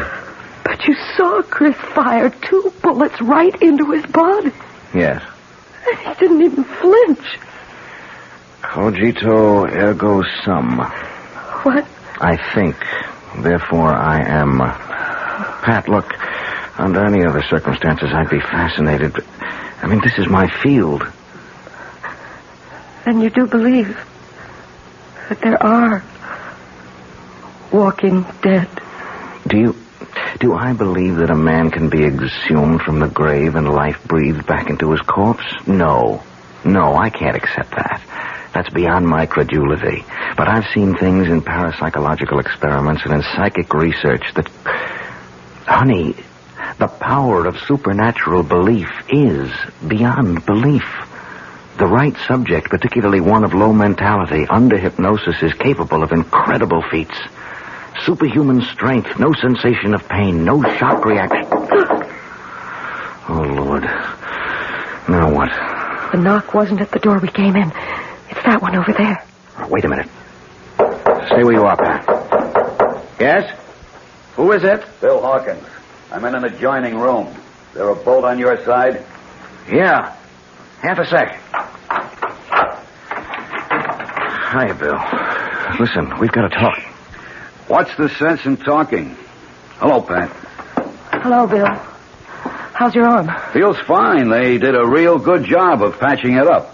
I just wondered before we all turned in if you had a radio in here. There's one right over there. Good. Mind if I turn it on and see if I can catch some news? Uh-oh. Only one band. Well, let's see what it's got. Hey, I see they provided you with a meal, too. I never even noticed. Pretty good grub. You should try it. I wouldn't touch it. Nor I. Look, I don't see how well. All right, we can cut the comedy now. This place is bugged. The radio ought to block us out. Now, we've got to plan some kind of escape. How? I may have that lined up. It's where to hole out after we bust from here that's got me stumped. I've got a possible answer to that. What? Saint Solange. Who? Chris's aunt. She lives here. Where? Avenue of the Dolls. It's a long, winding street. Any idea where? You know it? Well, I spent 6 months on Secret Service here before we closed down our embassy. Did he give you a cross street, a number? He was pretty incoherent before he died. When I asked him, he just sort of rambled on about the great serpent and the black bull or something. The serpent is the basic symbol of the voodoo religion. The black bull I never heard of in this liturgy. Wait a minute. The chicken in the obia coat is a sacrificial animal considered to... Maybe it was the black pull.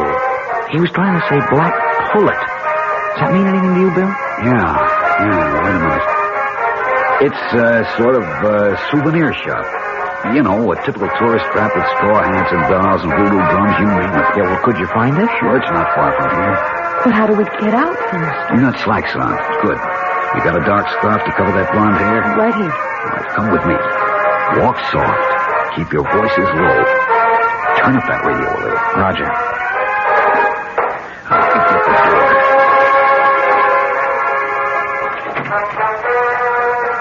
Good.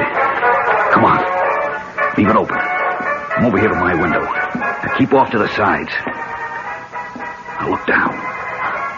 There's one of those zombies down there. But you see, there's a balcony and steps that lead to the street.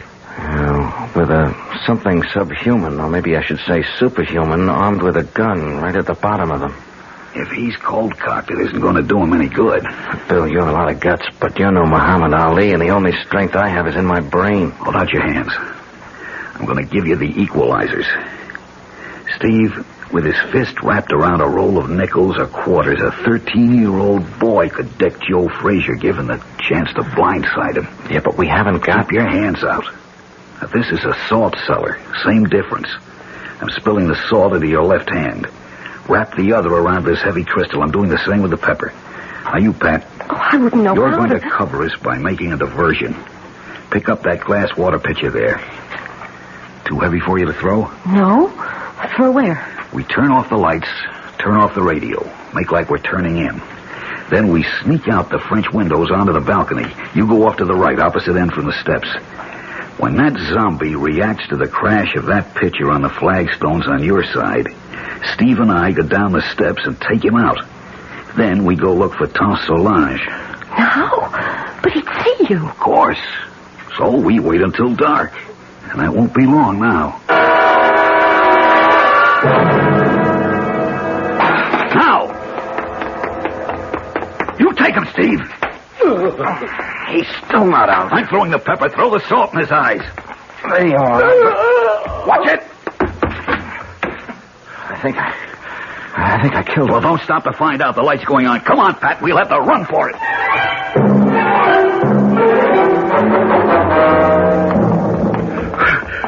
Hold it. We'll have to chance a light. Which way? Ahead. To the right. Go to the next block. They're right on our heels. Give me that flashlight and you get out of here, both of you. What about you? Don't be a fool. Somebody's got to be a decoy. And you have a wife to think of. Now, hurry. Come on, Pat. Run.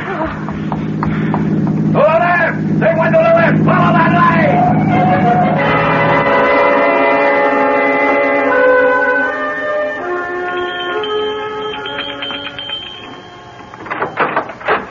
Yes? Tante Solange. Who wants her? I am Christopher's friend with my wife. We are running from Toledo, the Generalissimo. Christopher told me to seek refuge here and to bring you this. The great serpent. A moment. Enter, my children. Quickly, quickly. So, turn out your lights also. We must hide like cats in the dark.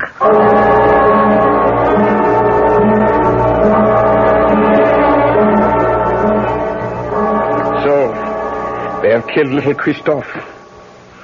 First my brother, then his son. Well, he will be made to pay. An eye for an eye, a heart for a bleeding heart. Now shall the tyrant bleed.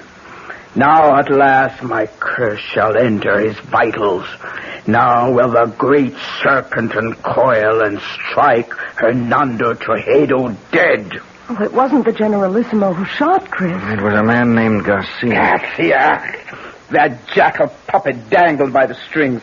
That less than nothing with no mind or will of his own. Is he a zombie, too? What do you know of zombies, my child? Nothing, except what I saw on the plane and what my husband tried to tell me. Oh, you are a teacher in college, Monsieur Ramsey, no? Yes, and much of my studies are in the supernatural. You believe in zombie? Well, no, not altogether. Very well. We shall put our beliefs to the test. It's a doll, like the ones you sell in the store here. Not quite the same. This one is like the souvenirs of El Generalissimo, with this difference. I've been a long time making him. You see, the straw is from his favorite horse's stall. The beard is made from the combings of his hairbrush. The eyes, J-chips from a dress coat button. The boots from the fingers of an old glove. This is a voodoo doll. All of him is made with things that once belonged to Toledo. Only one last thing I needed to make the spell work. The weapon. Now at last I have in my hand the instrument of destruction. I straighten out the circle, turn the head to the sky, and death. The tail towards the ground, and strike! What have I done, Mr. Ramsey? You drove the bracelet like a knife straight through the doll's head. From temple to temple. Hernando Toledo will be dead by midnight. And we will all be free. You still do not believe. Let us find how strong your science holds against my faith. What's that? Toledo's men. The doll. They must not find the doll. Help me pin it under my skirt. Oh, my hands are shaking so much. Oh, just in time. So, meet again, Senor Ramsey. How did you find us? Your friend Hawkins. He gave us away? Senor Ramsey, every man will give anything away with the right persuasion. Senor Hawkins took longer than most. He was very foolish. What do you mean? Since in the end he told, why was it worth dying for? Vamos, we must not keep the Generalissimo waiting.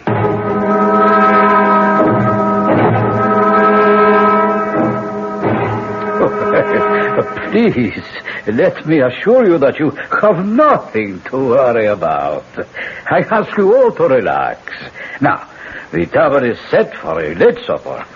I am sure you must all be famished after a long and difficult day. Won't you be my guests? Prisoners, you mean? Trojedo. Ah, yes. La bonne Princess Solange, I am honored. I had no idea you had come to live among us. I have been here longer than you know. Yes, I must speak to my secret police about that. Had I been told you were honoring our country with a visit, I would have arranged a more suitable welcome. I am sure you would, by disposing of me as you did my brother and my nephew, Christophe. I suppose it would be impossible for me to convince you that I had no hand in the death of King Francois. The sad truth is that his heart failed him. His death was a natural one. Lie upon lie. But one truth you cannot twist. The death of my nephew. Did you see him die? There are 2 witnesses before your desk who did. Excuse me a moment. Garcia, are you ready? See, now. We must wait for a moment. For what? You will see. Senora Ramsey, let me ask you a question. What? Did you see Christophe Leclerc die? Yes. And you, senor? Yes. You are quite sure? Of course. Yes. Look, what are you trying to prove? Not I. I will let him show you that for himself. You see? Chris. Monsieur Baby. Steve. He's alive. It's Chris. Chris. Is it really you? Sure, man. Sure. Don't you know me? There is no mistaking the tall, lithe figure, the regal bearing, the proud, handsome face. All those belong to Christophe Leclerc. He might easily have remarked, as Mark Twain once telegraphed, "The reports of my death are an exaggeration." We'll return shortly with Act 3. Some research experts say you can't taste the difference between beers. Well, if they're right, then Anheuser-Busch wastes a barrel of time Beechwood aging Budweiser. Only they don't think so. Brewing beer right does make a difference. And they're betting a bundle that you can taste the difference in Bud. When it comes to brewing Budweiser, the Anheuser-Busch choice is to go all the way because they still care about quality.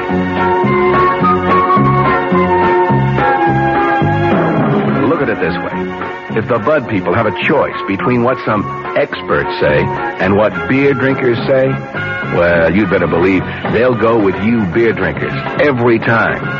When you say Budweiser, you've said it all. Anheuser-Busch, St. Louis. Tomorrow, Monday at Abraham and Strauss, huge savings on broadloom and on broadloom remnant rugs. From one of America's top carpet mills, A&S snapped up a very special purchase of mill trial velvet broadloom. The tiny imperfections certainly won't affect wear, and you'll pay just $8.99 completely installed with deluxe padding. $8.99 a square yard for lush all-nylon pile velvet broadloom. If perfect, the price would be $14.99, so you save $6 on every square yard. Save on other fried fine broadlooms, too, like a fabulous all-wool pile gold shag broadloom, reduced from $21.95 to just $11.99 a square yard installed. Plus a huge A&S sale of room-size remnant rugs, all at one single sellout price, $69. Take your pick of a tremendous assortment of nylon pile rugs in room sizes up to 12 by 14 feet. Originally $99 to $119. Tomorrow, your choice, $69. Tomorrow, Monday, at your nearest A&S store except Garden City. Come early.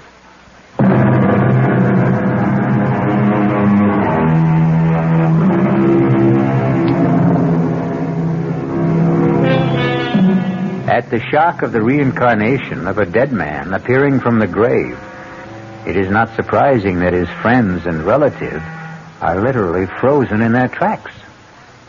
Under the circumstances, then, it is only decent courtesy for the returned corpse to break the ice. Tante Solange, qu'est-ce que c'est? Have you no greeting for me? Ah, mon pauvre, je te remercie, pardon. Forgive me. I thought never to see you again. But here I am. Ah, mon cher baby, mon cher baby. Well, now, here is a reunion worth celebrating. That was a pretty rough wound you had, Chris. Worse than it looked. Thank God. It was mostly flesh damage. The doctors tell me the bullet bounced off my sternum and never entered the chest. But should you be on your feet? Long enough to ease your minds about me. I'm still a bit woozy. It was like the time you took the XB2 slant off tackle against Ohio State and that big linebacker, Sawchuck, kicked you in the head. Something like that. Tell them the good news, El Generalissimo. Set my aunt's mind at rest. Well, I know you hold out my motives, even Christophe did. I can hardly blame him, since I took such extreme measures to bring him here to Sandorinde before his planned arrival at the Moesia. What was your reason for that? We walk a tightrope on this shared island of ours. 2 cultures, 2 languages, 2 forms of government, perched precariously on a ever-increasing population in a far more ancient and primitive culture than either of ours. Your brother and I, each in his own way, preserved that delicate balance. With his unexpected death, steps had to be taken. Why? You know his plan was to return the government to the people. That would not have worked, not even for them. We would have ended both of us in anarchy. Fortunately, my godson was perceptive enough to realize that. We have worked out between us a better plan. A compromise? I would prefer to call it an entente. Tell them, Christophe. It's quite simple. Tomorrow, together, my godfather and I shall proclaim a union between Mauritius and Sandorinde. A trilingual state with one government. Ruled by whom? By the Generalissimo and myself. I as president, and my godfather as prime minister. Trujillo in second place. We elders grow no younger, Solange. Someone must take our place. I am happy to yield to the future. What better hands could this island be in than in Christophe's? So, now I think, Mr. Presidente, you should rest. Doctors can do only so much. Nature handles the rest. Yes, I would like to lie down. I am sure you will be excused. I beg you not to wait for me to enjoy your supper. The Presidente and myself have a few matters to settle about the announcement tomorrow before he goes to sleep. Forgive me, please. I'm tired, and tomorrow's a big day. Good night. Good night, Chris. Good night. Adieu, mon baby. Goodbye. Forever. What is it? What's the matter with you two? You saw? You know? Do you now believe in zombies? What are you trying to say? That wasn't Chris who was here just now. I don't understand. You don't know him as I do. First, he never would accept this deal. The guy's too decent, too honest to be part of it. But there are other things. What? Well, first off, our school never played Ohio State. Second, Sawchuck was no linebacker, but a running back who murdered us on the only loss we had together. Third, XB2 wasn't a run play, but a deep pass play that had nothing to do with Chris except as a decoy. I don't understand the things your husband says, but I tell you, that was not Christophe Leclerc who just left. Not my nephew. They have stolen his soul. And that I cannot allow. Well, what can we do about it, Tante Solange? It is a very few minutes to 12. I told you Hernando Trujillo would be dead by then. Remember? Yes? Here is a conjured doll which will make his death. I place it on his desk so he can see it. For it is by his own guilt he must die before the end of this day. But if he doesn't return? He will return. It is written in the dust. Oh, nobody feels like eating, Well, I don't suppose I can altogether blame you. Shall I have you shown to your quarters for the night instead? Where is Christophe? Oh, I should never really have allowed him to overtax himself after being wounded. He was absolutely exhausted. I saw him to bed. And you return to suggest the same to us? I think we are all tired. Whatever discussion there may be between us can wait for tomorrow. For you, there is no tomorrow. What do you mean? Liar, cheat, thief, murderer. Look, on your desk. A conjured doll. Your image. Made piece by piece from your belongings. Fashioned in your likeness. Christened in your name with the blood of the black pullet. Your own bracelet of the sacred serpent driven through its brain. Do you think I could buy such childish superstition? I am no savage. What a man thinks is what he is. This primitive mumbo-jumbo will have no effect on me. Are you sure? How large is a bag of guilt you carry? Will nothing convince you, woman? Your nephew and my nephew. Christophe. Christophe is dead. How can you say that? You have just seen him. I saw a walking corpse. More idiot superstition. Like my conjured doll? Of course. You don't believe in it. No. And you believe in zombies. You know the power of voodoo can create them. You know the power of voodoo can kill.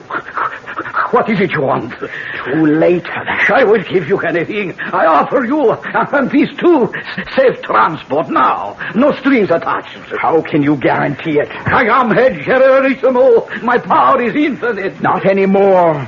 The clock is ticking your life away. No. 12 o'clock. No. Only a few seconds left. Help me. Help me. I cannot help. The die is cast. No. You cannot even help yourself. I will give you money, jewels, anything. Name it. What do you want? But you cannot give me what you stole from my nephew. His soul. I want yours in return. And die. By the power granted me as an obeah woman, vested in my hands by the uncoiling sacred serpent, to take the place of the voodoo doll. As it should to all tyrants, so comes a violent death to you. I condemn you to everlasting fire and death by the serpent writhing in your face. No! I cannot die! I am the dictator! I am supreme! I am the law! No one can touch me, do you hear? No one! You condemn me! Why, all I have to do is raise this pistol and you...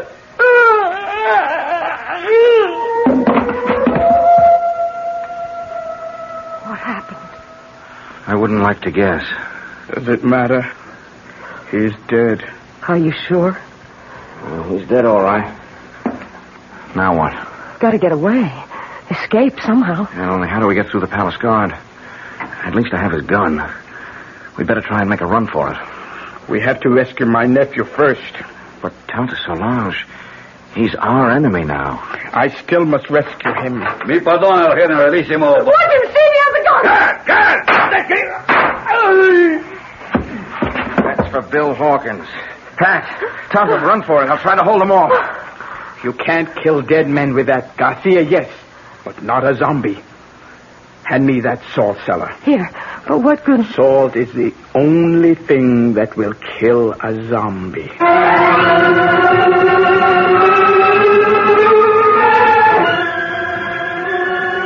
Chris. Lying on the bed. Is he... No, he's still breathing. He's just asleep. Leave me alone with him. Go if you want to, but leave me with Christophe. Will you be long? As long as it must take. Go. Well, we can't find our way out of here without you. We'll wait. Oh, great serpent who coils about the sky and holds our world together. Help me now. Help me to break the black magic that chains my baby to a living death. Help me to bring his soul home to you. Christophe, listen to me.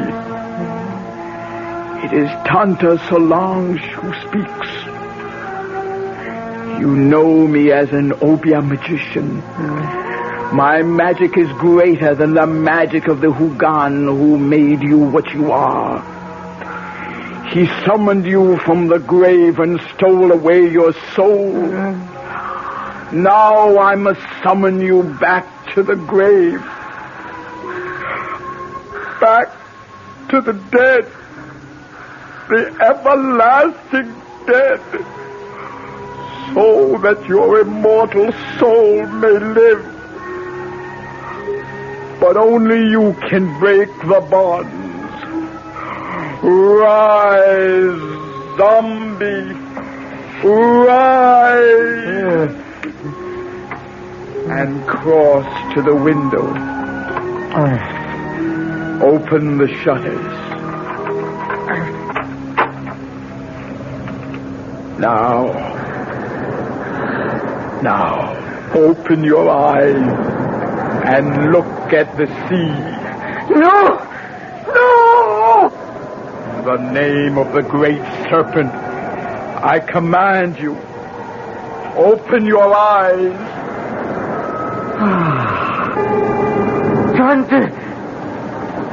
Tante, I'm going home. My baby.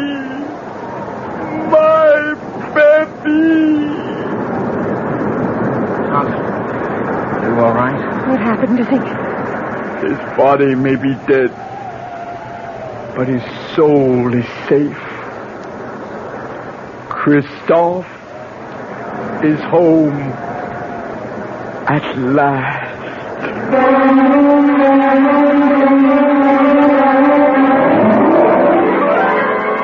The death of the dictator set a people free in a mad orgy of festival and delight. In the wild celebration that lit up the city, no one had time to pay any attention to the three somber people who found their way back to the hotel. For Pat, Steve, and Tante Solange, there was sadness, but solace, too.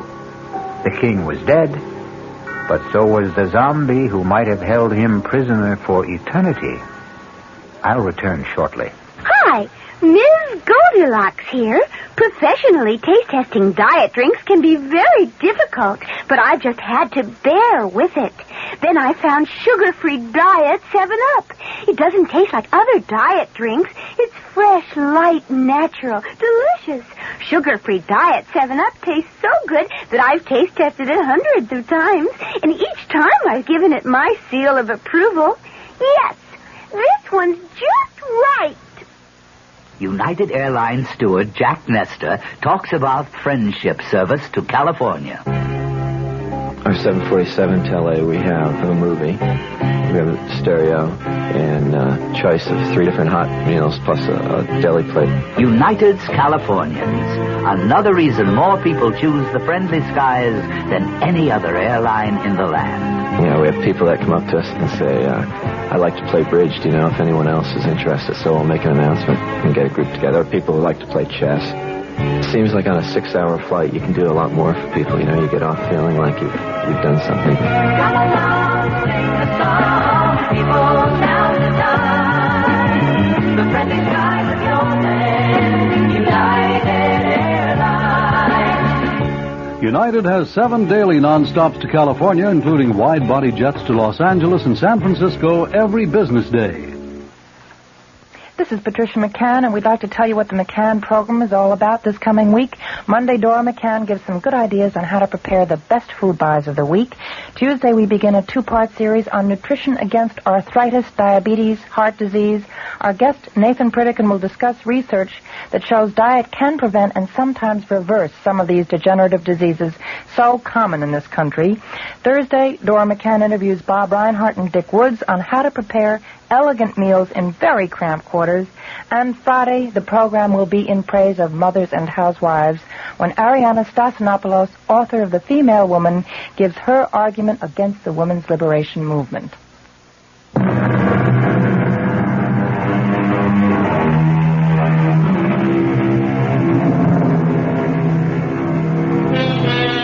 Power of suggestion, hypnosis, superstitious fear, overpowering guilt complexes, terror of the unknown.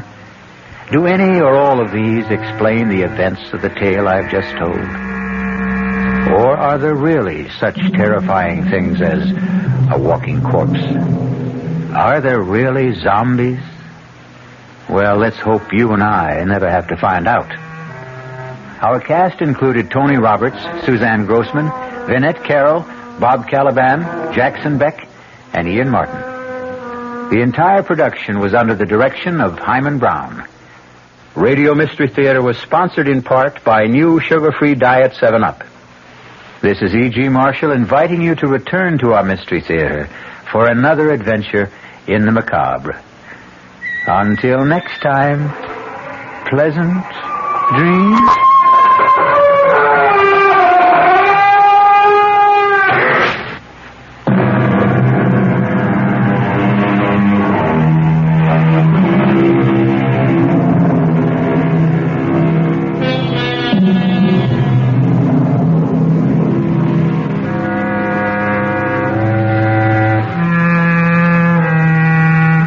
The WR Mystery Theater has been brought to you by ShopRite Supermarkets, where you get a lot more for a little less, and by Suburban Savings, with offices throughout North Jersey. The preceding Mystery Theater program is furnished by the CBS Radio Network.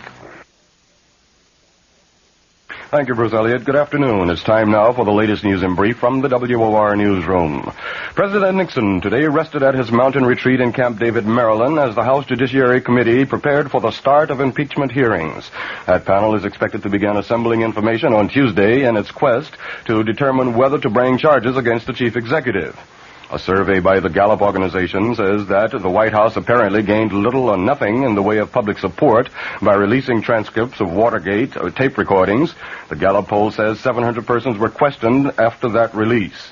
And the finding was that 17% had a higher opinion of Mr. Nixon because the transcripts were made public, but 42% said they had a lower opinion of him. A prominent Democratic senator, Henry Jackson of Washington, hammers away at the Nixon administration's economic policies. That story from WOR's Bob Brady.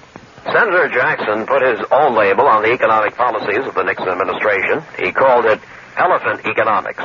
Jackson, a potential candidate for the Democratic nomination for president, says there's no better symbol to represent the slow and sluggish economic state of the nation.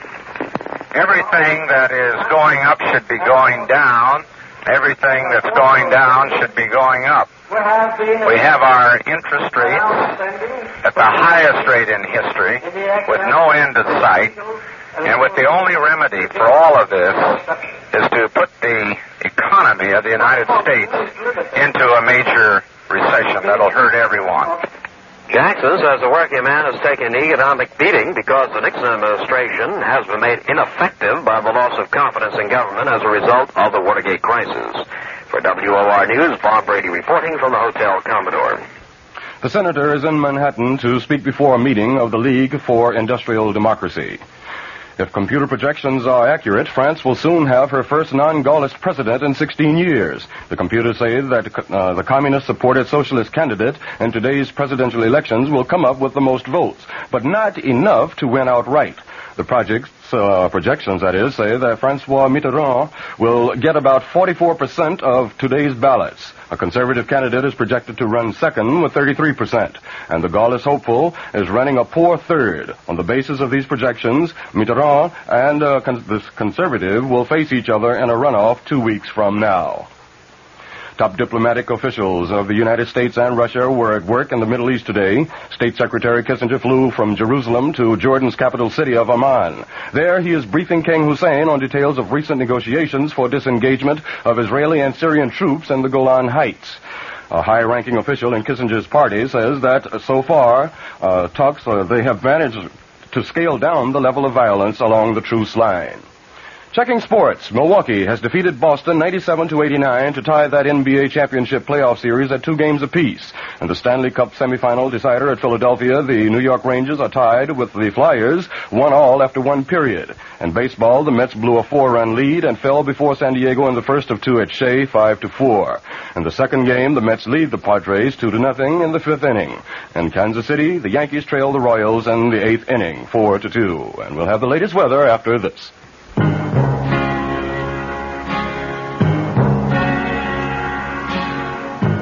Someday you'll own, someday you'll own, sooner or later you'll own Generals.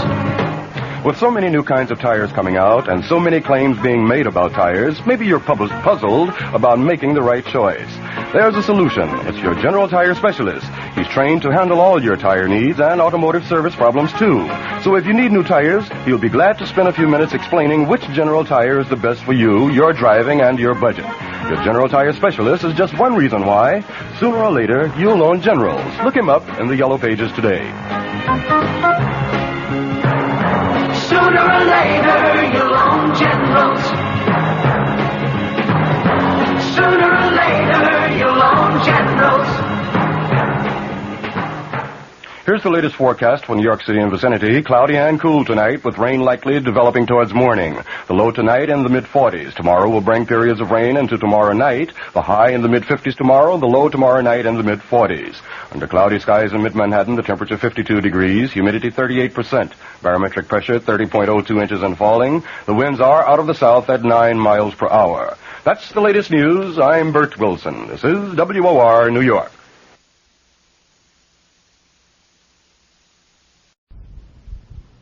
Mystery Theater.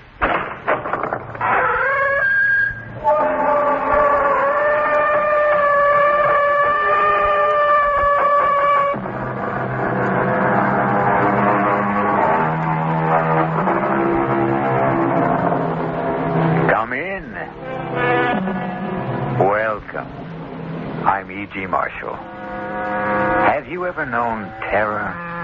Have you ever come up against something that so threatened you, so horrified you, that it stopped your heart for a moment? If you never have, count yourself lucky. But don't count on your luck too much. After all, who's to say that terror may never touch you, huh? Consider Helen and Jim Crane. They never thought it would ever touch them. Blood. Jim, there's blood all over. And the axe. Did you see the axe? Come on, let's get out of here. The blizzard. We can't stay here either. There must have been a terrible fight in that kitchen, and I'm not waiting for the winner to come back. You don't suppose... What? The murderer?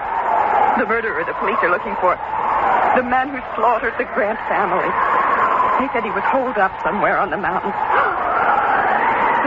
This cabin, maybe? You don't think... All I think is that we'd better get out of here.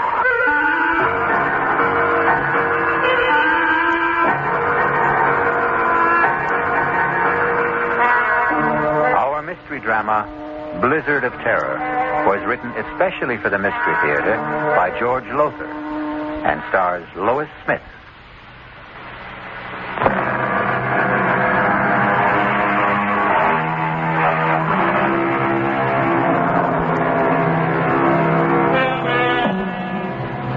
you join me now in a blizzard of terror? Not so fast, not so quick to answer yes. Are your nerves in shape for what lies ahead? Have you promised yourself a good night's sleep? A promise you want to keep? In simple brief, are you who now listen to my voice ready to cope with terror? Very well. You made the choice, not I. Come along, then. Well, come on. That China will form no coalition with Russia in the foreseeable future. That's the world news. Now I have a special bulletin from the big Indian Sheriff's Office. Jim, turn the radio Sheriff off. Ed Ralston warns all motorists to stay off the roads on Thunder Mountain. Not only because of the blizzard, but also because the man sought for the brutal murder of the Grant family is believed to be hiding out somewhere on the mountain. Please, shut it off. All of them with a kitchen carving knife. The Grant family... Thank you, Mr. Crane. You're welcome, Mrs. Crane. We don't need to be told again and again that we're in a blizzard on Thunder Mountain. We know we are, thanks to you. I'm sorry. It's okay, skip it. Maybe it is my fault. Jim! Wow, that was a close one. You know, I can't see the road. All I can see is snow. What's that? What's what? There, just ahead. Back under the trees. A cabin. So?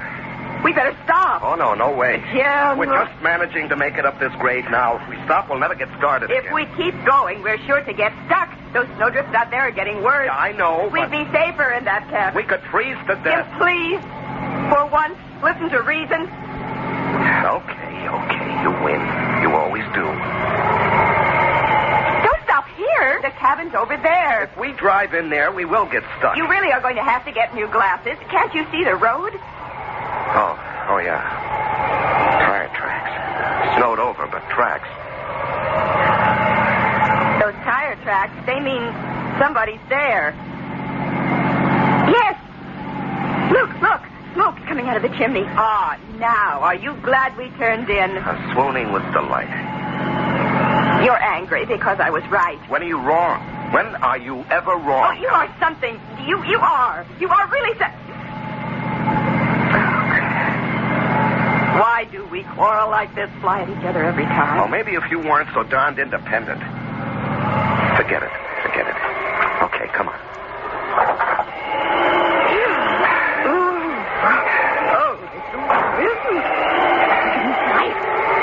All right, let's get inside. Fast.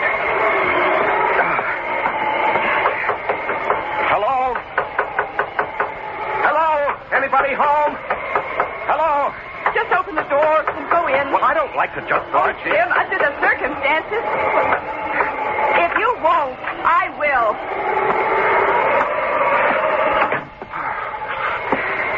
Hello? Anyone here?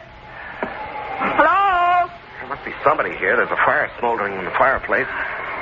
Here, look, there's a pipe in its ashtray. The tray is full of pipe ashes. Oh, here's a coffee cup, half full. There's a book open on the table. Huh. Jung's Psychology of the Unconscious. Whoever owns this place must be a brain. Hello?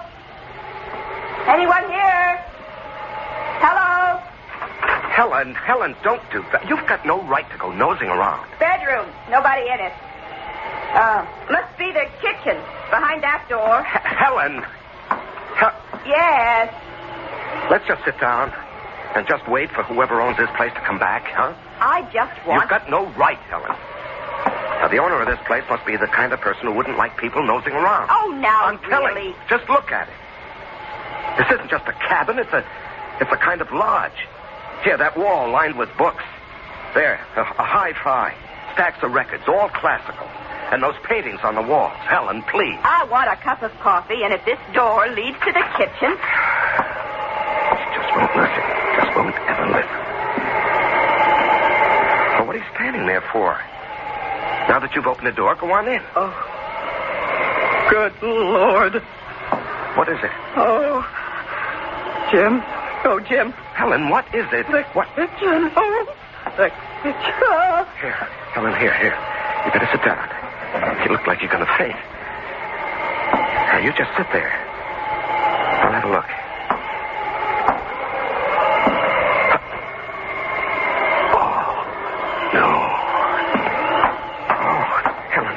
We better get out of here. My God, oh, Jim.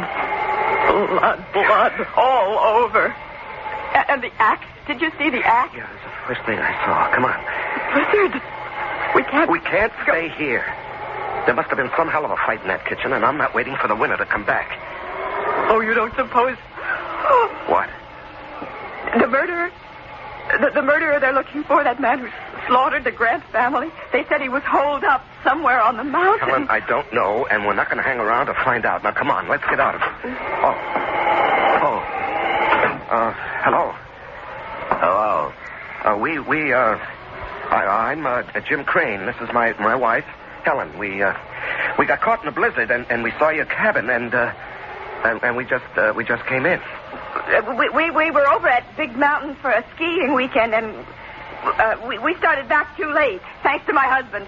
Oh? Yeah, I guess it was my fault. You see, I don't ski. My wife does, but I don't. And, I got into this poker game, and I was winning, and I couldn't quit when I was ahead. You know how it is? You don't have to make any excuses to me, friend. Maybe to her, but not to me. Well, I was just explaining. Like ice in here. Better get that fire going again. You needn't bother on our account. I'm not. Well, what I meant was we were just leaving. Not in that blizzard, you're not, Mrs. Crane. It's Miss Morgan, if you don't mind. I thought you said she's your wife. Well, she keeps her maiden name. You kidding? No, You marry a doll and give her your name and she won't use it?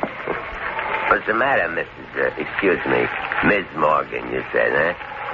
What's the matter? Your husband's name isn't good enough for you? It isn't that. Then what is it? I prefer to keep my own name, that's all. A lot of women do these days. Yeah, they call it women's lib. Women's what? Lib. For liberation. You know, they keep their names, their independence, their jobs, everything. Everything, eh? That's too bad. You were my wife, doll. You wouldn't keep your name or your job or, anything. What do you do besides letting her get away with all this? Engineer. I'm an engineer. You drive a train? Oh, no, not that kind of engineer. Hydraulic engineer. Water power. Oh. Cigarette? No, thanks. I don't smoke. You? I don't smoke either. And I thought you... Huh? Nothing. You thought I what? Well, I noticed the pipe in the ashtray, so... Oh, well, yes, I do smoke a pipe now and then. Cigarettes, too. You haven't told us your name. Jake. Jake what? Jake's enough. We need more wood. I'll get it. Let's get out of here. No, we can't. Well, we've got to. He doesn't own this place. He doesn't live here. And from the looks of him, oh, good Lord, what a bruiser. He could be the murderer the sheriff's looking for. The blood on his clothes, it's all over his pocket. Helen, we can't be sure it's blood. What else could it be? And what about the cigarettes? There's not one cigarette in that ashtray. There's nothing but pipe ashes. Yeah, that's true, all right. And he's stupid. Totally uninformed. He couldn't be the man who reads these books, listens to that music. He never heard of women's lib. He thought you drove a train. Helen, we can't leave. We could die out there. We can die in here. And I have a feeling we will, if we don't get...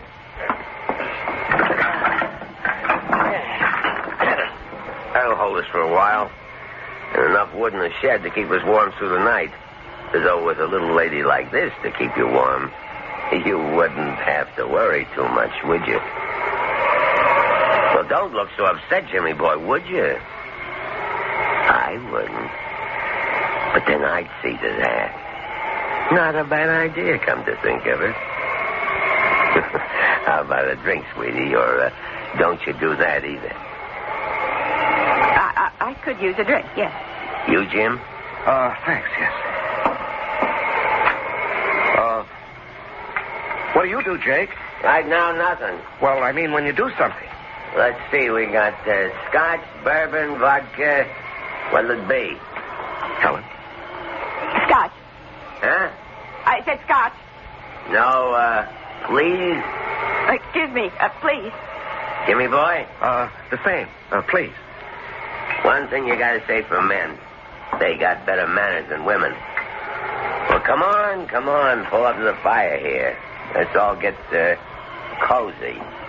That okay with you, Helen?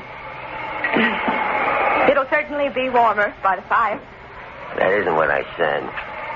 I know what you said. What'd I say? Here you are. Thank you. Showing better manners. Good. Thanks. That's better. Easy chair, warm fire, drink. That's much better. Nice place you've got here. It's all right. You must do a lot of reading, all those books. I read some, yes. I see you like classical music, too. Who are your favorites? Composers, I mean. Beethoven, maybe? Yes, I like Beethoven. Oh, me too. I'm especially fond of his 10th Symphony. Oh, yes, I go for that, too. Well, I don't know about you two, but I'm getting hungry. Could use some supper. How about it? Yeah, I could eat. You, sweetie? Oh, I suppose. Yes. Good. But first, we'll have to clean up the kitchen. It's a real bloody mess out there, and I mean bloody. What do you mean bloody? Just said there's blood all over. All over me, too. See? Oh, yes. How, what happened? I didn't want to kill him. I had to. I surprised him out there in the kitchen, and he came for me. There was an axe, and it was the handiest thing, and I used that. I sank it into his skull, deep. I couldn't help thinking of the Grant family. The Grant? Yes, you haven't heard about that. Whole family down in the valley. Slaughtered. Blood all over. I got there in the kitchen. Well, we better get to it. You mean me? There's a lot to clean up. I can't do it by myself. Jim will help you. No. You will. I'd rather not. I didn't ask you whether you'd rather or wouldn't. I'm telling you. I'll give you 2 minutes to get out in this kitchen with me and get to work.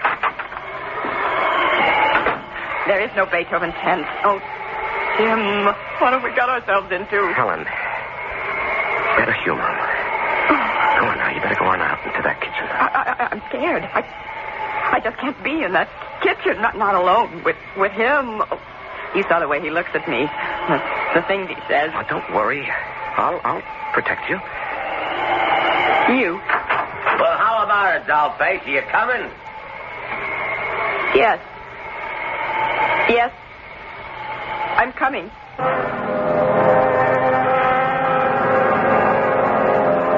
Helen and Jim feel the first stirrings of terror.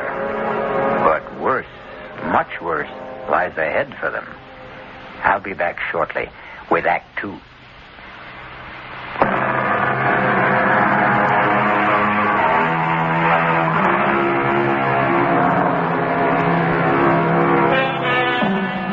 Suppose now that you, not Jim and Helen Crane, but you had sought shelter from the blizzard in that forsaken mountain cabin. You had met this strange and quite obviously murderous man who called himself Jake. Suppose you, not Helen, are helping him, against your will, to clean up the shambles in the kitchen. The bloody shambles.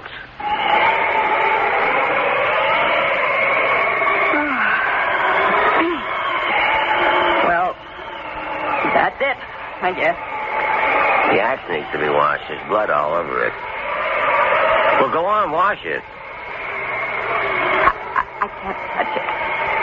And not as liberated, wasn't that the word, as you thought?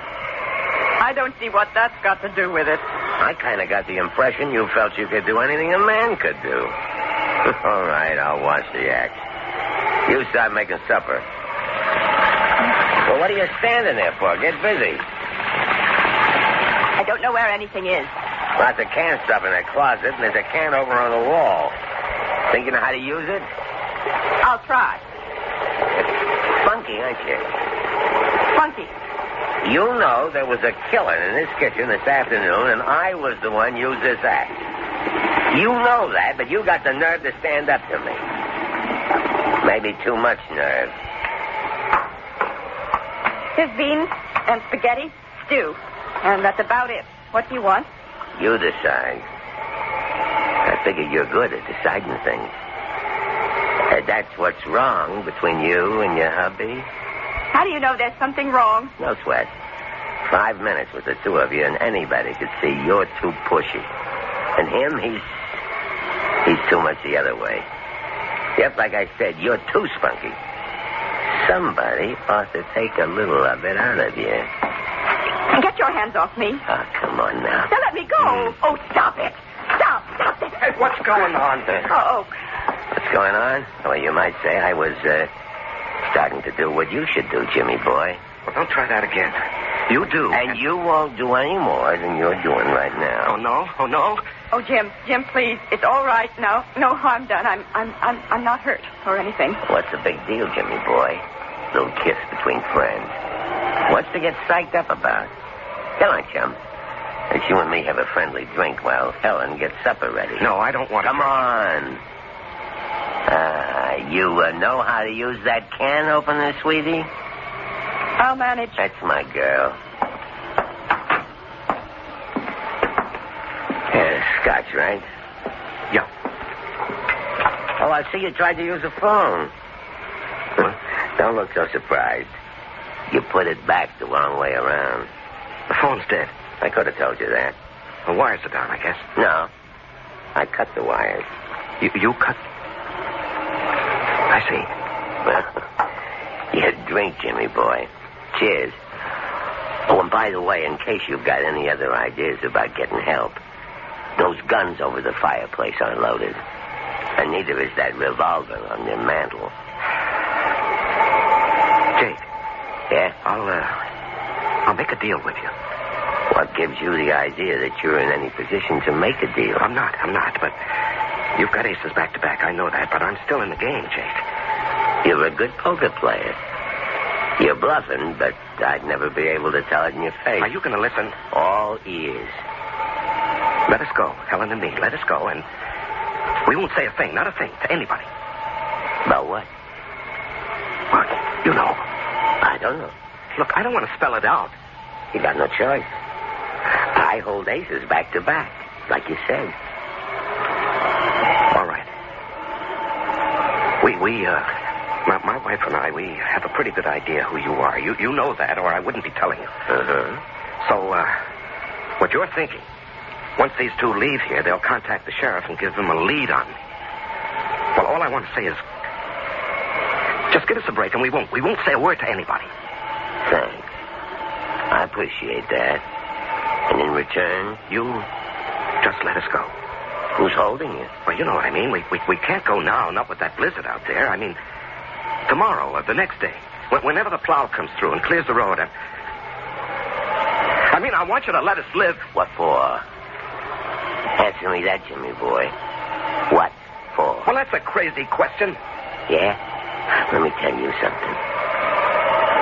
Tell me. You in love with your wife? You can't answer that, huh? She in love with you? Can't answer that either, huh? Can you? How long you been married? You can answer that. 3 years. What happened, Jimmy? What happened between the time 3 years ago you two couldn't wait to get married, I'll bet, and now, when you can't wait to get divorced? You are thinking about divorce, aren't you? Well, we don't get along, that's for sure, but... For what? You're at each other's throats day in and day out, right? Nothing but fights, arguments, frustrations on both sides. From the minute you get up till you go to bed, right? Am I right? Yeah, you're right. And you want to live? For what? Well, you keep hoping things will change. They won't. Unless you make them change. And very few ever do. They keep hoping right into the grave, hoping. Like the Grants. Why did you kill the Grants? They killed themselves. They were dead long before they were put out of their misery. Like you and her. I'll make a deal with you, Jimmy. I'm listening. You give me a good reason why you should go on living. That's a deal. We want to. No. You just don't want to die.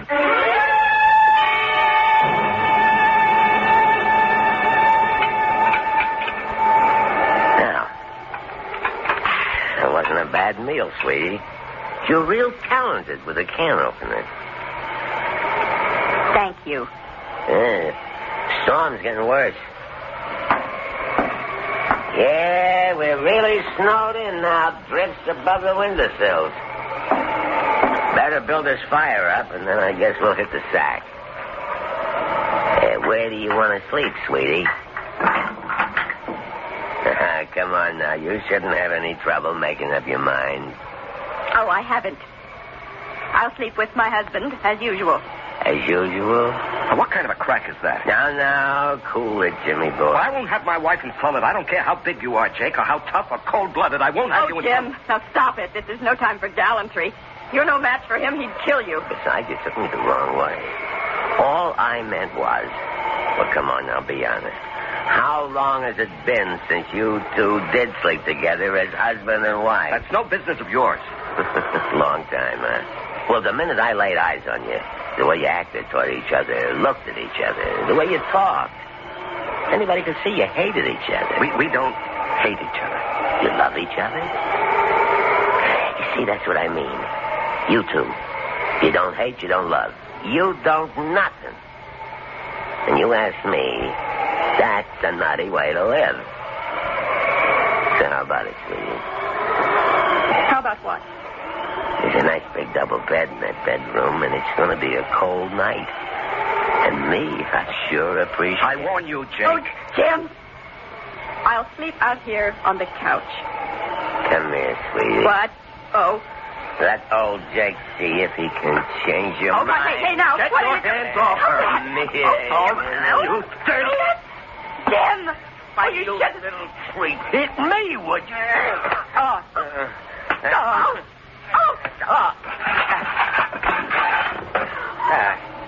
I guess that'll hold you for a while, Jimmy boy. Now, you, dog. Oh, no. Come here. You can kill me if you want to. You could torture me for hours, but I would never.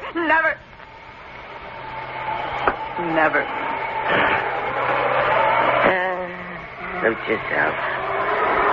Now I think about it. What would I want with you? Oh, when Jimmy boy comes to, tell him not to get any ideas in the night about escaping or overpowering me. He hasn't a chance. Jim? Jim? Oh, I'll be okay. He sure packs a mean wallop. I shouldn't have even thought of standing up to him. Some things a man will take and some things he won't. And manhandling his wife is one of them. Jim, can we get out? Do you think? Would there be any way? No. We're snowed in. Even if we could get to the car, we wouldn't be able to drive it afoot in those drifts. What about telephoning for help? Well, the phone's dead. He cut the wires. Oh. But don't you worry. Don't you worry, Helen. There's one thing he overlooked. What? That revolver on the mantelpiece. This.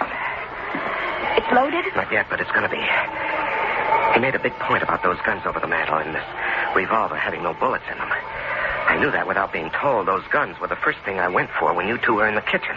But if they're unloaded... Well, I nosed around. I couldn't find any ammunition for the guns on the wall, but I found these in that drawer. Do they fit? Looks as if they ought to. We'll find out. They do. They fit. Yeah, thank heavens. What do we do now? We'll wait till morning. But we're safe now, Helen. Safe. Thanks to you, darling. You know, you haven't called me Dad in I don't know when. Jim, there's something I forgot to mention. I kind of figure you must have found the bullets for that revolver in the desk drawer. You did, didn't you? What of it? Don't bother loading that gun. It doesn't work. The trigger's broken. Nice.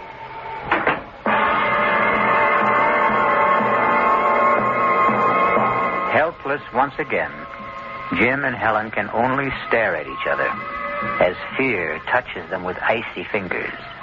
I'll be back shortly with Act 3.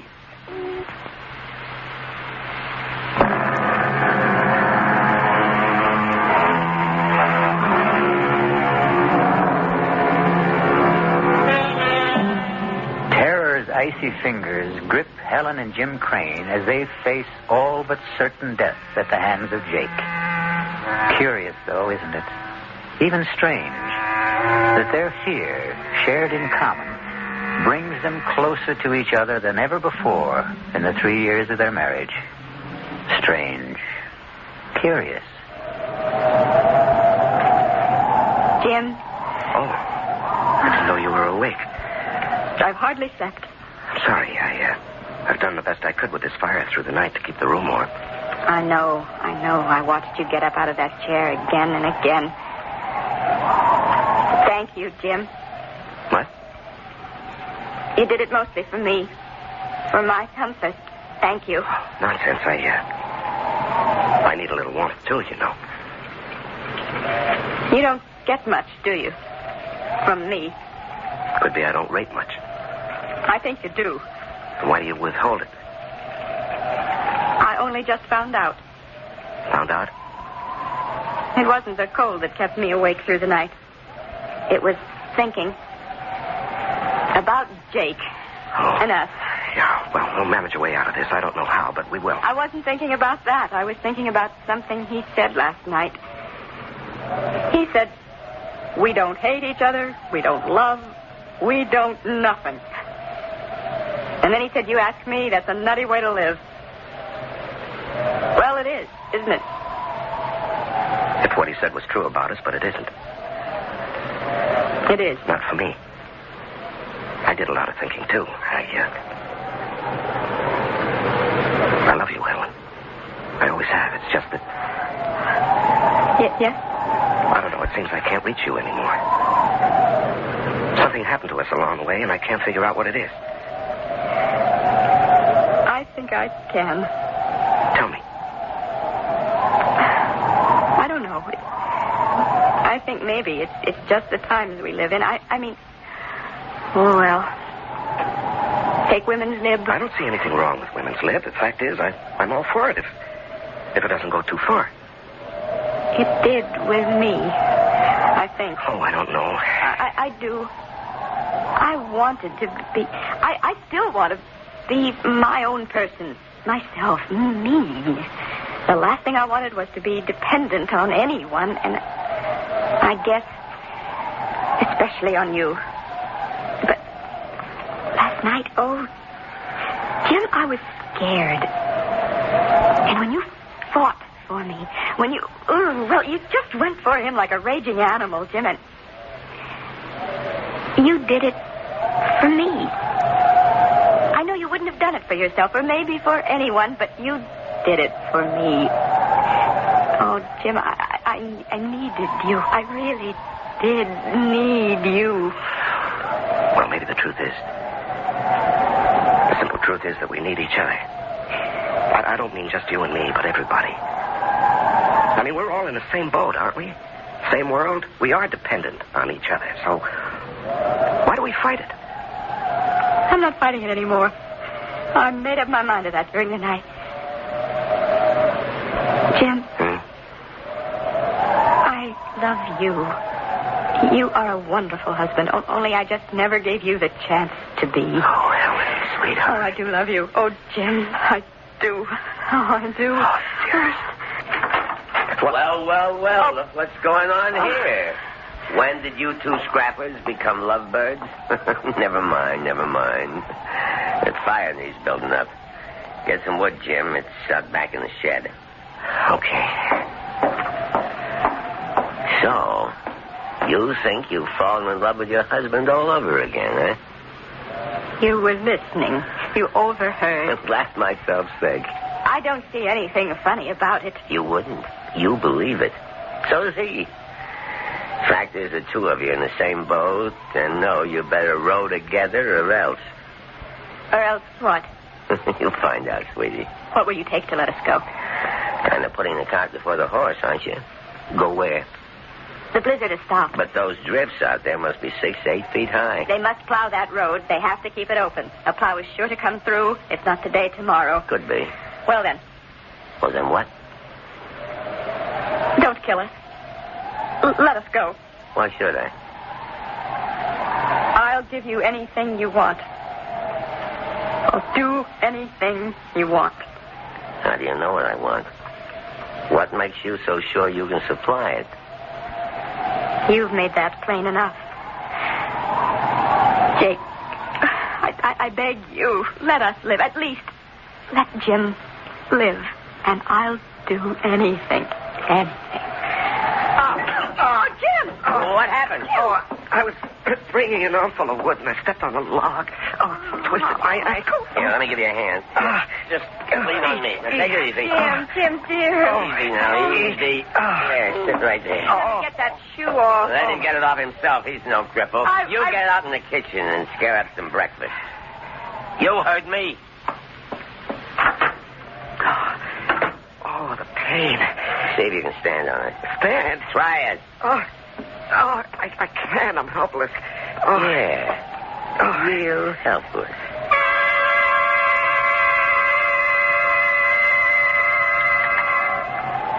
Hey, you make a good cup of coffee, Doe. Thank you.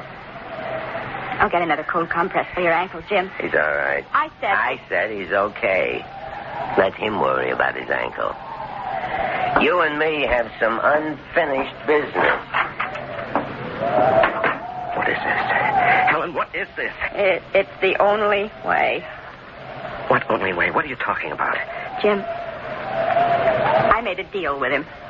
A deal? I said I'd do anything if he'd let us go. Are you out of your mind? He's going to kill us. Now, you know that. Now, you're crazy. He'll get what he wants, and then he'll kill us. No. Yes. No, because I'm going to kill him with his kitchen knife. All I want is to get close enough to him. No, you can't do that. It isn't in you to do that. It's got to be. There isn't any other way. What's keeping you? I'm coming. And leave the knife, Dow. These petitions are awful thin. You ought to know that by now. Put the knife down, I said. Stay where you are, Helen. She made a deal. And she's gone through with it. Over my dead body. No, you fool. Over your live body. Over my live? He said he'd spare you. Spare me? He said us. She lied. She made the bargain to save you. Helen, you would... I love you. I love you, Jim. I told you that. I love you. And I love you, Helen, a lot too much to let you go through with anything like this. What you figure you can do about it, huh? You can't even stand, not on that bad ankle you can't. Oh, yes, I can. Jimmy, boy, not you. Now, Dow. No. I can't. I can't go through with it. Oh, yes, you can. Leave her alone. Leave her alone. Oh, please, I can't. Stop it, Jimmy. Stop it. Jim. You... How did you? I don't know, Helen. I somehow grabbed the poker and made it across the floor and hit him with it. I don't know how I did it. Oh, I've got to sit down and get off this. Oh, here. Oh, lean on me. All right, now. Easy. Yeah, thanks. Better have a look at him, Helen, see if he's breathing. I may have killed him. He's breathing. His head's bleeding.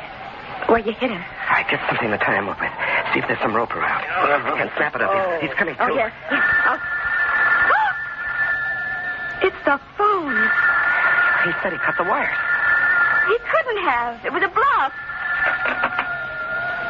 Hello? Sheriff? It's the sheriff and Big Indian. Who? Professor Moran. No. There is a man here. I'm afraid he's hurt. Me? My name's Helen train. My husband and I got caught in last night's blizzard, and we managed to get to this cabin. And we found... Well, there was blood all over the kitchen and an axe. Helen, look out. Jake, it's all right. All right. The poker. Helen, the poker. Hit him again. No, you've got it all wrong. All wrong. Helen, hit him. Give me that phone. Hello, Ed. Yes, it's Jake. No, it's okay. Everything's okay. No, I'm not worried at all. I knew you'd check as soon as they get the service back on. What? Oh, that. Bobcat. Yeah, Bobcat. Surprised him in the kitchen. Killed him with a wood axe. Handiest thing. Yeah, I guess so. Prowling for food, sure. Oh, well, a nice young couple. No, I'm very much alive.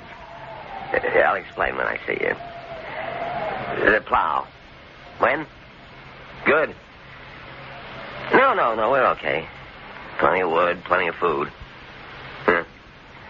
Thanks, Ed. So long. You... Professor Moran? Yes. Why? I don't get it. We thought you were the killer they're looking for. Yes, I know. Why didn't you tell us who you were? Why didn't you explain about the blood in the kitchen? No, more important, why did you act the way you did? You acted the part of the killer. Yes. Why did I act the part? Well, you were guinea pigs, I'm afraid. Guinea pigs? Yes, I'm head of the Department of Psychology at City University. I sized you two up the minute I saw you. Your marriage was headed for the rocks, and like most couples, you didn't know it. No, I guess we didn't. Like any other young marrieds in this day and age, you'd lost contact with each other. We're going separate ways. Well, I set out to bring you back together, and as I said before, people in the same boat have to pull together. All I did was put you both in the same boat by making you face a common danger. A danger that never existed. Well, I'm hanged. You carried things pretty far, Professor Moran. Too far, my dear. Much too far. You'll find aspirin in the medicine cabinet. Bring me a couple, would you? On second thought, bring the bottle. And so terror turns to surprise and relief. Pretty shrewd fellow, Professor Moran, wouldn't you say? I mean, realizing that Jim and Helen were headed for divorce, that took keen insight into human nature. But then, he was, after all, a trained psychologist. I'll be back in just a moment.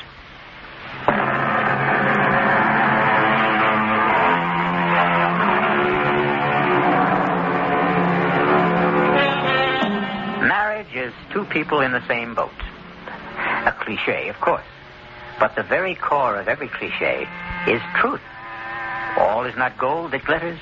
A stitch in time saves 9, and so on. I couldn't help thinking that all humanity is in the same boat. And what an infinitely better and happier world it would be if we all learned to pull together. Our cast included Lois Smith, Larry Haynes, and Leon Janney. The entire production was under the direction of Himan Brown. This is E.G. Marshall inviting you to return to our Mystery Theater for another adventure in the macabre. Until next time, pleasant dreams.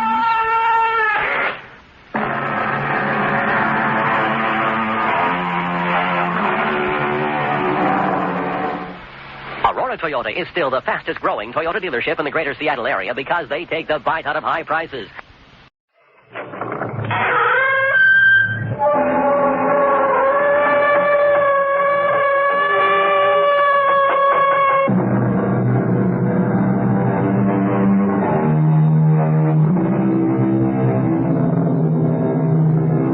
Come in.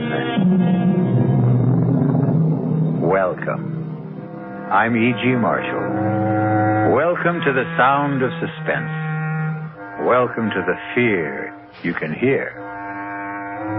Even before Phoenicians first sailed out of the Mediterranean and opened up the 7 seas to mankind, the rolling waters of the world have boiled from their depths some of the greatest stories of adventure, romance, and mystery.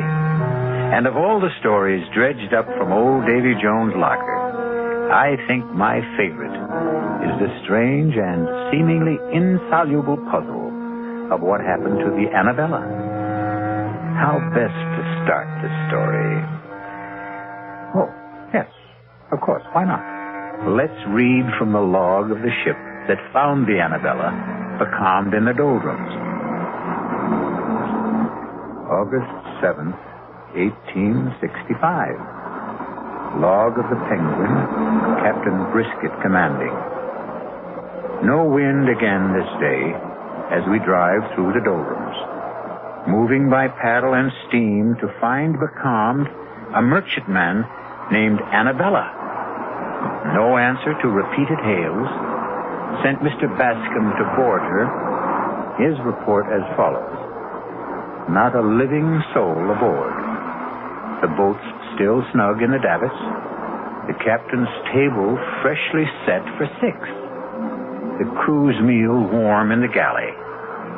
All shipshape. The log records an uneventful voyage with no clue as to why she should have been deserted. Not a living soul aboard. Not even a rat. What can be the answer to the mystery of this ill-fated ship? I cannot even guess. I fear no one will ever know.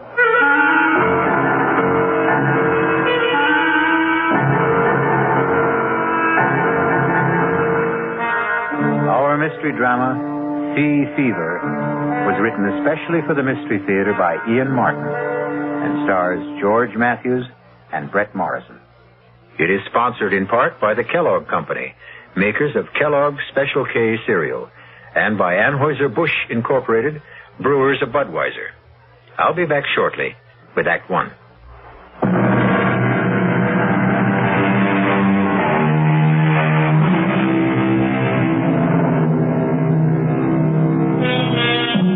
The Annabella set sail from Charlestown Harbor on the 13th day of July, 1865. Her captain was Josiah Adams, a huge and forbidding giant of a man. And all the rest on board were as choice a crew of cutthroats, thieves, and murderers as you could set between bulkheads. There was one woman aboard and 19 men, including the cook and 2 passengers. And the mood of all of them was ugly. In the forecastle, the boatswain led the grumbling. I tell you, Briggs, I saw them. 6 of them running down the after hawser like old Nick was after them. 6 of them, Briggs. I don't like it. When the rats leave a ship, it's a nasty sign. No, I don't like much about this ship. 7 men on the crew shanghaied, no cargo aboard, and sailing on the 13th. Still, the pay is good. When we get it. If we get it. Now, you don't think we're the owner of board? No. It ain't Mr. Ames that worries me. It's Captain Josiah Adams. Not much gives in return, but he does. I'm big, but he'd make twice of me. More like an ape than a man. Strong as one, anyway. Yeah. Or like a bull, as you might say, if the liquor hasn't rotted his vitals. He's got a scowl on him like the colic was at him. Colic? There's no colic that's eaten him. Did you ever seen him without his cap? How often does a forecastle hand see a cap and bareheaded? What do you mean? It was when I piped Mr. Ames aboard. I went to his cabin to tell him the owner was on ship. He opened the door and I saw him. His head, bald as a white turnip, and his scalp as chewed up as the riptide off Chatham Light. I don't get you. They say he lost his last ship in Hudson Bay. He was washed ashore and found his way back to the States overland. The Indians caught him and... You mean... I scalped him. And he lived. You see? So that explains his sour face. He mightn't be a bad master at that. I wouldn't count on it. I think his heart is as black as his skull is white. Don't forget the rats. There's 4 bells. Your trick at the wheel. Let's not keep Mr. Peabody waiting. Come on. What more do you know? Why don't you ask the captain himself? I think you're full of wind. I'd best get to the helm. You're afraid to ask the captain, Briggs. Why don't you ask the mate? Just this way. Tell me, Mr. Peabody, where are we sailing with no cargo? Why did we have to Shanghai half a crew? Take a leg there, Briggs. You're late. All bells sounded and gone. Stand to the wheel. Aye, sir, Mr. Peabody. Mr. Peabody, sir. Yes? It's like I was wondering to myself, as it might be, where are we headed for, sir? Africa. The Gold Coast. I knew it. I knew it in my bones. You knew it? Why did you ask? It's blackbirding. That's what it is. Slave trade, ain't it? The slave trade is dead, I believe, Briggs. In America, legally. But not in Brazil. They still pay fancy prices in Brazil. That's what it is. I might have known. And if it is, would you object? Me? Not if the pay is high enough.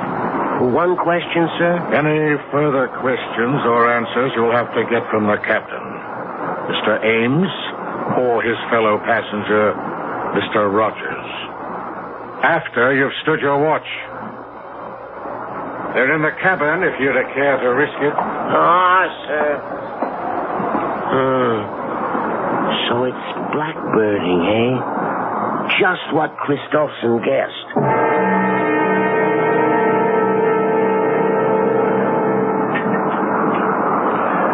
Wine, Rogers?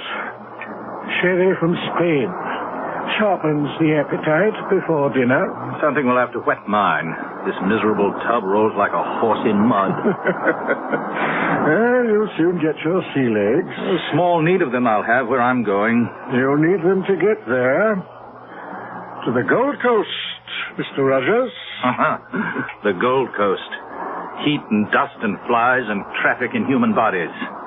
Slave trader Rogers. A fine job for a fine gentleman. Would you prefer a prison cell? The past is dead. I stole from you and was caught. You let me choose whether to rot in jail in poverty or in Africa in luxury. I chose the second. Now, in heaven's name, let's forget the first. Gladly. More wine. As much as you desire. There's no lack of it. Mm-hmm. More than enough for the voyage. If the captain doesn't drink it. Captain Adams prefers a lustier brew. He must be the biggest man I've ever seen. And that head... I wouldn't refer to it in front of him. He's tender about that scalp pit. I wouldn't blame him. How he ever survived. Tribute to his magnificent constitution. The man is all steel. Not all. What? No, he has at least one soft spot. You mean his wife? Well, you know, the old legend is that it's bad luck to have a woman aboard. A woman aboard?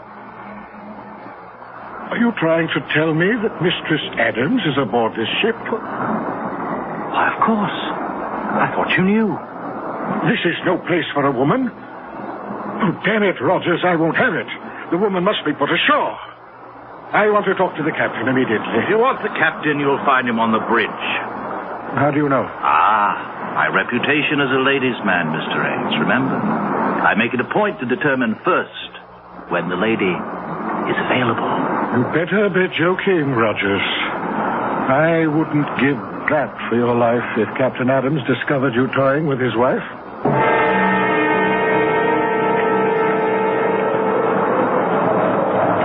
Wind's freshening, Captain. That's God's worry and mine, Seaman, not yours. Hold it to the point. Aye, sir. Captain Adams. What is it, Mr. Ames? A word with you, sir. No. What? You heard me and get off my bridge. No one sets foot behind the wheel except on my orders or invitation. Dear sir, I take umbrage at your attitude. Take what you will. My only concern when I'm on this bridge is the sailing of this ship.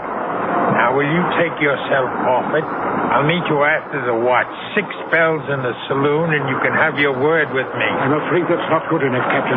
You forget... Good enough or not, it will have to serve. Now, will you go below, or do I have to throw you off bodily?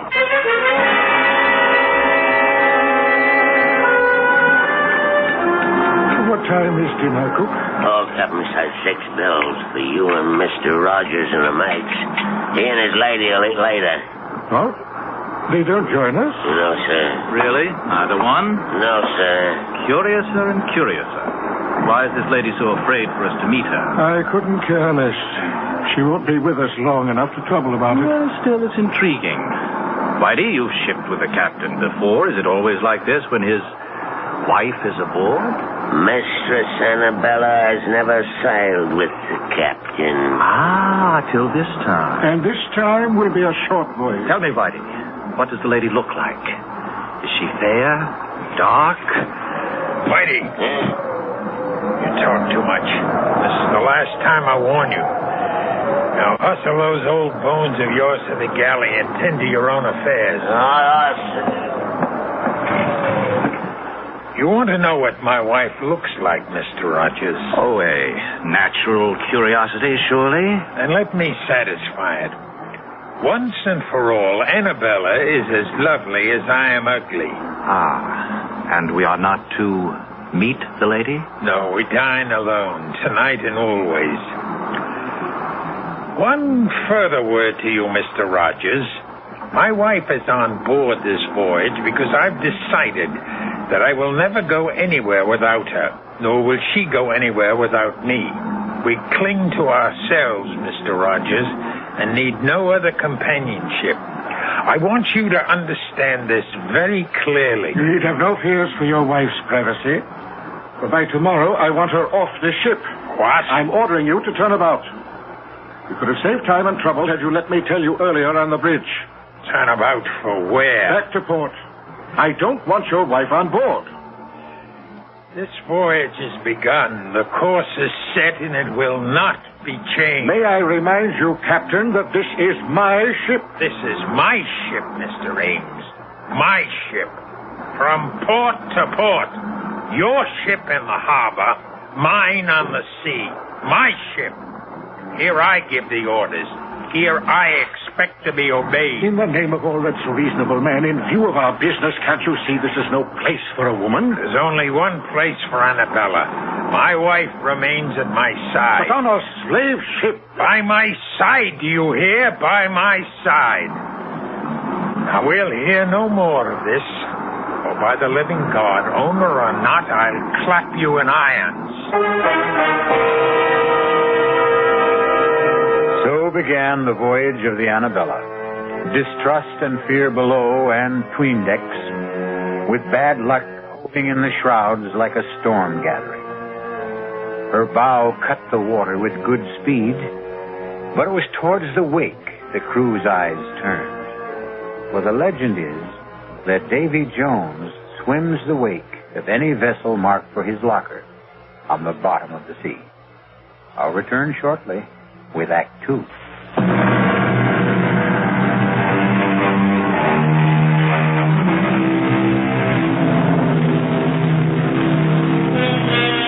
For the first week, the Annabella sailed southeast by south, beating down towards the tropics.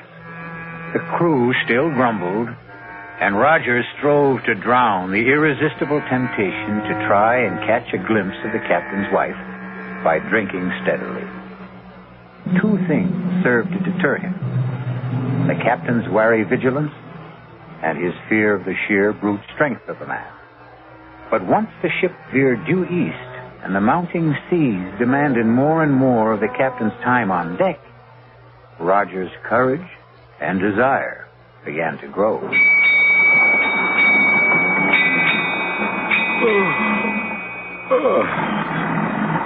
Well, it's time to turn in. Really? What time is that? 8 bells. I'd take a turn on deck if the sun wasn't down. Step. I'm for my bunk and a book. And you? Oh, the only book I care to open is the closed one that lies astern of us. If you're wise, you'll steer clear of both the captain and his wife. And that Spanish sherry, it's stronger than it seems. Good night, Rogers. Good night, Mr. Ames. Oh, good evening, Captain. Off for the bridge. It's making up some dirty weather out. I won't sleep much this night. Batten down tight, Mr. Ames. We may be taking some seas. Are you now for bed, Rogers? No, Captain, I'm not quite finished the bottle. I'd take it with me to my bunk if I were you. You'll be safer on your back when the swells begin to lift. Aye, aye, Captain. But you'll bring us through safe and sound, won't you? I won't leave the bridge till I know all's secure. I want you to sleep sound this night, Rogers. Who mans the wheel, Mr. Peabody? Hazard, sir. Soundest hand we have. And the second mate mans the bridge? Aye, aye, sir. Good enough. Follow me aft. Right, Captain. Here. Help me to move this hatch. Here. That's well enough. Now batten down tight when I've dropped through. Make sure she's watertight. Aye, aye, sir.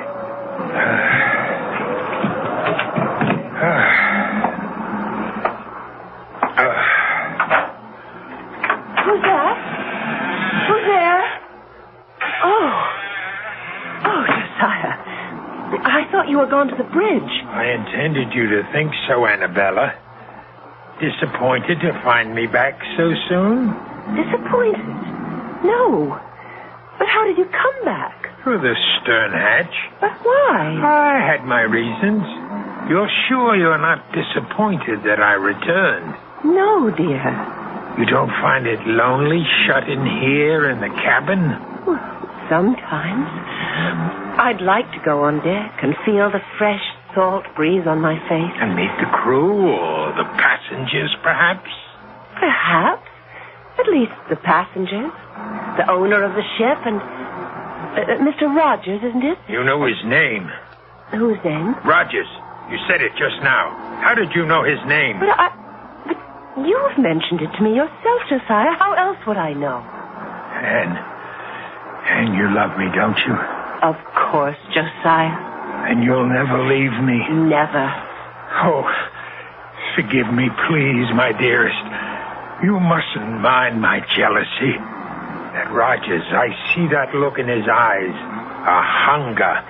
A burning hunger for the sight of a woman and the feel of her body beneath his hands. Annabella, you knew his name. If you've been deceiving me... I've never even seen the man. How can you accuse me of ever forgetting I'm your wife? How can... What is it? Someone's coming to the cabin. Who is it? I don't know. Who is it? Josiah, what's in your mind? Whoever it is, I swear... Go in the inner cabin. But you... Do as I say. Very well, Josiah. Mistress Adams, are you alone? Come, I know you are. I saw the captain off to the bridge for the night. Will you allow me to introduce myself? Thomas Rogers, gentleman, at your service. Can I persuade you to share tonight's vigil and join me in a glass of sherry? Oh, how kind of you. The sight of a pretty face. A pretty face, Rogers? Captain Adams. Mine was not the face you expected to see. Oh, you see, I thought you'd gone to the bridge. So you did. Won't you come in? Well, I think Said come in.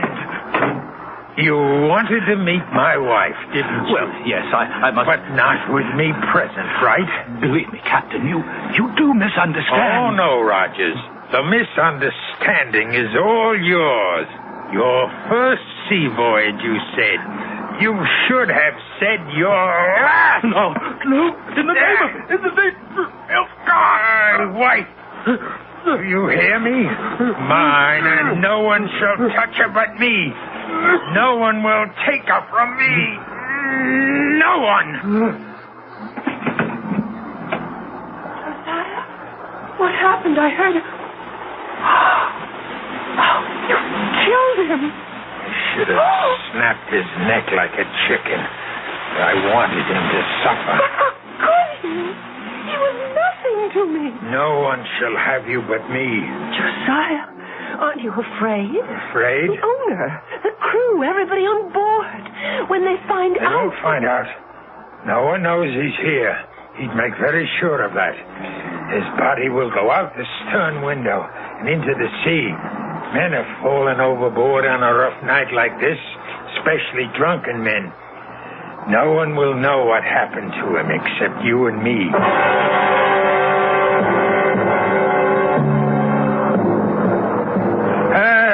Trim her a little, Briggs. You're losing wind. Bring her nose up, man. God, rot you for a clumsy fool.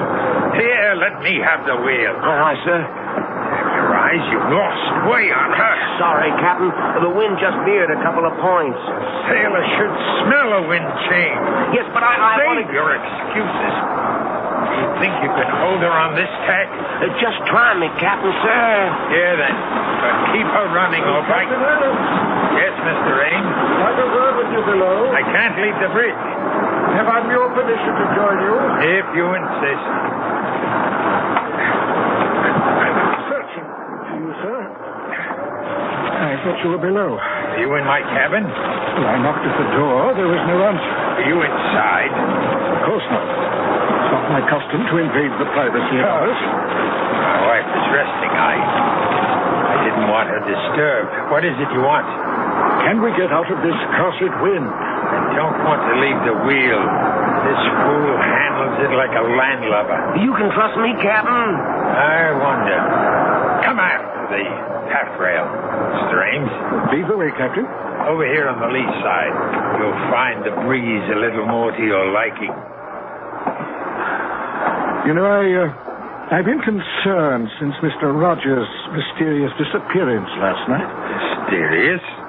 A drunken sot who never found his sea legs? I warned him to steer clear of the deck. We did every mortal thing we could to find him. Yes, I know. But without him now to leave as my agent on the Gold Coast, Go on. Well, it's deuced awkward. Without someone to recruit the next batch after we leave, there's little point in continuing on. So, you think we should put back for America?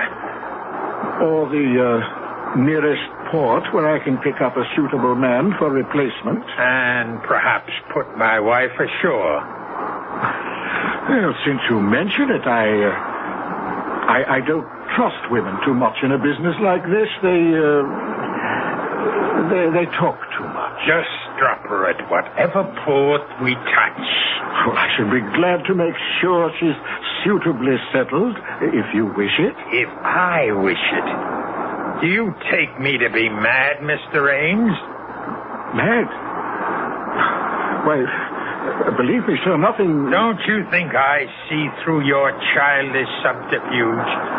Leave Annabelle with you while I sail off to the ends of the earth? No, please, You, too, trying to steal her away from me. But you can't have her any more than Rogers could. Captain, your wife means nothing to me. I'll make sure she doesn't. Just as I made sure with Rogers.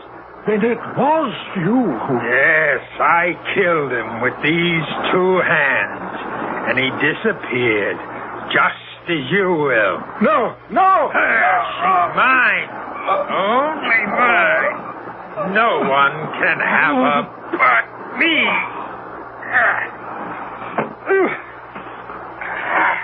Into the sea, Ames.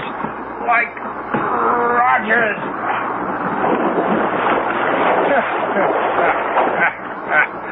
The sea can hold her secrets. You all right, Captain? I thought I heard it. Briggs, I told you to mind that wheel. Well, I put the lash on it, sir.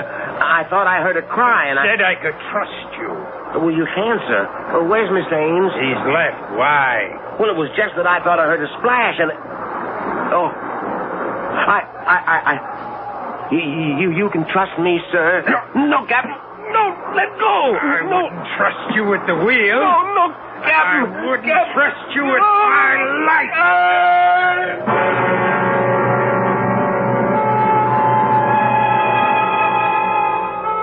Two more overboard. 19 men the Annabella sailed with, and now there were 17. Evil men, all of them. And Davy Jones swam the wake, waiting for them. For the captain, mad with imagined jealousy, had crossed the line of sanity. His obsession convinced him that he would know no peace till everyone on the Annabella was gone, save himself and his wife. I'll be back shortly with Act 3.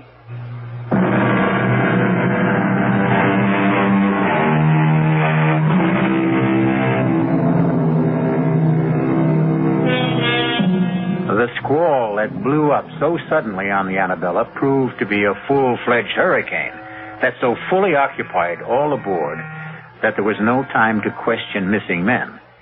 Indeed, 2 other hands were blown out of the rigging or shaken loose before the Annabella found calm waters in the eye of the storm. Now again, discontent grows in the forecastle. The talk of a haunted ship resumes. The word mutiny is on everyone's lips. Mr. Peabody, sir. Oh, dinner so early, Whitey? No, sir, it's mutiny. What? You heard me, sir. Mutiny. And about to break out. Oh, Whitey, forecastle grumblings. You know it's all talk. They wouldn't dare. Mr. Peabody, sir, I've been at sea, man and boy, for over 60 years. I know when it's talk. They say the ship is cursed. Who says? The bosun, sir, Christopherson. He says he saw the rats leave the ship before we sailed. And for an old wives' superstition, he's ready to mute. It's a great deal more than that. There's 5 men lost already. I'm aware of that. And most of all, it's the captain's wife. Bad luck with a woman aboard, particularly one that he keeps it away. Well, do they expect the captain to parade his wife in front of common seamen? No, sir, but they wonder. Wonder what? Some say she's a witch.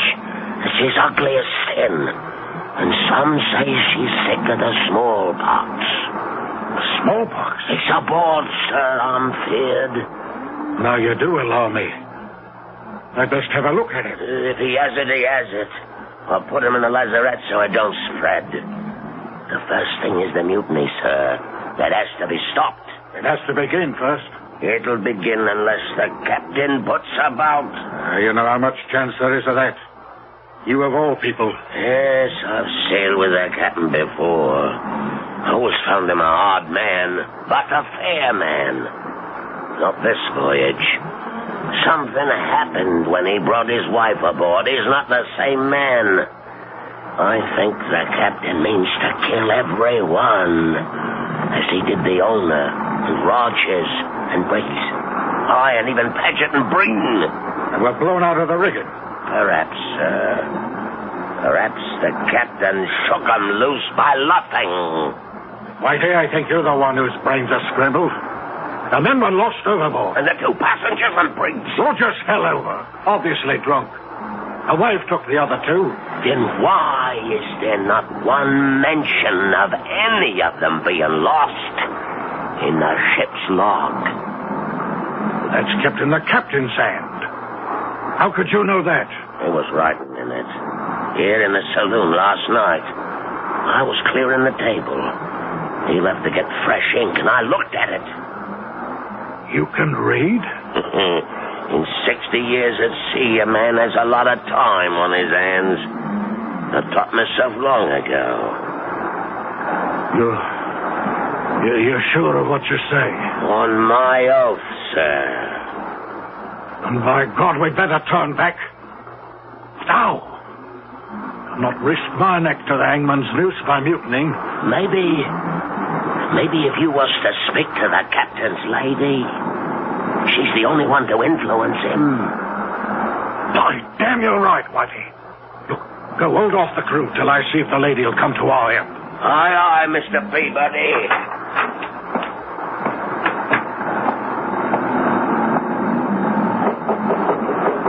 Mistress Adams? Mistress Adams? It is Mr. Peabody, first mate under the captain. Can you hear me? Mistress Adams? I wouldn't disturb you, but the matter's urgent. Mr. Peabody, may I ask what you are doing? Captain, I wanted to talk to your wife. My wife is indisposed. She's a poor sailor. and these last days have worn her out. How dare you disturb her? I felt the matter urgent. Attend me in the saloon, Mr. Peabody. First, let me see to my wife. Aye, aye, sir.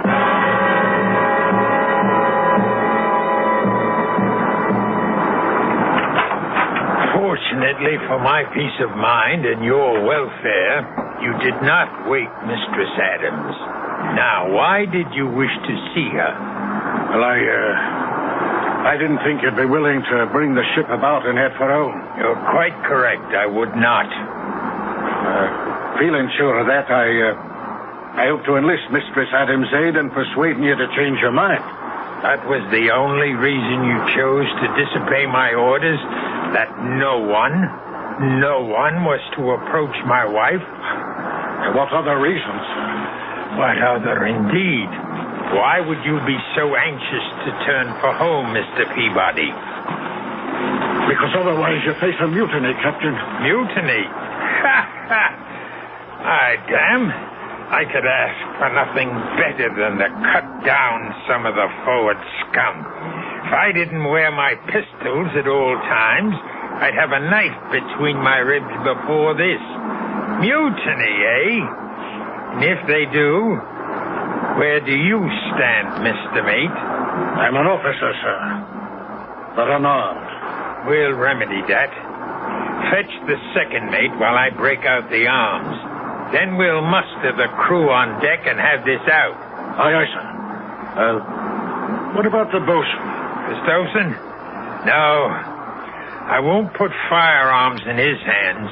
The three of us can stand them off.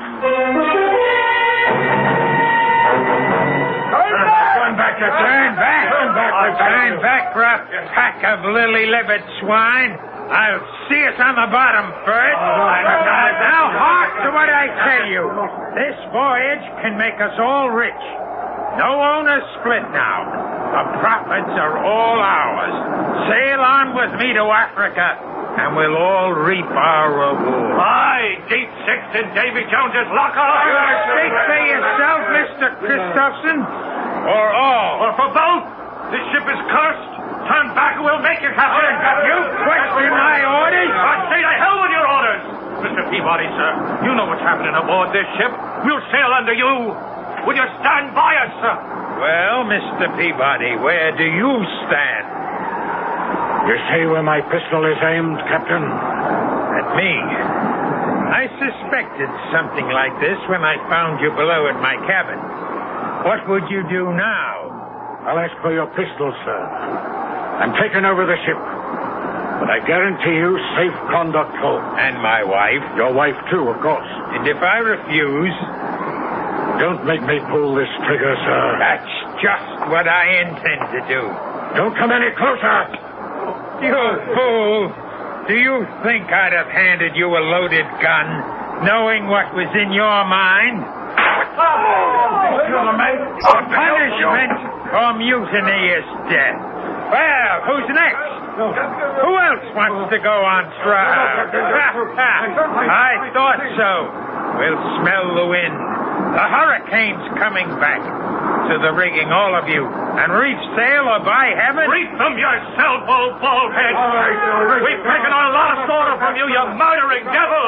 Go back to your cabin and tell your wife... I warned you, Christopherson.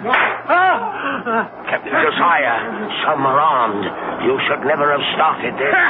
Never started it. It's just what I want. I want to be rid of you scum. Now I have my chance. Turn back to where I will lose Annabella forever.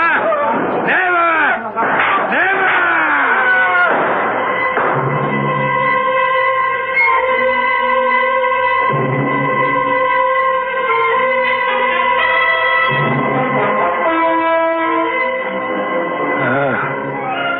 Not a puff of air, Whitey. In the wake of the storm, we'll lie here wallowing in the doldrums for God knows how long. It's as well, sir. There's scarcely enough men left to sail the ship. Well, what there is dog-tired and half alive. How many left? Timmins died this morning. 4 killed in a mutiny. 1 more lost overboard. And Rudge, who died in a fall from the crow's nest. That leaves 5, sir. Are they counting you, Whitey? You're counting me. 5 of you still between us. We're woeful short-handed, sir. Yes. I have a mess cooking for the crew. Can I sit him down to eat? Huh? Eat? Oh, yes, of course. We must all eat. But first, serve all hands a double ration of grog, including yourself. I'll put a cask of rum out in the saloon. Oh, sir. Before you serve the crew, though, set the table in the saloon. Yes, sir. For 6. For 6, Captain? Certainly. The passengers, the 2 mates, myself, and my wife. Oh, at last, my darling, I can bring you to the table as befits a captain's wife, for they're all dead. We have nothing to fear from them anymore. Only 5 left. And they'll be gone soon, Annabella. You understand, don't you? It's all to keep you. To hold them from taking you from me, beloved. To hold you forever. Josiah? Anne, what are you doing on deck? I'm looking for someone I once knew. Who? Josiah Adams. You? But I'm here, Annabella. Here. If only you were. The Josiah I knew. I still am. With the blood of all those men you killed on your hands. They stood between us. And the ones that were left, whose drinks you poisoned, who are dying now. I had to kill them so we could be together always. Don't you see? That's what's tearing us apart. What were any of them worth to deserve to live? Blackbirders and thieves, riffraff and murderers. They stand between us no longer. Only one thing stands between us, Josiah. Why are you too blind to see? No, Anne. No, I took you from America with me. We can be safe on the other side of the world. I can sail the longboat. Just the 2 of us across the seas. We can scuttle the ship. And even if she were raised, no one would know her secrets. I've kept the log as though the voyage was calm and uneventful. Let them find the ship.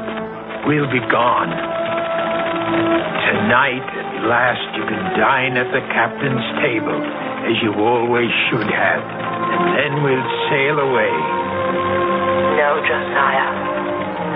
Search your heart, and you know it can never be. It's all a dream. It's all a dream. Never, never, never. Anna, speak to me. Answer me. Call for her, Captain. Call for her. Whitey. Don't be afraid. I'm still alive, but not for long. I thought you were a ghost. No, only one ghost sailed with this ship. Quiet. You can't scare me anymore, Captain. I'm dying. But your wife... What about my wife? She's dead, Captain. No! She always has been. Long before we ever sailed. No. Yes. Killed when the Indians got you. Dead for over 2 years. No. It had to be, Captain. It had to be. There's nobody in your cabin. Never has been. Don't you think I didn't know? Didn't I see her die before my eyes? But I cheated death, and I cheated him of her. I took her away with me to this ship. I had to keep her alive. I had to. And you had to kill all of us to do it. Because all of us, alive, were proof that she wasn't. It had to be. And you're alone at last. or will be. All of us the dead save me. In a moment. I'll be alone at last, and I can bring her to my table like the lady she is. The table is set for 6, but there'll be only one of you there, Captain.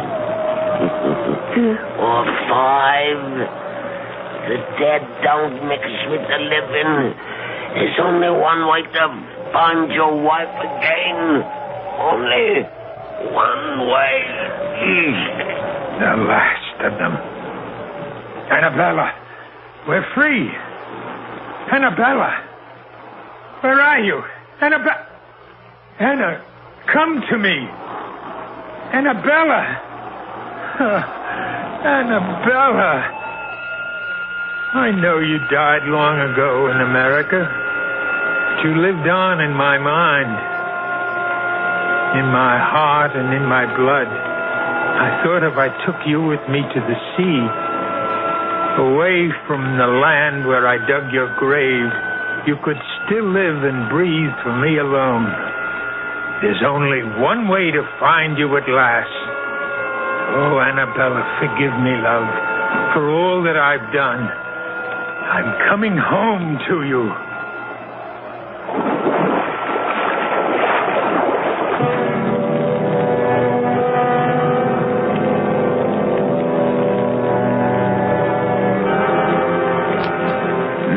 Men sailed with the Annabella, and 19 men went to the bottom of the sea. The ship weathered all the storms, but then a ship is a woman, which only goes to prove that on land or sea, the ladies have the better instinct for survival. I'll be back shortly.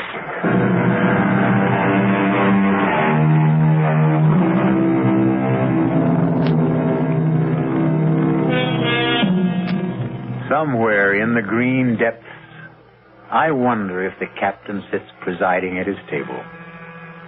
But if he does, there's at least one empty seat. For Mistress Annabella died on land. She'll never come back to the sea, or him. Which seems fair enough, wouldn't you say? He didn't exactly deserve a happy ending. Our cast included George Matthews, Brett Morrison, Marion Seldes, Leon Janney, and William Redfield. The entire production was under the direction of Himan Brown. Now, a preview of our next tale. Lightning strikes again. I never dreamed it would, did you? Well, it's a slightly different bolt of lightning this time. Not the devil, the white goddess, I believe the notice said. I copied it down. On February 8th, at 6 o'clock in the evening, the white goddess will run naked through the members' lounge. Naked, eh? Cudworth, just who is the white goddess? Daughter of Astarte, I believe. And, just who is Astarte? I'm sorry not to be up on these things, but... I believe Astarte is the goddess of fertility and, sexual love. Don't say. You don't believe she'll run naked across the members' lounge, do you? I didn't believe the devil would come down the chimney. Radio Mystery Theater was sponsored in part by new sugar-free Diet 7.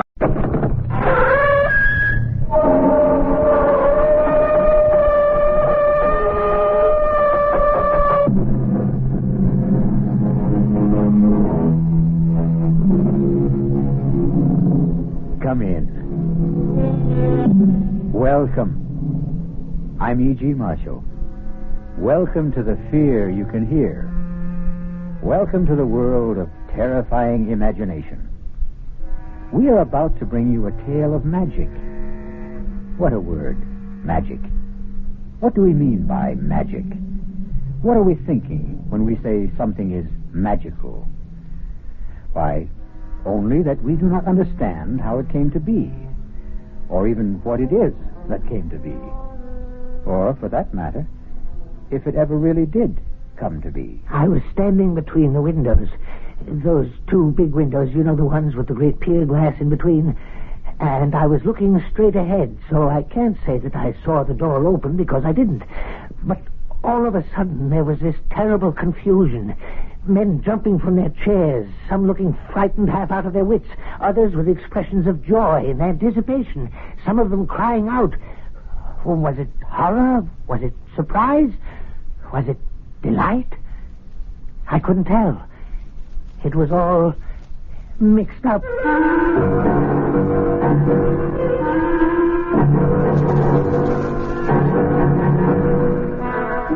Our mystery drama, The Walls of Jericho, was written especially for the Mystery Theater by Elspeth Eric and stars Robert Dryden. It is sponsored in part by Anheuser-Busch Incorporated, brewers of Budweiser. I'll be back shortly with Act One.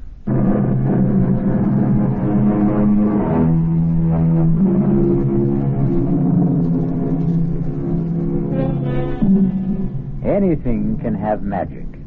A name, a poem, a face, a touch, a phrase of music, a sudden silent thought that brushes across the mind. But it won't be captured. No, not magic. For magic merely happens. Watch out. Ready or not, here it comes. It's cold in here, don't you think, Cudworth? Well, Dwindle's gone to fetch another log. We'd best hurry, or the fire will have burnt itself out completely. That's asking a bit much, isn't it? For Drendel to hurry? I suppose one shouldn't ask too much. Ah, poor old Drendel. How old is he now? What would be your guess, Ashley? I wouldn't hazard one. He's been steward at the club since before I became a member. Ah, here he comes. I don't like to see him carrying a log that size. Oh, Drendel. You wanted something, Mr. Ashley? A half an hour ago, Drendel, I asked for a brandy and soda. But you have your brandy, Mr. Ashley. Ah, but have I my soda? Haven't you? Oh, you haven't. I'll get it for you right away, sir. Right away. Possess your soul in patience, Ashley.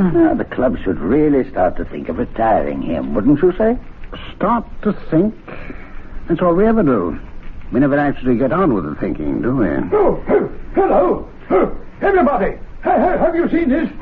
Who's making that racket? Higgins just came in. Oh, him. Have you seen it? Have you? Seen what, Higgins? Well, I just took it off the bulletin board, Winthrop. Now, you're president of the club. You should be the first. Read it aloud.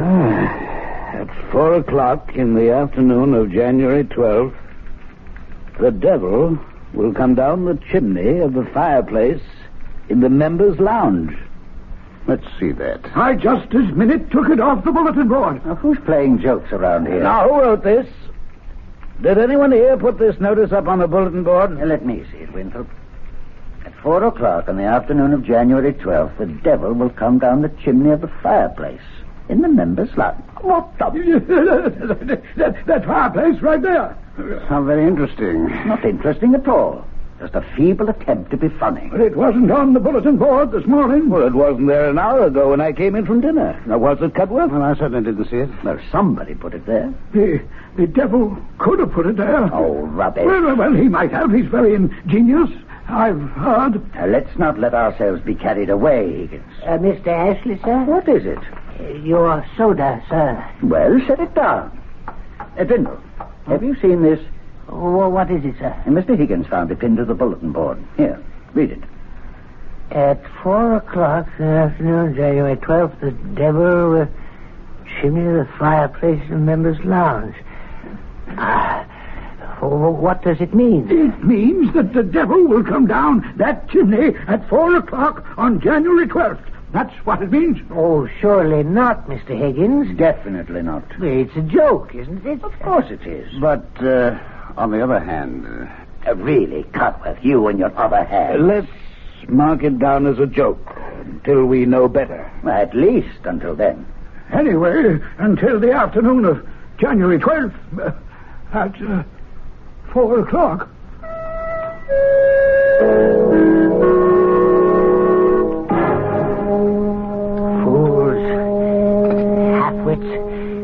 Come to the table. Boobies, every one of them. Now, your oatmeal will get cold. Those clods. Don't blame me if it's spoiled. I bamboozled them like the bunch of noodles they are. Anytime you'd care to state what you're talking about, I'm all ears, as the saying goes. Meantime, come sit down. Esteemed high and mighty members of the Ralph Waldo Emerson Gentlemen's Club, from the president, the exalted Mr. Amos Winthrop on down. Oh, them. Imbeciles. You didn't go making trouble, did you? That remains to be seen. Because they're just waiting for an excuse to give you the sack. You're not so young anymore. I know that, Martha. And not always strictly teetotal on the job, I suspect. I'm never drunk. Well, a man needs to be a little elevated to spend 10 hours a day with those Back Bay snobs, but I flim-flammed them. Now, look here, Timothy Grindle. Don't you go doing anything to raise the hackles on those gentlemen. Nincompoops. Because if they should give you the old heave-ho, you know where you'd wind up, don't you? Right here at home with me, and I won't have that. They're not about to fire me, not right away. As a matter of fact, it's I who may have lighted a small fire under them. And they should be starting to feel the heat of it soon now. Very soon. Timothy, what have you done? Oh, nothing very much. I only posted a notice on the bulletin board, that's all. What kind of a notice? A modest little notice stating that on January 12th at 4 o'clock in the afternoon, the devil would descend the chimney of the fireplace in the members' lounge. You said the devil? You should have seen the excitement, especially Mr. Higgins. Oh, he's such an emotional little man. You invoked the name of the devil? No, I did no such thing. You summoned up the devil? No, I played a joke on those superior snobs who've been taking me for a joke all these years. That's all I did. Oh, once you summon up the devil, Timothy, it's not so easy to send him back where he came from. Will you stop it, Martha? I only want to make them worry. Those fine gentlemen who've never had a care in the world since the day they were born. Worry? How? About what? Worry. Will he come down the chimney? Oh, they'll worry from now to the 12th of January, and I'll be there 10 hours a day to watch them worry. And if his satanic majesty does come down the chimney, what then? Oh, he won't. He won't. I wrote the notice myself, and old Beelzebub didn't dictate it either, if that's what you're thinking. No, I'm thinking you've started something, Timothy, that he won't be able to stop.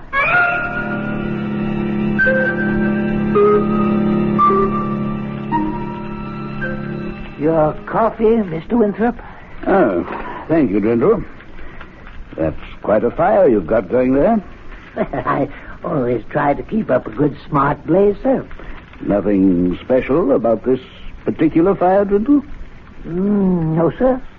It's January 12th, Grindle, and precisely 3 minutes before 4 in the afternoon. Is it indeed, sir? Oh, come off it, Grindle. Surely you're not indifferent to the heralded appearance of the Prince of Darkness down the chimney? Well, it's really no concern of mine, Mr. Winthrop. No, the membership doesn't share your aplomb, Grindle. Lounges filled to overflowing. Oh, so it is, sir, and I'd best stir myself. Other gentlemen will be wanting coffee. Bring me a brandy, Grindle, if you have the time. All the time in the world, Mr. Higgins. Old Grindle's the only cool character in the room. Even Ashley, who thinks this whole thing's nonsense. Ashley doesn't even believe the devil exists, for goodness sakes. Well, he's still been sitting on that little hassock by the fireplace since noon. I tried to get him to lunch with me, but he wouldn't budge. Oh, suspects a trick, no doubt. What do you? Well, it is possible, I suppose. But who'd want to play a trick like that? I mean, even if someone wanted to, how'd he go about it?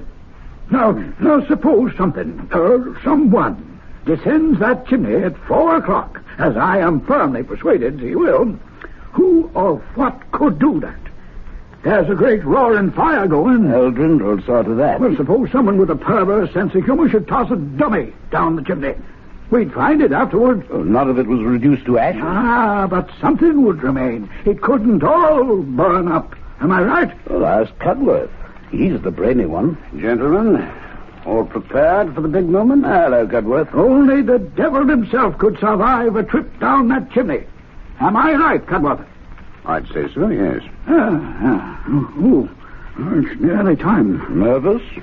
Well, I don't know what to think. I mean, I don't know what to expect. The whole thing is nerve-wracking. Positively devastating. It's time. What's that? It's him. It's him. The devil himself. He's there. See him? There he is. There is certainly something there. Someone. Oh, it's the devil. It's old Harry, the devil. Is it really the fiend? Look at him, standing in the flames. He's laughing. Is he really laughing? Oh, that old serpent. Look at him. He's gone. No, he's not. He's still there, in the flames. Laughing in the flames. He's... Oh, well, now he's gone. Well, that was quite an experience. Yes, it was. Oh, it was the most wonderful thing that's ever happened to me in my entire life. Oh, really extraordinary. Well, now, are you all satisfied? What do you mean by that, Ashley? His Satanic Majesty failed to put in an appearance. Of course he put in an appearance. You didn't see him? Now, don't tell me you did. Of course we did. He was all in black. No, he was dressed in red. Black and red, I thought. Well, he had red hair. You couldn't see his hair. He wore a cap. I saw his hair. It was sort of waving in the flames of a draft or something, but it never caught on fire. I distinctly remember noticing that. He wore a cap. You couldn't see his hair, and his mustache was black. No cap. A cap and a big black cape. He kept his cape around him all the time he was standing there. Yes, but the cape was red, a very bright red. Now listen to yourselves. Listen, will you? You all saw him. You all say you did. But each of you saw something different. Huh? Red cape, black and red cape. Why, it's ludicrous. It is not ludicrous at all. We were all overexcited, all worked up over this thing, and maybe our accuracy, our powers of observation were impaired. That's possible. Except, I know, he wore a big black cape. Beg pardon, Mr. Higgins? Yeah, don't bother me now, Brindle. Your brandy, sir. Now, Brindle, settle this argument for us, will you? What was the devil wearing? The devil, sir? What was he wearing when he came down the chimney? I wouldn't know, sir. I was not in the lounge. I was fetching Mr. Higgins' brandy. Did the devil make an appearance, sir? How then was the devil dressed? Oh, he was in his Sunday best. His coat was red and his breeches blue. And there was a hole where his tail came through. Those charming lines were written by Mr. Robert Southey at the turn of the century. But not our century. No, 100 years before. Clearly, the devil had time to acquire a new suit of clothes. We'll be back shortly with Act 2.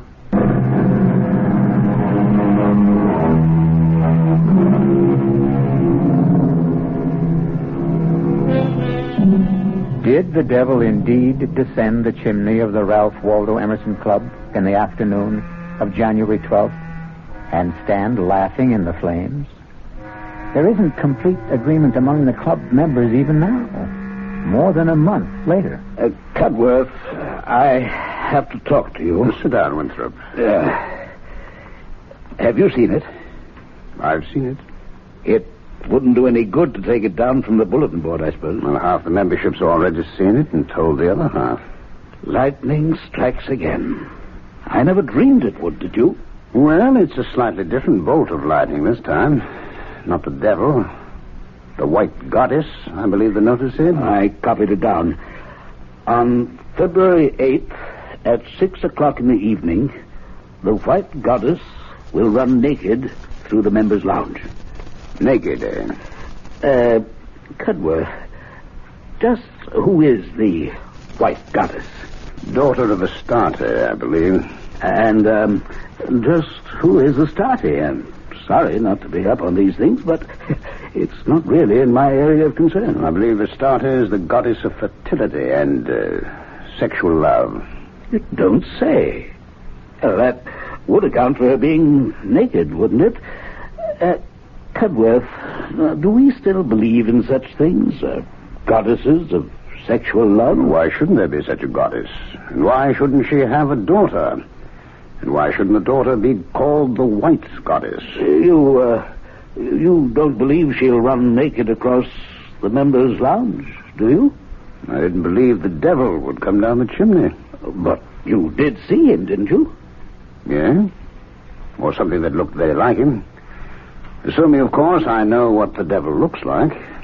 Cudworth, I saw his horns.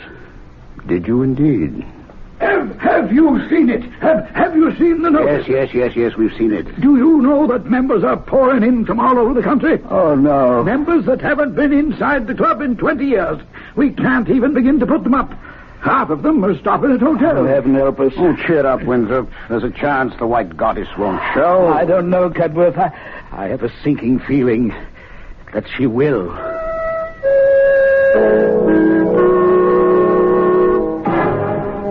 There isn't an empty hotel room in the whole of Boston. Why are you doing this, Timothy? What are you getting out of it? I'm getting something off my own back, that's what. I'll never understand you. You haven't up to now, that's for sure. Playing jokes on people at your age. It's no joke. Well, I don't know what else you could call it. It's a plot. A plot to make them squirm, those fine gentlemen with their fancy ways. Why should they go through their entire lives without knowing a moment's uncertainty or a pang of anxiety? They're always so damn sure of themselves. Well, they're not sure any longer. They're divided amongst themselves already on the subject of the devil. I hear them jawing away about it in the lounge. Was he there or wasn't he? What did he look like? What did he wear? Mr. Higgins says red. Mr. Winthrop says red and black. Mr. Cudworth says nothing at all, just looks wise. And Mr. Ashley says the devil never came down the chimney at all, so they're every last one of them crazy. I tell you, their chatter and their argument was driving me right up the wall. But I put a stop to it, all right. And just how did you manage to do that? By putting up the notice about the White Goddess. That's how. Now they're all talking about her. And when is this White Goddess making her debut? 6 o'clock tonight. And is she coming down the chimney? No, as the notice says, on February 8th at 6 o'clock in the evening, the White Goddess will run naked through the members' lounge. Where will she come from? How should I know? I only wrote the notice.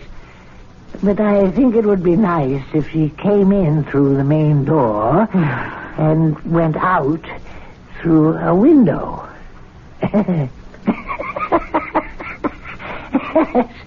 That would be rather nice.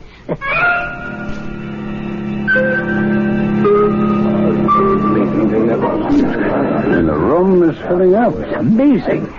Oh, I don't know. It isn't often, if ever, any of us gets to see the White Goddess run naked across the lounge. You think they really believe? Well, who knows what they believe. Cudworth, do you believe? I'm here, as you see. I suppose that's the only possible answer. Well, it's the only one you're going to get. Do you believe, Winthrop? Like you, I'm here. What's the time? Time. Cudworth, you always have the right time. Mr. Higgins, the clock on the mantel is exactly right. 2 minutes to 6. Mind if I sit down? We've been saving this chair for you, Higgins. Oh, that's nice of you. Well, the lounge is pretty well filled up, isn't it? Bursting at the seams. Oh, I've been studying all about the White Goddess. Daughter of Astarte, who in turn is the goddess of fertility and sexual love. Oh, you knew that. Cudworth told me. Cudworth, you really do know everything. On the contrary, I know very little. Well, you've always seemed to me to know everything. That's because you know less. Mind if I join you? Well, there's no place to sit, actually. Oh, what a pity. Well, you could sit on the floor. Now, how would I look sitting on the floor when the White Goddess comes running across the lounge?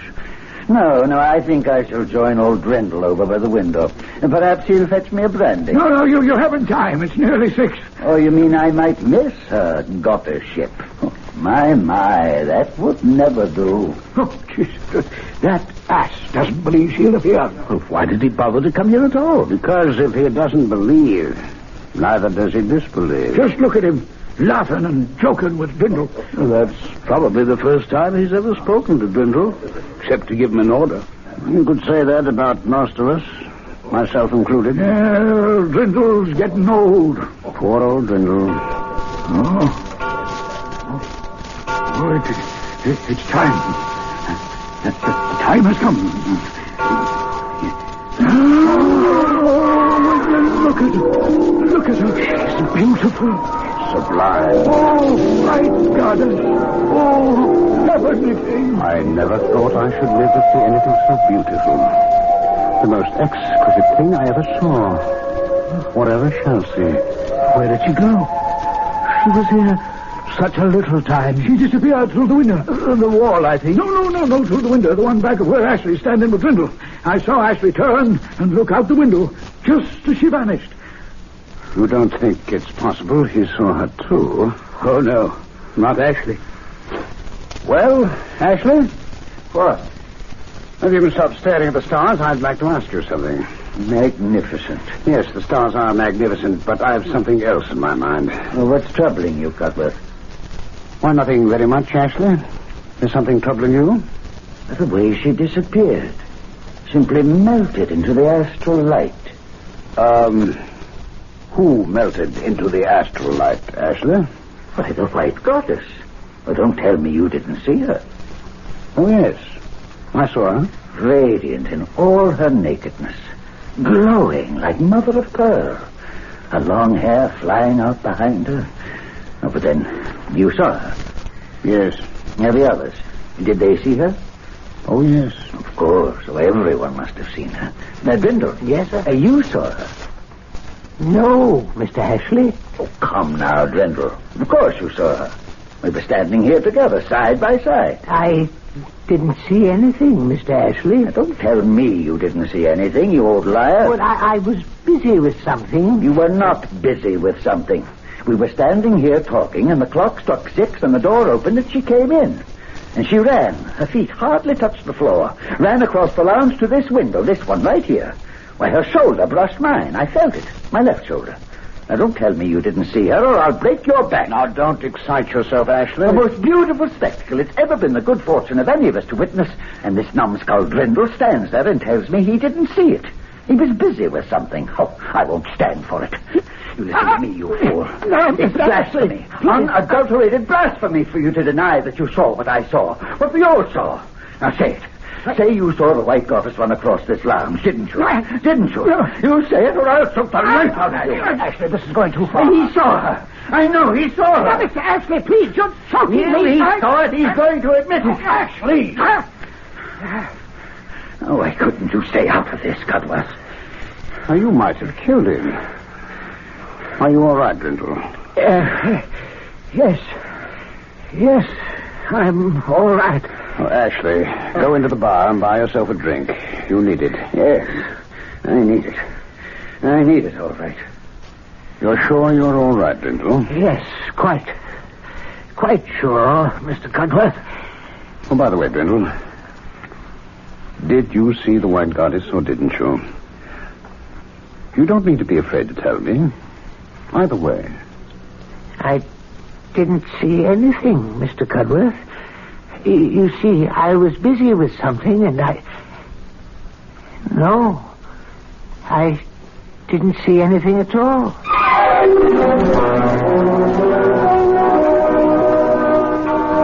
Well, I think I must be getting on home. Yes, it's been quite an evening, isn't it? Quite an evening. A never to be forgotten evening. Beautifully put, Ambrose. Well, come along. I'll drop you off. Thank you. So long, everyone. Night all. Oh, wake up, Ashley. Yes, I'll wait for you. Well, Cudworth, a never to be forgotten evening. Well, at any rate, one I'll never forget. I fancy none of us will ever forget. You leaving now? No, I'm going to stay until the room's cleared. It's about cleared now. Nobody much left? I want to speak to old Dwindle. He doesn't look too happy. That was quite a going over Ashley gave him, wasn't it? Looked that way. Ashley can be a rough man. Can't he, though? Well, I I'm off for home. Night, Winthrop. Night, Goodworth. A never to be forgotten night.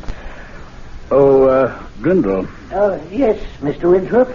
May I speak to you for a minute? Oh, yes, of course, Mr. Winthrop, of course. You all right? Perfectly all right. I couldn't help noticing you and Mr. Ashley seem to be having an altercation of some sort. Mr. Ashley was angry, sir, because I wouldn't say I saw the White Goddess.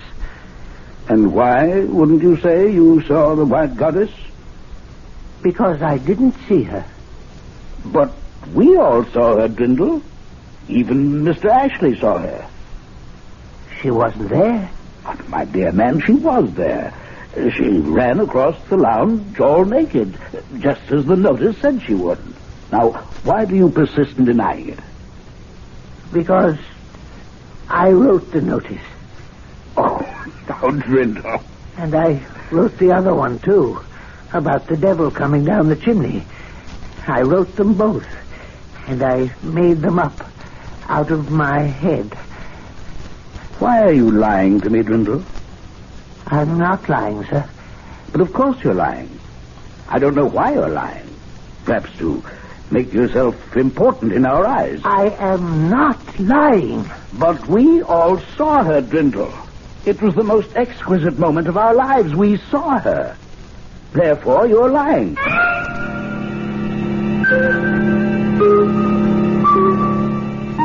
All minds are little. In this great universe of ours, man is a mere insect as compared with the boundless world about him, as measured by the intelligence capable of grasping the whole of truth and knowledge.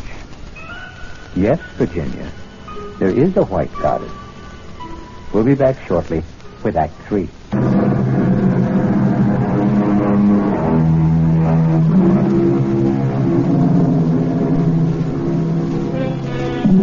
Have you read your Shakespeare lately? If you have, you'll remember Hamlet's observation to his friend. There are more things in heaven and earth, Horatio, than are dreamt of in your philosophy.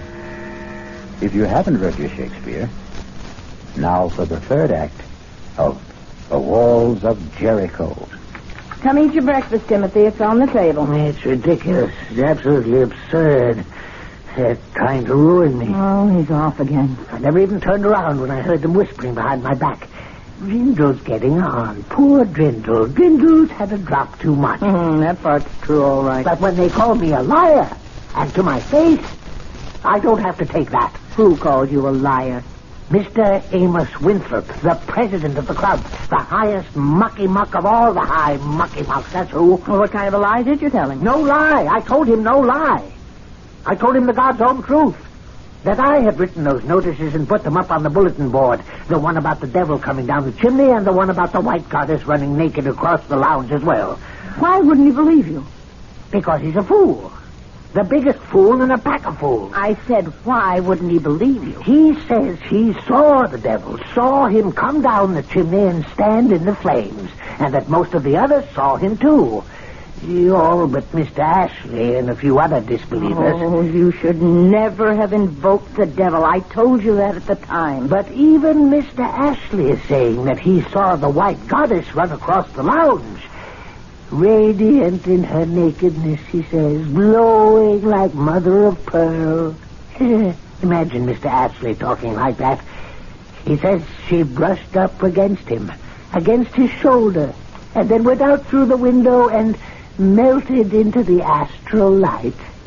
Mr. Ashley, of all people. Maybe it happened. How could it have happened when I made it all up? Well, come eat your breakfast. No, I can't. I'm too upset. You're more upset than they are. Those fine gentlemen you were going to teach a lesson. Oh, don't you worry. I'll fix them. I'll put up another notice. Oh, now, Timothy, don't start up again. Only this time I'll make it so crazy, so outlandish, they'll see that it's only a joke.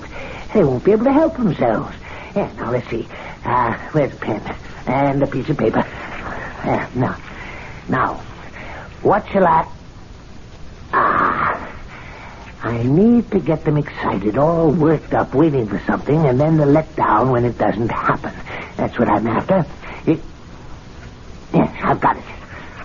On March the 2nd at 5 o'clock, you see, they'll all be having drinks in the lounge about that time. At 5 o'clock, a leopard will enter... No, not a leopard. A tiger will enter the members' lounge. How's that? As long as you don't make it the devil. No, better yet. 3 tigers will enter the members' lounge. No, I don't like enter. It's too sedate sounding, too tame. I will come through the windows. We'll crash through the windows. That's good. We'll crash through the windows of the members' lounge. There. That should put Mr. Winthrop in his place. Somehow, Timothy, I don't think you were born to put Mr. Winthrop in his place. That's where you're wrong, Martha. It's precisely what I was born for, and this'll do it. Wait a minute. I thought of something else. What now? Listen to this. On March the 2nd at 5 o'clock, 3 tigers will crash through the windows of the members' lounge, one of them carrying a chicken in his mouth. Oh. Yeah. How's that, Martha? Huh? How's that? Oh, that's perfect.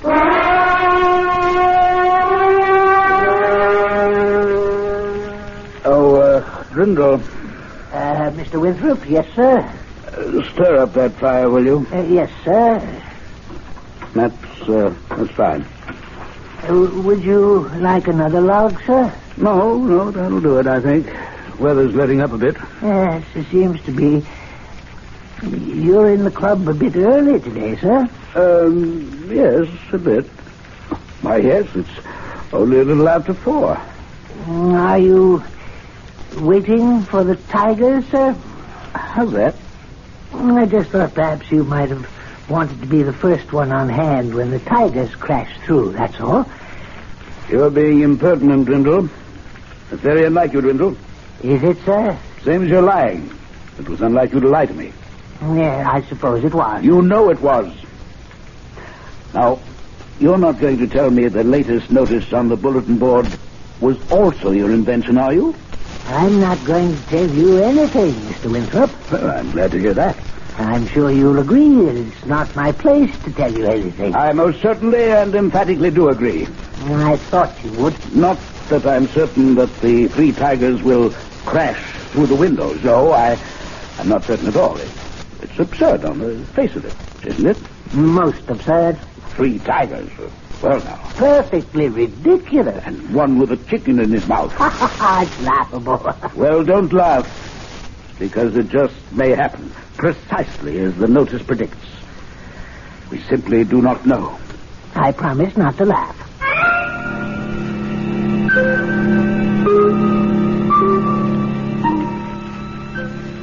Nervous, Cudworth? A few flutters. It's the uncertainty, of course. I've been here since 4 o'clock. Can you imagine that? I had a hard time staying away myself. I had a few sharp words earlier with Grindle. Sorry to say. The old man's getting very independent, very opinionated. Where is he? He's usually around taking drink orders by now. And he's standing over there by the main door looking very superior. We really have to retire that fellow, Cudworth. Winthrop! Cudworth, do you realize people are standing outside on the sidewalk? This isn't a club matter anymore. It's spread all over the city. Oh, I can't say I care for that. It looks like hundreds of people. I tried to get Ashley to be with us for the great event, but he insists on his post by the window. Ashley by the window, old Grindle by the main door? Well covered. We should be quiet. It's time. I don't think our conversation will either deter or encourage the tigers. Yes, but all the same, you quiet.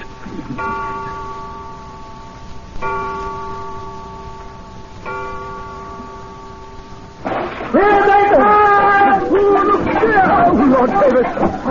There they are! Three of them! And one has a chicken in his mouth. They're making for the door. Out of the way, Grindle! Out of the way! Grindle!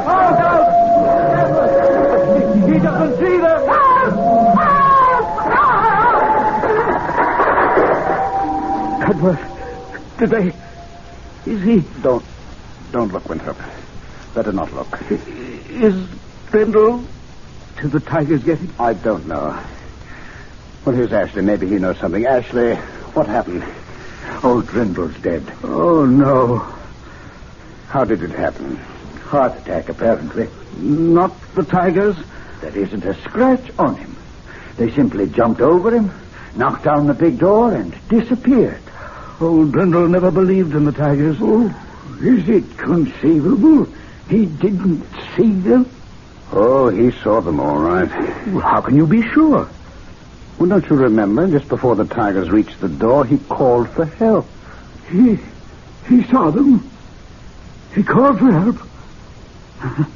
And he died. Of fright, do you think? Can you think of anything more frightening than the sight of something you never believed in coming to get you?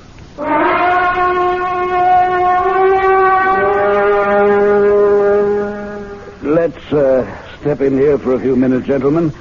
We won't be disturbing you, Katie, if we use part of the lounge, will we? What happened in here, Mr. Winthrop? Who upset all the furniture? A little fracas, Katie, with some unexpected visitors. Let's set our drinks down here. Pull up chairs, everybody. There's a few that weren't overturned. We'll have a new steward tomorrow.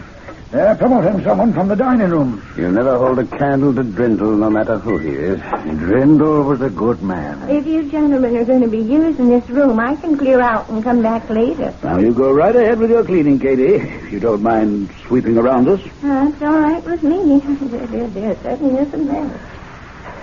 Gentlemen, I asked you to meet with me here because I have a confession to make. And I'm sorry I didn't tell you before, but... well, I didn't. But now I must. After the incident of the White Goddess, gentlemen, Brindle told me that he himself had posted those notices on the bulletin board. Brindle? The one about the devil? And the White Goddess, that one too? I didn't believe him. After all, we saw the devil, most of us, and we all saw the White Goddess. And to believe Brindle would be to admit that he had the power to summon them up. What about the three tigers? One with a chicken in his mouth? We saw them too.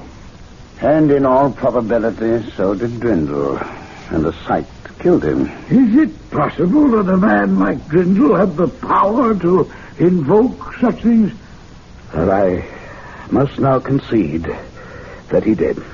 There I must take issue with you, Winthrop. Drindle only put up the notices.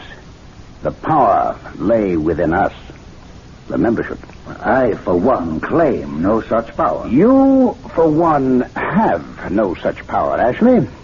Nor have I. Nor has Winthrop or Higgins or any member of the club separately or consciously. But unconsciously and collectively, the power is ours. Together and without knowing it, we can do such astounding things. Together and without knowing it, we are constantly doing astounding things, are we not? And always have. Both for good and for evil.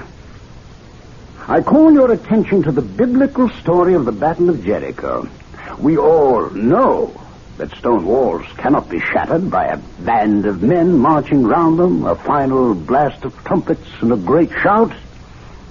We know that. And yet it happened. The walls of Jericho fell. Why did they? Consider the circumstances. The Israelites outside the fortress city, the eagerness, the expectancy, and above all, the desire and the belief. Consider the steady tramp of marching feet. Consider the narrowed concentration of the marchers. No man divided in his mind, and no mind divided from the mind of any other man. Consider the psychic pressure created by such a congregation. Mass hallucination? It was no hallucination that Jericho fell to Joshua. No. I should call it mass projection. And that's what happened here? To us? We, all of us, acting in concert, projected these apparitions by the sheer force of our unconscious minds. Then we weren't wrong. We really saw them. The devil, the white goddess, The 3 tigers. one with a chicken in his mouth. We really saw them, even as the walls of Jericho really fell. I beg your pardon, sir. What is it, Katie? Look what I swept up over by the main door, sir. If I'm not mistaken, they're chicken feathers. What's been going on here, sir? And so ends our tale of magic. A magician performs his tricks. We are delighted and applaud because we cannot comprehend how he did them. But what if the magician himself cannot comprehend? I'll be back shortly.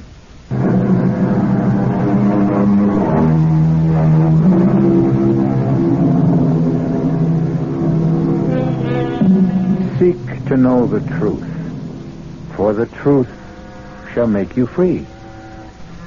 I believe that, but it's a long search and a weary one.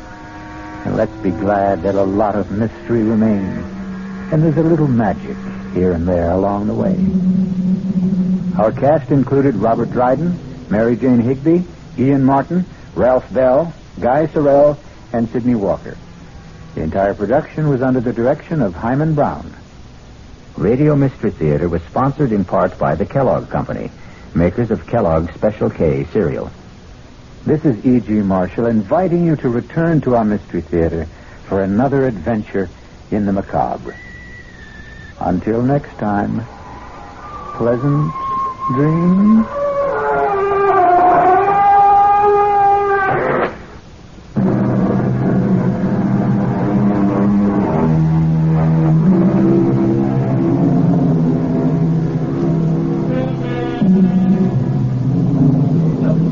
Mystery Theater was brought to you by ShopRite Supermarkets, where you get a lot more for a little less.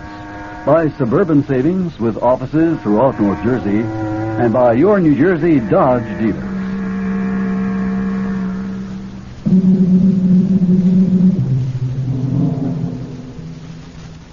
At 6:30 and again at 11:30, return to those exciting early days of radio. Tuesday night, Lamont Cranston is The Shadow. Wednesday night, Gangbusters. Thursday night, the timeless and thrilling escapades of the Green Hornet. And Friday night, the Lone Ranger rides again. Yes, radio is back, and KRLD's got it. Occasional acid indigestion and heartburn can be more than just acid alone. Often there's trapped gas, too. That's what we call gasid indigestion.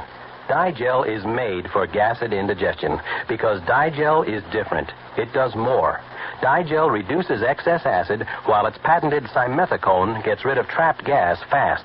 Use only as directed. Digel for gasid indigestion. No plain add acid can do what Digel can. Radio is back, and KRLD's got it. Tuesday through Friday evenings at 6:30 and again at 11:30, return to those exciting early days of radio. Tuesday night, Lamont Cranston is The Shadow. Wednesday night, Gangbusters.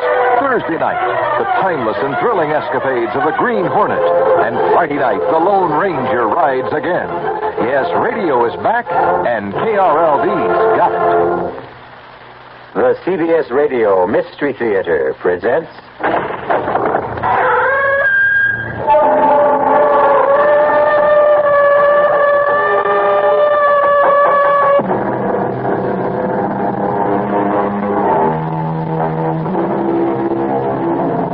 Come in. Welcome. I'm E.G. Marshall. Welcome to the sound of suspense. Welcome to the fear you can hear, but mostly to the world of terrifying imagination. The story you're about to hear concerns one of the most unusual killers in the annals of crime. A brutal murderer who carries not one but 4 deadly weapons wherever he goes. A huge monster of a creature weighing hundreds of pounds. But this isn't a horror story. In a way, it's a love story. It's called The Horse That Wasn't for Sale. And now that you've heard the title, you've already guessed the identity of our killer. But that doesn't mean you know what Stargazer is really like. No, you keep away from me here. Get back, Stargazer! Get back, get away! Please, stop it! Please, somebody stop him! Save me!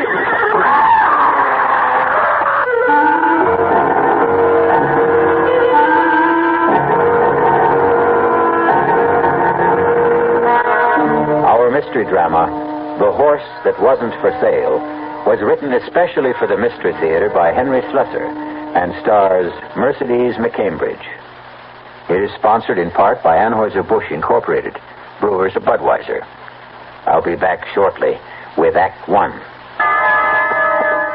Who knows how to help you solve your shopping problem? Your Better Business Bureau knows. Sam Spade, private investigator. Oh, Sam, I need you. What's around over there? Sam, I've been out all day. I really tried. But I couldn't sell one thing. And when I went back to the company, they said I bought the franchise and I was stuck with the goods. What am I going to do now, Sam? I'll help you, madam. You're not Sam. No, I'm the man from your Better Business Bureau. Always investigate the reputation of the company before you go into the franchise business. You won't become a millionaire overnight through buying a franchise. Believe me, that's true. Sam is wonderful. Just another helpful tip from your Better Business Bureau. Yes, who is it? Hi, I'm your new neighbor, Steve Williams, in 107. Oh, how nice to meet you. Well, come on in. It's a pleasure. Thank you. I see you've got a measuring cup. And now let me guess, you ran out of sugar. You're a bachelor. Oh, yes. As a matter of fact, I was wondering if I could borrow some prunes. Prunes? Prunes? I know. Did I tell a joke? Yeah, I thought a couple. There are still a lot of people who laugh at prunes. But now, quite a few are finding out how good they really are. Because pound for pound, prunes have 8 times the vitamin A of the leading fresh fruit. And more iron, niacin, and vitamin B2 than the 5 leading fresh fruits. They're also a great natural source of quick energy. Well, thanks. Anyway, maybe I'll try 105. Yeah. California prunes. The funny fruit that does so much for you.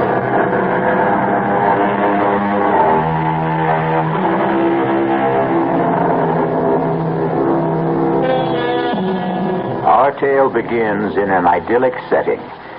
Just picture the gently rolling hills of a horse farm in the early days of autumn.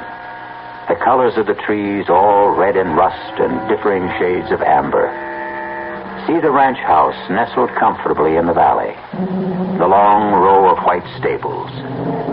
But now you may notice something unusual about this farm. The stables are empty.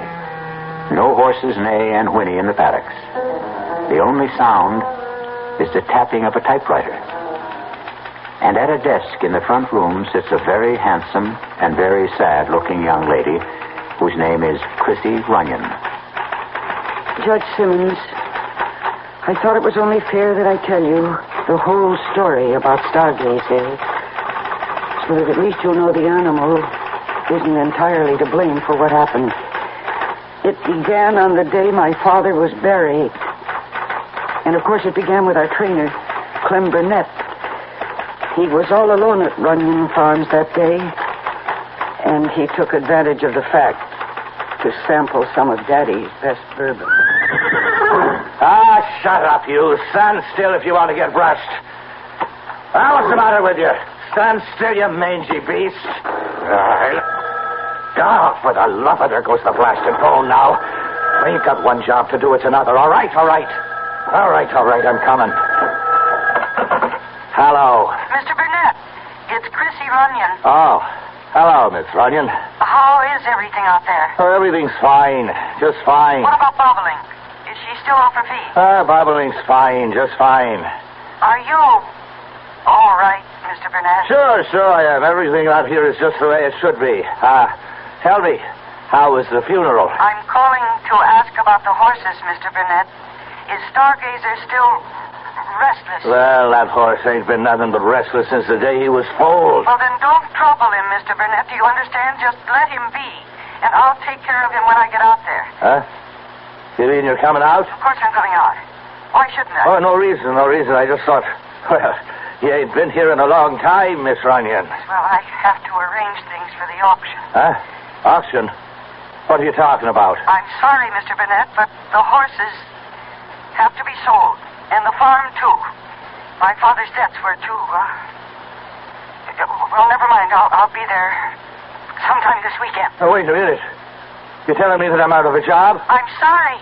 There's nothing I can do about it. Now, look here. I worked 6 years on this place. 6 years, and your old man never gave me more than a... I'll see you on the weekend, Mr. Burnett, and we'll settle then about your wages. And remember what I said about Stargazer. Just let him alone. Goodbye. Just like that, huh? Just like that, huh, Miss Snooty? I let him alone, all right. He can starve as far as I'm concerned.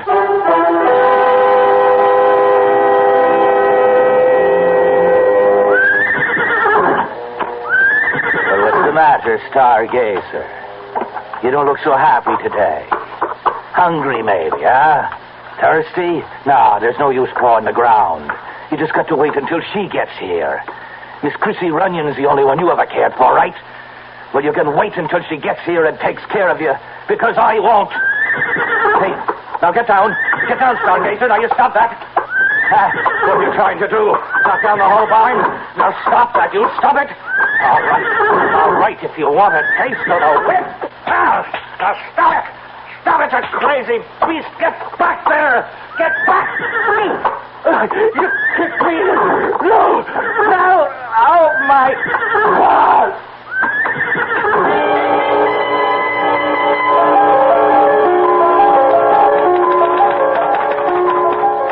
Well, you know what happened to Clem Burnett better than I do, Judge Simmons.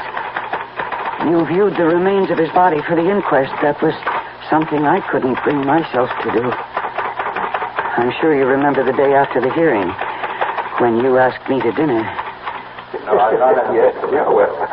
Please, Judge, why don't you tell me what's really on your mind?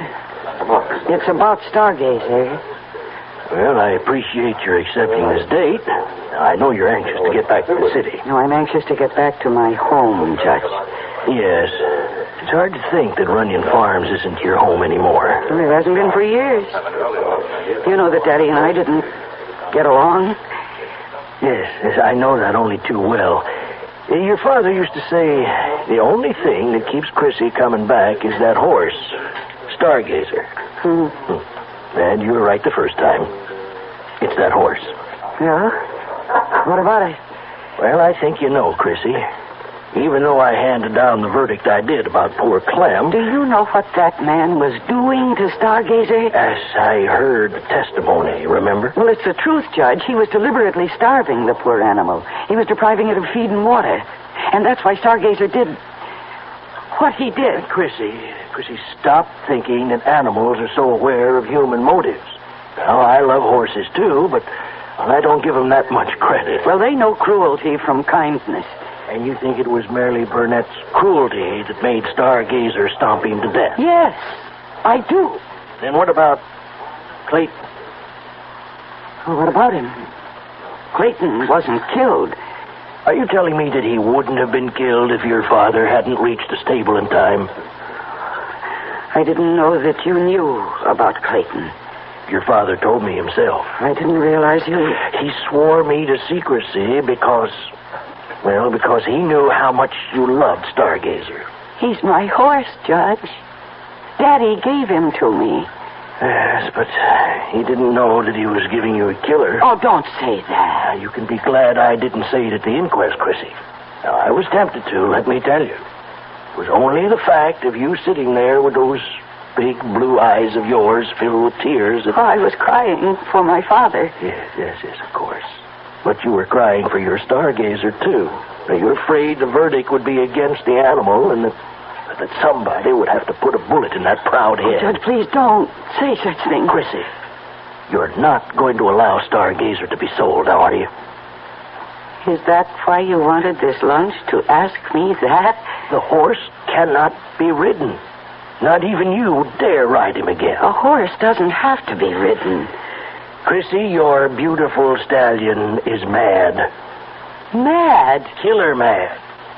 The way some animals get when they're treated just a little too cruelly. But Stargazer wasn't ever treated that badly.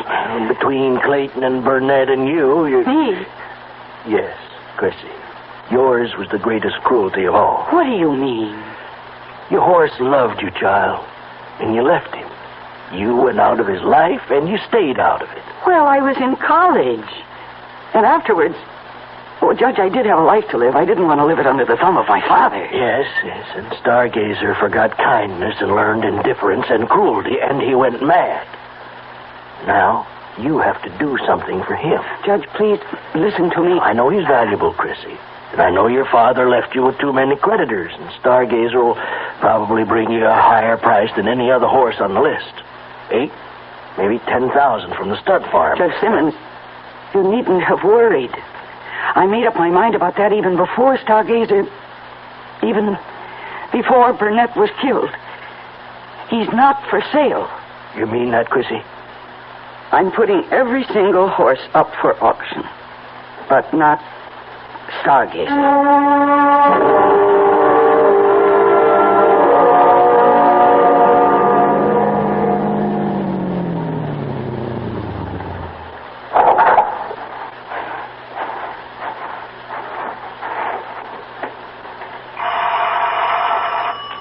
Just a moment. Good morning. Oh. Hello. You remember me, don't you? Alan Carlin from Wild Brook Farm? Yes, of course. I remember you, Mr. Carlin. Well, I thought you might have forgotten me. It's been a couple of years since we've seen each other, Miss Runyon. I remember you. In fact, I saw you at the auction. Well, I'm flattered that you noticed me. You bought 3 of my father's horses. Yes, I bought 3. I meant to buy 4. Listen, do you mind if I come in? Oh, please do. I was really shocked when I heard he died. He wasn't a youngster, of course, but just the same. My father was 71. Yeah, well, I always figured he was younger, seeing as how he had such a young daughter. But I know it took Will a long time to get around to marrying. He was practically 40 by then, wasn't he? But then, that's how your father was, always putting things off. Including paying his bills, huh? Is that why you're here, perhaps? I beg your pardon. No, I know that you were on my father's list of creditors. Oh, but that's not the reason I came to see you. You see, I bought 3 horses at your auction, but I meant to buy 4. The only reason I didn't was because the horse I really wanted wasn't for sale. Huh. You mean Stargazer? I suppose you think I believe those rumors about the animal? Well, I don't. I've been around horses all my life. A good thoroughbred doesn't go crazy overnight. So any compunction you might have about selling him... You're mistaken. Stargazer was kept out of the auction at my request. He's my horse, and I don't want him sold. Well, I attended the inquest, you know. I listened to every word, and I know Burnett mistreated the animal. That's why he got stopped. Mr. Burnett was a fine trainer. Oh, yes, indeed. The point is that I'm willing to take my chances, Miss Runyon. I won't ask you to cut the price because of the horse's reputation. There's no price tag on him. I'm sorry. Miss Runyon, you're still a sporting woman, aren't you? Would you be willing to make a little wager? What? Well, I've ridden horses with reputations 5 times worse than Stargazer's, and I can prove it. Now, if I do, will you talk about a sale? No. Oh, you're your father's daughter, all right. Everybody said Will ought to raise mules that would have been more in character. Now, look, you don't have to worry about me. I was born in a saddle. If anything happens, the responsibility will be all mine. Your responsibility? Do you really think I care what happens to you? Yeah, but nothing will. If you were at that inquest, you know what it means if Stargazer hurts anybody again. They'll destroy him, and they'll have the legal right to put him away, and I won't let that happen. But it won't be that way. It will. There is something wrong with Stargazer. I've known that for a long time. And I think Daddy knew it too, but he gave him to me thinking that I might win him over with kindness. Well, I failed, you see. And now when he feels that hateful weight on his back, he... Oh, please go, Mr. Collins, please. All right, Miss Runyon. I'm just so terribly sorry you won't let me prove you wrong. Oh, dear. I should start my packing. Feels like the whole morning is gone. Oh, no. I hope that man isn't bothering Stargazer. We must be out at the stable. Mr. Collins, don't. Please don't. Mr. Collins, don't. Mr. Collins, stop. Bring him back here. Don't ride him.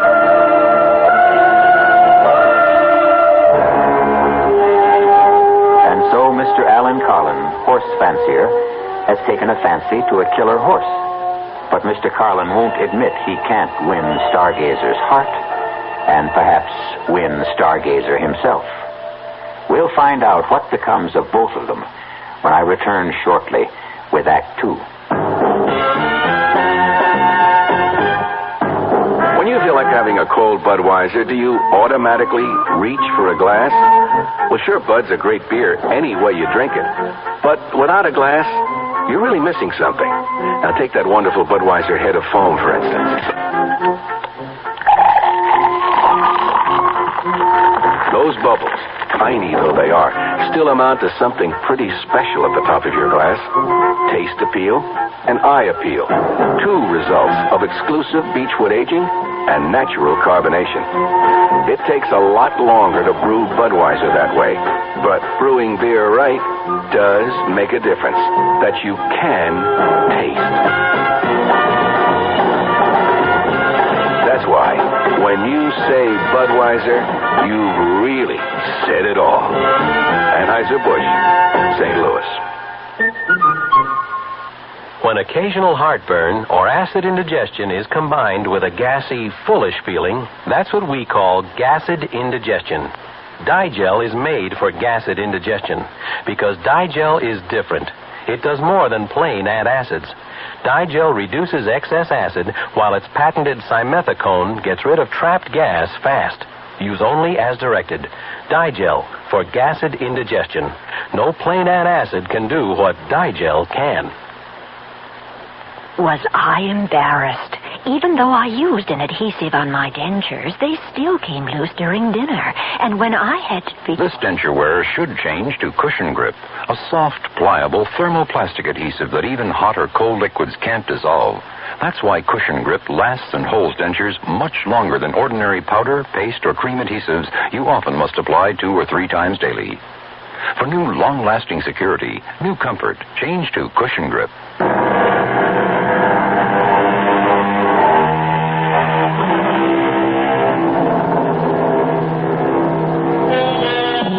And now, here's Act 2 of The Horse That Wasn't for Sale. Alan Carlin knows horses, knows the feel of them, the moods of them, knows when they respond to a rider's touch, and knows when they resent it.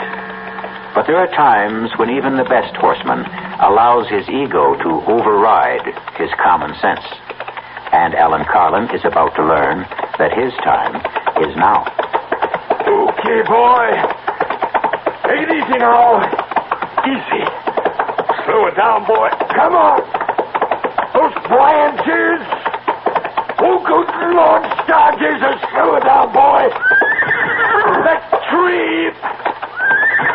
No. Oh, God, my back. My spine. Crazy horse, she was right. You are crazy. No, you keep away from me. Get back. You get back there, Stargazer. You get away. No, stop it. Somebody, please, stop him. Save me.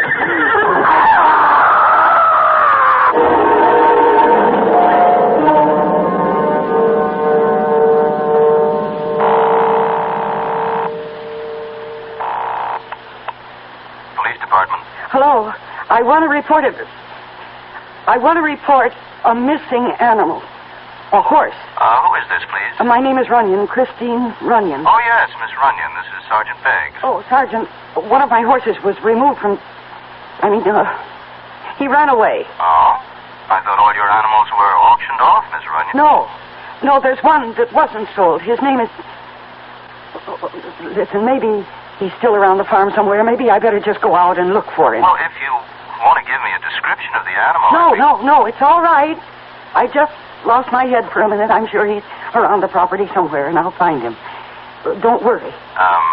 Whatever you say, miss. I'm sorry to have troubled you. Goodbye.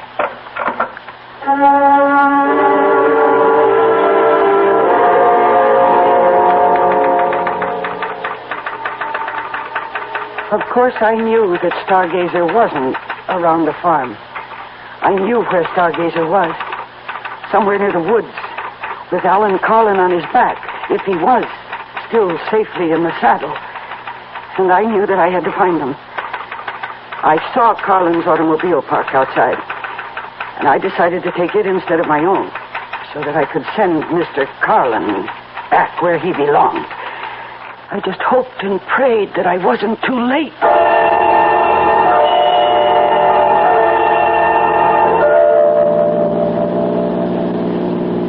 I hated driving. All my life I preferred a saddle to a driver's seat. But I drove Alan Carlin's car like a reckless idiot, taking every curve as if it was a race course. Stargazer must have been traveling swiftly, because there was still no sign of them when the road ended and became a forest trail. Only a horse could travel that pathway. So I stopped the car. I wasn't afraid of the forest. I'd spent half my life on a trail that led into the deepest parts of it. But now for the first time I felt afraid of it. Afraid of what it might conceal. And then I heard a sound that froze me in my tracks. Stargazer! Stargazer, where are you? Stargazer! Mr. Carlin! Oh, thank heavens you're all right, Stargazer. You are. Oh, dear God. No! Mr. Carlin, he's been thrown. Oh, I warned you not to do this. He just won't be ridden. Nobody can ride Stargazer, not even me. But you're lucky you weren't... Oh, no. Oh, no, his head. Oh, no. You killed him. He's dead. He's trampled to death. Oh, dear God, how could you let this happen? It isn't right. It isn't right. No, Stargazer. I'm not angry. Not with you. My poor animal. No, it's his fault. It's all his fault. Oh, damn you, Carlin. Why did you make this happen? Why? No, don't worry. Don't worry, Stargazer. I'm not going to let anything happen to you. That wouldn't be fair. It just wouldn't be. Only what can I do? They'll find out. Somebody will find out. I looked at Carlin's dead body. And I thought, what if I simply left it there? Just left it to yesterday's dead leaves and this year's snow. By the time they found him, Stargazer would be safe with me in Washington. But then I realized that would never work. They'd see the hoof marks on his face. They'd know. That policeman I called would remember, and they'd come for Stargazer, and they'd put a bullet in his head. No, I couldn't leave Alan Carlin there. Not with the story of his death so clearly marked on his face and his body. Well, maybe there was something else I could do. What if I obscured the story of that death? What if I just obliterated it? Yes, that was my answer. Alan Collins' automobile was only 100 yards away. If I could get him there, I bent down and put my hands under his arms, and I tried to lift him. He was so heavy. Dead weight. How could I drag him to the car? No, it was impossible. I could only move him a few inches along the ground. The slippery leaves beneath his body helped a little, but I just didn't have the strength. And then Stargazer gave me the answer. If I could manage to secure the body to his harness, if I could attach it somehow to the reins, or even to the stirrup. It was horrible, I knew that. But the thought of what might happen to Stargazer was even more horrible, more unbearable. And finally, I managed it. I dragged that man's body out of the woods, using Stargazer as my strength. And I put Alan Carlin into his own automobile. And I started the engine. There was only one logical place to take him. It was the canyon road, of course. I knew how steep that drive was, how dangerous it was. That's why so few cars traveled it. And that was lucky for me, the fact that the road was empty, because it made what I had to do so much easier. It almost seemed like a sign from heaven that what I was doing was right. And then, at the beginning of a steep grade, I stopped the car. And I looked at the edge of the precipice. And then I looked at Alan Carlin's body. And for a moment, my nerve deserted me. But then I put down the parking brake. I shifted the car into drive. And I got out. And I reached below the dashboard and released the handbrake.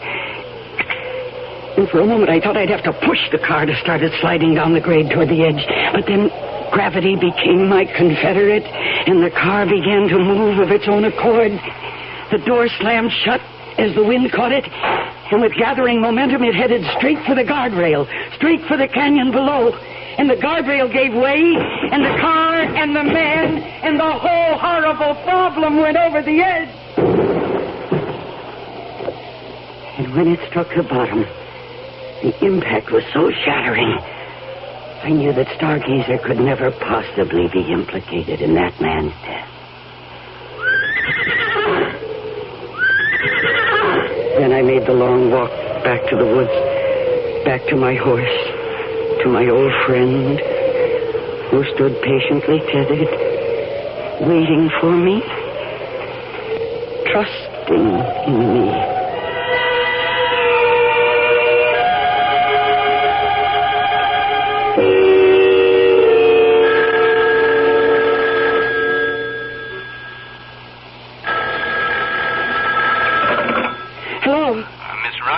Sergeant Beggs. Yes, Sergeant. Well, I just thought I'd call and see if you had any luck about finding your horse, I mean. Yes, I found him. I was foolish to have panicked. He hadn't gone very far after all. Oh, good. Still on the property, you mean? Yes, he was. That was silly of me. He was just a short distance away. Well, that's fine. That's just fine. I'm glad to hear it. Better make sure you keep that stable door locked, huh? Yes, I will. Thank you very much, Sergeant. You're welcome, Miss Runyon. Goodbye. Goodbye. Oh, I think I could use a drink. Oh, no, what? Hello? Hello, is this Miss, is it, Bunyan? No, the name is Runyon. Who is this? Well, you wouldn't know me, Miss Bunyan. Miss Runyon. Name's Sam Pratt. I work over at Wild Book Farm for Mr. Carlin, you know. Yes? Oh, what do you want? Well, I was wondering if you were going to be home this afternoon, Miss Runyon. A little something I wanted to talk to you about. No, I'm sorry. I have a great number of things to do today. I can't receive visitors. Well, I figured you'd want to talk to me, Miss Runyon. On account of, what happened this morning? Oh? What do you mean? Oh, I think you know. What happened out there? On that canyon road? I haven't the faintest idea of what you're talking about. Sure you do, Miss Runyon. You see, I saw you kill Mr. Carlin out there. I saw you murder him. Now, can I come and talk to you?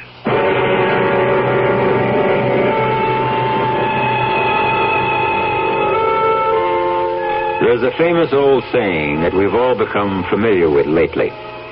Oh, what a tangled web we weave when first we practice to deceive. At the moment, it looks as if Chrissy Runyon has woven herself a tangled web, and one in which she herself seems to be caught. But we'll learn exactly how tangled her affairs are when we return shortly with Act 3. And now another tale of the ball and chain. At Kellogg's Special K presents the good, the bad, and the heavy. Why is that cowboy wearing a ball and chain? Because carrying around extra pounds can be just like carrying around a ball and chain. How symbolic. What will it be, senor? Give me the Special K breakfast. Here you go. For a Special K, it's the milk, orange juice, and coffee. Say, don't I know you from someplace? You probably don't recognize me with my ball and chain. I used to be 10 pounds lighter, but I'm getting back that way by exercising and eating smart at every meal. Starting with this year's Special K breakfast. What's so special? It's less than 240 calories, 99% fat-free, and delicious. It's going to help me get rid of this year's ball and chain. I bet your horse will be glad to hear that. Another ball and chain. Fight but gust.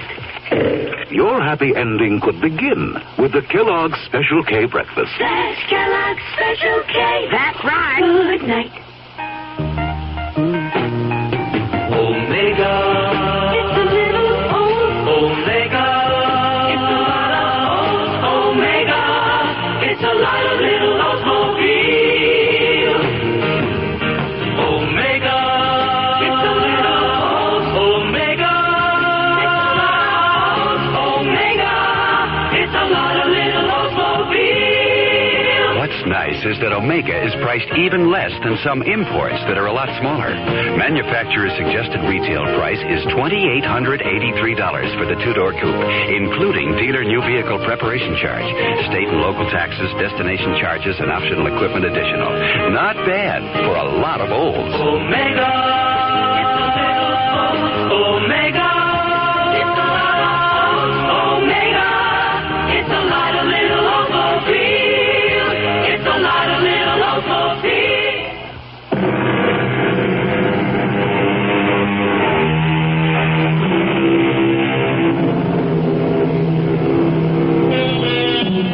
And now, here's the final act of The Horse That Wasn't for Sale.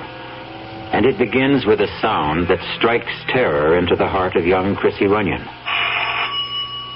She hesitates before she answers it, afraid of the man who might be on her doorstep. Miss Runyon? Yes. I'm, Sam Fry. Yes. Oh. Come in.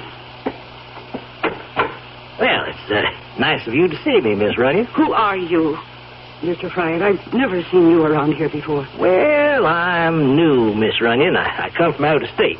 Yeah, I used to work in West Virginia at the Algonquin Farm. You know it? I've heard of it. Yeah, well, I used to be a trainer there a long, long time ago. Then they had me doing grooming work and junk like that. I said, no more of that, I said. Mr. Fryatt, will you please come to the point? What did you mean about Mr. Carlin? I don't know what you saw or think you saw. I seen you, Miss Runyon.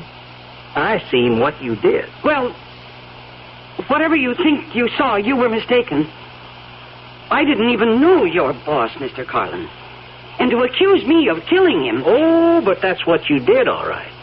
Now, you pushed that car over the cliff, and poor Mr. Carlin was in it. My, you must have really hated that man. Well, what'd they ever do to you? Get fresh or something?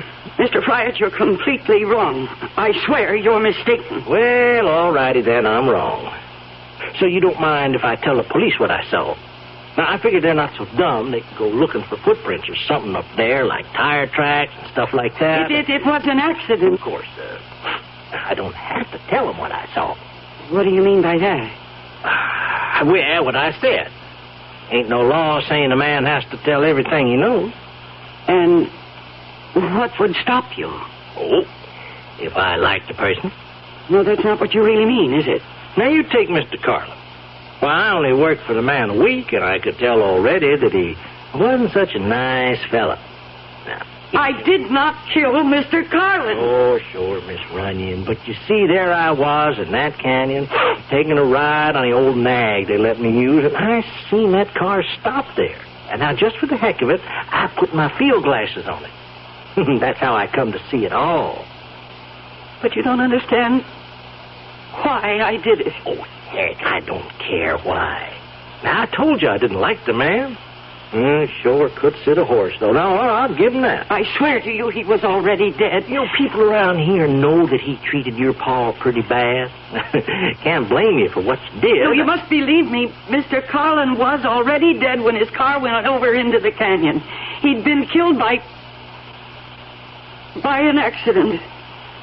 I had my reasons for doing what I did. Sure, Miss, sure you did. And you can just tell the police all about it. No, they may not understand. Yeah, that's true enough. Yeah, they may not understand. I mean, not the way I do. But just the same, if they ask me questions about it, now, I'd have to tell them what I know. Well, unless, of course, I wasn't around to tell them anything. Not around? Well, with Mr. Carlin dead, there's not much point in me hanging around Wildbrook much longer. Maybe I ought to move on, find me another job. If I did that, well, I wouldn't be here when the police came around. Understand? No, I'm not sure I do. If I could get me a stake, now, I'd leave right away, tomorrow, maybe. No, it wouldn't take much. 4,000 or 5,000, maybe, huh? That ought to be enough, don't you think? Oh, now, wait a minute. Well, better round it out to 5. Yeah, 5,000 would do her, Miss Runyon. You expect me to give you that money? Well, it would sure help if you did. But that's impossible. I don't have a penny. Auction must have given you plenty, Miss Runyon. Why, Mr. Carlin bought some of your stock himself. But every cent goes to my father's creditors, and even that won't be enough. Well, I don't know about that. All I know is 5,000 would do me just fine. Now, you think it over, Miss Runyon. I'll come back tomorrow afternoon. It won't do any good. We'll see. There's just no way I can raise that money, Mr. Fry. Oh, you'll find some way. Women these days, they can do just about everything. Fly airplanes, run companies, kill people. Well, you'll figure something out, Miss Runyon. Well, on now. Mr. Fry, please. I'll see you in the morning. Oh, dear God. What am I going to do?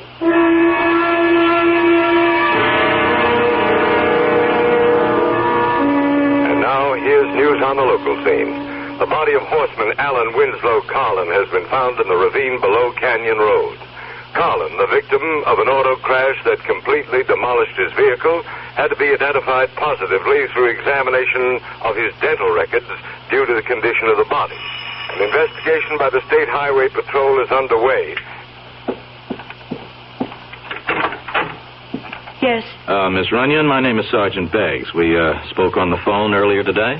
Oh, yes, Sergeant. Could I please come in? Well, if you're still worried about my horse, I told you that I did find him again. Oh, yes, miss, I know. Well, then, what's the trouble?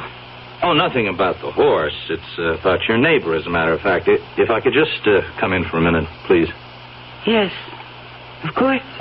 Thank you. I don't know if you know the gentleman. Name of Carlin? Oh, yes, I know who he is. Wildbrook Farm. Yes, that's him. Matter of fact, I understand he bought some of your horses at the auction last week. Yes, he did, but I didn't handle the transaction myself. The auctioneer did all of that. Yes, I understand. Well, then, what was it you wanted to ask me? You haven't been back home for some time, have you? It's close to 2 years. I came here when my father died suddenly. Yes, I know, and so I guess you didn't see Alan Carlin in all that time? No.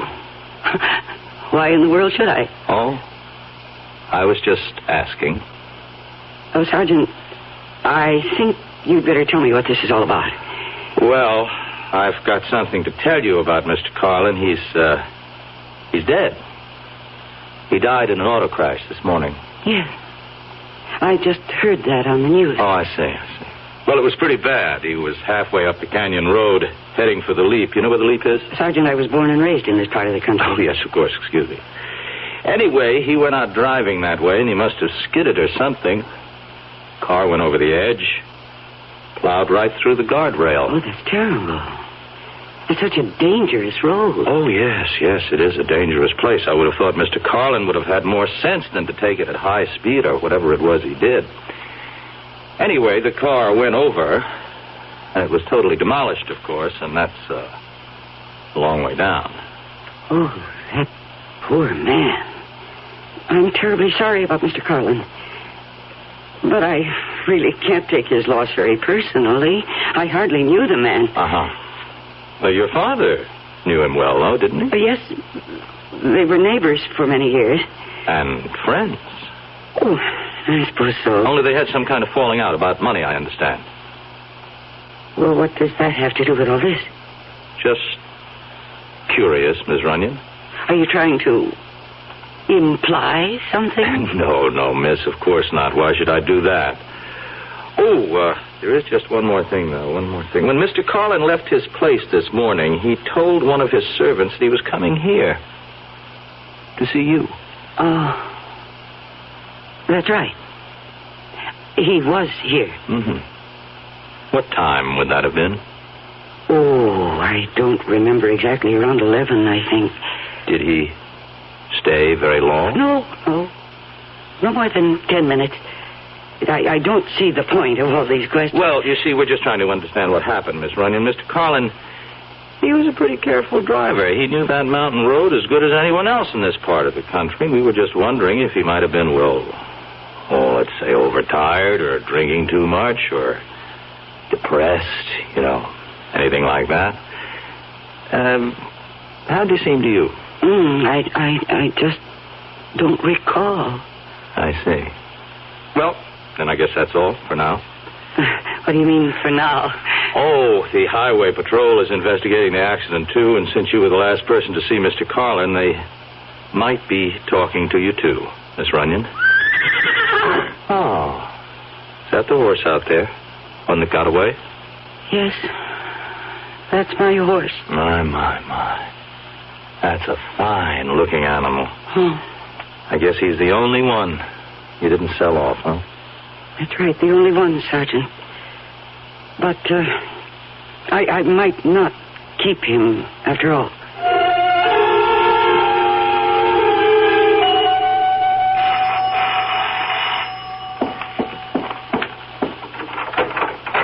Well, hello, Miss Runyon. Hello, Mr. Fryer.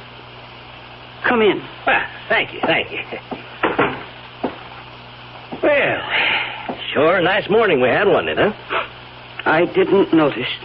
Sure glad it warmed up some. I had to walk over to Mr. Carlin's place. That old nag of mine finally broke down. Coffee, I smell? Yes. Would you like a cup? Well, I sure wouldn't mind. How do you take it? Black, just fine. Oh, thank you, miss. That's real nice of you.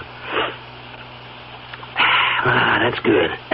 Well, now, I understand the police were around yesterday. You don't miss very much, do you, Mr. Fryer? Pays to keep your eyes open, I say. Oh, yes, I'm sure it does. Now, the question is, how much does it pay? Mr. Fryer, I don't have the money you want.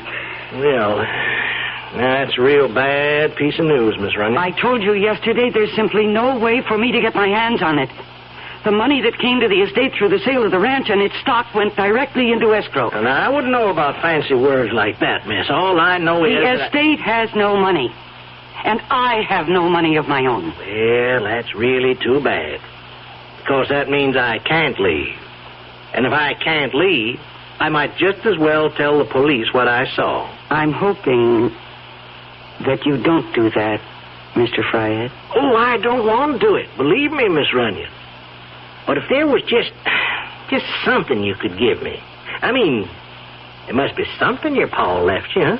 Man like your daddy wouldn't die and leave his only child nothing at all. Well, there is one thing. Hey, what's that? It's the only legacy I have. The most valuable thing he owned. Look, out the window. That horse, you mean? Yes. His name is Stargazer. A thoroughbred. A champion. Yeah, that's some stallion, all right. You said you were a good judge of horseflesh. How much do you think he's worth? Well, I wouldn't know for sure. I've been told he's worth between $8,000 and $10,000. Yeah. Yeah, a man would be mighty proud to own a horse like that, right? Well, he's all yours, Mr. Fryer. What? I'll transfer my ownership to you. Right this minute. Oh, you really mean that? Oh, why, that would be real fine, Miss Runyon. That would be real kind of you to do that. It won't take more than a few minutes for me to prepare the papers. Oh, I'd really appreciate that, Miss Runyon. You know, I'd sure like to take him out for one last ride before the sun goes down. And, of course, that's just what happened, Judge Simmons. Sam Fryatt took Stargazer out for his very last ride.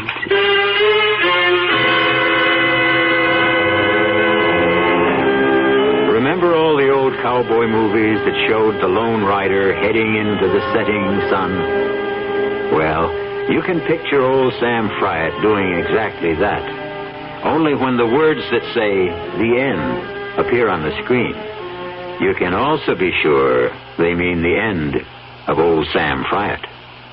I'll be back shortly. Poverty to me is not just a lack of money. Poverty is a lack of power. We want to try to see whether it's possible to live in the city. Whether or not it's possible to share life, on a city street. The give and take of city living is what you might call it. Whether or not we could bring people together to begin to work together and confront the problems that are all our problems. I think really that the problems that people face in life can be solved. You don't need someone from outside to do it. And you really don't need a great deal of money to do it. What you do need is a lot of people who recognize that they have the ability to do something about the problem. Not by themselves, maybe, but working together and sharing their talents and their ideas. Together they can confront the problems and overcome them. That's what the Campaign for Human Development is all about. Campaign for Human Development, United States Catholic Conference.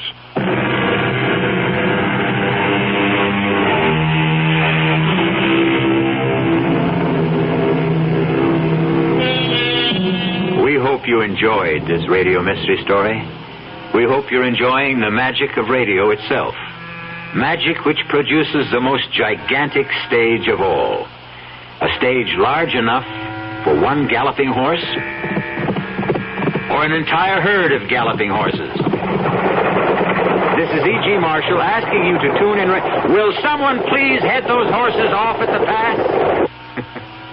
Our cast included Mercedes McCambridge, Arnold Moss, William Redfield, and Earl Hammond. The entire production was under the direction of Himan Brown. Now, a preview of our next tale. They'll never be satisfied. If we got him out of the country. What's to keep him from coming back when he's broke or even threatening us from abroad? I gave him $1,000 in cash only a few days ago. When he was picked up in the bar, he had only about $270-some left.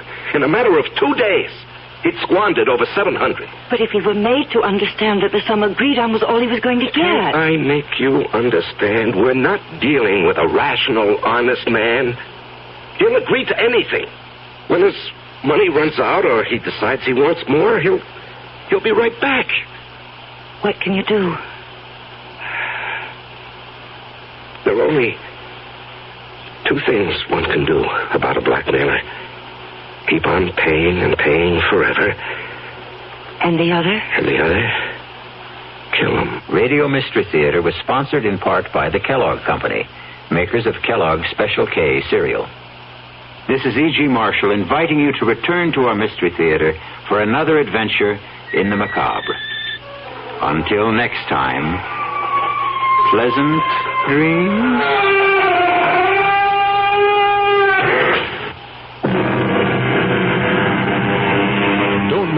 single adventure of KRLD's Mystery Theater. Set your clocks and your radios to tune in at 10:07 every night. During basketball season, the Tuesday and Saturday night mysteries will air at midnight. And don't forget, Mystery Theater Sunday afternoon at 4:07.